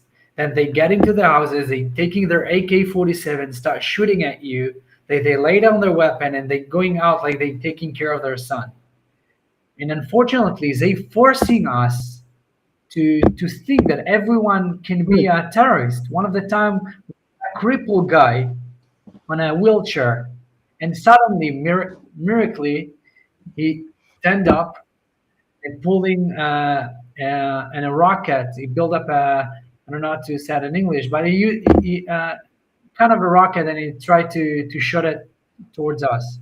So if you're getting to my mind, you can think about anyone that you see a cripple, but you want to take care of them, and then he can stand up and kill you. Yeah, I mean and they deliberately set it up like that. They're playing up to basic notions of humanity when they send out someone like that. And of course, in violation of standards of war, they're putting on civilian garb and they're hiding and integrating within the civilian community while they're fighting. So it's a very difficult terrain, which is what's causing and I have to ask you this, what is reported to be high casualty rates, because this is the main item of propaganda by Israel's enemies. So the UN recently downsized the numbers of innocent casualties and admitted that they had gotten all of their information directly from Hamas, and they weren't checking it and double checking it. And they've also not included within those figures, they don't mention that probably a high percentage of them, if not half of them, were militants. So those are legitimate targets of war. And they don't mention the numbers of people that Hamas itself has killed. They found recently something like near a hospital, 20 or 30 body bags wrapped in black plastic. Turns out that it was Hamas who did this because these people were seen as informers for Israel. And it's not the kind of thing that Israel does. It just didn't look quite right. But yet that's reported as, Israel is engaging in cruel activities and, atrocities. What is the actual, do you have any handle on what are the real numbers? Because, we are concerned about innocent people being killed. It's a very difficult situation, but, how does that actually break down?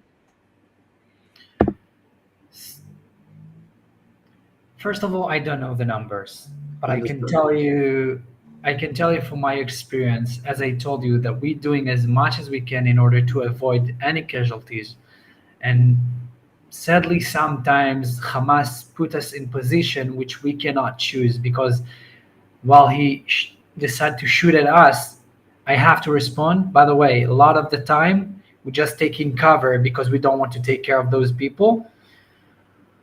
And still, sometimes that's happened. It's war. And I don't remember anyone protest against Britain when they killed German people when they fought against the Nazis.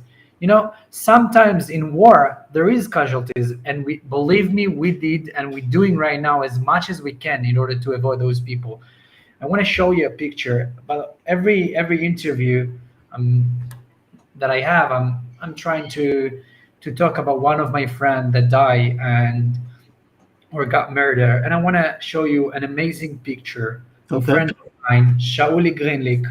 Mm-hmm. And that guy, this is in Gaza.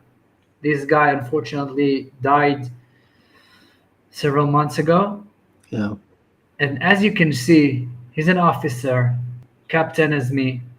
And during that time in Gaza, he saw a crippled lady and he decided to approach her and evacuate her from the place because, by the way, her entire family and everyone just ran away. They don't care about people. Sometimes we care much more about their children, much more about their parents, because they leave them out there and run away. Or they're using them as a human shield. But these guy, amazing guy, Shauli Greenlick, which is a truly amazing person. I can talk about him later if you want, but you can see from his picture that we care about those people much more than they care about themselves. Yeah. Well, I mean, the day they care about their children as much as the Israelis do about theirs, I think it was Golda Meir said something like that, that we'll have a peace. There'll be a move toward peace. So my guest is Captain Elkanah Kuno Cohen. The book is October 7th, The War Against Hamas Through the Eyes of an Israeli Commando Officer. It's available at Amazon and other sites.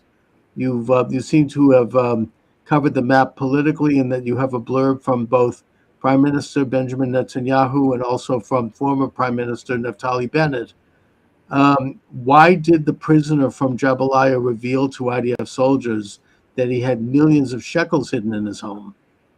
It's a great question, and the reason will shock you.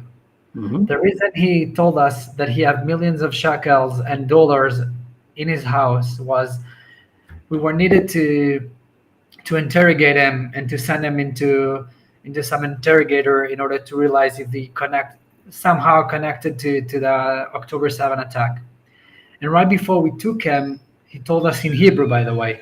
And it's important for people to understand why they talk in Hebrew. It's because they're working in Israel. A lot of them, I think every person in the Gaza Strip have cousins or uncle that getting salaries and getting paid in Israel, and still they decide to do what they do.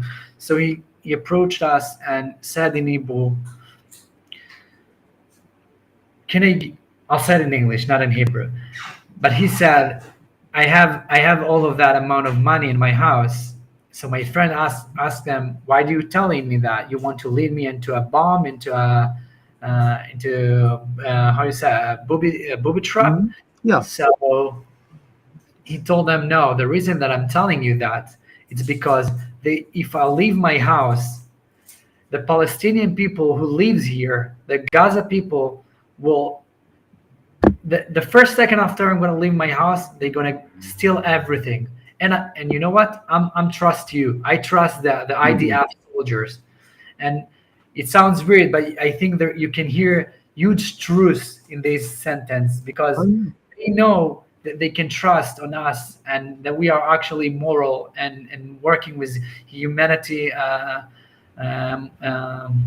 code that they can trust us, while they acting like animals. Lots Right. of them. Well, I mean, I think that maybe one of the things that's been learned from this whole war is that the Hamas, which of course Gaza was handed over to the Palestinian Authority on a silver platter in 1995 by Prime Minister Ariel Sharon, and Jews were ethnically cleansed from their villages, and their factories and farms were turned over to the Palestinian Authority, and money poured in from all over the world, including the U.S. taxpayer, to try to create a peaceful society there, one that could, and all Israel asked in return was just peace. They weren't asking for anything else. They weren't even asking for recognition. They just, they wanted an end of the hostilities. And this was an opportunity for the Palestinian Authority to turn Gaza into what would be the equivalent of Hong Kong. I mean, they're talking about beachfront property. These people are not poor there. You take a look at Gaza, from pictures. I mean, this is like the French Riviera. And they could Definitely could make it as an amazing place. I think they have the nicest beaches in our area. It's beautiful, and Israel handed it to them, and they could have created a peaceful state alongside Israel, but instead they took all of their money and they poured it into this war machine, this incredible network of tunnels, which it's unbelievable. I mean, the football field size buildings underground with tunnels that connect, hundreds of miles of sophisticated tunnels, and they immediately started to fire missiles into Israel, engaging in acts of war. They immediately started to ship shipments of armaments, like from the Karine B, and that's why Israel had to put a blockade. And they started to do other stuff, the flying in the terror balloons, the gas balloons to burn Israeli fields. And of course, eventually they showed up with the hang gliders with machine guns. So, here you have a corrupt leadership there that, they're going to steal every penny they can. And instead of investing it in their own people, they're going to build a war machine in Israel and engage actively in a war against Israel. Not to mention that they siphon off enough so that these guys in Qatar have a bank account like $3 billion each. So, I mean, that's what you're describing here is kind of a manifestation of that. I mean, they're just going to grab everything. You're saying hardly. I'm agreed with that. Yeah. What's on the Hamas terrorist GoPro cameras? So one of the time, one of the soldiers in my division found a GoPro, and beside the fact that they were filming everything, as everyone knows, as you start in the beginning, you said people try to say they did that, but they document them themselves and put it online on social media. They did that. So of course that, but also we saw, huge tunnels. When I'm saying huge tunnels, I'm talking about tunnels that shuffles. I don't know how to say, like you mean like a D9. It's a huge structures. yeah. 5 I mean, meter. it looks like the Southeast Expressway here in Boston. You know, I mean, we're talking about, you know, like four, 2-lane highways, and you know, this isn't. I think subway will look even smaller sometimes. Yeah. It's crazy. Yeah. So yeah, they invest so much on terror infrastructure. It's hard for me to say Infrastructure. Yeah, absolutely. Well, that's where all the money goes, and that's something that I think should be clear. Why do you feel sick every time you eat meat? I think I will let the readers to search deeply in the book while they read it. That's in your book. Okay. The book is October 7th, The War Against Hamas Through the Eyes of an Israeli Commando Officer. So my guest being Captain Elkanah Kuno Cohen. So Kuno, what is going to be the end game here? I know that you're not prime minister, but I have you here as an Israeli, so I need to ask, since I can't get high-level people yet. I mean, you know, it's going to take a long time, I think, to finally defeat Hamas. But is Israel going to do this job of completely pacifying Gaza? Because I think if they don't, it's going to be a future war. And if and when they do, what happens then?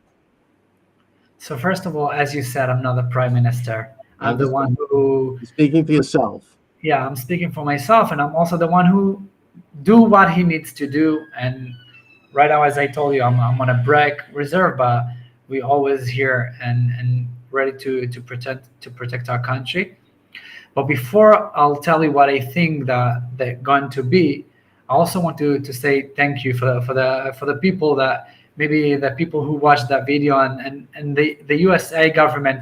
I know that there is disagreement what they should do or what they shouldn't do, but me as a soldier, the fact that we're getting the support, sometimes we got equipment, and we also in my active service, I had the privilege to train with Marines, which is bonding us, and I think it's a great connection. And when we're talking about how the solution will be, in that moment when we figure that this is not just Israel war, because Israel is the only democracy in the Middle East, and we are a void right now from all the other democracy to fight against those terror organization.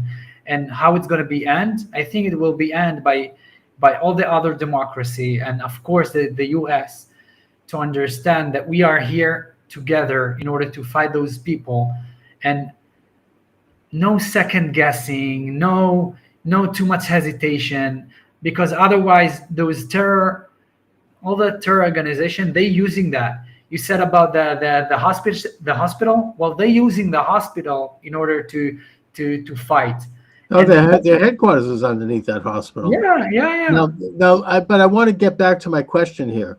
What happens to Gaza after the war? I mean, I don't see Israel. I mean, again, this is my opinion from the comfort of my Boston home here, that I can't imagine Israel allowing another Palestinian entity to develop there, because it's just going to be another repeat. Maybe down the road, they're going to just once again. I mean, if there's any lesson here, it's that Israel can't do that. I mean, I think that maybe there could be local election, municipal Arab governments, but I hope that at the end of the war, an Israeli could go to the beach in Gaza and order a shawarma at a beach stand and not worry, and bring his family. That's the way it has to be after this war. So what do you see happening there? Again, I'm not the prime minister, but what I realize that those people, the thing that they care the most, it's land. And I think that in order to show them that we are here and we are not gonna vanish. Right. we need to take some of their land and to tell them, if you're going to do more than that, more land will be taken, and it will be just after we're going to clear their entire educating system and all their leaders that support Hamas, because this is not, people say Hamas, but Hamas, it's not the only thing. There is lots of terror organization at the Gaza Strip. So it's a code name for me, Hamas. But I'm saying we need to kill all the people that supporting our deaths, because whoever wants to kill me needs to be dead. Of course, this is a war, and these are military combatants. They've declared war against Israel. They've stated their mission, which is to destroy Israel. So Israel has every right, both from a practical and a moral standpoint, to fight back and to stop them by any means necessary. But my point is that once that's done, if you have Arabs in Gaza who want to live peacefully alongside Israel and who want to live with Israelis, then they should be honored, and I think they will be honored. But if you have those who want to continue to fight, they have to be stopped. And I just think that Israel has to maintain the upper hand there forever. I don't see them turning that region over ever again to anyone outside of Israel. Unfortunately, I'm agree about that. I really hope to, I'm looking from that standpoint. I mean, it's not going to work. What? I mean, it's a practical matter. How many times is it going to take where they continue to build up a war machine and continue to try to kill Israelis? It's like, if there's some lesson from this, it's that. And I think that from what I've heard in reports, there is an even bigger tunnel infrastructure and a more frightening and more dangerous system on the northern border. And I mean, unfortunately, Israel betrayed our Christian allies in Lebanon in 1990 when they evacuated south of Litani, and General Haddad lost his command, and the southern Lebanese army basically went into the Galilee. Now you have Hezbollah in control there, and I hope that Israel can at least keep them at bay, but I fear that Israel's going to have to do the same thing they did in Gaza. Again, you're not the prime minister, you're not the general, but I'm asking you as an Israeli on the street. As Israeli and someone who served, I just came back from a defense combat at the Lebanon border. Okay. I can tell you that for me, I don't see how nothing will change unless they all will be behind the Litani, because there is places in Israel like Metula. I don't know if you heard that. Yeah, the northern border there. Mm-hmm. Yeah, so they surrounded 320 degrees of Lebanon, and they getting missile and RP like rockets every day, which is crazy. And the border looked like some little kid tried to draw and he couldn't do a straight up line. Right. Border should be on by geographic and also something right, that you like can the control. Litani River. The border right now, yeah. And when you have river and you have high hills to control it, it makes sense. But when they have higher hills than you, and you're surrounded by mountain that they control over your villages, it cannot be like that, because as you know, we don't shoot them. We don't want them to die, but they do that to us. So if we want to live side by side, that even if they want to kill us, let's say, we have to have the insurance that they can shut us every time they want. Well, I mean, Israel learned this lesson in 1967 when they took over the Golan. The Syrians were firing from the heights into Israel, and it's simply a matter of practicality that to protect the country from these enemies, and they're not going anywhere. They have to ensure that there is, as the French say, a cordon sanitaire to preserve the border. I just hope that it's done carefully and swiftly and with limited numbers of casualties on both the Israeli and the Lebanese side. And I hope that Israel is able to make an alliance with the Lebanese Christian government in terms of wish. completely eradicating Hezbollah. I wish for that, and people Yeah. don't understand that. The IDF, and it's not the IDF. You know, when you say the IDF, it's like it's a big term. It's a system. Well, I'm not talking as the IDF. Everyone in my unit, we don't want to fight. No, We want, we are young people. Of Some of course. us have families, expecting fathers. The last thing that we want to do is war. We hate to participate war, but sometimes we realize that we have to do that. And when we have to do that, we will do that with all of our power. But until then, we don't want that. And we hope that there will be as non-casualties at all. And of course.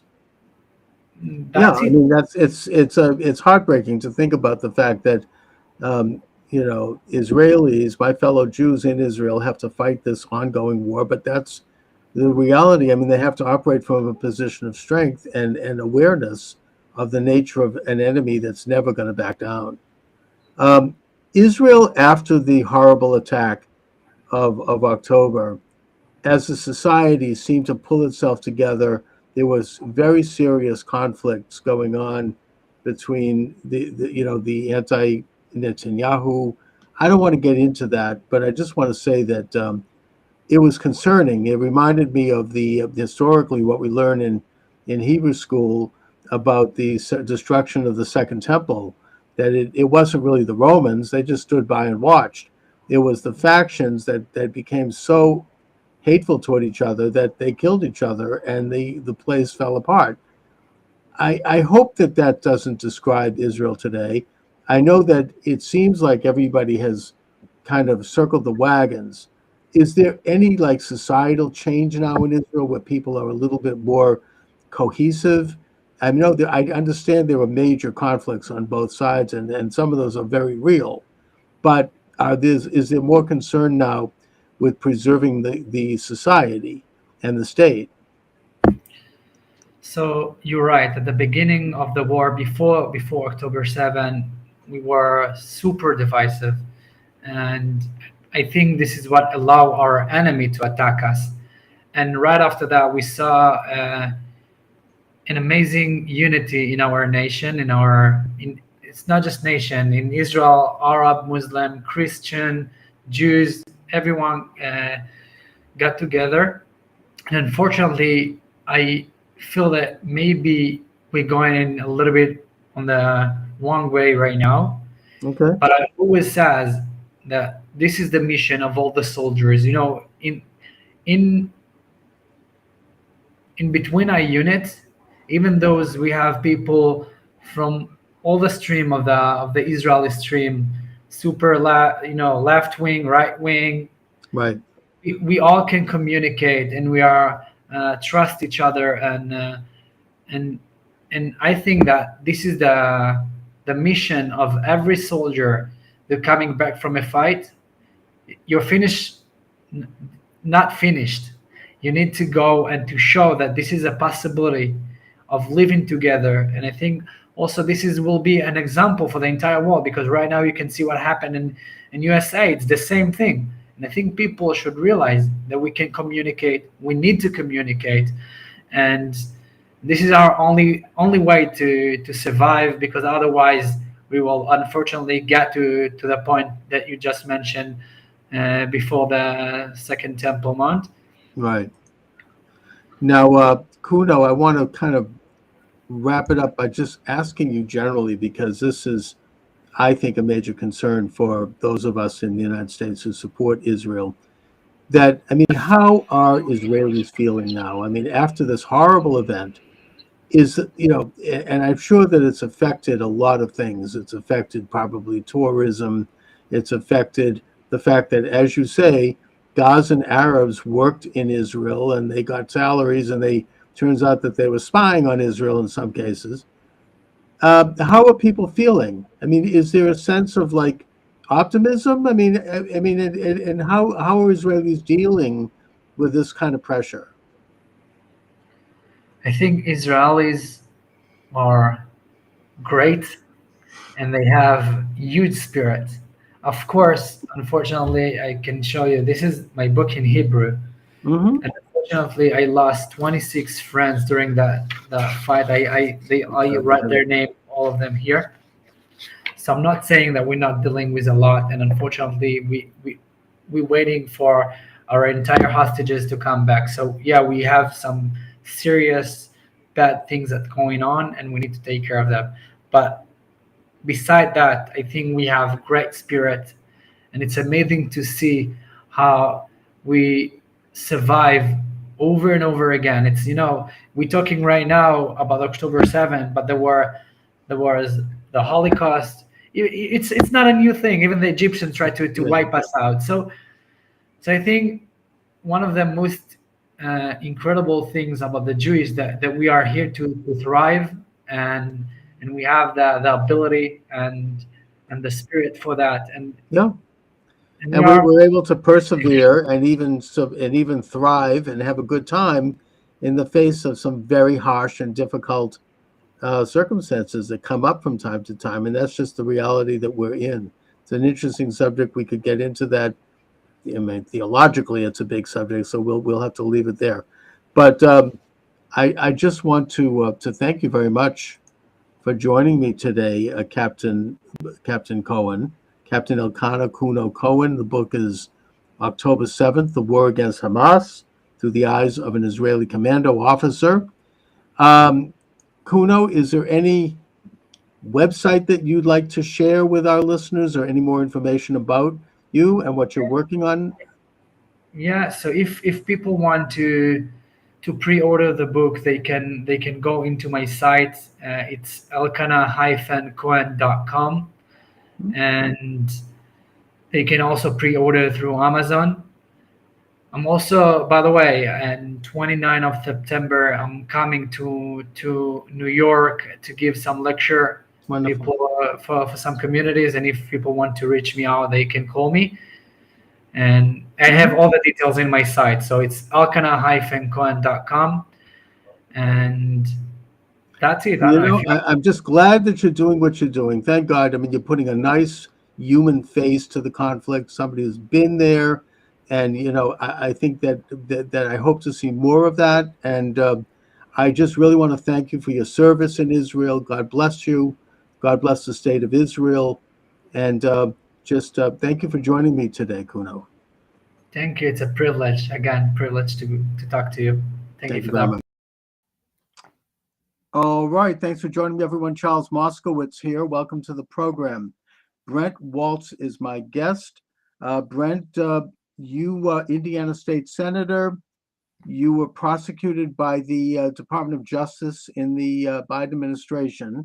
I want you to talk about what happened to you in the context of what I would argue has happened to a lot of people who are conservatives, Trump supporters, whatever, MAGA, since this regime was put in place, including hundreds of people who were peacefully protesting on January 6th and who were doing things like trespassing, which is not really a felony, it's more of a misdemeanor.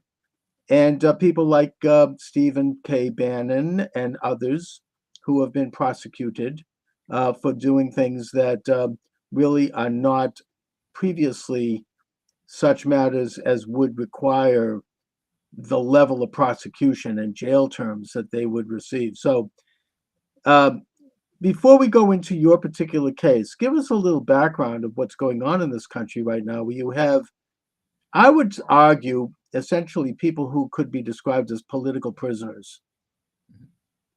Well, that's the title of my book, A Prisoner of Washington. And so Yeah. I'm in complete agreement with your assessment on this. I think you're absolutely spot on in your analysis and your assessment. I had never heard the term lawfare until a few years ago. It was a Right. foreign concept to me. I'd never heard the phrase, didn't know what it meant, but I am acutely aware of that now, as are dozens, if not hundreds, of people who are conservative, that are Republican, that support Donald Trump. And what I have seen is the use of the Justice Department as a weapon. Now, if the Justice Department was an equal opportunity indicter, if you will, where they would take liberals and conservatives and say, okay, if you were coloring outside the lines, we're going to indict you and we're going to hold you accountable for your actions. Then I don't think too many Americans would have a problem with that. Neither would I. But when they specifically look and target people first and then try to determine whether or not they did anything untoward or illegal or that could be spun to be made or viewed illegal in front of a jury, that's an entirely different metric. That's an entirely different criteria that when I went to law school anyway, we were never informed that. And I find it extremely offensive, first of all, as an American citizen. I find it very troubling, as a conservative Republican and Donald Trump supporter. And I think it'll have a very chilling effect on other people who are inclined to try to support conservatives, try to support Donald Trump, donate to their causes or his campaign in the months ahead. I think that's what it's all designed to do, frankly, Charles.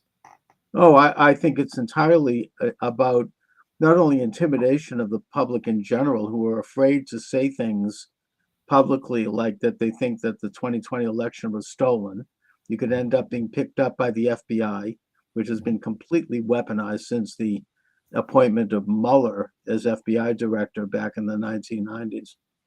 And you have situations where the law itself, our system of justice, is now used by the people in power to go after their opponents, as opposed to going after real criminals like, I don't know, drug dealers or, child pedophile people, traffickers and whatnot.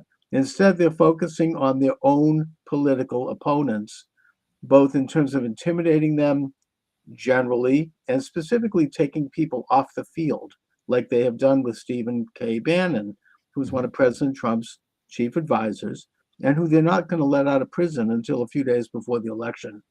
So, we have a situation here which is really similar to what you might have in a dictatorship type of a country. I'm not saying we're an outright dictatorship, but certainly there's a sense that we're moving in that direction when you have this phenomena. Alan Dershowitz, who's a Harvard law professor formerly, speaks about this very well on his own podcast, which I recommend, The Der Show, where he goes into it as a professor, very easy to understand terms, how this government is using our system of law and abusing it in this manner. This is not what our system of law was set up for. It's not what we're supposed to be all about, using the legal system to go after enemies, whether it be Christians protesting or standing anywhere near an abortion clinic, whether it be parents at a school board meeting who are critical of child sex change operations or masks, or Catholics or anyone else that apparently this government views as enemies. I mean, they've deferred to them as domestic terrorists.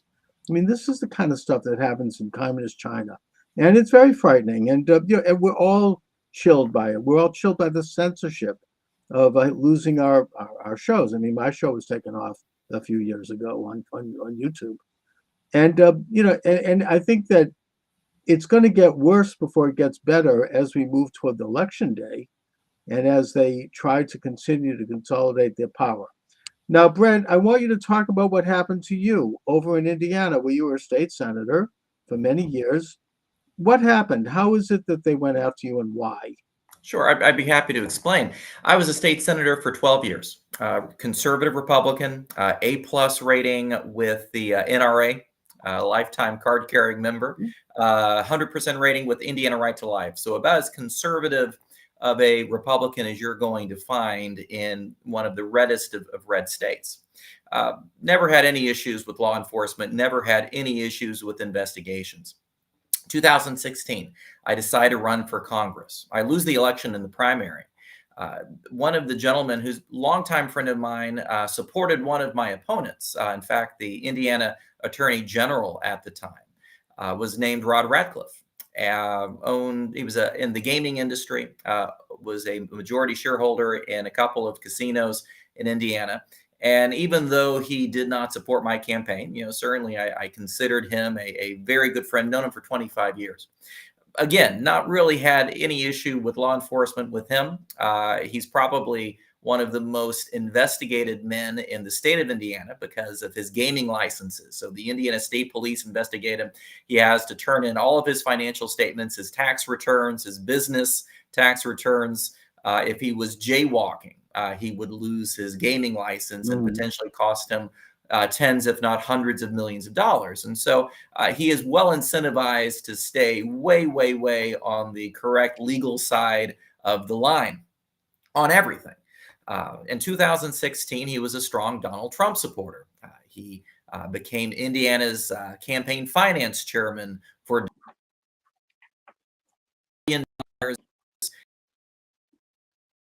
Trump in the summer of 2016. Shortly after he was named campaign finance chairman for Indiana, the FBI calls me. They want to meet with me. So I met with them for coffee. Two agents show up, very gruff, trying to be intimidating, not really asking me any questions about any actions that I ever did. They were asking about Rod. They were saying, do you know anything that Rod has done that might be illegal? Are there any people who might know something? Can I just ask you a question here? Did you, when you went to the FBI, and by the way, this is James Comey's FBI under Obama, and your governor was running as part of the team as vice president, that being Mike Pence. Yes. So it's not like it was a big secret to be a Trump supporter in Indiana at that time. Right. But when you went to this meeting, did you go with a legal counsel and with witnesses? Because I think that when one goes to a meeting with the FBI, it should be like you're going to a meeting with the IRS. It's not that you did anything wrong, but you want to make sure that everything is on the record, everything is filmed, every question is answered with a legal counsel sitting next to you, because they may engage in a thing called entrapment, like they did to General Michael Flynn and others. They'll find some little technical thing. Oh, I did this on March 3rd, but it actually was March 4th. I did it at 2 o'clock. Well, it was actually 3 o'clock. And they'll get then you can charge you with a felony, lying to the FBI. Correct. Yeah, that's right. That's right. So is that what happened here? No, in my case, I had done nothing wrong. And let me assure you, as somebody who I'd like to think is reasonably legally sophisticated, I went to law school.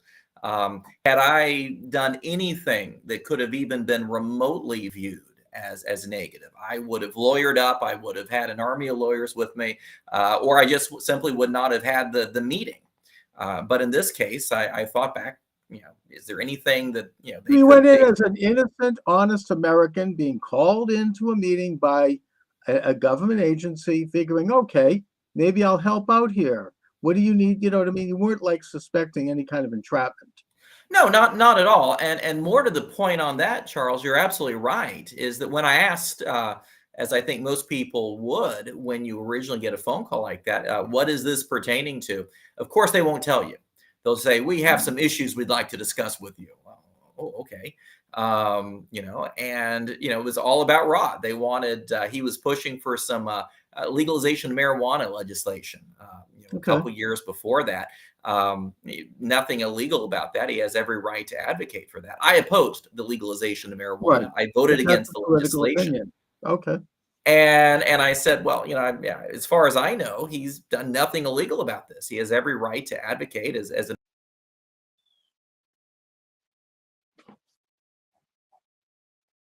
Did you lose me there? No, you're back.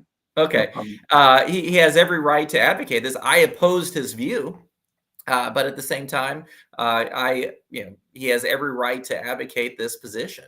And clearly the FBI was not happy with the responses that I gave. And as they continued investigating, they went through all of my tax returns. They went through all of my campaign finance information. And there were a couple of donations that they viewed as questionable. There was a campaign. It's very similar to what happened with Dinesh D'Souza. You may recall. Oh, I was going to ask you about that. A few years ago with that. Apparently he gave a little too much money to a candidate.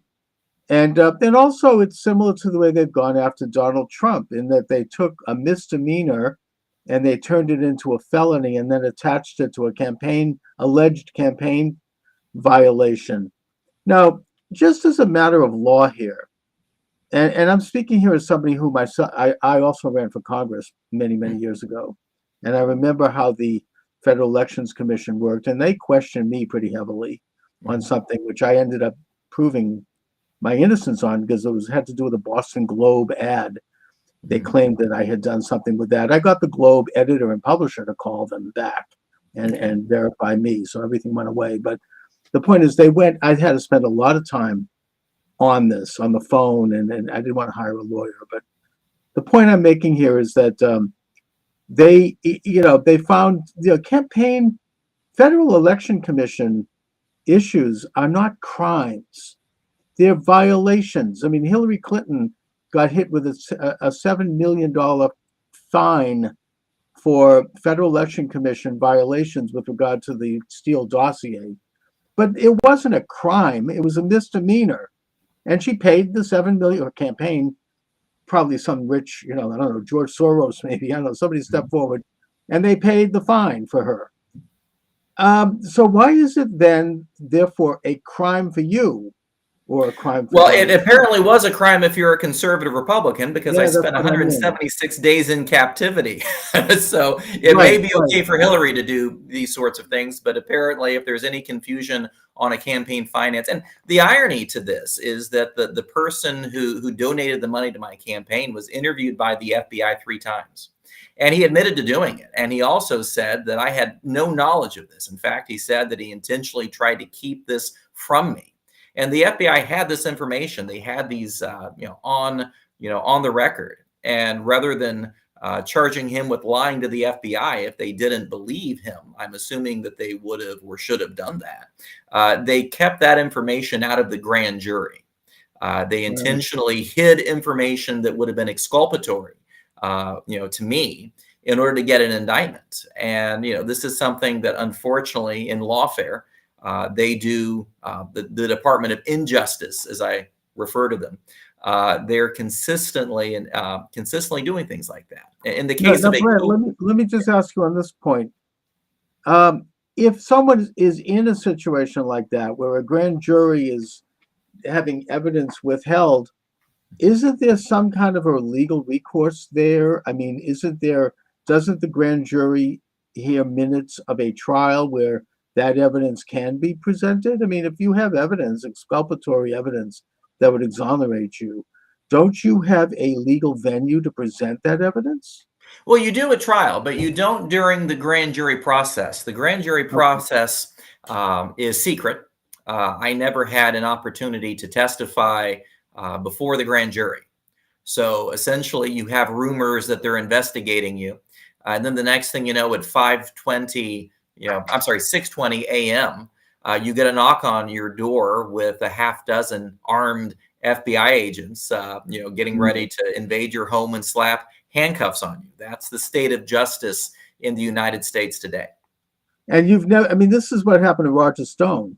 And in his case, there you have, they pull an elderly man out of bed and drag him out onto the front lawn in his underwear with the CNN cameras rolling. Apparently they knew about this in advance. And they bang his door down with a bludgeon, and they're showing up guys in like SWAT outfits. He's never. Well, and I described this in my book, POW Prisoner of Washington, that I had seen what had happened to some of our fellow conservatives. And so not wanting to have a picture of my hair all, sticking out, or, being drug out of my home in my underwear, first thing in the morning, I took a page from General Mattis, who said that during a period of high tension in North Korea, he slept fully clothed. And so that he'd be able to get up, at literally a second's notice and be ready. But in this case, this is America, and they're doing a perp walk. Oh yeah, it's designed to humiliate. It's designed to try to color, I think, public perception. Because they want to destroy your reputation in public. Exactly right. This is defamation, in the classic sense, to do this. So you're dragged out into the front lawn, and then what happens? Well, actually, it was more into a black SUV, but they then go through and they put you in a local jail cell. I had a co-defendant who was the general counsel of the company that Rod Radcliffe was in charge of. and they got him on a minor income tax violation. He apparently, a company that this company involved, apparently mislabeled a professional service contract, and it was a campaign contribution instead. And it was about a $14,000 tax liability. This is a company that was doing $720 million in sales of the year in question. A $14,000 tax liability, but because he signed off on it and it was over the $10,000 statutory limit, this 70-something-year-old man, a longtime state legislator, Marine, spent 6 weeks at the Terre Haute Federal Prison and is now a convicted felon for the rest of his life. This is crazy. Even if he knew that there might be a question about the classification of that deduction or that contribution, that still is the type of situation that normally would be handled by an accountant meeting with the IRS, doing some kind of negotiation, and then if you are found to be in error, you pay the difference. I mean, you end up being billed, being fined with interest, and that's how it works. You're not taken into prison for 7 years for this. No, I mean, nor should they be. I'm an investment banker, and I have clients that are literally owe hundreds of thousands of dollars, and they work through the IRS, and none of them get carted off to jail.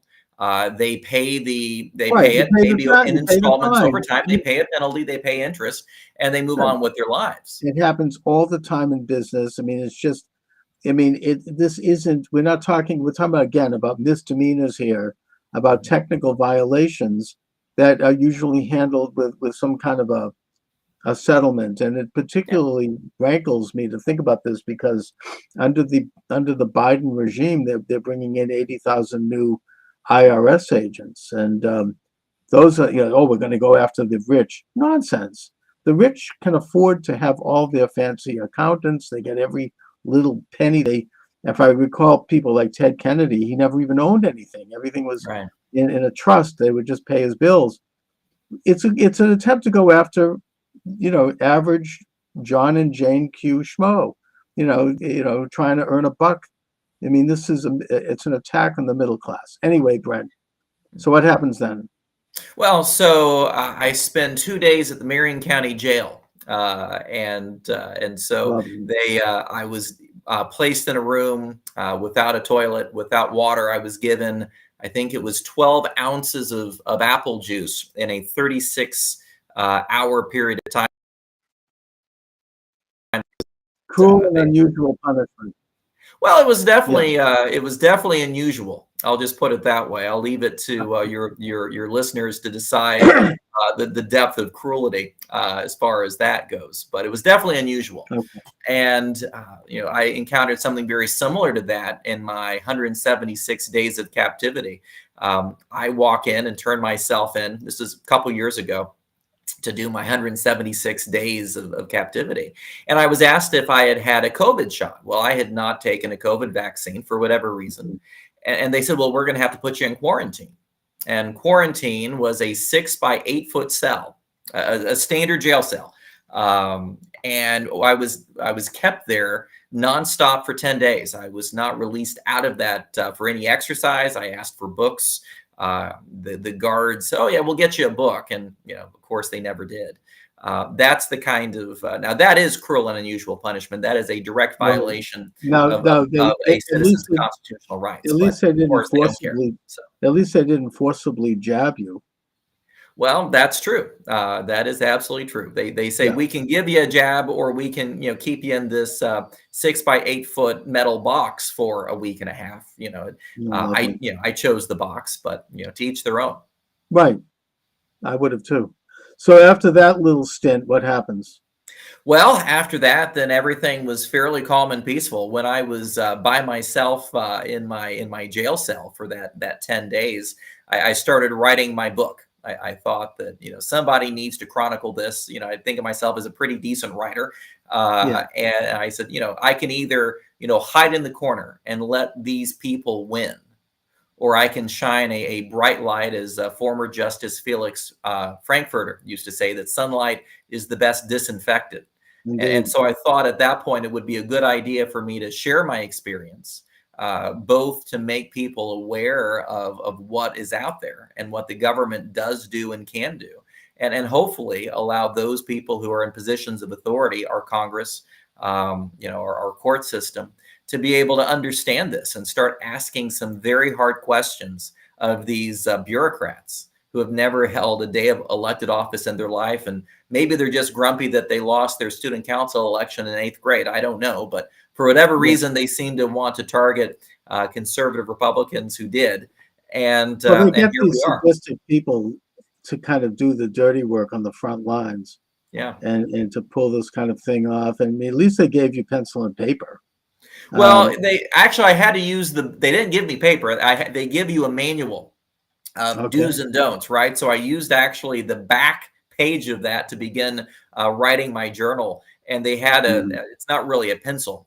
They have a small, it's about an inch long, kind of a rubberized, graphite thing that you have to kind of use your thumb and forefinger with, kind of drill down and use that.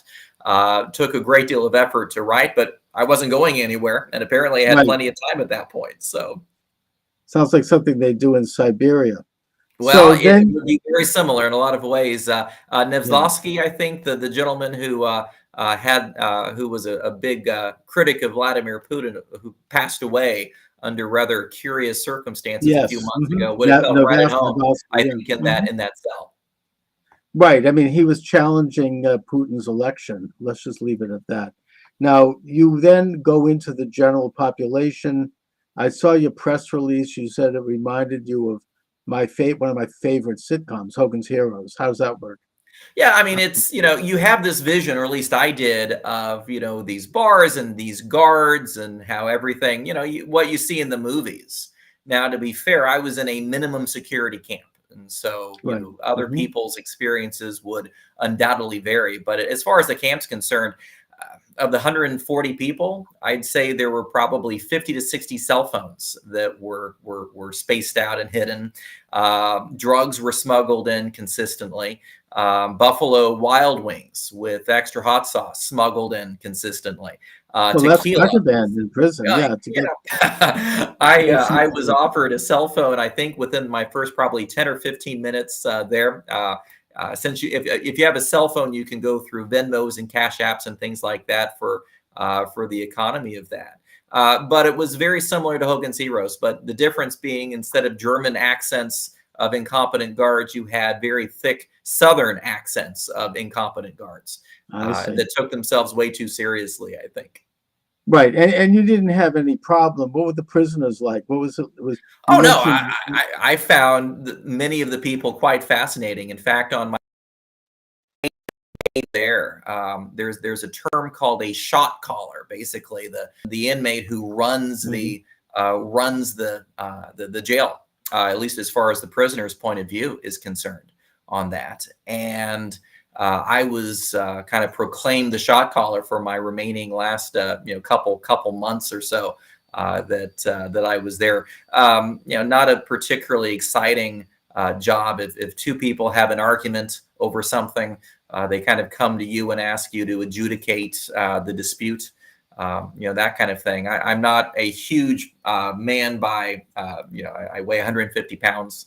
And so when the previous shot caller, who was transferring to a prison in Pensacola for his final 6 months or year or whatever it was, suggested that I take on that role. He was a former mixed martial artist, right? Used to compete. And I remember looking at him and laughing at him and saying, I'm not quite sure I'm qualified for that position.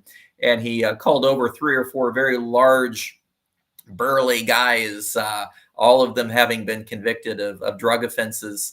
And he said, well, you guys like Brent, right? Oh, yeah, we like Brent. Yeah, he's cool. If Brent ever got into trouble or anything, you'd help him out, right? Oh, yeah, sure we would. And never had a problem. It sounds like a scene out of Wallace Beery's The Big House. I'm not familiar with that, but I'll take your word for it. But it was just it was just absolutely ridiculous, Yeah. going from being a state senator to being a shot caller. And there's a lot of shot very caller. humorous aspects in the book POW Prisoner of Washington Sure. that I convey, as well as a number of issues that are frankly quite serious. Healthcare Sure. in our prisons are virtually non-existent. And only occur when there is a serious crisis.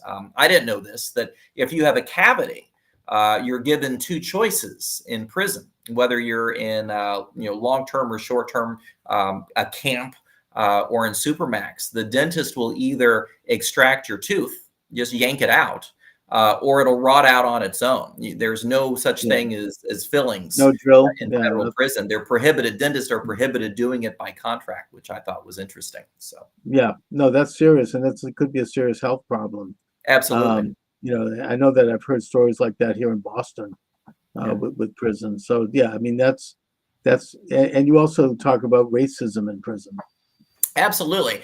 I was at the camp during Martin Luther King Day, and I was very surprised when the guards would go up to African American inmates and wish them a James Earl Ray Day. Of course, the assassin Yes, of Martin of Luther course. King. Yeah. And just not one guard, multiple guards did this. They thought it was hilarious.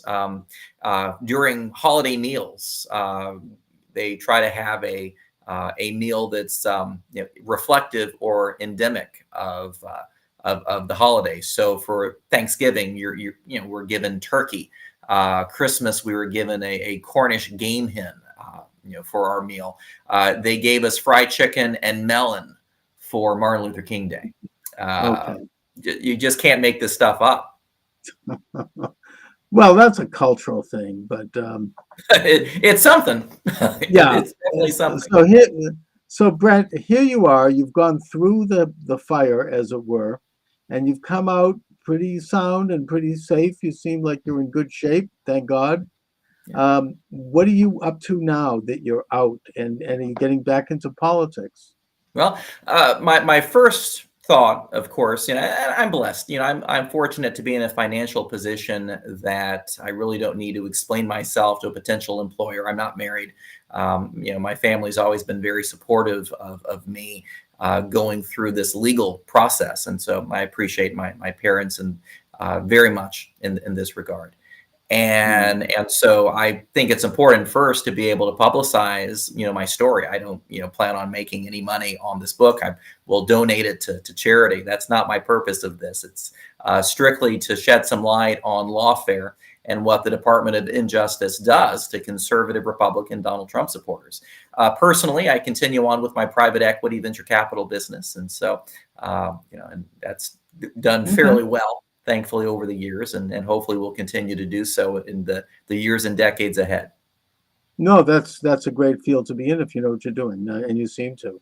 Are you involved in presidential politics or Republican politics as we approach this election?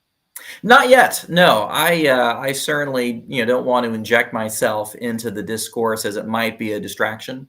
I think it's important first to be able to explain what has happened, and then let my fellow Republicans decide in what role, if any role, they would like me to play in terms of the public discourse. And so at this point, in terms of the overall public relations or public discourse, I think the best thing I can do is to shine a light, shed some light on what's happened to the Michael Flynn's of the world, the Roger Stones, the Paul Manaforts, the Peter Navarros, and the list goes on and on and on, because it's a very recurring, consistent thing. Indeed, we have political prisoners. We have, I think there's still about 200, mostly men, some women, who were detained on January 6th of 2001 on the lawn of the U.S. Capitol building, basically for trespassing, who have not yet been charged. And, you have an attorney general even now who is not only bragging about this, but who's threatening anyone who questions the upcoming election. I think people were afraid to question the 2020 election, even though we all saw what happened with our own eyes on election evening on television in real time, because they see what can happen. I mean, they can, there's a polls I don't think were accurate because people are afraid to tell the truth. They don't know if that information might end up with the FBI. This is what's happened, I think, in this country. And I think that this,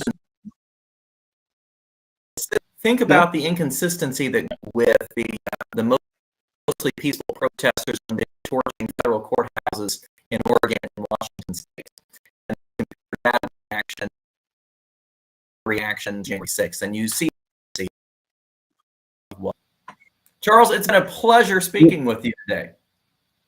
yeah, Brad, for some reason I'm getting a lot of feedback. I wonder if it makes me paranoid. I think someone might be, dropping in on this show. But anyway, Brad, let our listeners here and viewers know where they can get your excellent book and anything else you'd like to share in terms of websites and whatnot. Sure. Prisoner of Washington, POW Prisoner of Washington is the name of the book. It's available on Amazon and various bookstores, but you can go on Amazon.com and pull it up anytime. Okay, Brent Waltz, I want to thank you for joining me this afternoon. Great talk. Let's stay in touch. Let me know if anything develops. You're always welcome here. All right, welcome to the program. Charles Moskowitz here. Thanks for joining me, everyone. It's an honor and a privilege to welcome Dr. Jerome Corsi to the program. Dr. Corsi has been a guest from time to time. He has been on the forefront of political and cultural analysis for the better part of the last several decades, going back to his work on the Swift boat controversy in 2004 when John Kerry was running for president. And he's got into a lot of very important issues. He's got a shelf full of books. His most recent research in 2 books is on the Kennedy assassination, and his most recent book on the topic, which he co-wrote with David W. Mantik and others, is The Assassination of President John F. Kennedy, The Final Analysis. Forensic analysis of the JFK autopsy. X-rays prove 2 headshots from the right front and 1 from the rear. So, Dr. Corsi, let's go right into it. What are the latest discoveries with regard to the Kennedy assassination? Well, I'm going to start. First of all, Charles, it's great to be back with you. Thank you for the invitation. And I want to show you the cover of the book, and then we'll start there. Okay. Here's the cover of the book. I think you can see it now. Is it clear on the screen? Mm-hmm. Is it shared? Okay. So the title is The Assassination of John F. Kennedy, The Final Analysis. And I co-authored it here, as you can see, with David Mantik. David Mantik is an MD. He's a radiation oncologist. So he's been reading X-rays for cancer patients for over 4 decades. And he also has a PhD in physics. And his PhD was on a physics topic dealing with X-rays. Now, Dr. Mantik has seen the JFK skull X-rays from the autopsy in the archives, the National Archives, 9 times more than anyone else.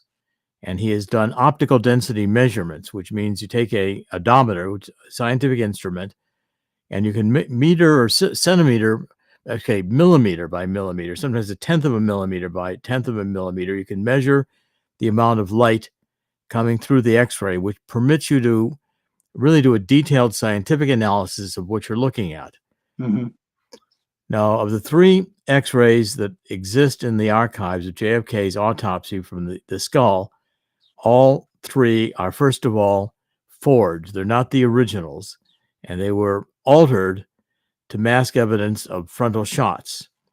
Right. Now, okay, so what you can see in the cover here, this is a Zapruder film. This is the frame. Right. JFK has just been shot in the throat. You can see his hands coming up to his neck. A bullet has entered the windshield from the front, and it's hit him in the neck. Okay, and then of the headshots, the first one that hit Jack Kennedy was at frame 313 in the Zapruder film, and it moved his head forward, and it blew out a lot of the right front of his head. Less than 2 seconds later, a shot hit JFK in the temporal bone, which is right by the right ear, and it blew out the back of his head, the right back of his head. And then a shot hit him in the forehead almost at the same time. And if we look at that, in fact, if I increase the magnification on that and give it to you in a little bit bigger format. Let's see if I can do that. Well, I'll do that when we get inside the others. But you can see here, the shot entered the forehead right at the above the right eye at the hairline, and you can see the fragment of the bullet breaking up and goes across the top of Jack Kennedy's head, the right quadrant of his head, and the biggest fragments in the back, which is clear indication of a frontal shot, because the large fragments they weigh more and they have more momentum. They travel the farthest, and it did not exit the back of the head. So that's a clear evidence of a frontal shot.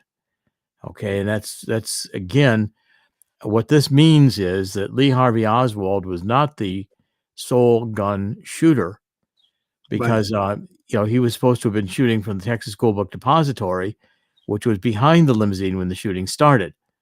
And so therefore, there's no way that this means that there are essentially at least 3 gunmen, one from a low angle behind Jack Kennedy probably in the Daltex building directly behind the limousine, and across the street from the Texas School Book Depository. The one from the hit in the temple, this keyhole fracture right here, that shot came from the grassy knoll. And I can show you some of the Zapruder film here when we get into it in a minute.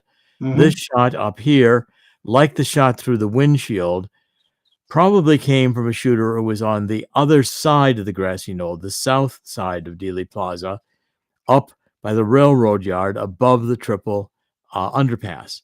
Right. So you got a crossfire. You got 3 shooters, and this is different than other books, because here we've got scientific evidence. This is the measurements. You're looking at the X-rays.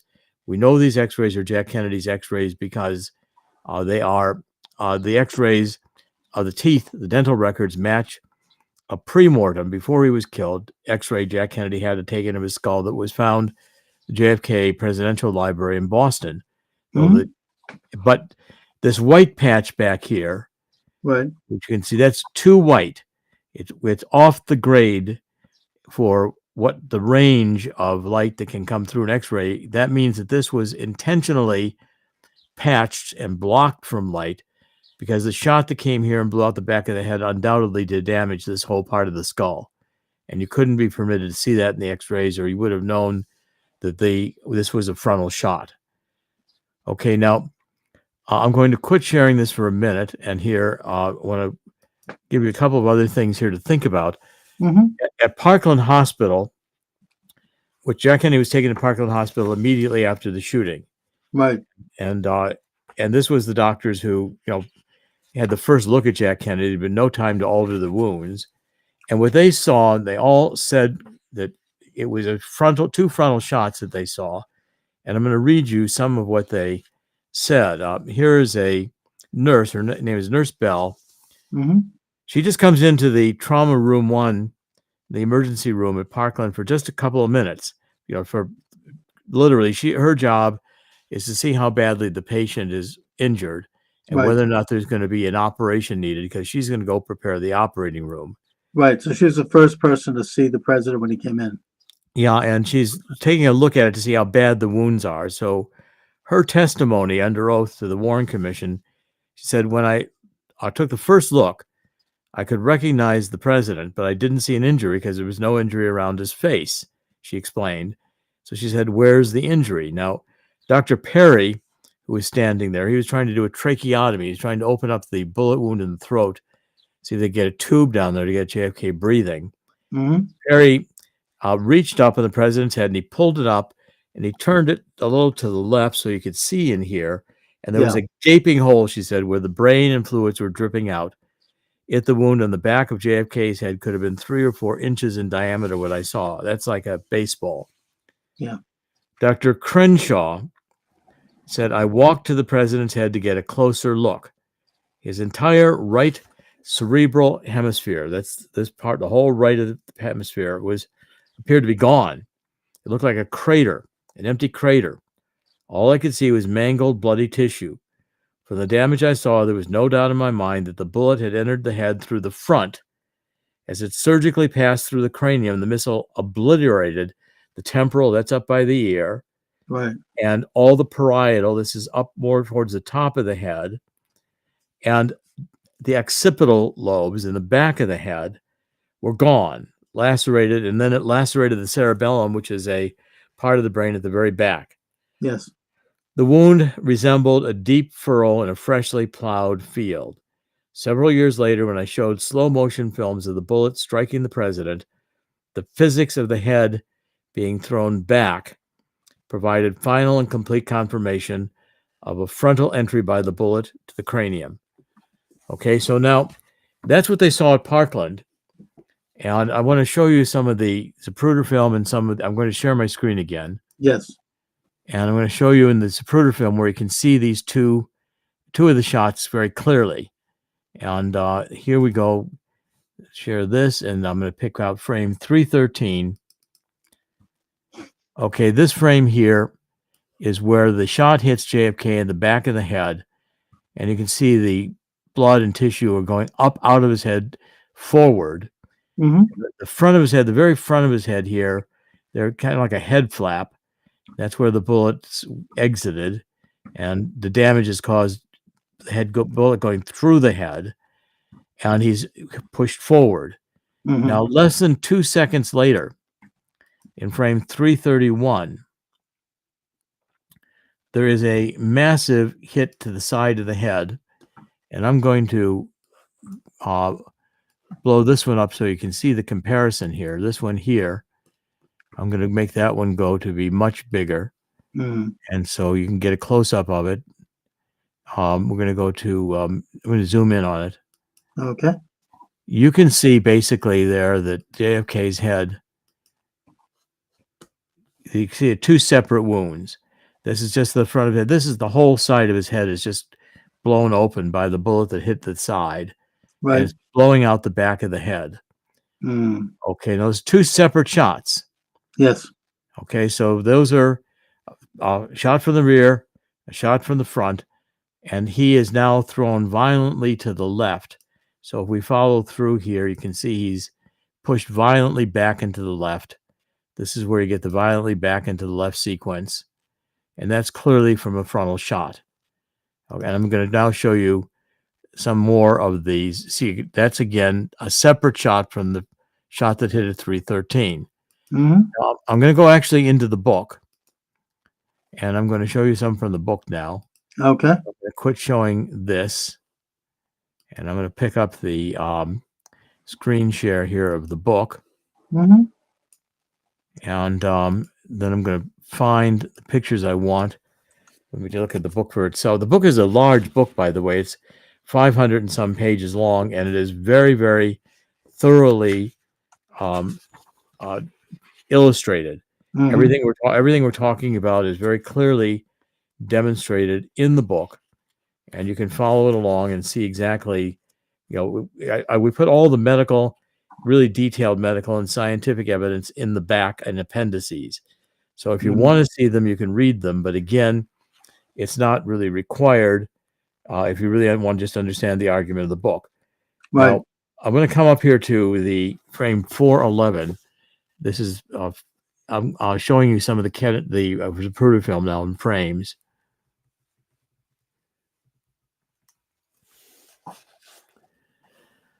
Okay, so here is this is the head explosion at 331, and I'm going to now again make sure I bring this up so you can see it really well. Mm-hmm. I bring that up to 500. Okay. You can see how much the head is blown apart. Yeah. Yeah, that's a tough. Yeah, these are gruesome pictures. No, it's I can barely, even now I can barely stand to see this. So he's moving back into the left, and Clint Hill is coming up onto this is a Secret Service agent. He's trying reaching for the hand. So the shot throws Jack Kennedy back into the left. Clint Hill gets covered by brain matter. As this officer over here gets covered by brain matter. Jackie Kennedy starts to come out of the car. Yeah. And she's reaching back. She's reaching for a piece of Jack Kennedy's brain in the back. I want to increase this one in size so that we get a good look at it. You know, I think this part of the Zapruder film was only declassified recently. I mean, we saw a lot of it originally, but we didn't see this. I mean, this in this detail, she's reaching for a piece of the brain. Hmm. And when she gets the piece of the brain, and the whole point of this is it's all blown to the left. There's a fragment of Jack Kennedy's head that's actually blown on the lawn over here. Right. That's clearly a shot from the grassy knoll. Yes. Okay, and the X-rays validate that. Now, when Jackie gets it, she goes back into the car, and what she does is she tries to put Jack's head back together again. Oh. So when they're going through they're now driving further down on Elm Street, and they're going through the triple underpass, and Jack Kennedy is sitting upright. You can see his face. Yeah. You can see his ear. He's dead. Right. Back of his head, you can see this is all blown out here. Yeah. Okay, and so Jackie was trying to get him. It's like a reaction when you break a wrist or something like that, and you think you can put it back together again. Right. But the evidence here that this is in fact a these shots. I want to show you a couple. I want to show you more clearly the shot to the forehead, because it's dramatically clearly a frontal shot. And again, this book now is definitive in that it lays to rest the question of whether Lee Harvey Oswald was the shooter, because no shots in this head came from the Texas School Book Depository. So we know now that the government has been lying for 60 years. Yes. And framed Lee Harvey Oswald as the shooter when they So knew there was no shots coming from the Texas School Book Depository? None at all that hit his head. Right. I mean, obviously, the people that did the shooting, they were very, very experienced sharpshooters. I mean, obviously. Oh, these whoever did these shooting shots were perfectly. They were just killers. Oh, yeah. They knew what they were doing. Yeah. They knew what they were doing. I mean, they don't hit Jackie. They're shooting through the windshield through 2 Secret Service agents. The bullet that entered the forehead created the red blob. It's a marking. This was a liquid mercury bullet. As I'm going to explain, the body showed frontal shots, and the government's explanations that the shots had to come from the back. Right. So they flew the body into Andrews Air Force Base, and as I'll tell you in a few minutes, there was pre-autopsy surgery. Before the autopsy started, the 2 Navy pathologists at Bethesda altered Jack Kennedy's wounds. They did pre-autopsy. And who were they? I'll get to that in just a minute. Right. Thank you. This is the track of the bullet. And so you can see it breaking up. It doesn't exit. You can't remove a liquid mercury bullet. And so therefore, this is just clear evidence of a frontal shot. Mm-hmm. And you can see it entered the front. Dr. Chesser also did an analysis of it. When it entered the front of the head, there was all these little scatter dust-like particles that came at the entry point. Right. And then a picture of it here that shows you without color, but you can see here how it looked in the X-ray, where there's clearly so that's clearly a frontal shot. Right. Mm-hmm. Now, the government had a problem in that there was a photographer who was taking pictures of in front of the limousine. His name was Alchins. He was standing in front of the limousine when the shooting happened. And so the Texas School Book Depository was seen in the background, and that picture was published in newspapers across the country within about an hour or so of the assassination. It was on the AP wire. Okay. And so people across the country knew that the shooting had occurred. That's a big blow up of the Alchins picture, but the Texas School Book Depository is behind when the shooting starts. Bullets coming through the windshield here and hitting his neck. So they couldn't have had any. If Lee Harvey Oswald was a shooter, you can't have had any shots from the front. Right, of course. And if we take a look at the pictures, the Alchins took another picture as the Kennedy limousine passed him. There you can see the bullet coming through the windshield. It's even clearer here in this blow up. So that's a reflection of where the bullet came through the windshield. Mm-hmm. Okay, now, when they flew Jack Kennedy's body back to, by the way, the body was taken out of Parkland Hospital at gunpoint because the autopsy pathologist showed up and he said, "This is a local murder. I am the coroner. I am going to do the autopsy in Dallas." Well, it was known that the shots came from the front, and they had a problem. They couldn't let the autopsy be done in Dallas. I'm going to read you what Clint Hill said, and then I'm going to go back to sharing in a minute. But Clint Hill gave a very good description of what of how the shots affected him. He's the Secret Service agent in the back of the car. He said, "As I approached the vehicle, JFK's limousine, there was a third shot. It hit the president in the head, the upper right of the right ear, causing a gaping hole in his head, which caused the brain matter, blood, and bone fragments spew forth out over the car, over myself. At this point, Mrs. Kennedy came out of the back seat under the trunk of the car. She was trying to relieve something that had gone off to the right rear. She did not know I was there. At that point, I grabbed Mrs. Kennedy, put her in the back seat. The president fell over onto her lap to his left. Mm-hmm. Yeah. Frontal shot." And he also said, "The right head of JFK's head was exposed. I could see his eyes were fixed. There was a hole in the right rear portion of his head about the size of my palm. Most of the gray matter in that area had been removed. It was scattered throughout the entire car, including on Mrs. Kennedy."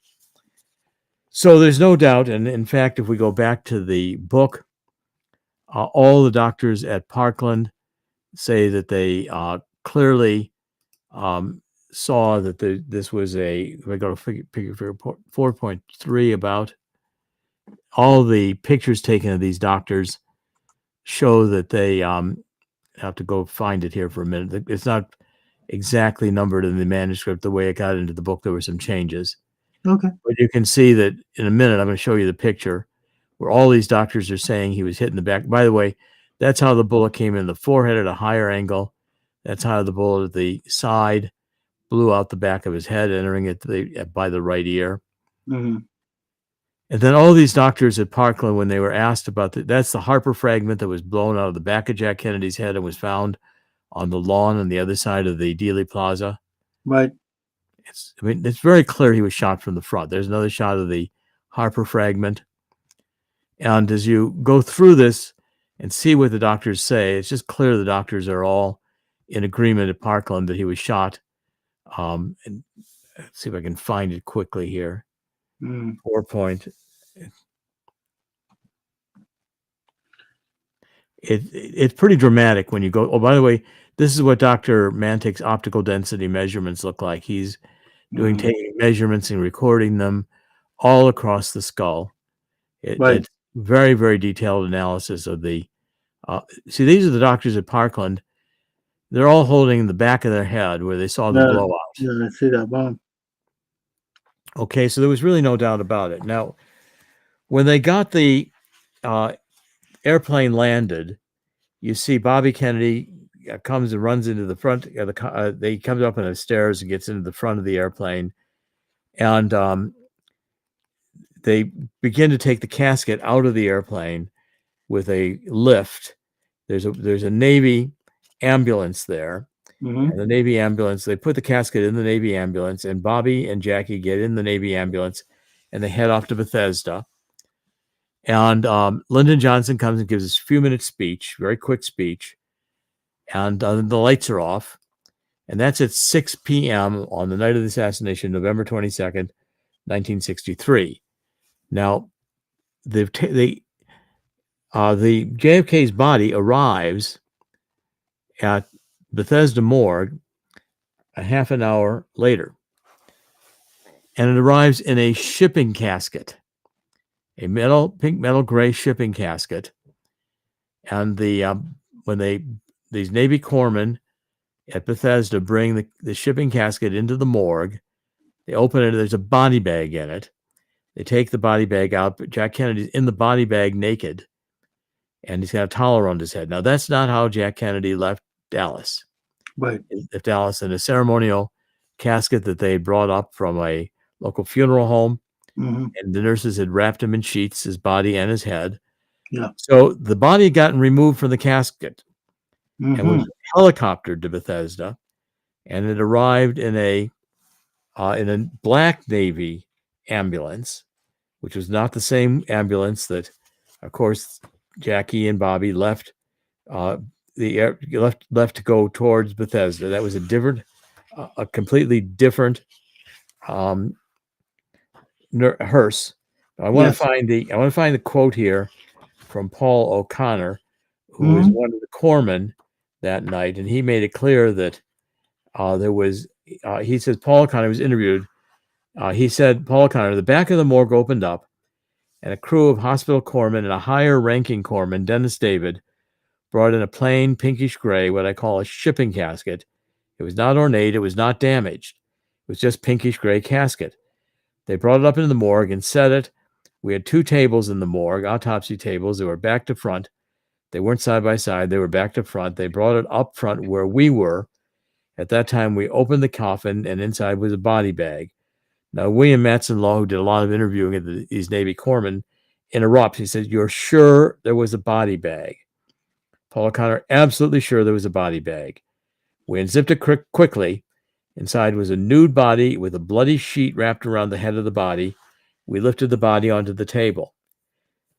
Now, 2 of the doctors, Dr. Humes and Dr. Boswell, who are going to do the autopsy, come out, and they start to do pre-autopsy surgery of the head. It's witnessed by Navy corpsmen. It's witnessed by one of the people who was there, the mortician, who's going to prepare Jack Kennedy's body to show it back at the White House. And they saw this surgery. Now, I'm going to show you what they did was they opened up Jack Kennedy's head to change the frontal shot in the forehead and make it look like an incision. They took a saw and they removed the top bone in JFK's head, which is called the parietal bone. Yeah.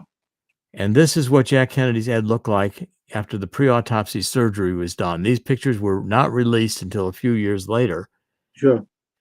And you can see a head brace under Jack Kennedy's head. That was not in the morgue. I'm going to increase this size, and you can see how the top bone is gone. Yeah.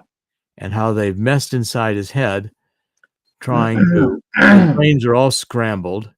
And the front. It's got. I'm going to show you a better picture of this, but the front is like a wing nut. And they made a complete mess of the head. I'm going to go forward and show you another picture of it. Let's just see here. Maybe it's behind this. I'm not sure which direction it's in. Let me look for a second. I think it's in front. You can see how well illustrated this book is, by the way. Yeah, beautiful. And okay, now this is another view from the side. And here we go. So we're going to do 200. You can see they messed up the incision up here. And the top bone is gone. I'll show you one more of these pictures, which is in color. So it's really the most gruesome of them, but it's important that you see it. Okay. And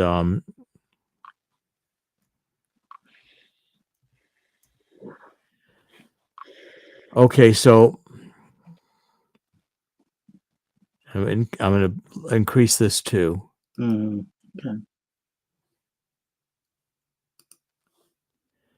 All right, now you can see how this is where the incision in the forehead was. Yeah. You can see the straight line saw cut to remove that bone. That is clearly not. Yeah, that's unbelievable.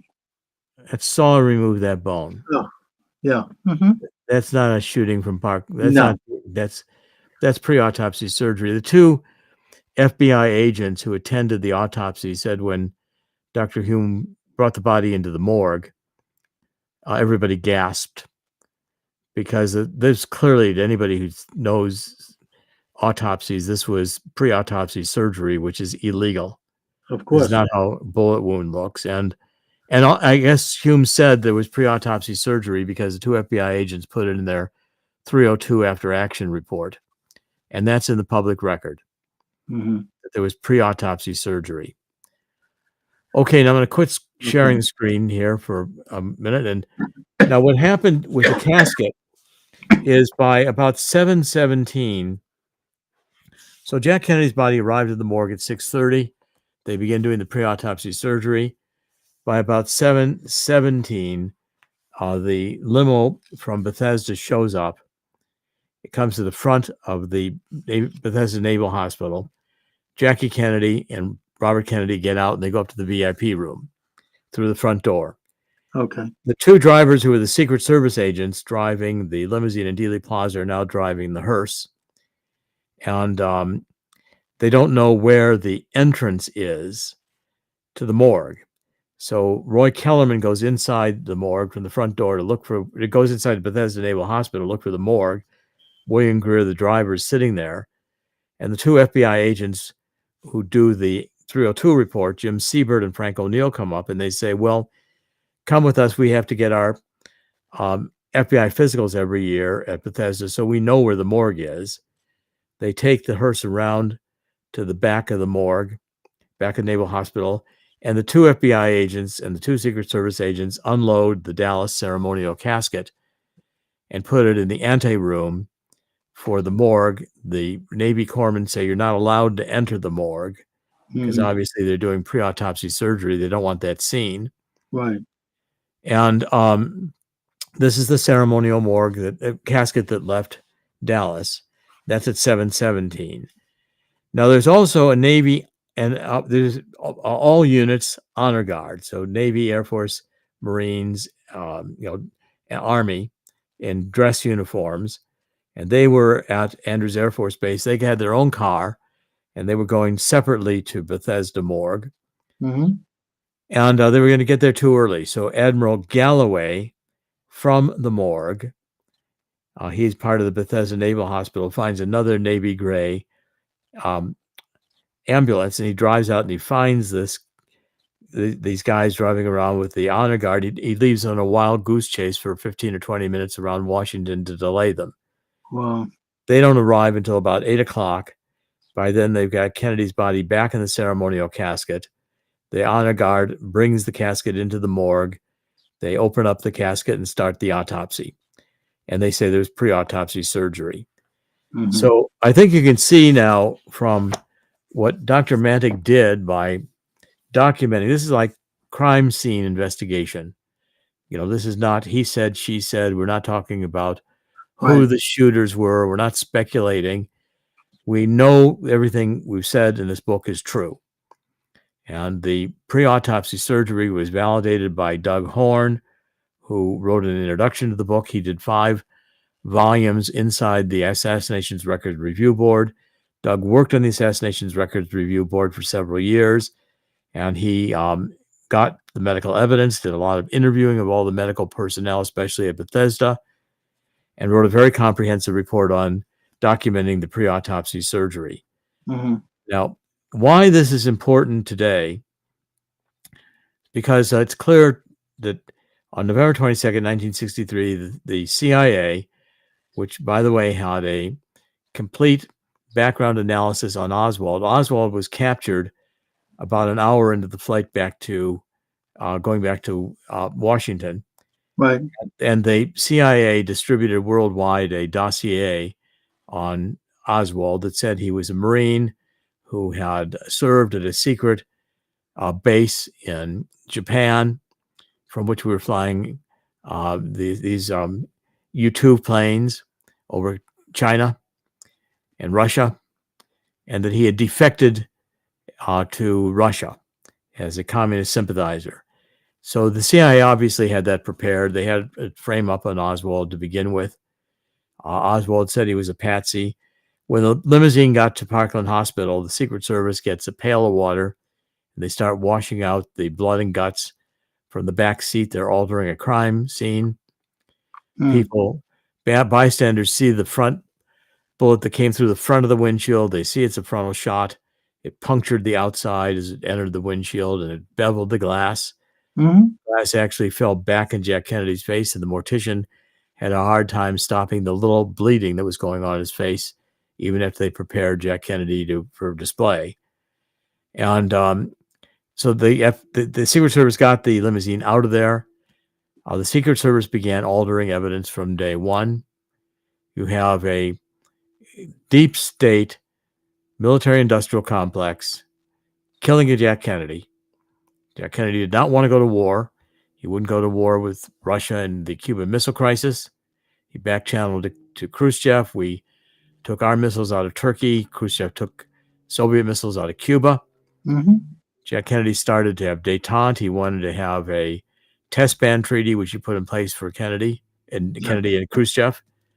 Right. And he gave a speech at American University. That's where the final analysis comes from. Jack Kennedy said, in the final analysis, we all live in this small planet. We all breathe the same air. We all cherish our children and grandchildren, and we are all mortal. So he wanted to have coexistence. He had signed an order to pull out of Vietnam. The Joint Chiefs, there's going to be billions of dollars made going to war. They wanted to go to war. And so the deep state just took over and lied. They created a narrative. And so therefore, what the message of the Kennedy assassination is that this hasn't stopped. And 9/11, why do buildings collapse that were not hit by the airplanes? Building 7. Why in 1991 do we go to invade to get Saddam Hussein, invade Iraq, and there's no weapons of mass destruction found? Colin promised that's why we were going there.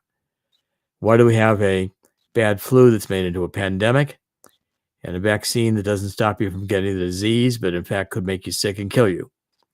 The government lies. And Right. we've been in a Jim Carrey Truman Show, thinking we're watching reality, and we're just watching a scripted CIA, intelligence agency, military, industrial complex series of perpetual crisis after perpetual crisis, perpetual war. Destroying the economy when they want to destroy the economy, creating pandemics. Now you've got the globalists wanting to take over, and the rest of us are going to eat bugs. They don't need us anymore. We're useless eaters. Right. Well, you can see, I'm not sure that, I think the CIA has controlled every president since Kennedy, with the exception, I think, of Reagan and Trump. Yeah. And the CIA is still got And Joe. then look what happened to them. No, look, I mean, Kennedy actually thought that he was president of the United States, and he was fatally mistaken when he began to exercise the constitutional powers of that office.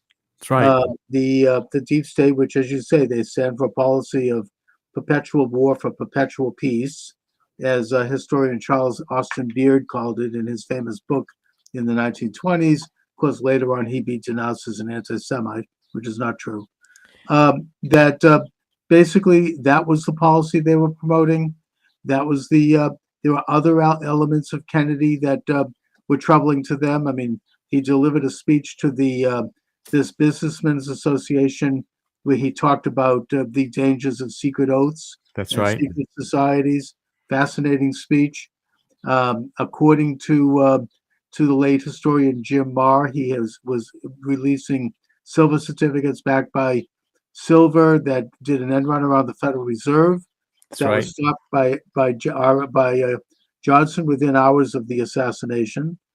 And there were other factors. Kennedy actually was a patriot who believed in putting America first and his country first. And he paid the ultimate price for that.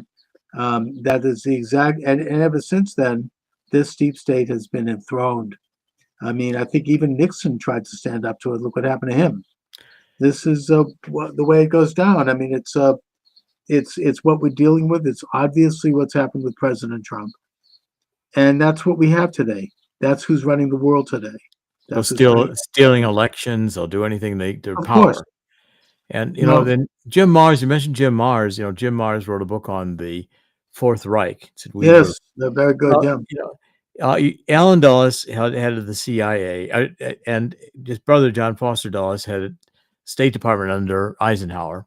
Right. Now they both had worked with Brown Brothers Harriman and Prescott Bush, who was Yes. George H.W. Bush's father. They were, before World War II, they were funding Hitler out of Wall Street, and they believed in Nazism. They wanted globalism. They liked this idea of a small, self-appointed elite. Klaus Schwab, John Kerry, Bill Gates, and they're the oligarchs of the world. They get all the money, and they multinational corporations and their machines. They run the world, and the rest of us are nothing to them. Right. I mean, it's basically a transfer of governing powers to this unelected, authoritarian elite. I mean, it goes back to Wilson and the signing of the Federal Reserve Act and the 17th Amendment, which is the direct taxation. But I mean, I think that the modern manifestation actually goes back to the Rhodes Roundtable, and as discussed by Professor Carroll Quigley in his book Tragedy and Hope, which is a great book. It's a great yes, book. The emerge of America and the British Commonwealth into an Anglo-American establishment, and that would informally rule the world. It's an old story. Every generation has dealt with it all the way back to Adam and Eve. This isn't new. And every generation has also had patriots who have woken up and who have gone to bat and taken a stand for freedom. That's what this country was supposed to be all about, a rejection of these authoritarian ideas. And so here we are today. We have President Trump standing in the breach. He's like this unique figure that is a truth teller and that's willing to go to bat. He certainly doesn't have to. If he had kept a low profile, he'd be fine. He wouldn't have all these phony laws created to go after him and his family and his wealth. What do you think is going to happen now, Jerome? I mean, what do you think is going to go on with this election? Well, I think that there's a lot to happen yet. It's still in the works.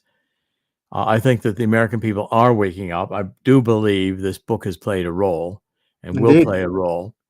I've now created the Anti-Globalist Alliance. I've been Archbishop Vigano in Rome has been calling for this to be done for years, and I finally did it. And I've gotten to be in communication with Archbishop, with His Excellency, and I'm writing a book which I'm just doing the final editing on it today, which is entitled the Anti-Globalist Alliance Manifesto. Great. And its subtitle is Ending the War on Humanity. It'll be published in either August or September by War Room Books, and Bannon is writing the introduction. Wonderful.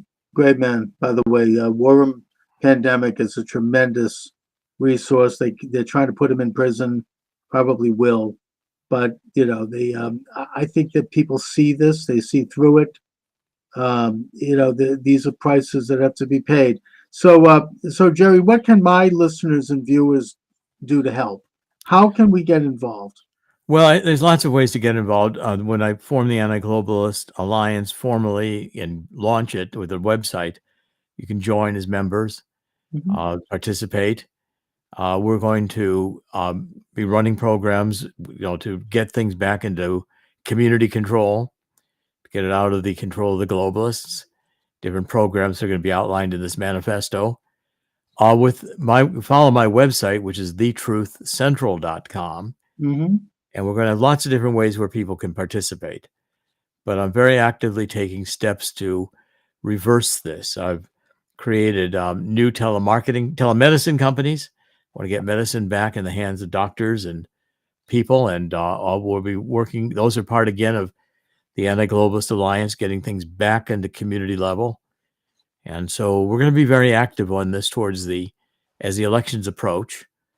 And I think these two books go together. Robert Kennedy Jr. knows about this book. I've talked with him about it. I've spoken with him, and he asked for a copy of the book. And he asked for a Dr. Edward Fogarty, who's a radiologist, to look at Dr. Mantik's work. And Dr. Fogarty told Robert Kennedy that the book is 100% solid. That's correct. Good. And Dr. Fogarty is actually working with me on a project he's on. I have a medical website called GetLongevityMeds.com, and he's going to be offering hyperbaric treatment and some immune supplements, which are quite extraordinary. Wonderful. So he turned out to become a good friend, and now we're working together. Good. I should look into that. I'd like to. And I also am still concerned with the apparatus of voter stealing, of the ballot fraud. I think there's been progress made. The American people are aware of this. I follow some of these really sinister people like Mark Elias on Twitter, and he tends to show the truth.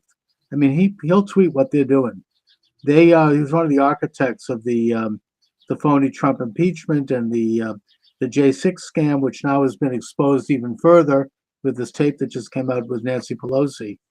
But nevertheless, their infrastructure is still in place. Yes. They can still do it, and they probably will do it if they need to. They'll do whatever they need to do to stop Trump. So I'm very concerned about that. Obviously, we all are.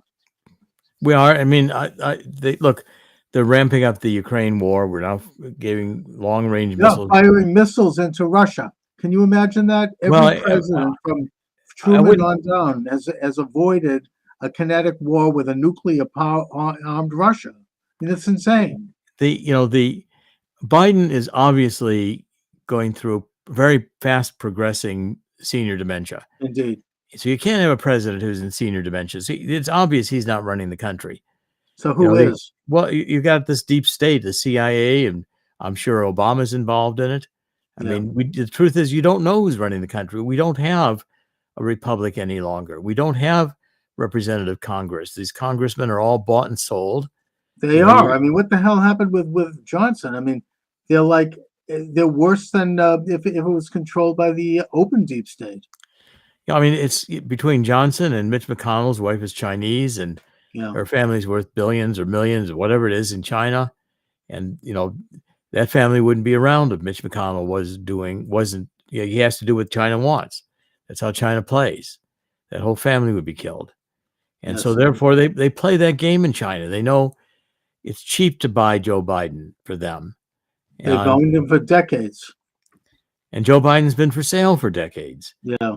And, the problem is that the CIA, has been so deeply involved in everything. I mean, I caught HSBC in 2011 doing money laundering. They were taking people left the bank and they took their names and their social security numbers. They ran millions of dollars through new accounts opened under that information. They closed the account. Well, Department of Homeland Security asked for the information. I gave it to them, sent a permanent investigating committee. HSBC was charged $1.9 billion in criminal fines and nobody went to jail. They were money laundering for the Mexican drug cartels. The CIA was in on it. The Treasury was monitoring. We are the drug cartels. You can't run a drug cartel without a bank and an intelligence agency. You can't drive around with semi-trucks full of $100 bills. You got to get the money into a banking system. And so therefore, if people wake up, they realize we've got a criminal government that is that murdered a president and is getting us into suicidal wars. I mean, for all I know, their October surprise of this neo-Marxist Democratic Party will be to have a nuclear war. Yeah, we don't know if anything could go down. And they'll do anything to stop Trump and the MAGA movement and people who are trying to reassert sovereignty. But I think, I say in the end, God always wins. And indeed, this scheme always loses. It's just we're going to have to pay a big judgment of God because we've, let the country get away from God. We killed too many babies in the womb, chopped them to pieces after Roe v. Wade. We've started taking God out of our schools in the 1940s. This has been a country that moves from God is going to get lost and it's going to get destroyed. And we have to get back to these roots. I think the American people are still and increasingly awakening to this. I think if we have a great revival, which is possible. And I'm encouraging people on my TheTruthCentral.com daily podcast, weekday podcast, to say 2 Chronicles 7:14, we need to get down and repent, and God will hear our prayer and heal our land. I mean, it's really gotten to that point. And these demons, and I do mean satanic demons, mutilating children. They're absolute demons that are at the very core of the deep state. They always have been. The problem is now they're out in the open about it, and now they have the technologies and the means that would have made Hitler and Stalin blush. I mean, they really can do things that are so all-encompassing that we can't even imagine it. I mean, the subject I think you've gotten into also is the mind control developments, particularly since World War II. Yes. and MK Ultra and all of the rest. These things are real, and these things are manipulating people to behave in certain ways and think certain things that they don't understand. You know, it's an interesting subject. It's very manipulative. It's calculated. Right. And so therefore, I mean, and one of the other books I wrote on the truth about neo-Marxism, cultural Maoism, and anarchy was that, you know, you had a defector from Russia, Bezmenov, in the 50s, who came over and said, Truth teller. he said the whole methodology was to get God out of things, to destabilize, to create this one series of crises after another, run psychological operations, get people to feel confused, and then they abandon power.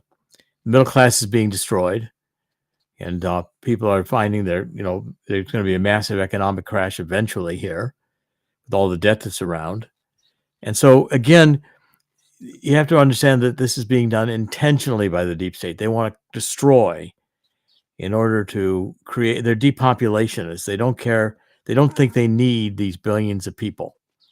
They want the Earth's resources for themselves. And they will gladly eliminate billions of people. And they say so openly. Oh, yeah. And it's become that, and these new technologies around artificial intelligence and transhumanism with its front is transgenderism. The idea of blurring the difference between men and women, blurring the difference between property and government.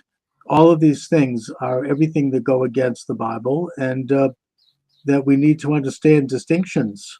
That's right. That's part of what God's blueprint at Sinai. I mean, to show what is sacred and what's profane, and to understand that, and we can understand it. Yes, we can.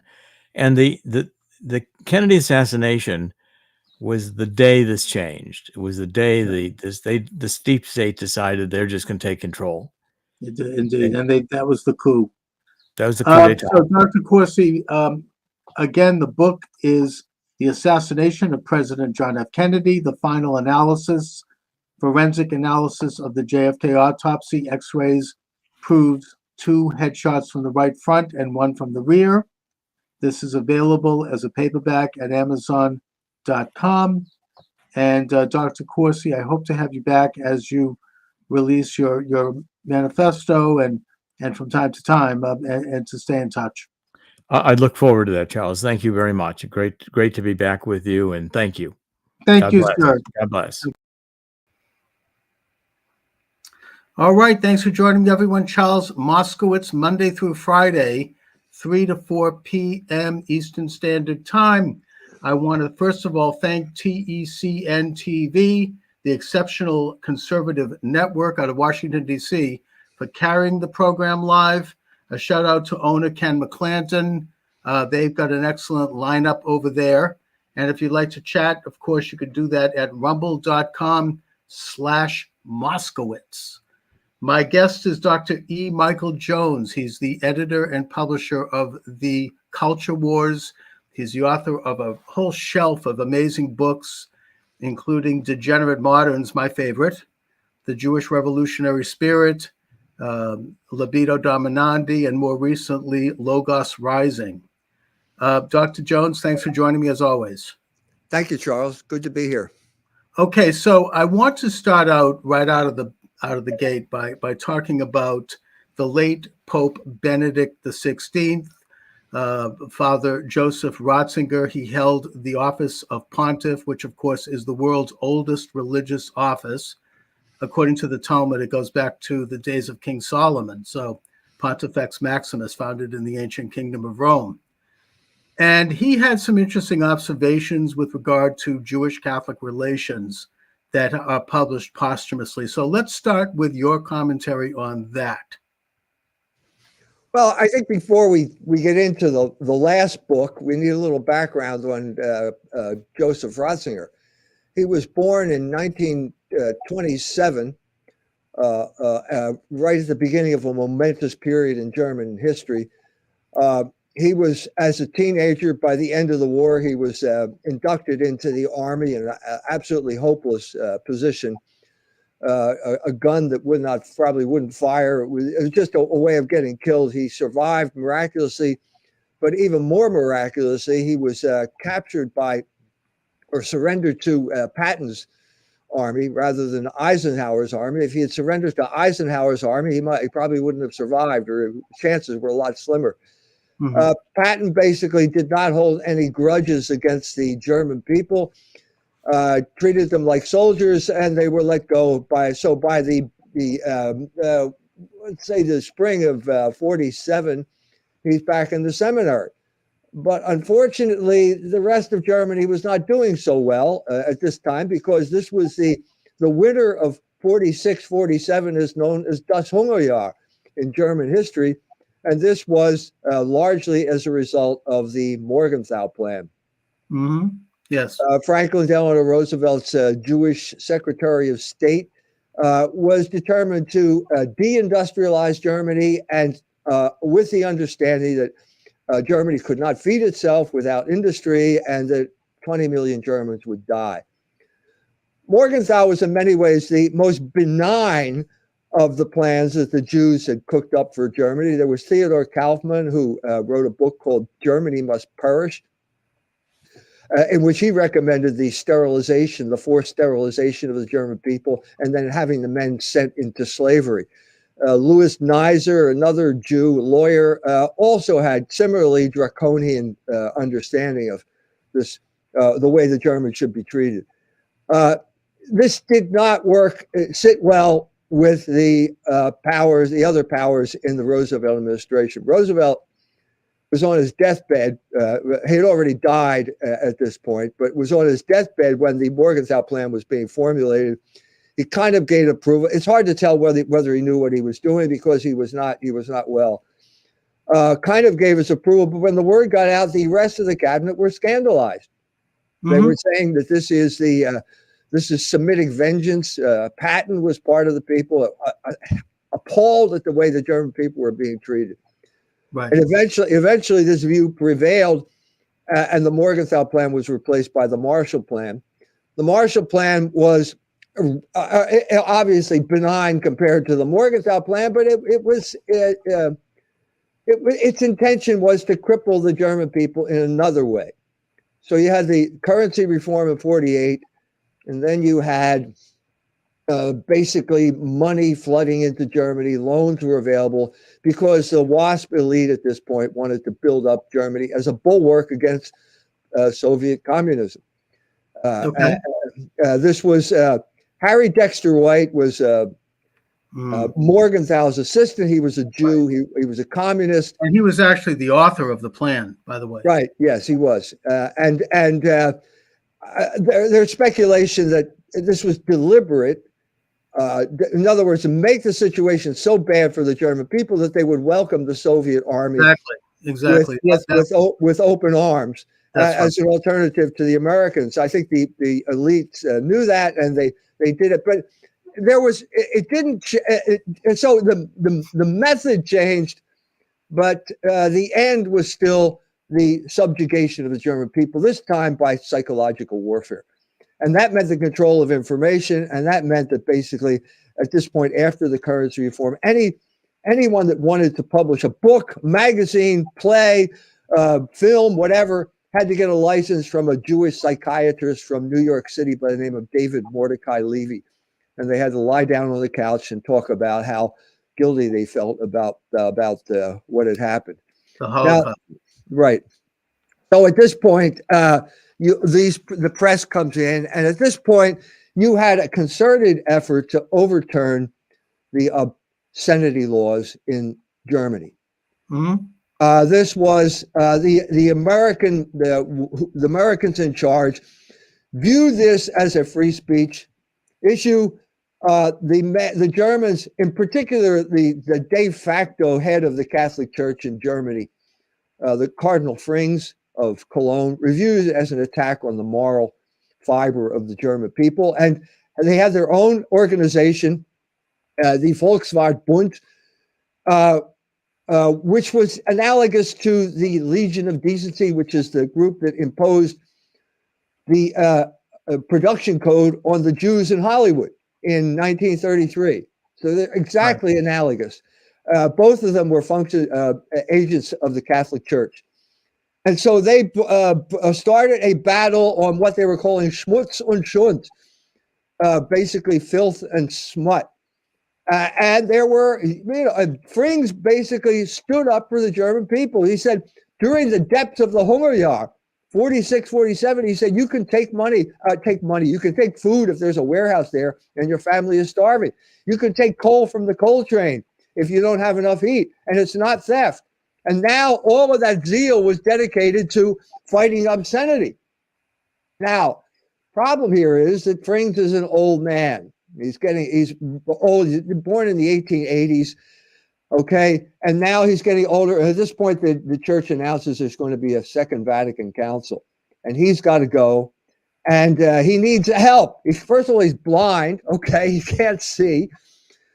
He's fragile. And so he goes to this lecture in 1959 by the rising star of German theology is Joseph Ratzinger. Mm-hmm. Gives a speech, impresses the hell out of Frings. Frings says, I want you to go to Rome with me. You can be my peritus. You can be my assistant. So he goes there. And at this point, you had one of those biggest changes in the history of the church in the 20th century. Because when he showed up there, there was a plan, and it was written by Cardinal Ottaviani, who was the right-hand man of Pius XII. And he was as old as Frings. And the plan was basically, the church has a problem, and I've read the preliminary documents. They're called the preliminary documents.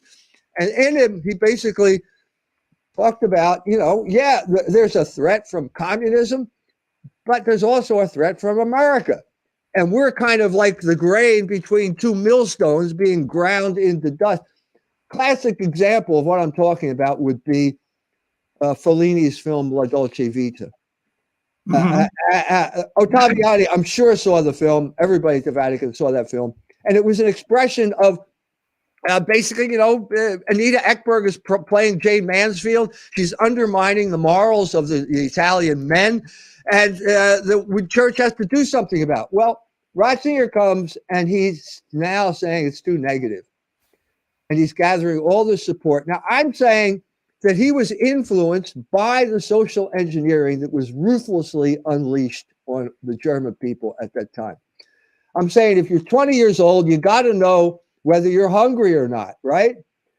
And you know whether other people are hungry, and you know the reason you're hungry is because of the Morgenthau plan, and you know that Morgenthau is a Jew. But you can't say it now because you've got this burden that's laid on you called the Holocaust. And we're all guilty, and blah, blah, the German people are guilty, and blah, blah, blah. So what Ratzinger does is basically throws out the preliminary documents, puts in new documents that are positive, no more of this negative stuff. Well, guess what? The quintessential, he mentioned two things that were negative. Pius X's anti-modernist oath and Pius IX's syllabus of errors. And this is not the way to go anymore. We want to be open. The church has nothing to fear from the modern world. That's a statement out of Gaudium et Spes. Well, as a matter of fact, the church had a lot to fear from the modern world. And this is precisely what Ottaviani was trying to say, because he had some understanding that there was a kind of psychological warfare being waged against the church. Well, these two things happened at the same time. So at the very moment Ratzinger throws it, we're talking about November of 1964. The very moment Ratzinger throws out the preliminary documents, creates this new idea, new path for the church, is the very moment that the obscenity code, the obscenity laws were broken in Germany. This was a collaborative effort. There were three guys who were involved in it. Ingmar Bergman, it was his film. It was called The Silence. Olof Palme, who ended up being prime minister of Sweden and then was murdered. And yeah. Harry Schein. Harry Schein. Does that sound like a Swedish name to you? It was an Austrian Jew who came and worked together with these three guys and Hollywood, because Hollywood wanted to break the code at exactly the same time. So it's kind of like an international conspiracy here to break the production code. And they succeeded in Germany. It didn't succeed in America because foreign films just don't have that impact in Hollywood. So it succeeded 1 year later in America with the production of the Pawnbroker, which is a Holocaust porn film, basically a code breaker because they had a woman taking off her shirt and had bare breasts on the screen. So that sets the thing. I'm saying that Germany never recovered. Never recovered, because what you had was the collapse of sexual morality in Germany, the replacement of guilt, the guilt you feel if you commit adultery, for example, or you engage in homosexual activity or something like that. Now it's all been superseded by guilt over the Holocaust. And so if you kind of offer incense up to the Holocaust, you will be absolved of your guilt, which is the real source of your guilt, which is sexual sin. I'm saying that's what happened. That's what led up to the situation today. And I'm saying the main reason that the Germans can't face up to the fact that the United States blew up their pipeline. By the way, Seymour Hersh just published that article today. The Americans blew up the pipeline. They won't even ask the question. This lady, they won't even ask. They won't even. Yeah, I know. Give the Jew credit. Okay. The lady, the foreign minister won't even ask the question because they've all been turned into sex robots and zombies because of that crucial decision. So that's kind of the background. Okay. I'm talking about the background to this article. Now, the article came out posthumously, which I think is significant. Mm-hmm. It's as if this man is haranguing us from the grave here. And it's full, I think, of an attempt to basically justify his policy in the light of what I have to say was spectacular failure. And what exactly did he say, Mike? I mean, about Jewish Catholic relations? Okay, so this thing specifically, first thing he says, Christian anti-Semitism led to the Holocaust. Mm-hmm. That's one statement. Okay. He never said that before.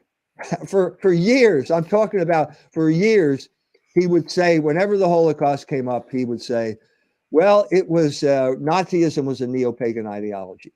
So right. don't blame it on the church. Okay, now that's completely changed here.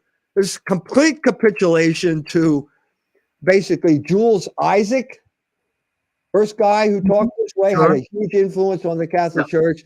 Daniel Jonah Goldhagen, who else? Misha Brumlich. There are too many people. There's a standard kind of Jewish idea, and he's capitulated to it. Okay, Michael, let me just get in a little bit here. First of all, the Morgenthau Plan was presented at the Quebec Conference in November of 1944 by Harry Dexter White. Morgenthau was one of these nincompoops. He really didn't know what was going on. He was a friend of Roosevelt, but it was really Harry Dexter White who was the brainchild behind that plan. And he had been identified later by several people, including Whittaker Chambers, as a communist operative inside the Roosevelt administration. I would argue that the plan was to pasteurize Germany so that the Soviet Union could walk in and take over Europe. I agree with you. I think that was. And also, it was never implemented. It was rejected immediately by Congress and by anybody who had a half a brain and saw that this was completely wrong and to be rejected. Now, as far as Father Wait a minute. Stop. It was implemented. The fact of the matter was that the Germans were being starved to death. The simple fact of the matter was that there was food in warehouses all across Germany, and the army was told not to let the German people have this food. So it was implemented. Whether it was whether you're going to talk about the letter of the law, it was implemented. And more than that, okay, one of the men who was in at the inception of this plan was Dwight D. Eisenhower, and he implemented it in a war crime that is now goes by the name of the Rheinwiesenlager, the Rhine Meadows camps, where he first of all, he would not declare the soldiers he captured prisoners of war. He refused to do that because then he would have to follow the Geneva Convention. He put them out on these meadows, put a fence around them, and simply let them starve to death. The controversy here is how many starved to death. There's no point in getting into that number. Bach says it was 1 million. People say a number of areas, but there's irrefutable evidence that Eisenhower did do this. He was in on the beginning. This was an implementation of the Morgenthau Plan. Okay, I mean, look, after the war in Europe, there was not a lot of food, and there was pretty much starvation throughout Europe. Eisenhower may have implemented aspects of it temporarily because I think he was concerned about making sure that the Nazi movement didn't reemerge in Europe. I mean, it's easy to second guess in retrospect, but I want to bring things up to Father Ratzinger. I view his comments, from what I've heard, as proof that there is a God. I think that this shows God's agency on earth because he softened the heart of the Pope toward the Jews. Which Pope are you talking about now? I'm talking about Pope Benedict. So he did. Okay, I thought you were referring to another Pope. Okay, when he was Pope. Yes, and that, but he obviously didn't share this to that degree when he was alive. Now, was Christian anti-Semitism responsible for the Holocaust? No, but it was part of it. There was a certain level of involvement in it. This idea that the Jew is collectively to be condemned because of alleged involvement in the execution of Jesus 2,000 years ago. I would argue that his views on Judaism are a miracle. I mean, I think that this is good coming out of evil. The Torah gives us the story of Joseph, and that his brothers threw him into a snake pit, which was evil, and they wanted him killed. There's a series of events in which he ends up becoming essentially prime minister of Egypt, saves the Egyptian people, and saves the children of Israel by the brothers going down to get food and realizing that it was their brother, and they threw themselves on the ground. And he said, look, out of evil came good. God has a way of converting evil events into good events, and this is what's happened. Now, the good events coming out of the evil, which was the Nazi Holocaust against the Jews, I would argue were two things. The first one, and you obviously, I don't think you agree with me on this, was the ingathering of the exiles and the establishment of the Jewish Commonwealth in 1948. The second thing to come out was the fact that the Roman Catholic Church, which had been, I don't want to say an enemy, but it had been anti-Jewish up until that point, had a change of heart. And I think that came about because of a sense of guilt.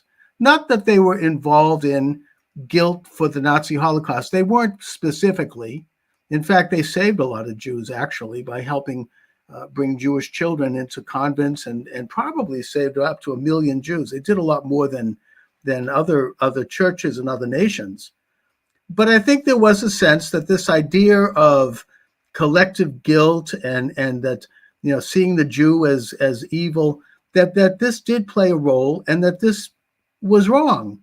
And so thus, I think that Pope Benedict was expressing a sentiment that was originally found and expressed in the Vatican II and by Pope John the 23rd, who, by the way, saved a lot of Jews when he was the cardinal in Romania.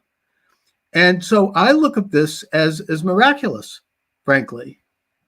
Yeah, well, first of all, I agree with you. I agree. It's obvious the state of Israel was a result of what happened in World War II. Whether you think it's a good thing, I think it's a bad thing. But the other thing is that I'm agreeing. Yeah, we're both saying that something happened in Germany at the time. I'm trying to contextualize it by saying it was social engineering, and I'm trying to say that basically the church was anti-Jewish. There's absolutely no question about it. Yeah, exactly. From the beginning, it was anti-Jewish, but the church has never been anti-Semitic. It cannot possibly be anti-Semitic because anti-Semitism is a racial term. Okay, and it makes absolutely no sense whatsoever. It cannot explain what happened at the time of the crucifixion, because basically at that time everyone had the same DNA. It was a civil war among the Jews over the identity of Jesus Christ. So you have to eliminate the whole idea of racism and anti-Semitism. It doesn't make sense. So if you want to say, now this is precisely the problem here, because this is the sleight of hand that got imposed on the church. In Nostra Aetate is the document on the Jews. And in that document, the church says the church opposes all forms of anti-Semitism. Mm-hmm. I've just told you there's no such thing as Christian anti-Semitism. But what I'm trying here is they proclaimed this in a document, and they didn't define what they were talking about. Now, if you're talking about the church is anti-Jewish, I agree with you. If you're saying it's anti-Semitic and you don't define the term, then you're putting a burden on the church known as, let's call it what it is, the ADL. So what are you saying? That the church now has to, whatever the ADL says is anti-Semitism, the church has to follow that? No, that's preposterous. And that's precisely the problem. It comes down to a definition of this term. That's the problem. And you can't. So when Ratzinger says Christian anti-Semitism, he's completely capitulating to this social engineering construct and laying a burden on the Catholic Church, the entire Catholic Church, which is a big operation. Like my nun friend from Kenya. What did she have to do with the Holocaust? Nothing. But now she's got this burden on her because of this basically misinterpretation of a document that never clarified one of its fundamental terms. Well, look, I mean, you're quite right, Dr. Jones, that the term anti-Semitism was coined in the late 19th century on racial terms, but by this this German Enlightenment figure, Wilhelm Marr. Wilhelm Marr. Thank you. But the point is that the term has, like a lot of terms in history, it's changed in meaning as time has gone on and due to English usage to mean generally a combination of racial anti-Semitism and anti-Judaism. I mean, I think when you say anti-Semitism today, you're not just talking about people who don't like the Jewish people based on DNA, based on race. And there is this whole school of thought that the Ashkenazi Jews, by the way, racially are not actually Jews, which has been disproven and debunked. But it's also... First of all, they are not, the Genome Project, as reported by the National Geographic, says that the Ashkenazi are a Turkic race. They are not Semitic. I read that. Michael, I read that article, and it says nothing of the kind, with due respect. What it says is that both Jews and Arabs have certain racial and DNA ancestry that is connected to the Canaanites, and that in fact the Jews of Eastern Europe, they moved west when Kazimierz the Great of Poland welcomed them in, and that, for example, you mean they moved east? I mean east. Thank you. And that the language that they predominantly used, Yiddish, is predominantly a Germanic dialect with some admixture of French and Hebrew and Slavic. It is no Turkic element to it. So linguistically and also genetically, there's been plenty of research done on this that find that the Ashkenazic Jews, and I count myself among them, don't have Turkic background. The background goes to Europe and it goes to the Middle East. So putting that aside, because I'm bringing it up only because the question is anti-Jewish attitudes. That's the category here. Right. And this is irrelevant. This is irrelevant to my whole story. It's completely irrelevant because my story has nothing to do with DNA. It has to do with a spirit that came into existence when the Jews killed Christ. Right, that's right. That is your contention. And I think that contention has been rejected by most Christian churches and by the Roman Catholic Church. And I view that as a miracle because the idea of... First of all, it's not, it hasn't been rejected. It's in Nostra Aetate. It's in Nostra Aetate. They make qualifications, but they do say that the Jews killed Christ. It's in the scripture. We can't get around it. There's no point in arguing with this. No. Acts of the Apostles. We have to understand the reality of the situation. Acts of the Apostles, fundamental document for the Catholic faith. Peter, a Jew, goes to Jerusalem after the Pentecost. He says to the Jewish people, "You killed Christ." The Jewish people are cut to the heart. They say, "What must we do to be saved?" Peter said, "You have to be baptized." That's the whole story. The Catholic Church, I don't care whether you can have 20 popes, they cannot change the fundamental document of the Catholic faith, which is an apostolic church. That's the story. That's what we have to deal with. Now, Michael, when you say that the Jews killed Christ, are you suggesting that the Jews, the Judeans at the time, that they believed that Christ was God and they wanted to kill God? They wanted to kill Christ. They didn't like him. Well, they didn't. First of all, if you're talking about Jesus Christ as God, it took Christians centuries to come up with an accurate formulation of the Trinity. So if it took the Christian centuries, obviously the people at the time of Christ are going to have all kinds of ideas. What I'm saying, the Jewish people killed Christ. That's what I mean when I say the Jews. The Jewish people are an organized entity, political entity that is run by the Sanhedrin. It's run by major Jewish organizations now. It's a political entity that mobilizes the Jews. It doesn't mean that every single Jew shouted, "Crucify him." This is obviously not the case. The Blessed Mother did not shout, "Crucify him." St. John, the beloved disciple, did not shout, "Crucify him." There were many Jews who were followers of Christ at that point. So obviously, that is not what we mean by the Jewish people. When I say this, it's not every single Jew. That's clear, right? Look, it is clear. And I don't think most Jews even knew who he was at the time. I mean, there were people, thousands of people being executed by the Romans in Judea at that time. And that it was actually, wait a minute, the Jews had no authority to kill anybody, by the way. No, that's true. I agree with that. They had to get the Romans to kill him. But they ratified the death, first of all, by choosing Barabbas when they were offered Christ. And then they said, according to St. Matthew's gospel, his blood be on us and our children. Now, I know the Jews don't like that. I don't think that. I went through when Mel Gibson's play came out. There were 3 Jews organized at Notre Dame, organized a debate, and the big debate is: did Mel Gibson say this? If he did, he was an anti-Semite. Well, the question is not whether Mel Gibson said it. The question is, did Matthew say it? And he did say it. And I know Jews don't like it, but we have to come to some type of understanding of the foundational text here, because we can't move beyond them.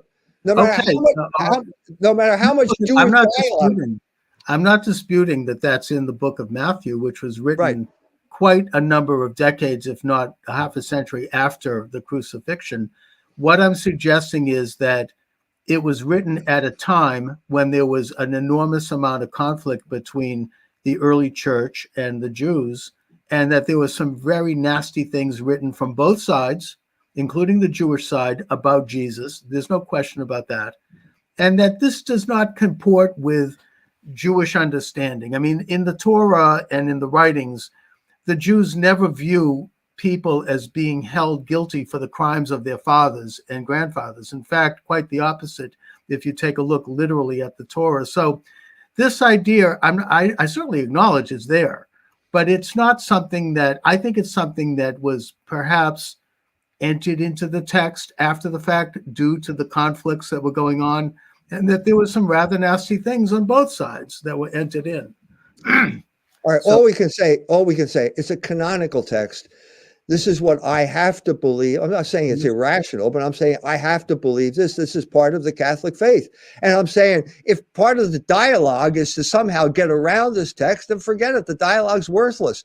And this is precisely my point about Catholic-Jewish dialogue of the sort that has taken place for the 50 years after the end of the Second Vatican Council, and for which I'd say Ratzinger was largely responsible. It was a disaster. It was at best a waste of time. Even the Vatican had to conclude that it didn't really lead to anything productive or didn't fulfill the hopes that it had at the beginning. Well, look, I'm not asking you to back away from the canonical text, and there are some things in Judaism, and especially the Talmud, where you have these extremely vociferous debates on all sides of an issue that, they make me uncomfortable, but you have to view it in the context of the times. And that I think that, to say that a group of people 2,000 years later are to be condemned for this is just it's wrong, and it's against the principle of collective guilt, which is a Torah principle. That's why I wrote the Jewish Revolutionary Spirit, because I think there is a continuity from that moment when the Jews killed Christ to this day. And I've said it before, but basically they chose revolutionaries. Jesus Christ is the Logos incarnate. When you rebel against the Logos, you become a revolutionary, and that's Jewish identity to this day. Well, first of all, the Jewish people, and their walk with God going back centuries, if not a half a millennia or 1,000 years before Jesus, were developing Logos. The Torah is Logos. It is the rules of engagement for man. It's how men and how nations, how God expects us to interact with each other. It's the setting up and the establishment of reason that goes all the way back to Adam. This is the great Jewish contribution to the world. Now, the Greeks also contributed Logos, but the difference is that the Greeks didn't have God as the center of Logos. It was more of a secular presentation, which meant that it did not have the moral and ethical content that the Jewish contention has. And it's that content and it's that covenant that the Jewish people, for better or for worse, and we've often strayed, have observed every generation from that time until today. Now, that doesn't mean that there aren't revolutionary Jews. And they are Jews. By the way, I've heard you say a number of times that I claimed that Leon Trotsky is not a Jew. I never said that. He was a Jew. His mother was a Jew. He was a Jew. But he was also an atheist, and he was a revolutionary. And he was, I would suggest, heretical toward Judaism in the same way that maybe Jan Hus was heretical toward Catholicism. Look, I agree with you. If by Judaism you mean the Torah, you're right. But the problem now is you've got 400 Jewish organizations saying abortion is a fundamental Jewish value. That is not compatible with the Torah. So what you have here, look, if the Jews were faithful to the Torah, we wouldn't be having this discussion. That is precisely the problem. It is precisely the problem that Ratzinger fell into, this illusion that somehow today's Jews are Torah worshiping Hebrews. They are not. They are revolutionaries. Gay marriage, abortion, pornography, and so on and so forth. These are the things that the Jews are promoting now. And that's not the Torah. Some Jews, and also I would take issue with you on your claim that 400 Jewish organizations have said that abortion is a Jewish ritual or a Jewish rite. What they have said. Claim what? The number or the fact? The number? Let me explain here. What they have said, with the exception of a couple of radical outliers, which I'll grant you, is that they believe that a woman's right to choose an abortion is important. They didn't say that. They weren't endorsing abortion itself. They weren't saying that. They weren't condoning abortion. By the way, Jewish law, it's more liberal than the Christian presentation. I agree. It's not at conception. It's at 40 days, which is the years of wandering in the desert. And that was a consensus that was arrived at in the Middle Ages by a group of rabbis who met for several years and debated this issue. But Jewish law nevertheless says that abortion is not permitted unless the life of the mother is at risk. And so maybe we are a little bit more liberal in that way than the Roman Catholic Church, which views life beginning at conception. But it doesn't mean that we're condoning abortion, and that these organizations, when they said that a woman's right to choose is another matter, they weren't condoning abortion any more than Mario Cuomo is condoning abortion. And Nancy Pelosi were condoning abortion when they said that they recognized a woman's right to choose, even though it ran against their principles as Catholics. First of all, Jewish law, whatever it is completely irrelevant. It's majority rules here. You've already said that Trotsky was a Jew. Trotsky was a Jew. He had contempt for Jewish observers. That's exactly the situation we're in right now. You're talking about the majority, as far as I can tell, of Jews who hold the Torah in contempt. They're no less agree with Jews you with than that. you are. Look, They're no I less agree. Jews than you are. I I had this experience here at met a professor, Jewish professor at IUSB, the Indiana University here in town. I started talking about Norman Podhoretz and the Black Jewish Alliance. You know, his famous essay, "My Negro Problem and Ours." Okay, he says to me, Norman Podhoretz is a schmuck. Okay, Right. so I said, well, yeah, but he's an important schmuck. I think this is what we should change the vocabulary here. He was one of the So founders of modern conservatism. So what I'm saying here is, don't say he's not a Jew, or don't say he doesn't represent Jewish law or whatever it is. Just say he's a schmuck, and then we can proceed that way. You know, I'll concede that. You could argue that he's a lousy Jew, basically, because he's not really a believer. A lot of these people don't believe in God. No, he's a very good Jew. A devout Jew supports abortion. A devout Jew is a devout Jew now is in rebellion against the Torah. They do not support abortion. They support a woman's right to you're have arguing. No, this is You're important arguing against reality, This Charles. is an important. This This is is an important distinction, Michael. This is They a are closed- supporting a right to abortion. They're not telling people to go out and have abortions. They recognize that abortion's wrong unless the life of the mother's at risk. But we're going to be going on a merry-go-round on this. Let's just move on to another subject. So, look, I mean, I would tend to agree with you that most Jews are liberal today, and they have forgotten the walk with God. I mean, this has been a struggle within the Jewish people since the days of when they set up a golden calf at the foot of Sinai, at the moment when we hit the highest level of spirituality. But it's also a microcosm of the same struggle between all of humanity. I mean, the Roman Catholic Church today, most professing Catholics are probably liberal, although the Catholic Church has an advantage over Judaism in that you have a pope and you have a college of cardinals, and you have a structure, so you can't just go out and make it up. You have to, in a sense, it's well defined. Although I kind of wonder about the present pope, quite frankly, right, and whether or not he's actually Catholic. But that's not my business. The point I'm making is that Judaism doesn't have that kind of internal structure. So you have, I agree with you, more vulnerability toward this kind of corruption and this kind of heresy. And that I think that largely, at least in the American faith, the left has taken over the high ground of our institutional life. And I think that's changing. I think there's a Jexit movement. I'm actually writing a book right now about it. The exit, the Jewish exit, the American Jewish exit from the left, in that we are again becoming aware of our basic values of Judaism and what it is that made Judaism a vibrant and dynamic force for good in the world. And that is, I think, the backbone of much of the morality of the world. The belief in all right, let me try and explain it as I see it. Okay. You have existence and you have essence. Okay, they're two different things. So you can say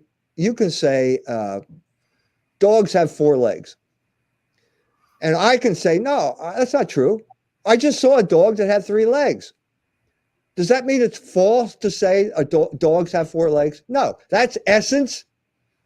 And the 3-legged dog is existence. You understand what I'm saying?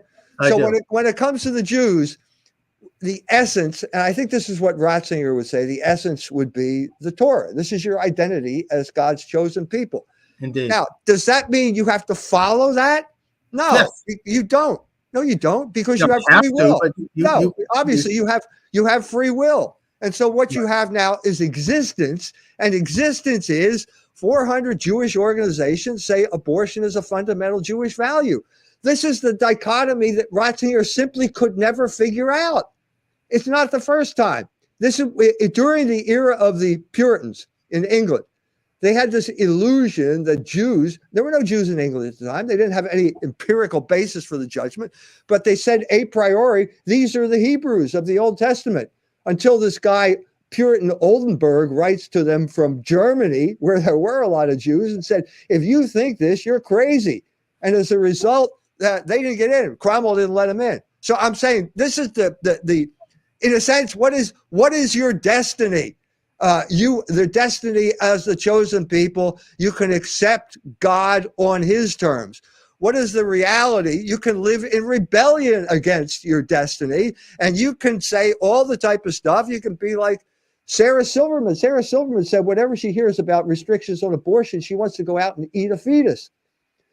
Was she speaking as a Jew, or she was speaking as a comedian, as an individual? Well, it certainly wasn't funny, so I assume she's speaking as a Jew. She also said, now this is more specifically, that's Jewish, but she also said, if I had to do it again, I'd kill Christ.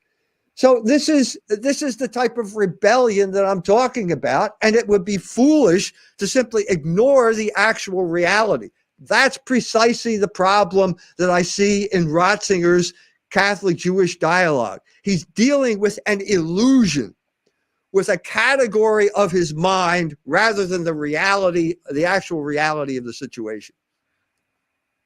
Well, I mean, look, the reality of the situation, as I just said, is that the predominant controlling element within the Jewish faith, at least in the United States, is liberal, left-leaning, atheistic, amoral. It's not, they have forgotten the mission, the method, the actual essence of the Jewish faith, which is the covenant of Sinai, the covenant of Abraham, Isaac, and Jacob, the belief, the walk with God, and all of the moral and ethical precepts that accompany that. That's the essence. That is still the strain that survives. That has not gone away. That is still actually growing in many ways, I think, both in Israel and in the United States. And that hopefully in the future, people like Sarah Silverman are going to be the outliers. It's not going to be an easy thing, but I think that Jewish men and women are waking up to the true nature of their belief. And their essence, and that should be supported. Well, from your mouth to God's ear. And then if the Jews all follow the Torah, we won't have any problems. But right now, we have a problem, Houston. We've got a problem because these Jews are making everybody's life miserable. And there's going to be a reaction. It's building already. And whenever it builds, there's another press release from the ADL, spike in anti-Semitism. Well, maybe they should look into Jewish behavior. Has that ever occurred to these people? Maybe the main cause of anti-Semitism is Jewish behavior. Have you thought of that, Mr. Greenblatt? Before you start denouncing, look at what this guy just did with Kanye West and Kyrie Irving. Alienated huge numbers of black people for something that was at best insignificant. I'm talking about Kyrie. I agree. I don't recommend the ADL, but look, you like to talk in categories. Yes, I do. Jones. And you're talking in, I think, what is a weaponized category of anti-Judaism. But putting that aside, the point is that by focusing on the liberal Jews as being the problem, I think you're actually playing into the hands of what actually is the broader category. Now, I know that the word communism is outdated, and I think every generation has had a different word for it. But I think that today, the more significant category is this sort of internationalist oligarchy movement, as exemplified by the World Economic Forum and Davos and the transhumanism and, kind of the people that were behind the mechanisms around the pandemic and the election steal, and a lot of other things that we can't even discuss because of the censorship. But the point I'm making here is that to try to focus this as a Jewish thing, sure, there were Jews involved at big levels, including Harari. I mean, I'll grant you. But it's not a Jewish thing.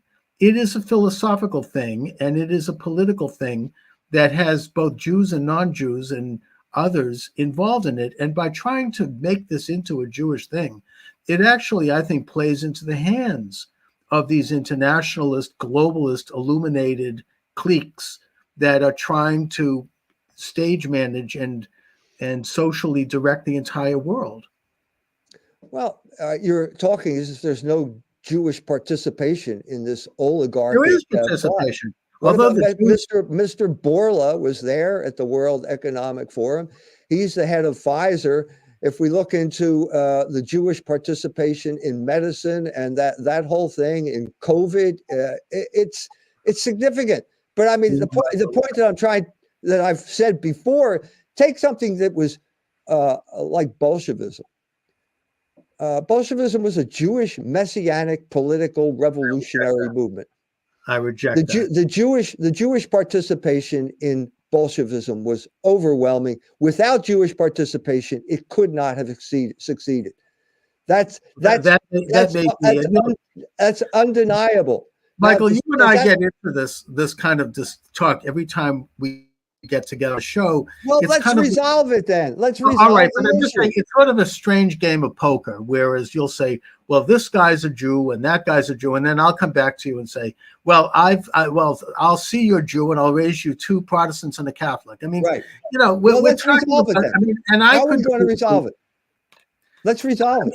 I just don't think that it's really the way to erode. It's not the proper lane to go down, because we can name just as many Jews and Catholics and Protestants that are involved in this movement, and that it is anti-Catholic and anti-Jewish. And by the way, on the issue of abortion, the main advocate for abortion in Boston, and his name escapes me right now, but I remember, growing up in Boston, he was a Lutheran, and he was promoted by the Boston Globe constantly, which, by the way, is both anti-Jewish and anti-Catholic, still is.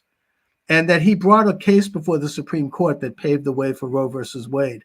So, you have non-Jews involved, you got Jews involved. No, I know. You're saying there's no category. You're denying the category, that there is a category called the Jews. Because as soon as I use the category, you come up with an exception and say, well, we'll look at Felix Dzerzhinsky. He wasn't a Jew. And so therefore, there is no category. That's not true. No, I didn't say there's not a category of Jews. Well, then how can we? I'm saying that there's a category of Jews that has a portion of it which has been corrupted by this amoral, satanic atheism, in the same way that it's corrupted Christianity. But they're the dominant group, and everyone else. They're the ones who are in charge.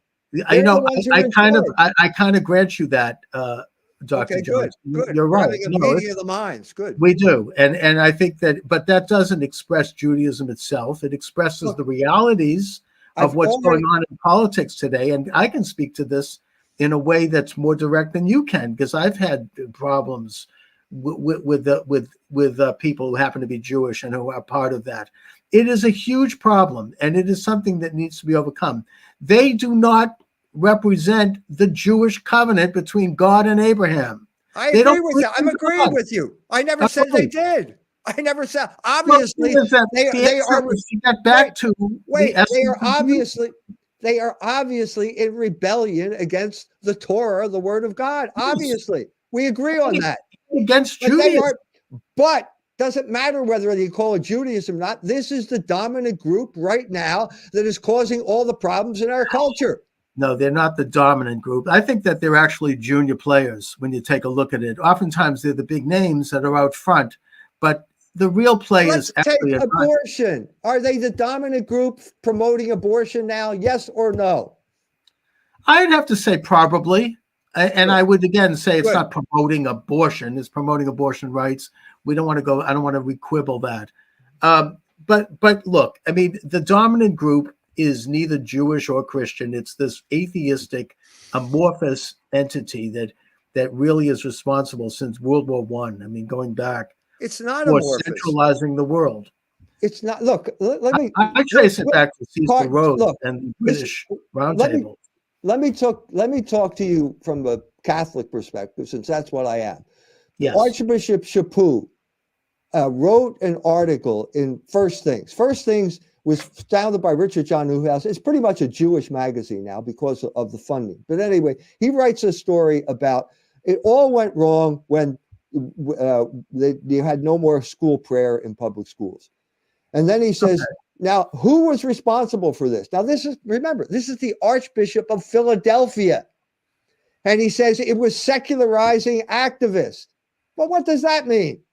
Madeline Murray O'Hare. Let's no, wait a minute. We're talking about school prayer It's Schempp versus Abington School Board. That was a Jewish operation from beginning to end. It was the Jews who drove prayer out of school. And it was Leo Pfeffer, who was the lawyer. It was sponsored by the AJC. And now you got the head of the Catholic Church in Philadelphia can't say the word. And so it's secularizing act. He will never get to the bottom of what happened. We're going back to the poker game because I interviewed Madeline Murray O'Hare's son, who wrote a book about this and who's a devout Christian, by the way.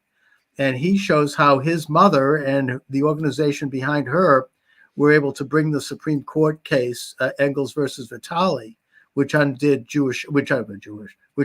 prayer in schools in 1962.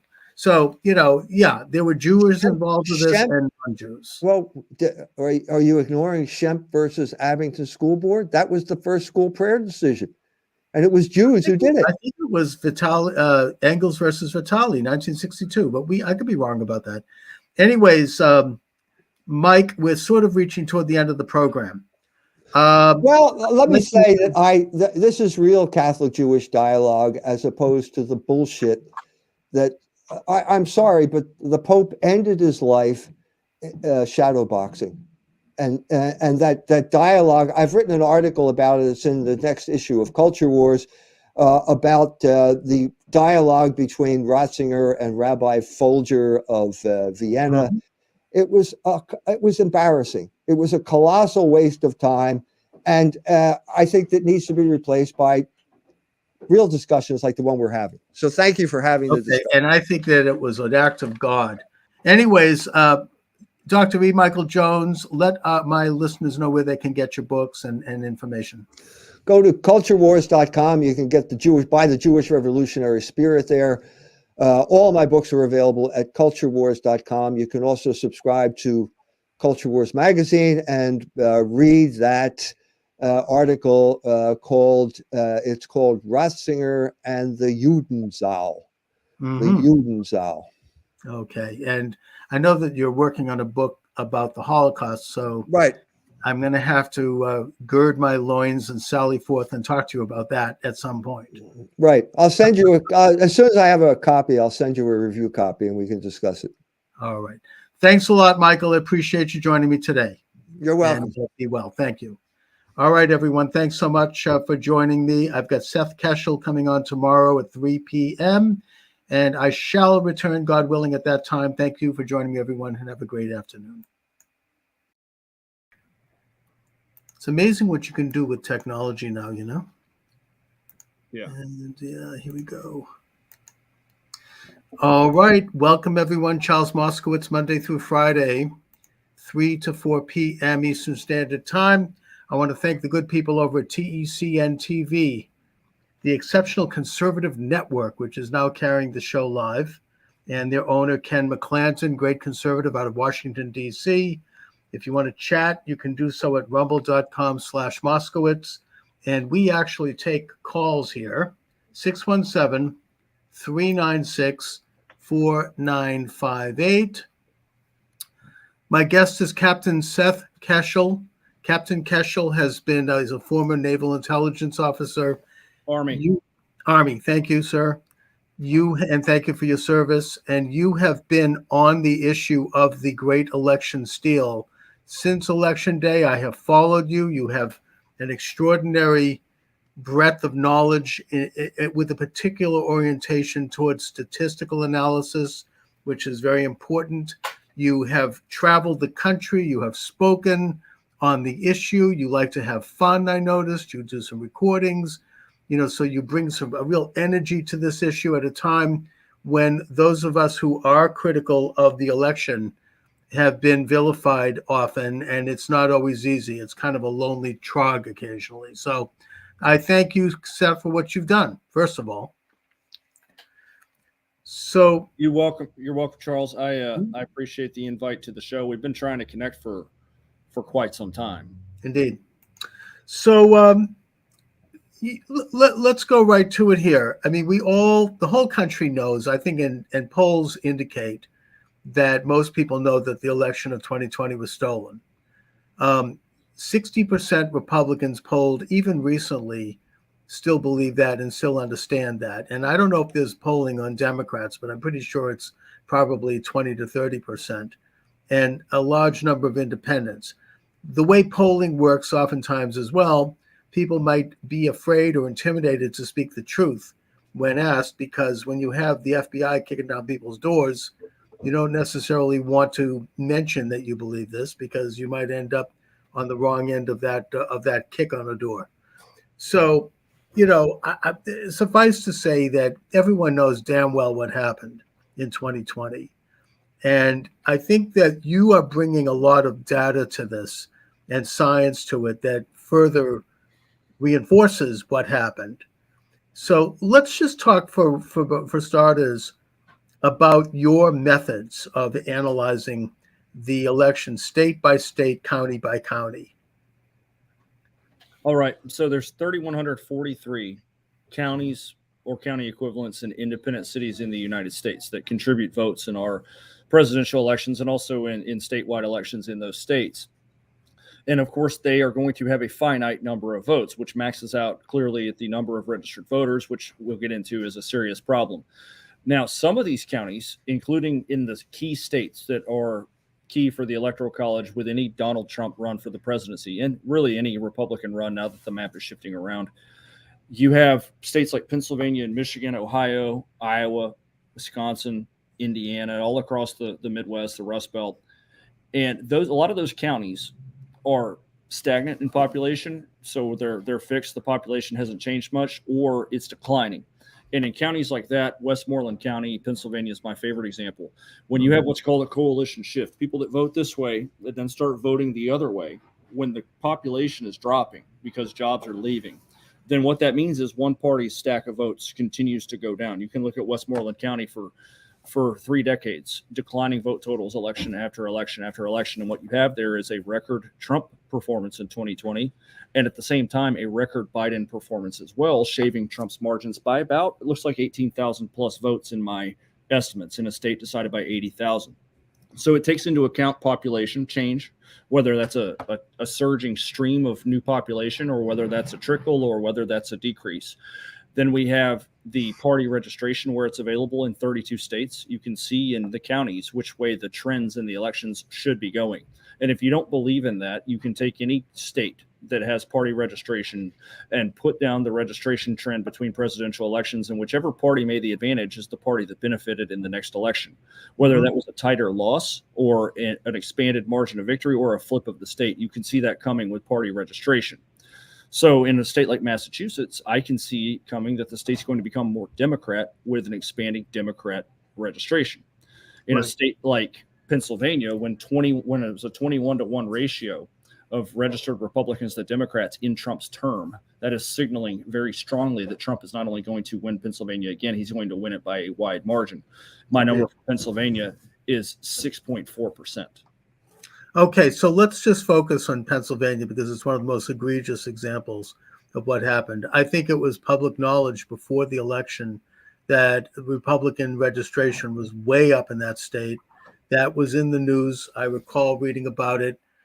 We also had a situation where the state legislature was being undermined by a very corrupt attorney general and secretary of state, mainly installed due to financing from George Soros, who were switching and changing the laws against the U.S. Constitution, Article 2, which says that only the state legislature holds the plenary power to make election laws.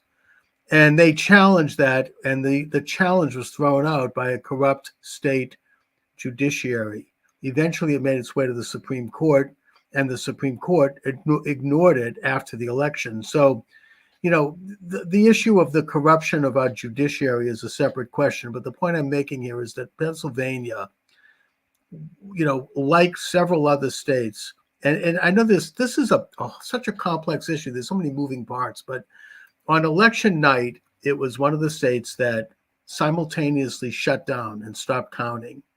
And at that time, Trump was ahead by almost 750,000 votes, right? Then they reopened the next day, and they start recounting and recounting and recounting until a week later, they suddenly find enough votes so that the media, the mainstream Mockingbird media, could declare Biden the winner. And that was how he won. Now, I mean, what do we do to counter that? Because that kind of corruption is so pervasive and so ingrained there now that I don't see how there's ever going to be another free election in that state, given those circumstances. Pennsylvania has gotten much worse since the 2020 election. This has been a stealth play ever since Trump won the states in 2016. So you have the Trump flip of PA, Michigan, Wisconsin, and a near flip of Minnesota in 2016. Minnesota was on the same trend as the rest of the states and should have been a Trump state in 2020. So when we look at the data on those states, you can see in 2018 that the 2018 midterm is when the Trump level election manipulation actually began. But because Donald Trump wasn't removed from office, most people didn't notice, especially since the end result, which was a flip of the House. And hey, there's actually a split decision here. We got more Senate seats. Most people didn't notice the massive turnout. My number suggests that there's 12 to 21 million more votes cast than are feasibly possible based on historic turnout figures since 1974. So that's the 2018 midterm. And that midterm was instrumental in Pennsylvania for reelecting Tom Wolf and making sure that Pennsylvania had statewide Democrat leadership in place for 2020, because they had it in place for 2016. But in 2020, they needed it because Pennsylvania looks like it had a rightward lurch in the 2018 midterms as well. Mm-hmm. And then you see in Michigan, 2018 was important for getting Nessel, Whitmer, and Benson in office there in Michigan. Right. All three of them were swept in 2018. John James also lost his Senate seat in 2018, and that was when he ran against Debbie Stabenow. He probably should have won that race as well, but instead the result was they got their beachhead in there to prevent Trump from carrying Michigan in 2020. And in Wisconsin, you have Evers, who snatched the governor's seat away from Scott Walker in 2018. That was with the Milwaukee dump of votes late in the night and put it just over the recount threshold. Walker conceded the race. So that is the origins of this. They got their people in place, and of course Minnesota did the same, and they made sure, and Arizona did the same. You have Katie Hobbs was put in 2018 after the race was called for Steve Gaynor, who ran against her for Secretary of State, and they counted in Maricopa County for days. It's when they got Kristen Sinema in the Senate, and you've seen it all throughout the state. Brad Raffensperger went into Georgia in 2018, and we have this nexus of politicians that were put in place in 2018 or before to ensure that Trump wasn't able to get reelected in those key states, because those 6 states are what I call the contested states: Georgia, Arizona, Nevada, Pennsylvania, Michigan, and Wisconsin. I have all 6 going to Trump easily. The closest state of those 6 is Pennsylvania at 6.4%. None of those states belong in the actual top 10 of the 2020 election. I also have Minnesota as a Trump state. And I have a number of states that you would never think of in a million years that are within 6 points, that are perpetually blue states. Right. I mean, if that would be if we actually had an honest election. Correct. So you had the Soros's project of installing secretaries of states, attorneys generals, and corrupt district attorneys, that because he understood that that's where the power lay, that's where you could have people manipulating the law in such a way that would benefit them. And, you've mentioned several of those situations. I mean, Jocelyn Benson in Michigan, along with the other 2 witches, she changed the laws regarding signatures on absentee ballots. That was overturned, her law. 6 months later, of course, it was too late by then. And then just before this recent election, after a citizens group brought evidence that there were 200,000 ballots that no longer resided in the state, they were from people who had either died or had moved out of state, and that they demanded that she remove those ballots, and they had all the names, she just ignored that as well. So we're talking about serious corruption here that in an ordinary time would have been involved with felonies. But yet they are still there. They are more powerful than ever. They were able to, regain their seats in this last election, I think, under very strange circumstances. Do you go into the business of the numbers of of ballots that are on the books that are from people who had either died or who are no longer residing in the state? So people in the state election integrity groups, they get into that because they have to, and that's their piece of terrain that they can control. Where I came in at a national level. At the end of the 2020 election, while President Trump was still in office, I was brought in to give statistical guidance, just like I do now, and it was to provide material for the lawsuits. So I had context, which of course the courts don't care about that because statistical proof is not hard evidence of a crime like you might find on a security camera. But it supports, hey, something's not right here. Your blood pressure is 200 over 150. Something's not right here. And that is what my statistics show. So I came in at the national level. And then when the election integrity movement kicked off with a national perspective, I've never really been at the county or state level. That doesn't mean I don't have insight on it, but the people that are working at the counties and at the states, they know very closely. They know their county officials, their elections administrators, their county commissioners. And for me to get involved in it would really only create a more difficult path for them. They're going to say, here's a national election denier or one of the more prominent election deniers in the world at this point. And that is something, but I am aware of the New York Citizens Audit for one. I'm aware of all the election integrity movements across the country, and there's a lot of really good ones. You have them everywhere. Audit the Vote Hawaii is outstanding. Audit the Vote Pennsylvania is outstanding. All across the country, we've got, even in Alabama, dark red states, we have people that are doing good. Even there in Massachusetts.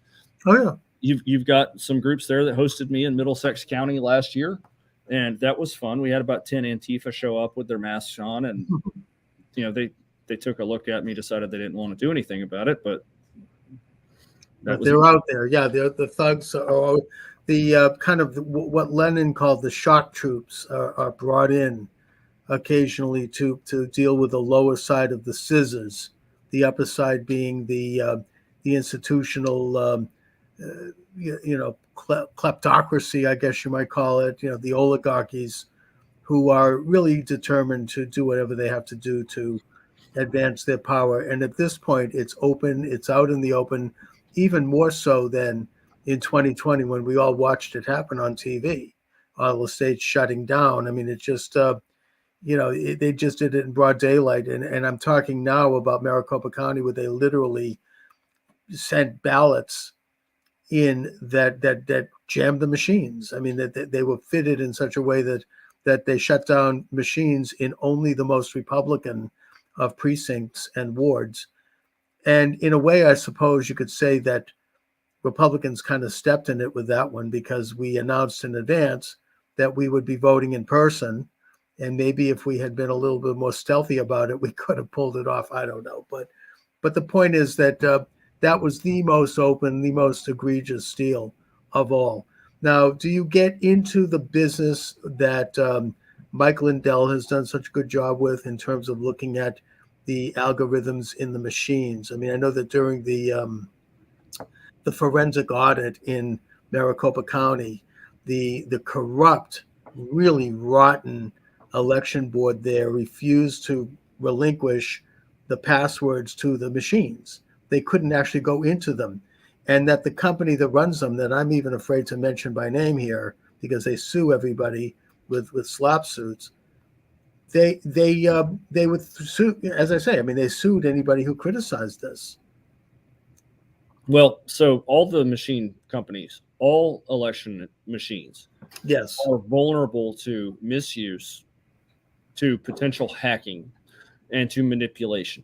So as far as my involvement with Cause of America or Mike Lindell, I am tightly wound with a number of their key personalities. I do a lot of travel, and I regularly present with people who are tight with Mike. I'm on good terms with Mike as well. And my stance on machines, and from early on, just like you said with Maricopa County, from early on, Maricopa County's officials, their county commissioners, they were the big tell that something was up with the electronic elections equipment. Because if they had nothing to hide on that, they could have acquitted themselves easily by turning over all electronic election equipment, letting people look at it, letting cyber experts and forensic experts go through everything, see what the deal is, reconcile the electronic vote records with hard ballots to reconcile it with the voter registrations, and they didn't do that. In fact, they did everything they could to prevent them from being turned over. So that is something to me, given the circumstances, that, and it's not frivolous, it's something they were subpoenaed for, logs, routers, and other electronic elections equipment. The fact that they resisted that so much is a pretty big tell. Now, what can the machines do? Well, the electronic poll books are a big problem. They can determine on election day who's not voted. It's right here on electronics, and not on a binder anymore, where you show up at the precinct, sign your name, and go vote. That is by design, that we're herding people into voting centers, and that we're trying to make this as digitized as possible, because now we have much more data, and people are now abusing the data, and they are using duplicate or triplicate registrations. They are not cleaning voters off the rolls that have moved or died or moved out to a different precinct. And then you have, of course, completely fictitious voters, which you can find everywhere in those 6 key contested states, especially.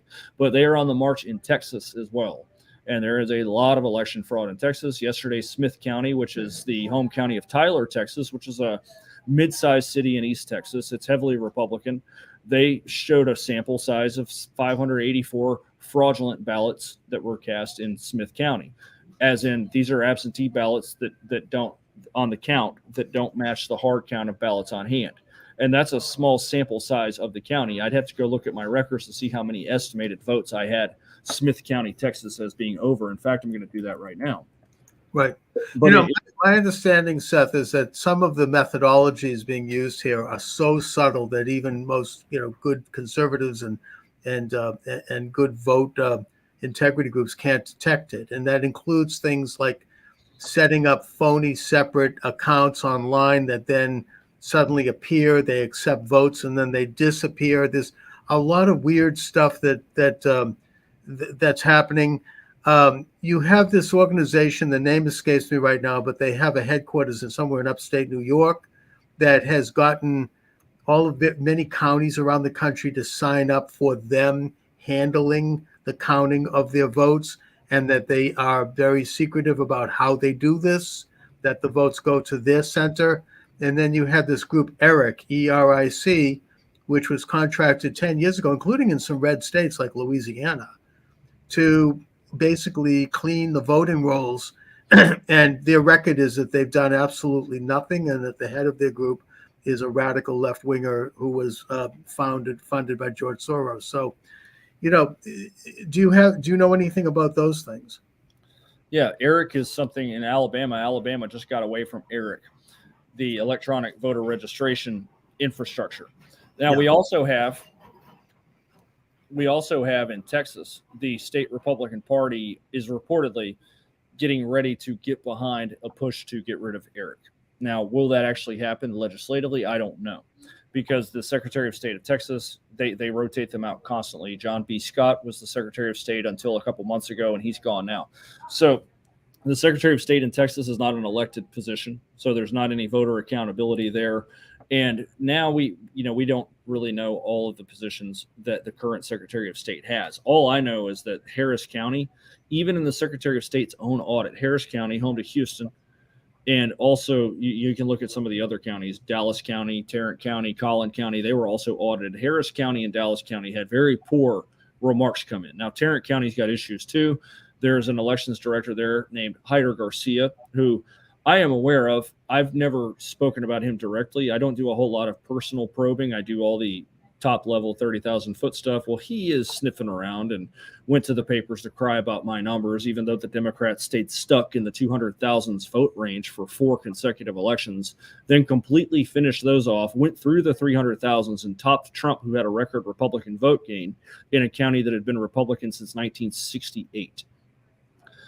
Very suspicious. Right. So all we really need is transparency. We don't need really the result of a lack of transparency is the wrong people get in office. I mean, look at New York. My number suggests that Lee Zeldin should be the governor of New York today, not Kathy Hochul. I think that I saw you right about that you had some very strange swings in certain counties in upstate New York where the vote turnout did not match the number of registered voters. Well, correct, but Yeah. it's not so much about the registered voters. It's the statistics over time, over duration. The statistics provide us an expectation of output of how many votes should be cast. It's just like if you look at baseball, we use the Red Sox for example. You know, Ted Williams played from 1939 to 1960. He had 521 home runs. So Ted Williams probably averaged. He missed 4 or 5 seasons solid being at WAR. But Ted Williams must have averaged 35 home runs a year if he played a full season. Now, if we have him at 35 a year, we can look at some of his highs. He probably finished in the 40s here and maybe had a season that was cut short in the 20s. Now, if all of a sudden he's got one season that it's 71 home runs, well, what happened here? Now, you can see it in the 90s where you have the steroid era where players are cracking home runs out like softball leagues. But statistics generally give you an expectation. And if everybody all of a sudden starts hitting 50 and 60 home runs, then you know something is going on. So if Joe Biden has 81 million votes, or if even in the 2018 and 2022 midterms, America just started voting all of a sudden and we have record high turnout everywhere, then we should see that everywhere. And still, I can go through the map in 2020 and find places that did not have a spike. Suffolk County in Massachusetts looks normal to every election year. So according to my model, I flagged that as green. Now, I'm sure that any big city, county like that has its inherent issues that are always. Well, that's because it's been corrupt for 50 years, but that's putting that aside. But in all the right metros, they corrupted 2020 as well. So Baltimore County in Maryland, Baltimore City in Maryland, and then not Baltimore County, Baltimore City, and then Suffolk County, Massachusetts, or you can look at Bronx or Manhattan, New York. They look normal compared to every election trend. In fact, Trump trended New York, or he trended Manhattan, Bronx, Queens heavily in his direction. But you can look at other places like all of a sudden, why is there no motivation for Biden among rural black voters in Alabama or in Arkansas? But it's really an enthusiastic block for him in Georgia. So these things don't make any sense to me. Right, and it does look a little strange when you see, you know, these kind of anomalies. And another factor that, of course, enters into the picture is the amount of money that poured in from people like Zuckerberg, who wrote a personal check for $420 million to fund these 2 turf organizations, which basically spread it around, as they used to say, you know, greased a few palms.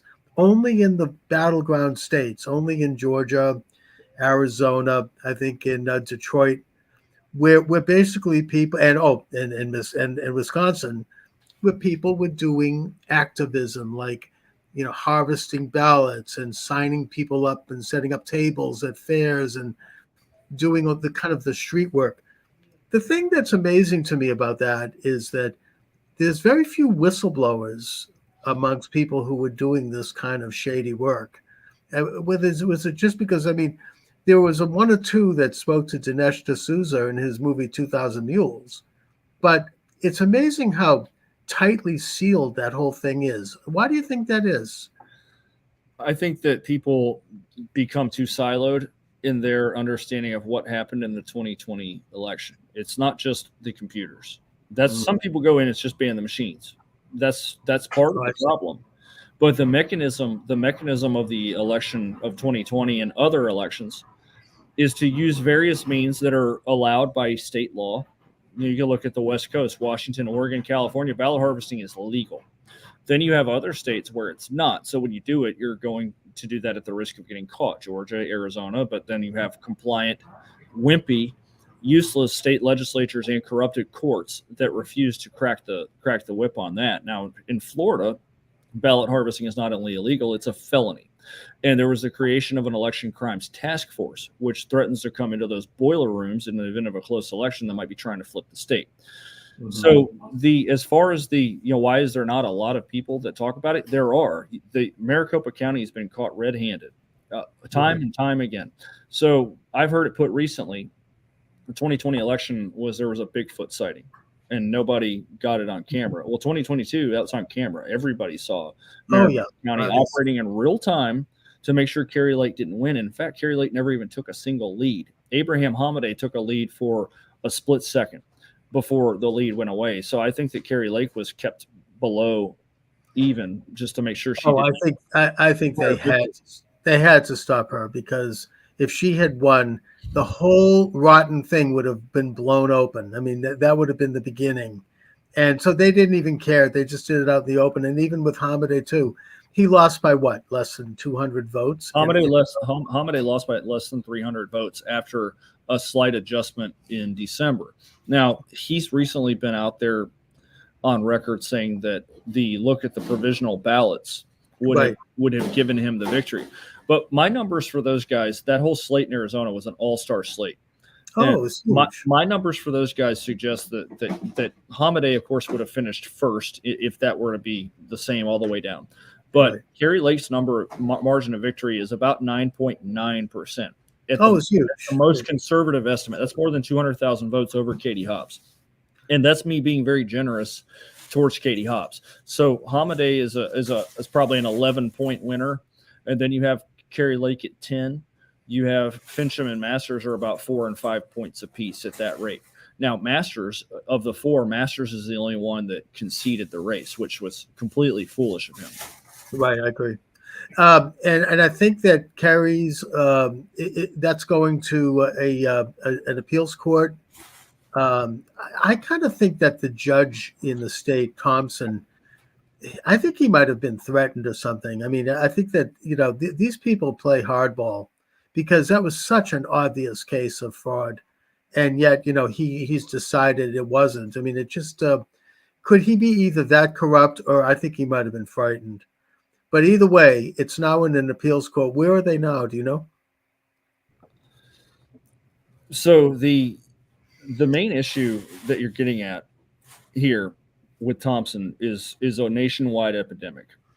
Judicial corruption has been, the foundation of that has been laid for decades. Right. You really started getting into that when politics got very divisive in the 90s. You might remember red state, blue state became a conversation topic around Bush Gore. So the political well was poisoned. Politics is supposed to be boring.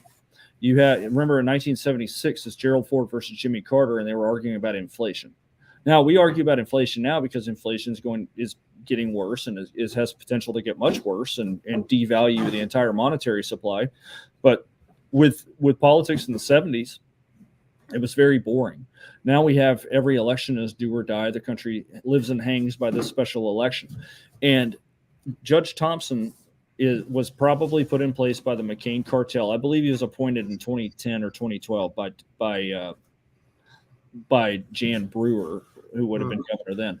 So Thompson saw the evidence. He looked horrified by Hobbs's defense team. And of course, the Lake team came up with absolutely excellent. With very little time to present it in a 2-day trial. And that's after he kicked away several of the charges, except just 2. 72% of Americans agreed with Kari Lake that the Maricopa County Elections Board and county commissioners rigged their own election and prevented their own voters from being able to vote freely on election day. So that's where we wind up with, okay, you acknowledged all this, you saw all this, so why is there not a ruling that provides proper relief? Now, Lake's team requested either she be named the victor or she gets a new election. And a lot of that, it's somebody has to be the first person to throw the ruling to allow for a country like ours to have transparent, free, and fair elections that people actually trust. We should be able to do this. Children in kindergarten can vote for what's for snack on paper, and you can go look at the vote and make sure that only eligible kindergartners voted, right, and verify what they want. But somehow the nation that won 2 world wars and put somebody on the moon and has cured certain diseases and viruses, like, we can't figure out how to run an election. All you need is more people to run the election with more transparency. We have 330 million people here. You're trying to tell me that the largest counties need to count votes for 7 days, but the smallest ones don't? How about just get a proportional number of people working the elections in a broken down precinct operation? And that's why you have the large voting centers in the large counties to make this practically inauditable. Right, and that's been a recent trend as well, to centralize the voting centers We should note that it was only a few months ago that France held a national election. It's a country of 50 million people. They had it done within hours of the closing of the polls. No machines, all hand counted.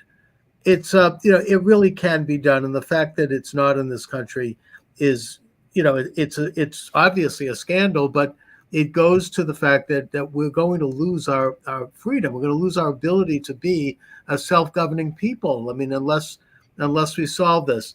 Now, the other leg on the stool, the first one was, of course, the media, the Mockingbird media, which was completely in the bag. They demonized anyone who questioned the election immediately after the election day. They attacked viciously. Anybody can read that. It's obvious. The second thing was the judiciary on the state level. Hundreds of cases were brought. The Trump administration brought several, and they were all kept out of the court. And this was used as a vehicle by the Biden coup, as I call it, to further try to legitimize their claims by saying that these cases were dismissed because there was no evidence, when in fact, they never really reached the inside of a courtroom. They were dismissed on technicalities by clerks whose job is to actually try to dismiss cases on technicalities, but they have a little judgment there, and they can make judgments, and they did so uniformly to stop any of these cases from entering the court. Now, my memory is faulty here. Maybe you might know something about this, Seth, but I seem to recall that there was one case that made it to an inside of a courtroom, and that was in Wisconsin, and the judge, the name escapes me, he heard the evidence. He said this is very convincing that the state had been stolen, and that was a really obvious one, but that he would not rule on it because he did not want to get involved with politics. He did not want to make a ruling that might change the outcome of an election. Am I right about that? Wisconsin had a lot of issues, and even some of the sheriffs have been involved. Sheriff Schmaling from Racine County has identified, no doubt, slam dunk election fraud in nursing homes in Racine County. Oh, yeah. That was a big one, yeah. Racine County is in the far southeast of the state, and that's a county that's got at least 10,000 fraudulent votes for Biden, which is half the margin in the state between the two. Then you have Justice Gableman's investigation Indeed. in 2021 that was so thorough that even Robin Voss had to admit, with the press in his face, that the election in Wisconsin was severely compromised and basically stolen. Now, Robin Voss won't do anything either. So it doesn't surprise me that people that owe their judicial careers to these political bodies rule in the same vein, or they comment in the same vein as the politicians do. So yes, that's a punt, and it's also a head fake to suggest that you have the ability to see that something's not right, but I don't want to be the one to do anything about it. Oh, that to me is one of the most outrageous things, because the judiciary is supposed to be independent. They're not supposed to look at the politics. They're supposed to look at the facts. They're supposed to be, if we don't have, that's a complete compromise of the principle of a balance of powers, that they would say, we don't get involved in politics like hell. I mean, that's outrageous that they would take that position. But that is the position they took across the board.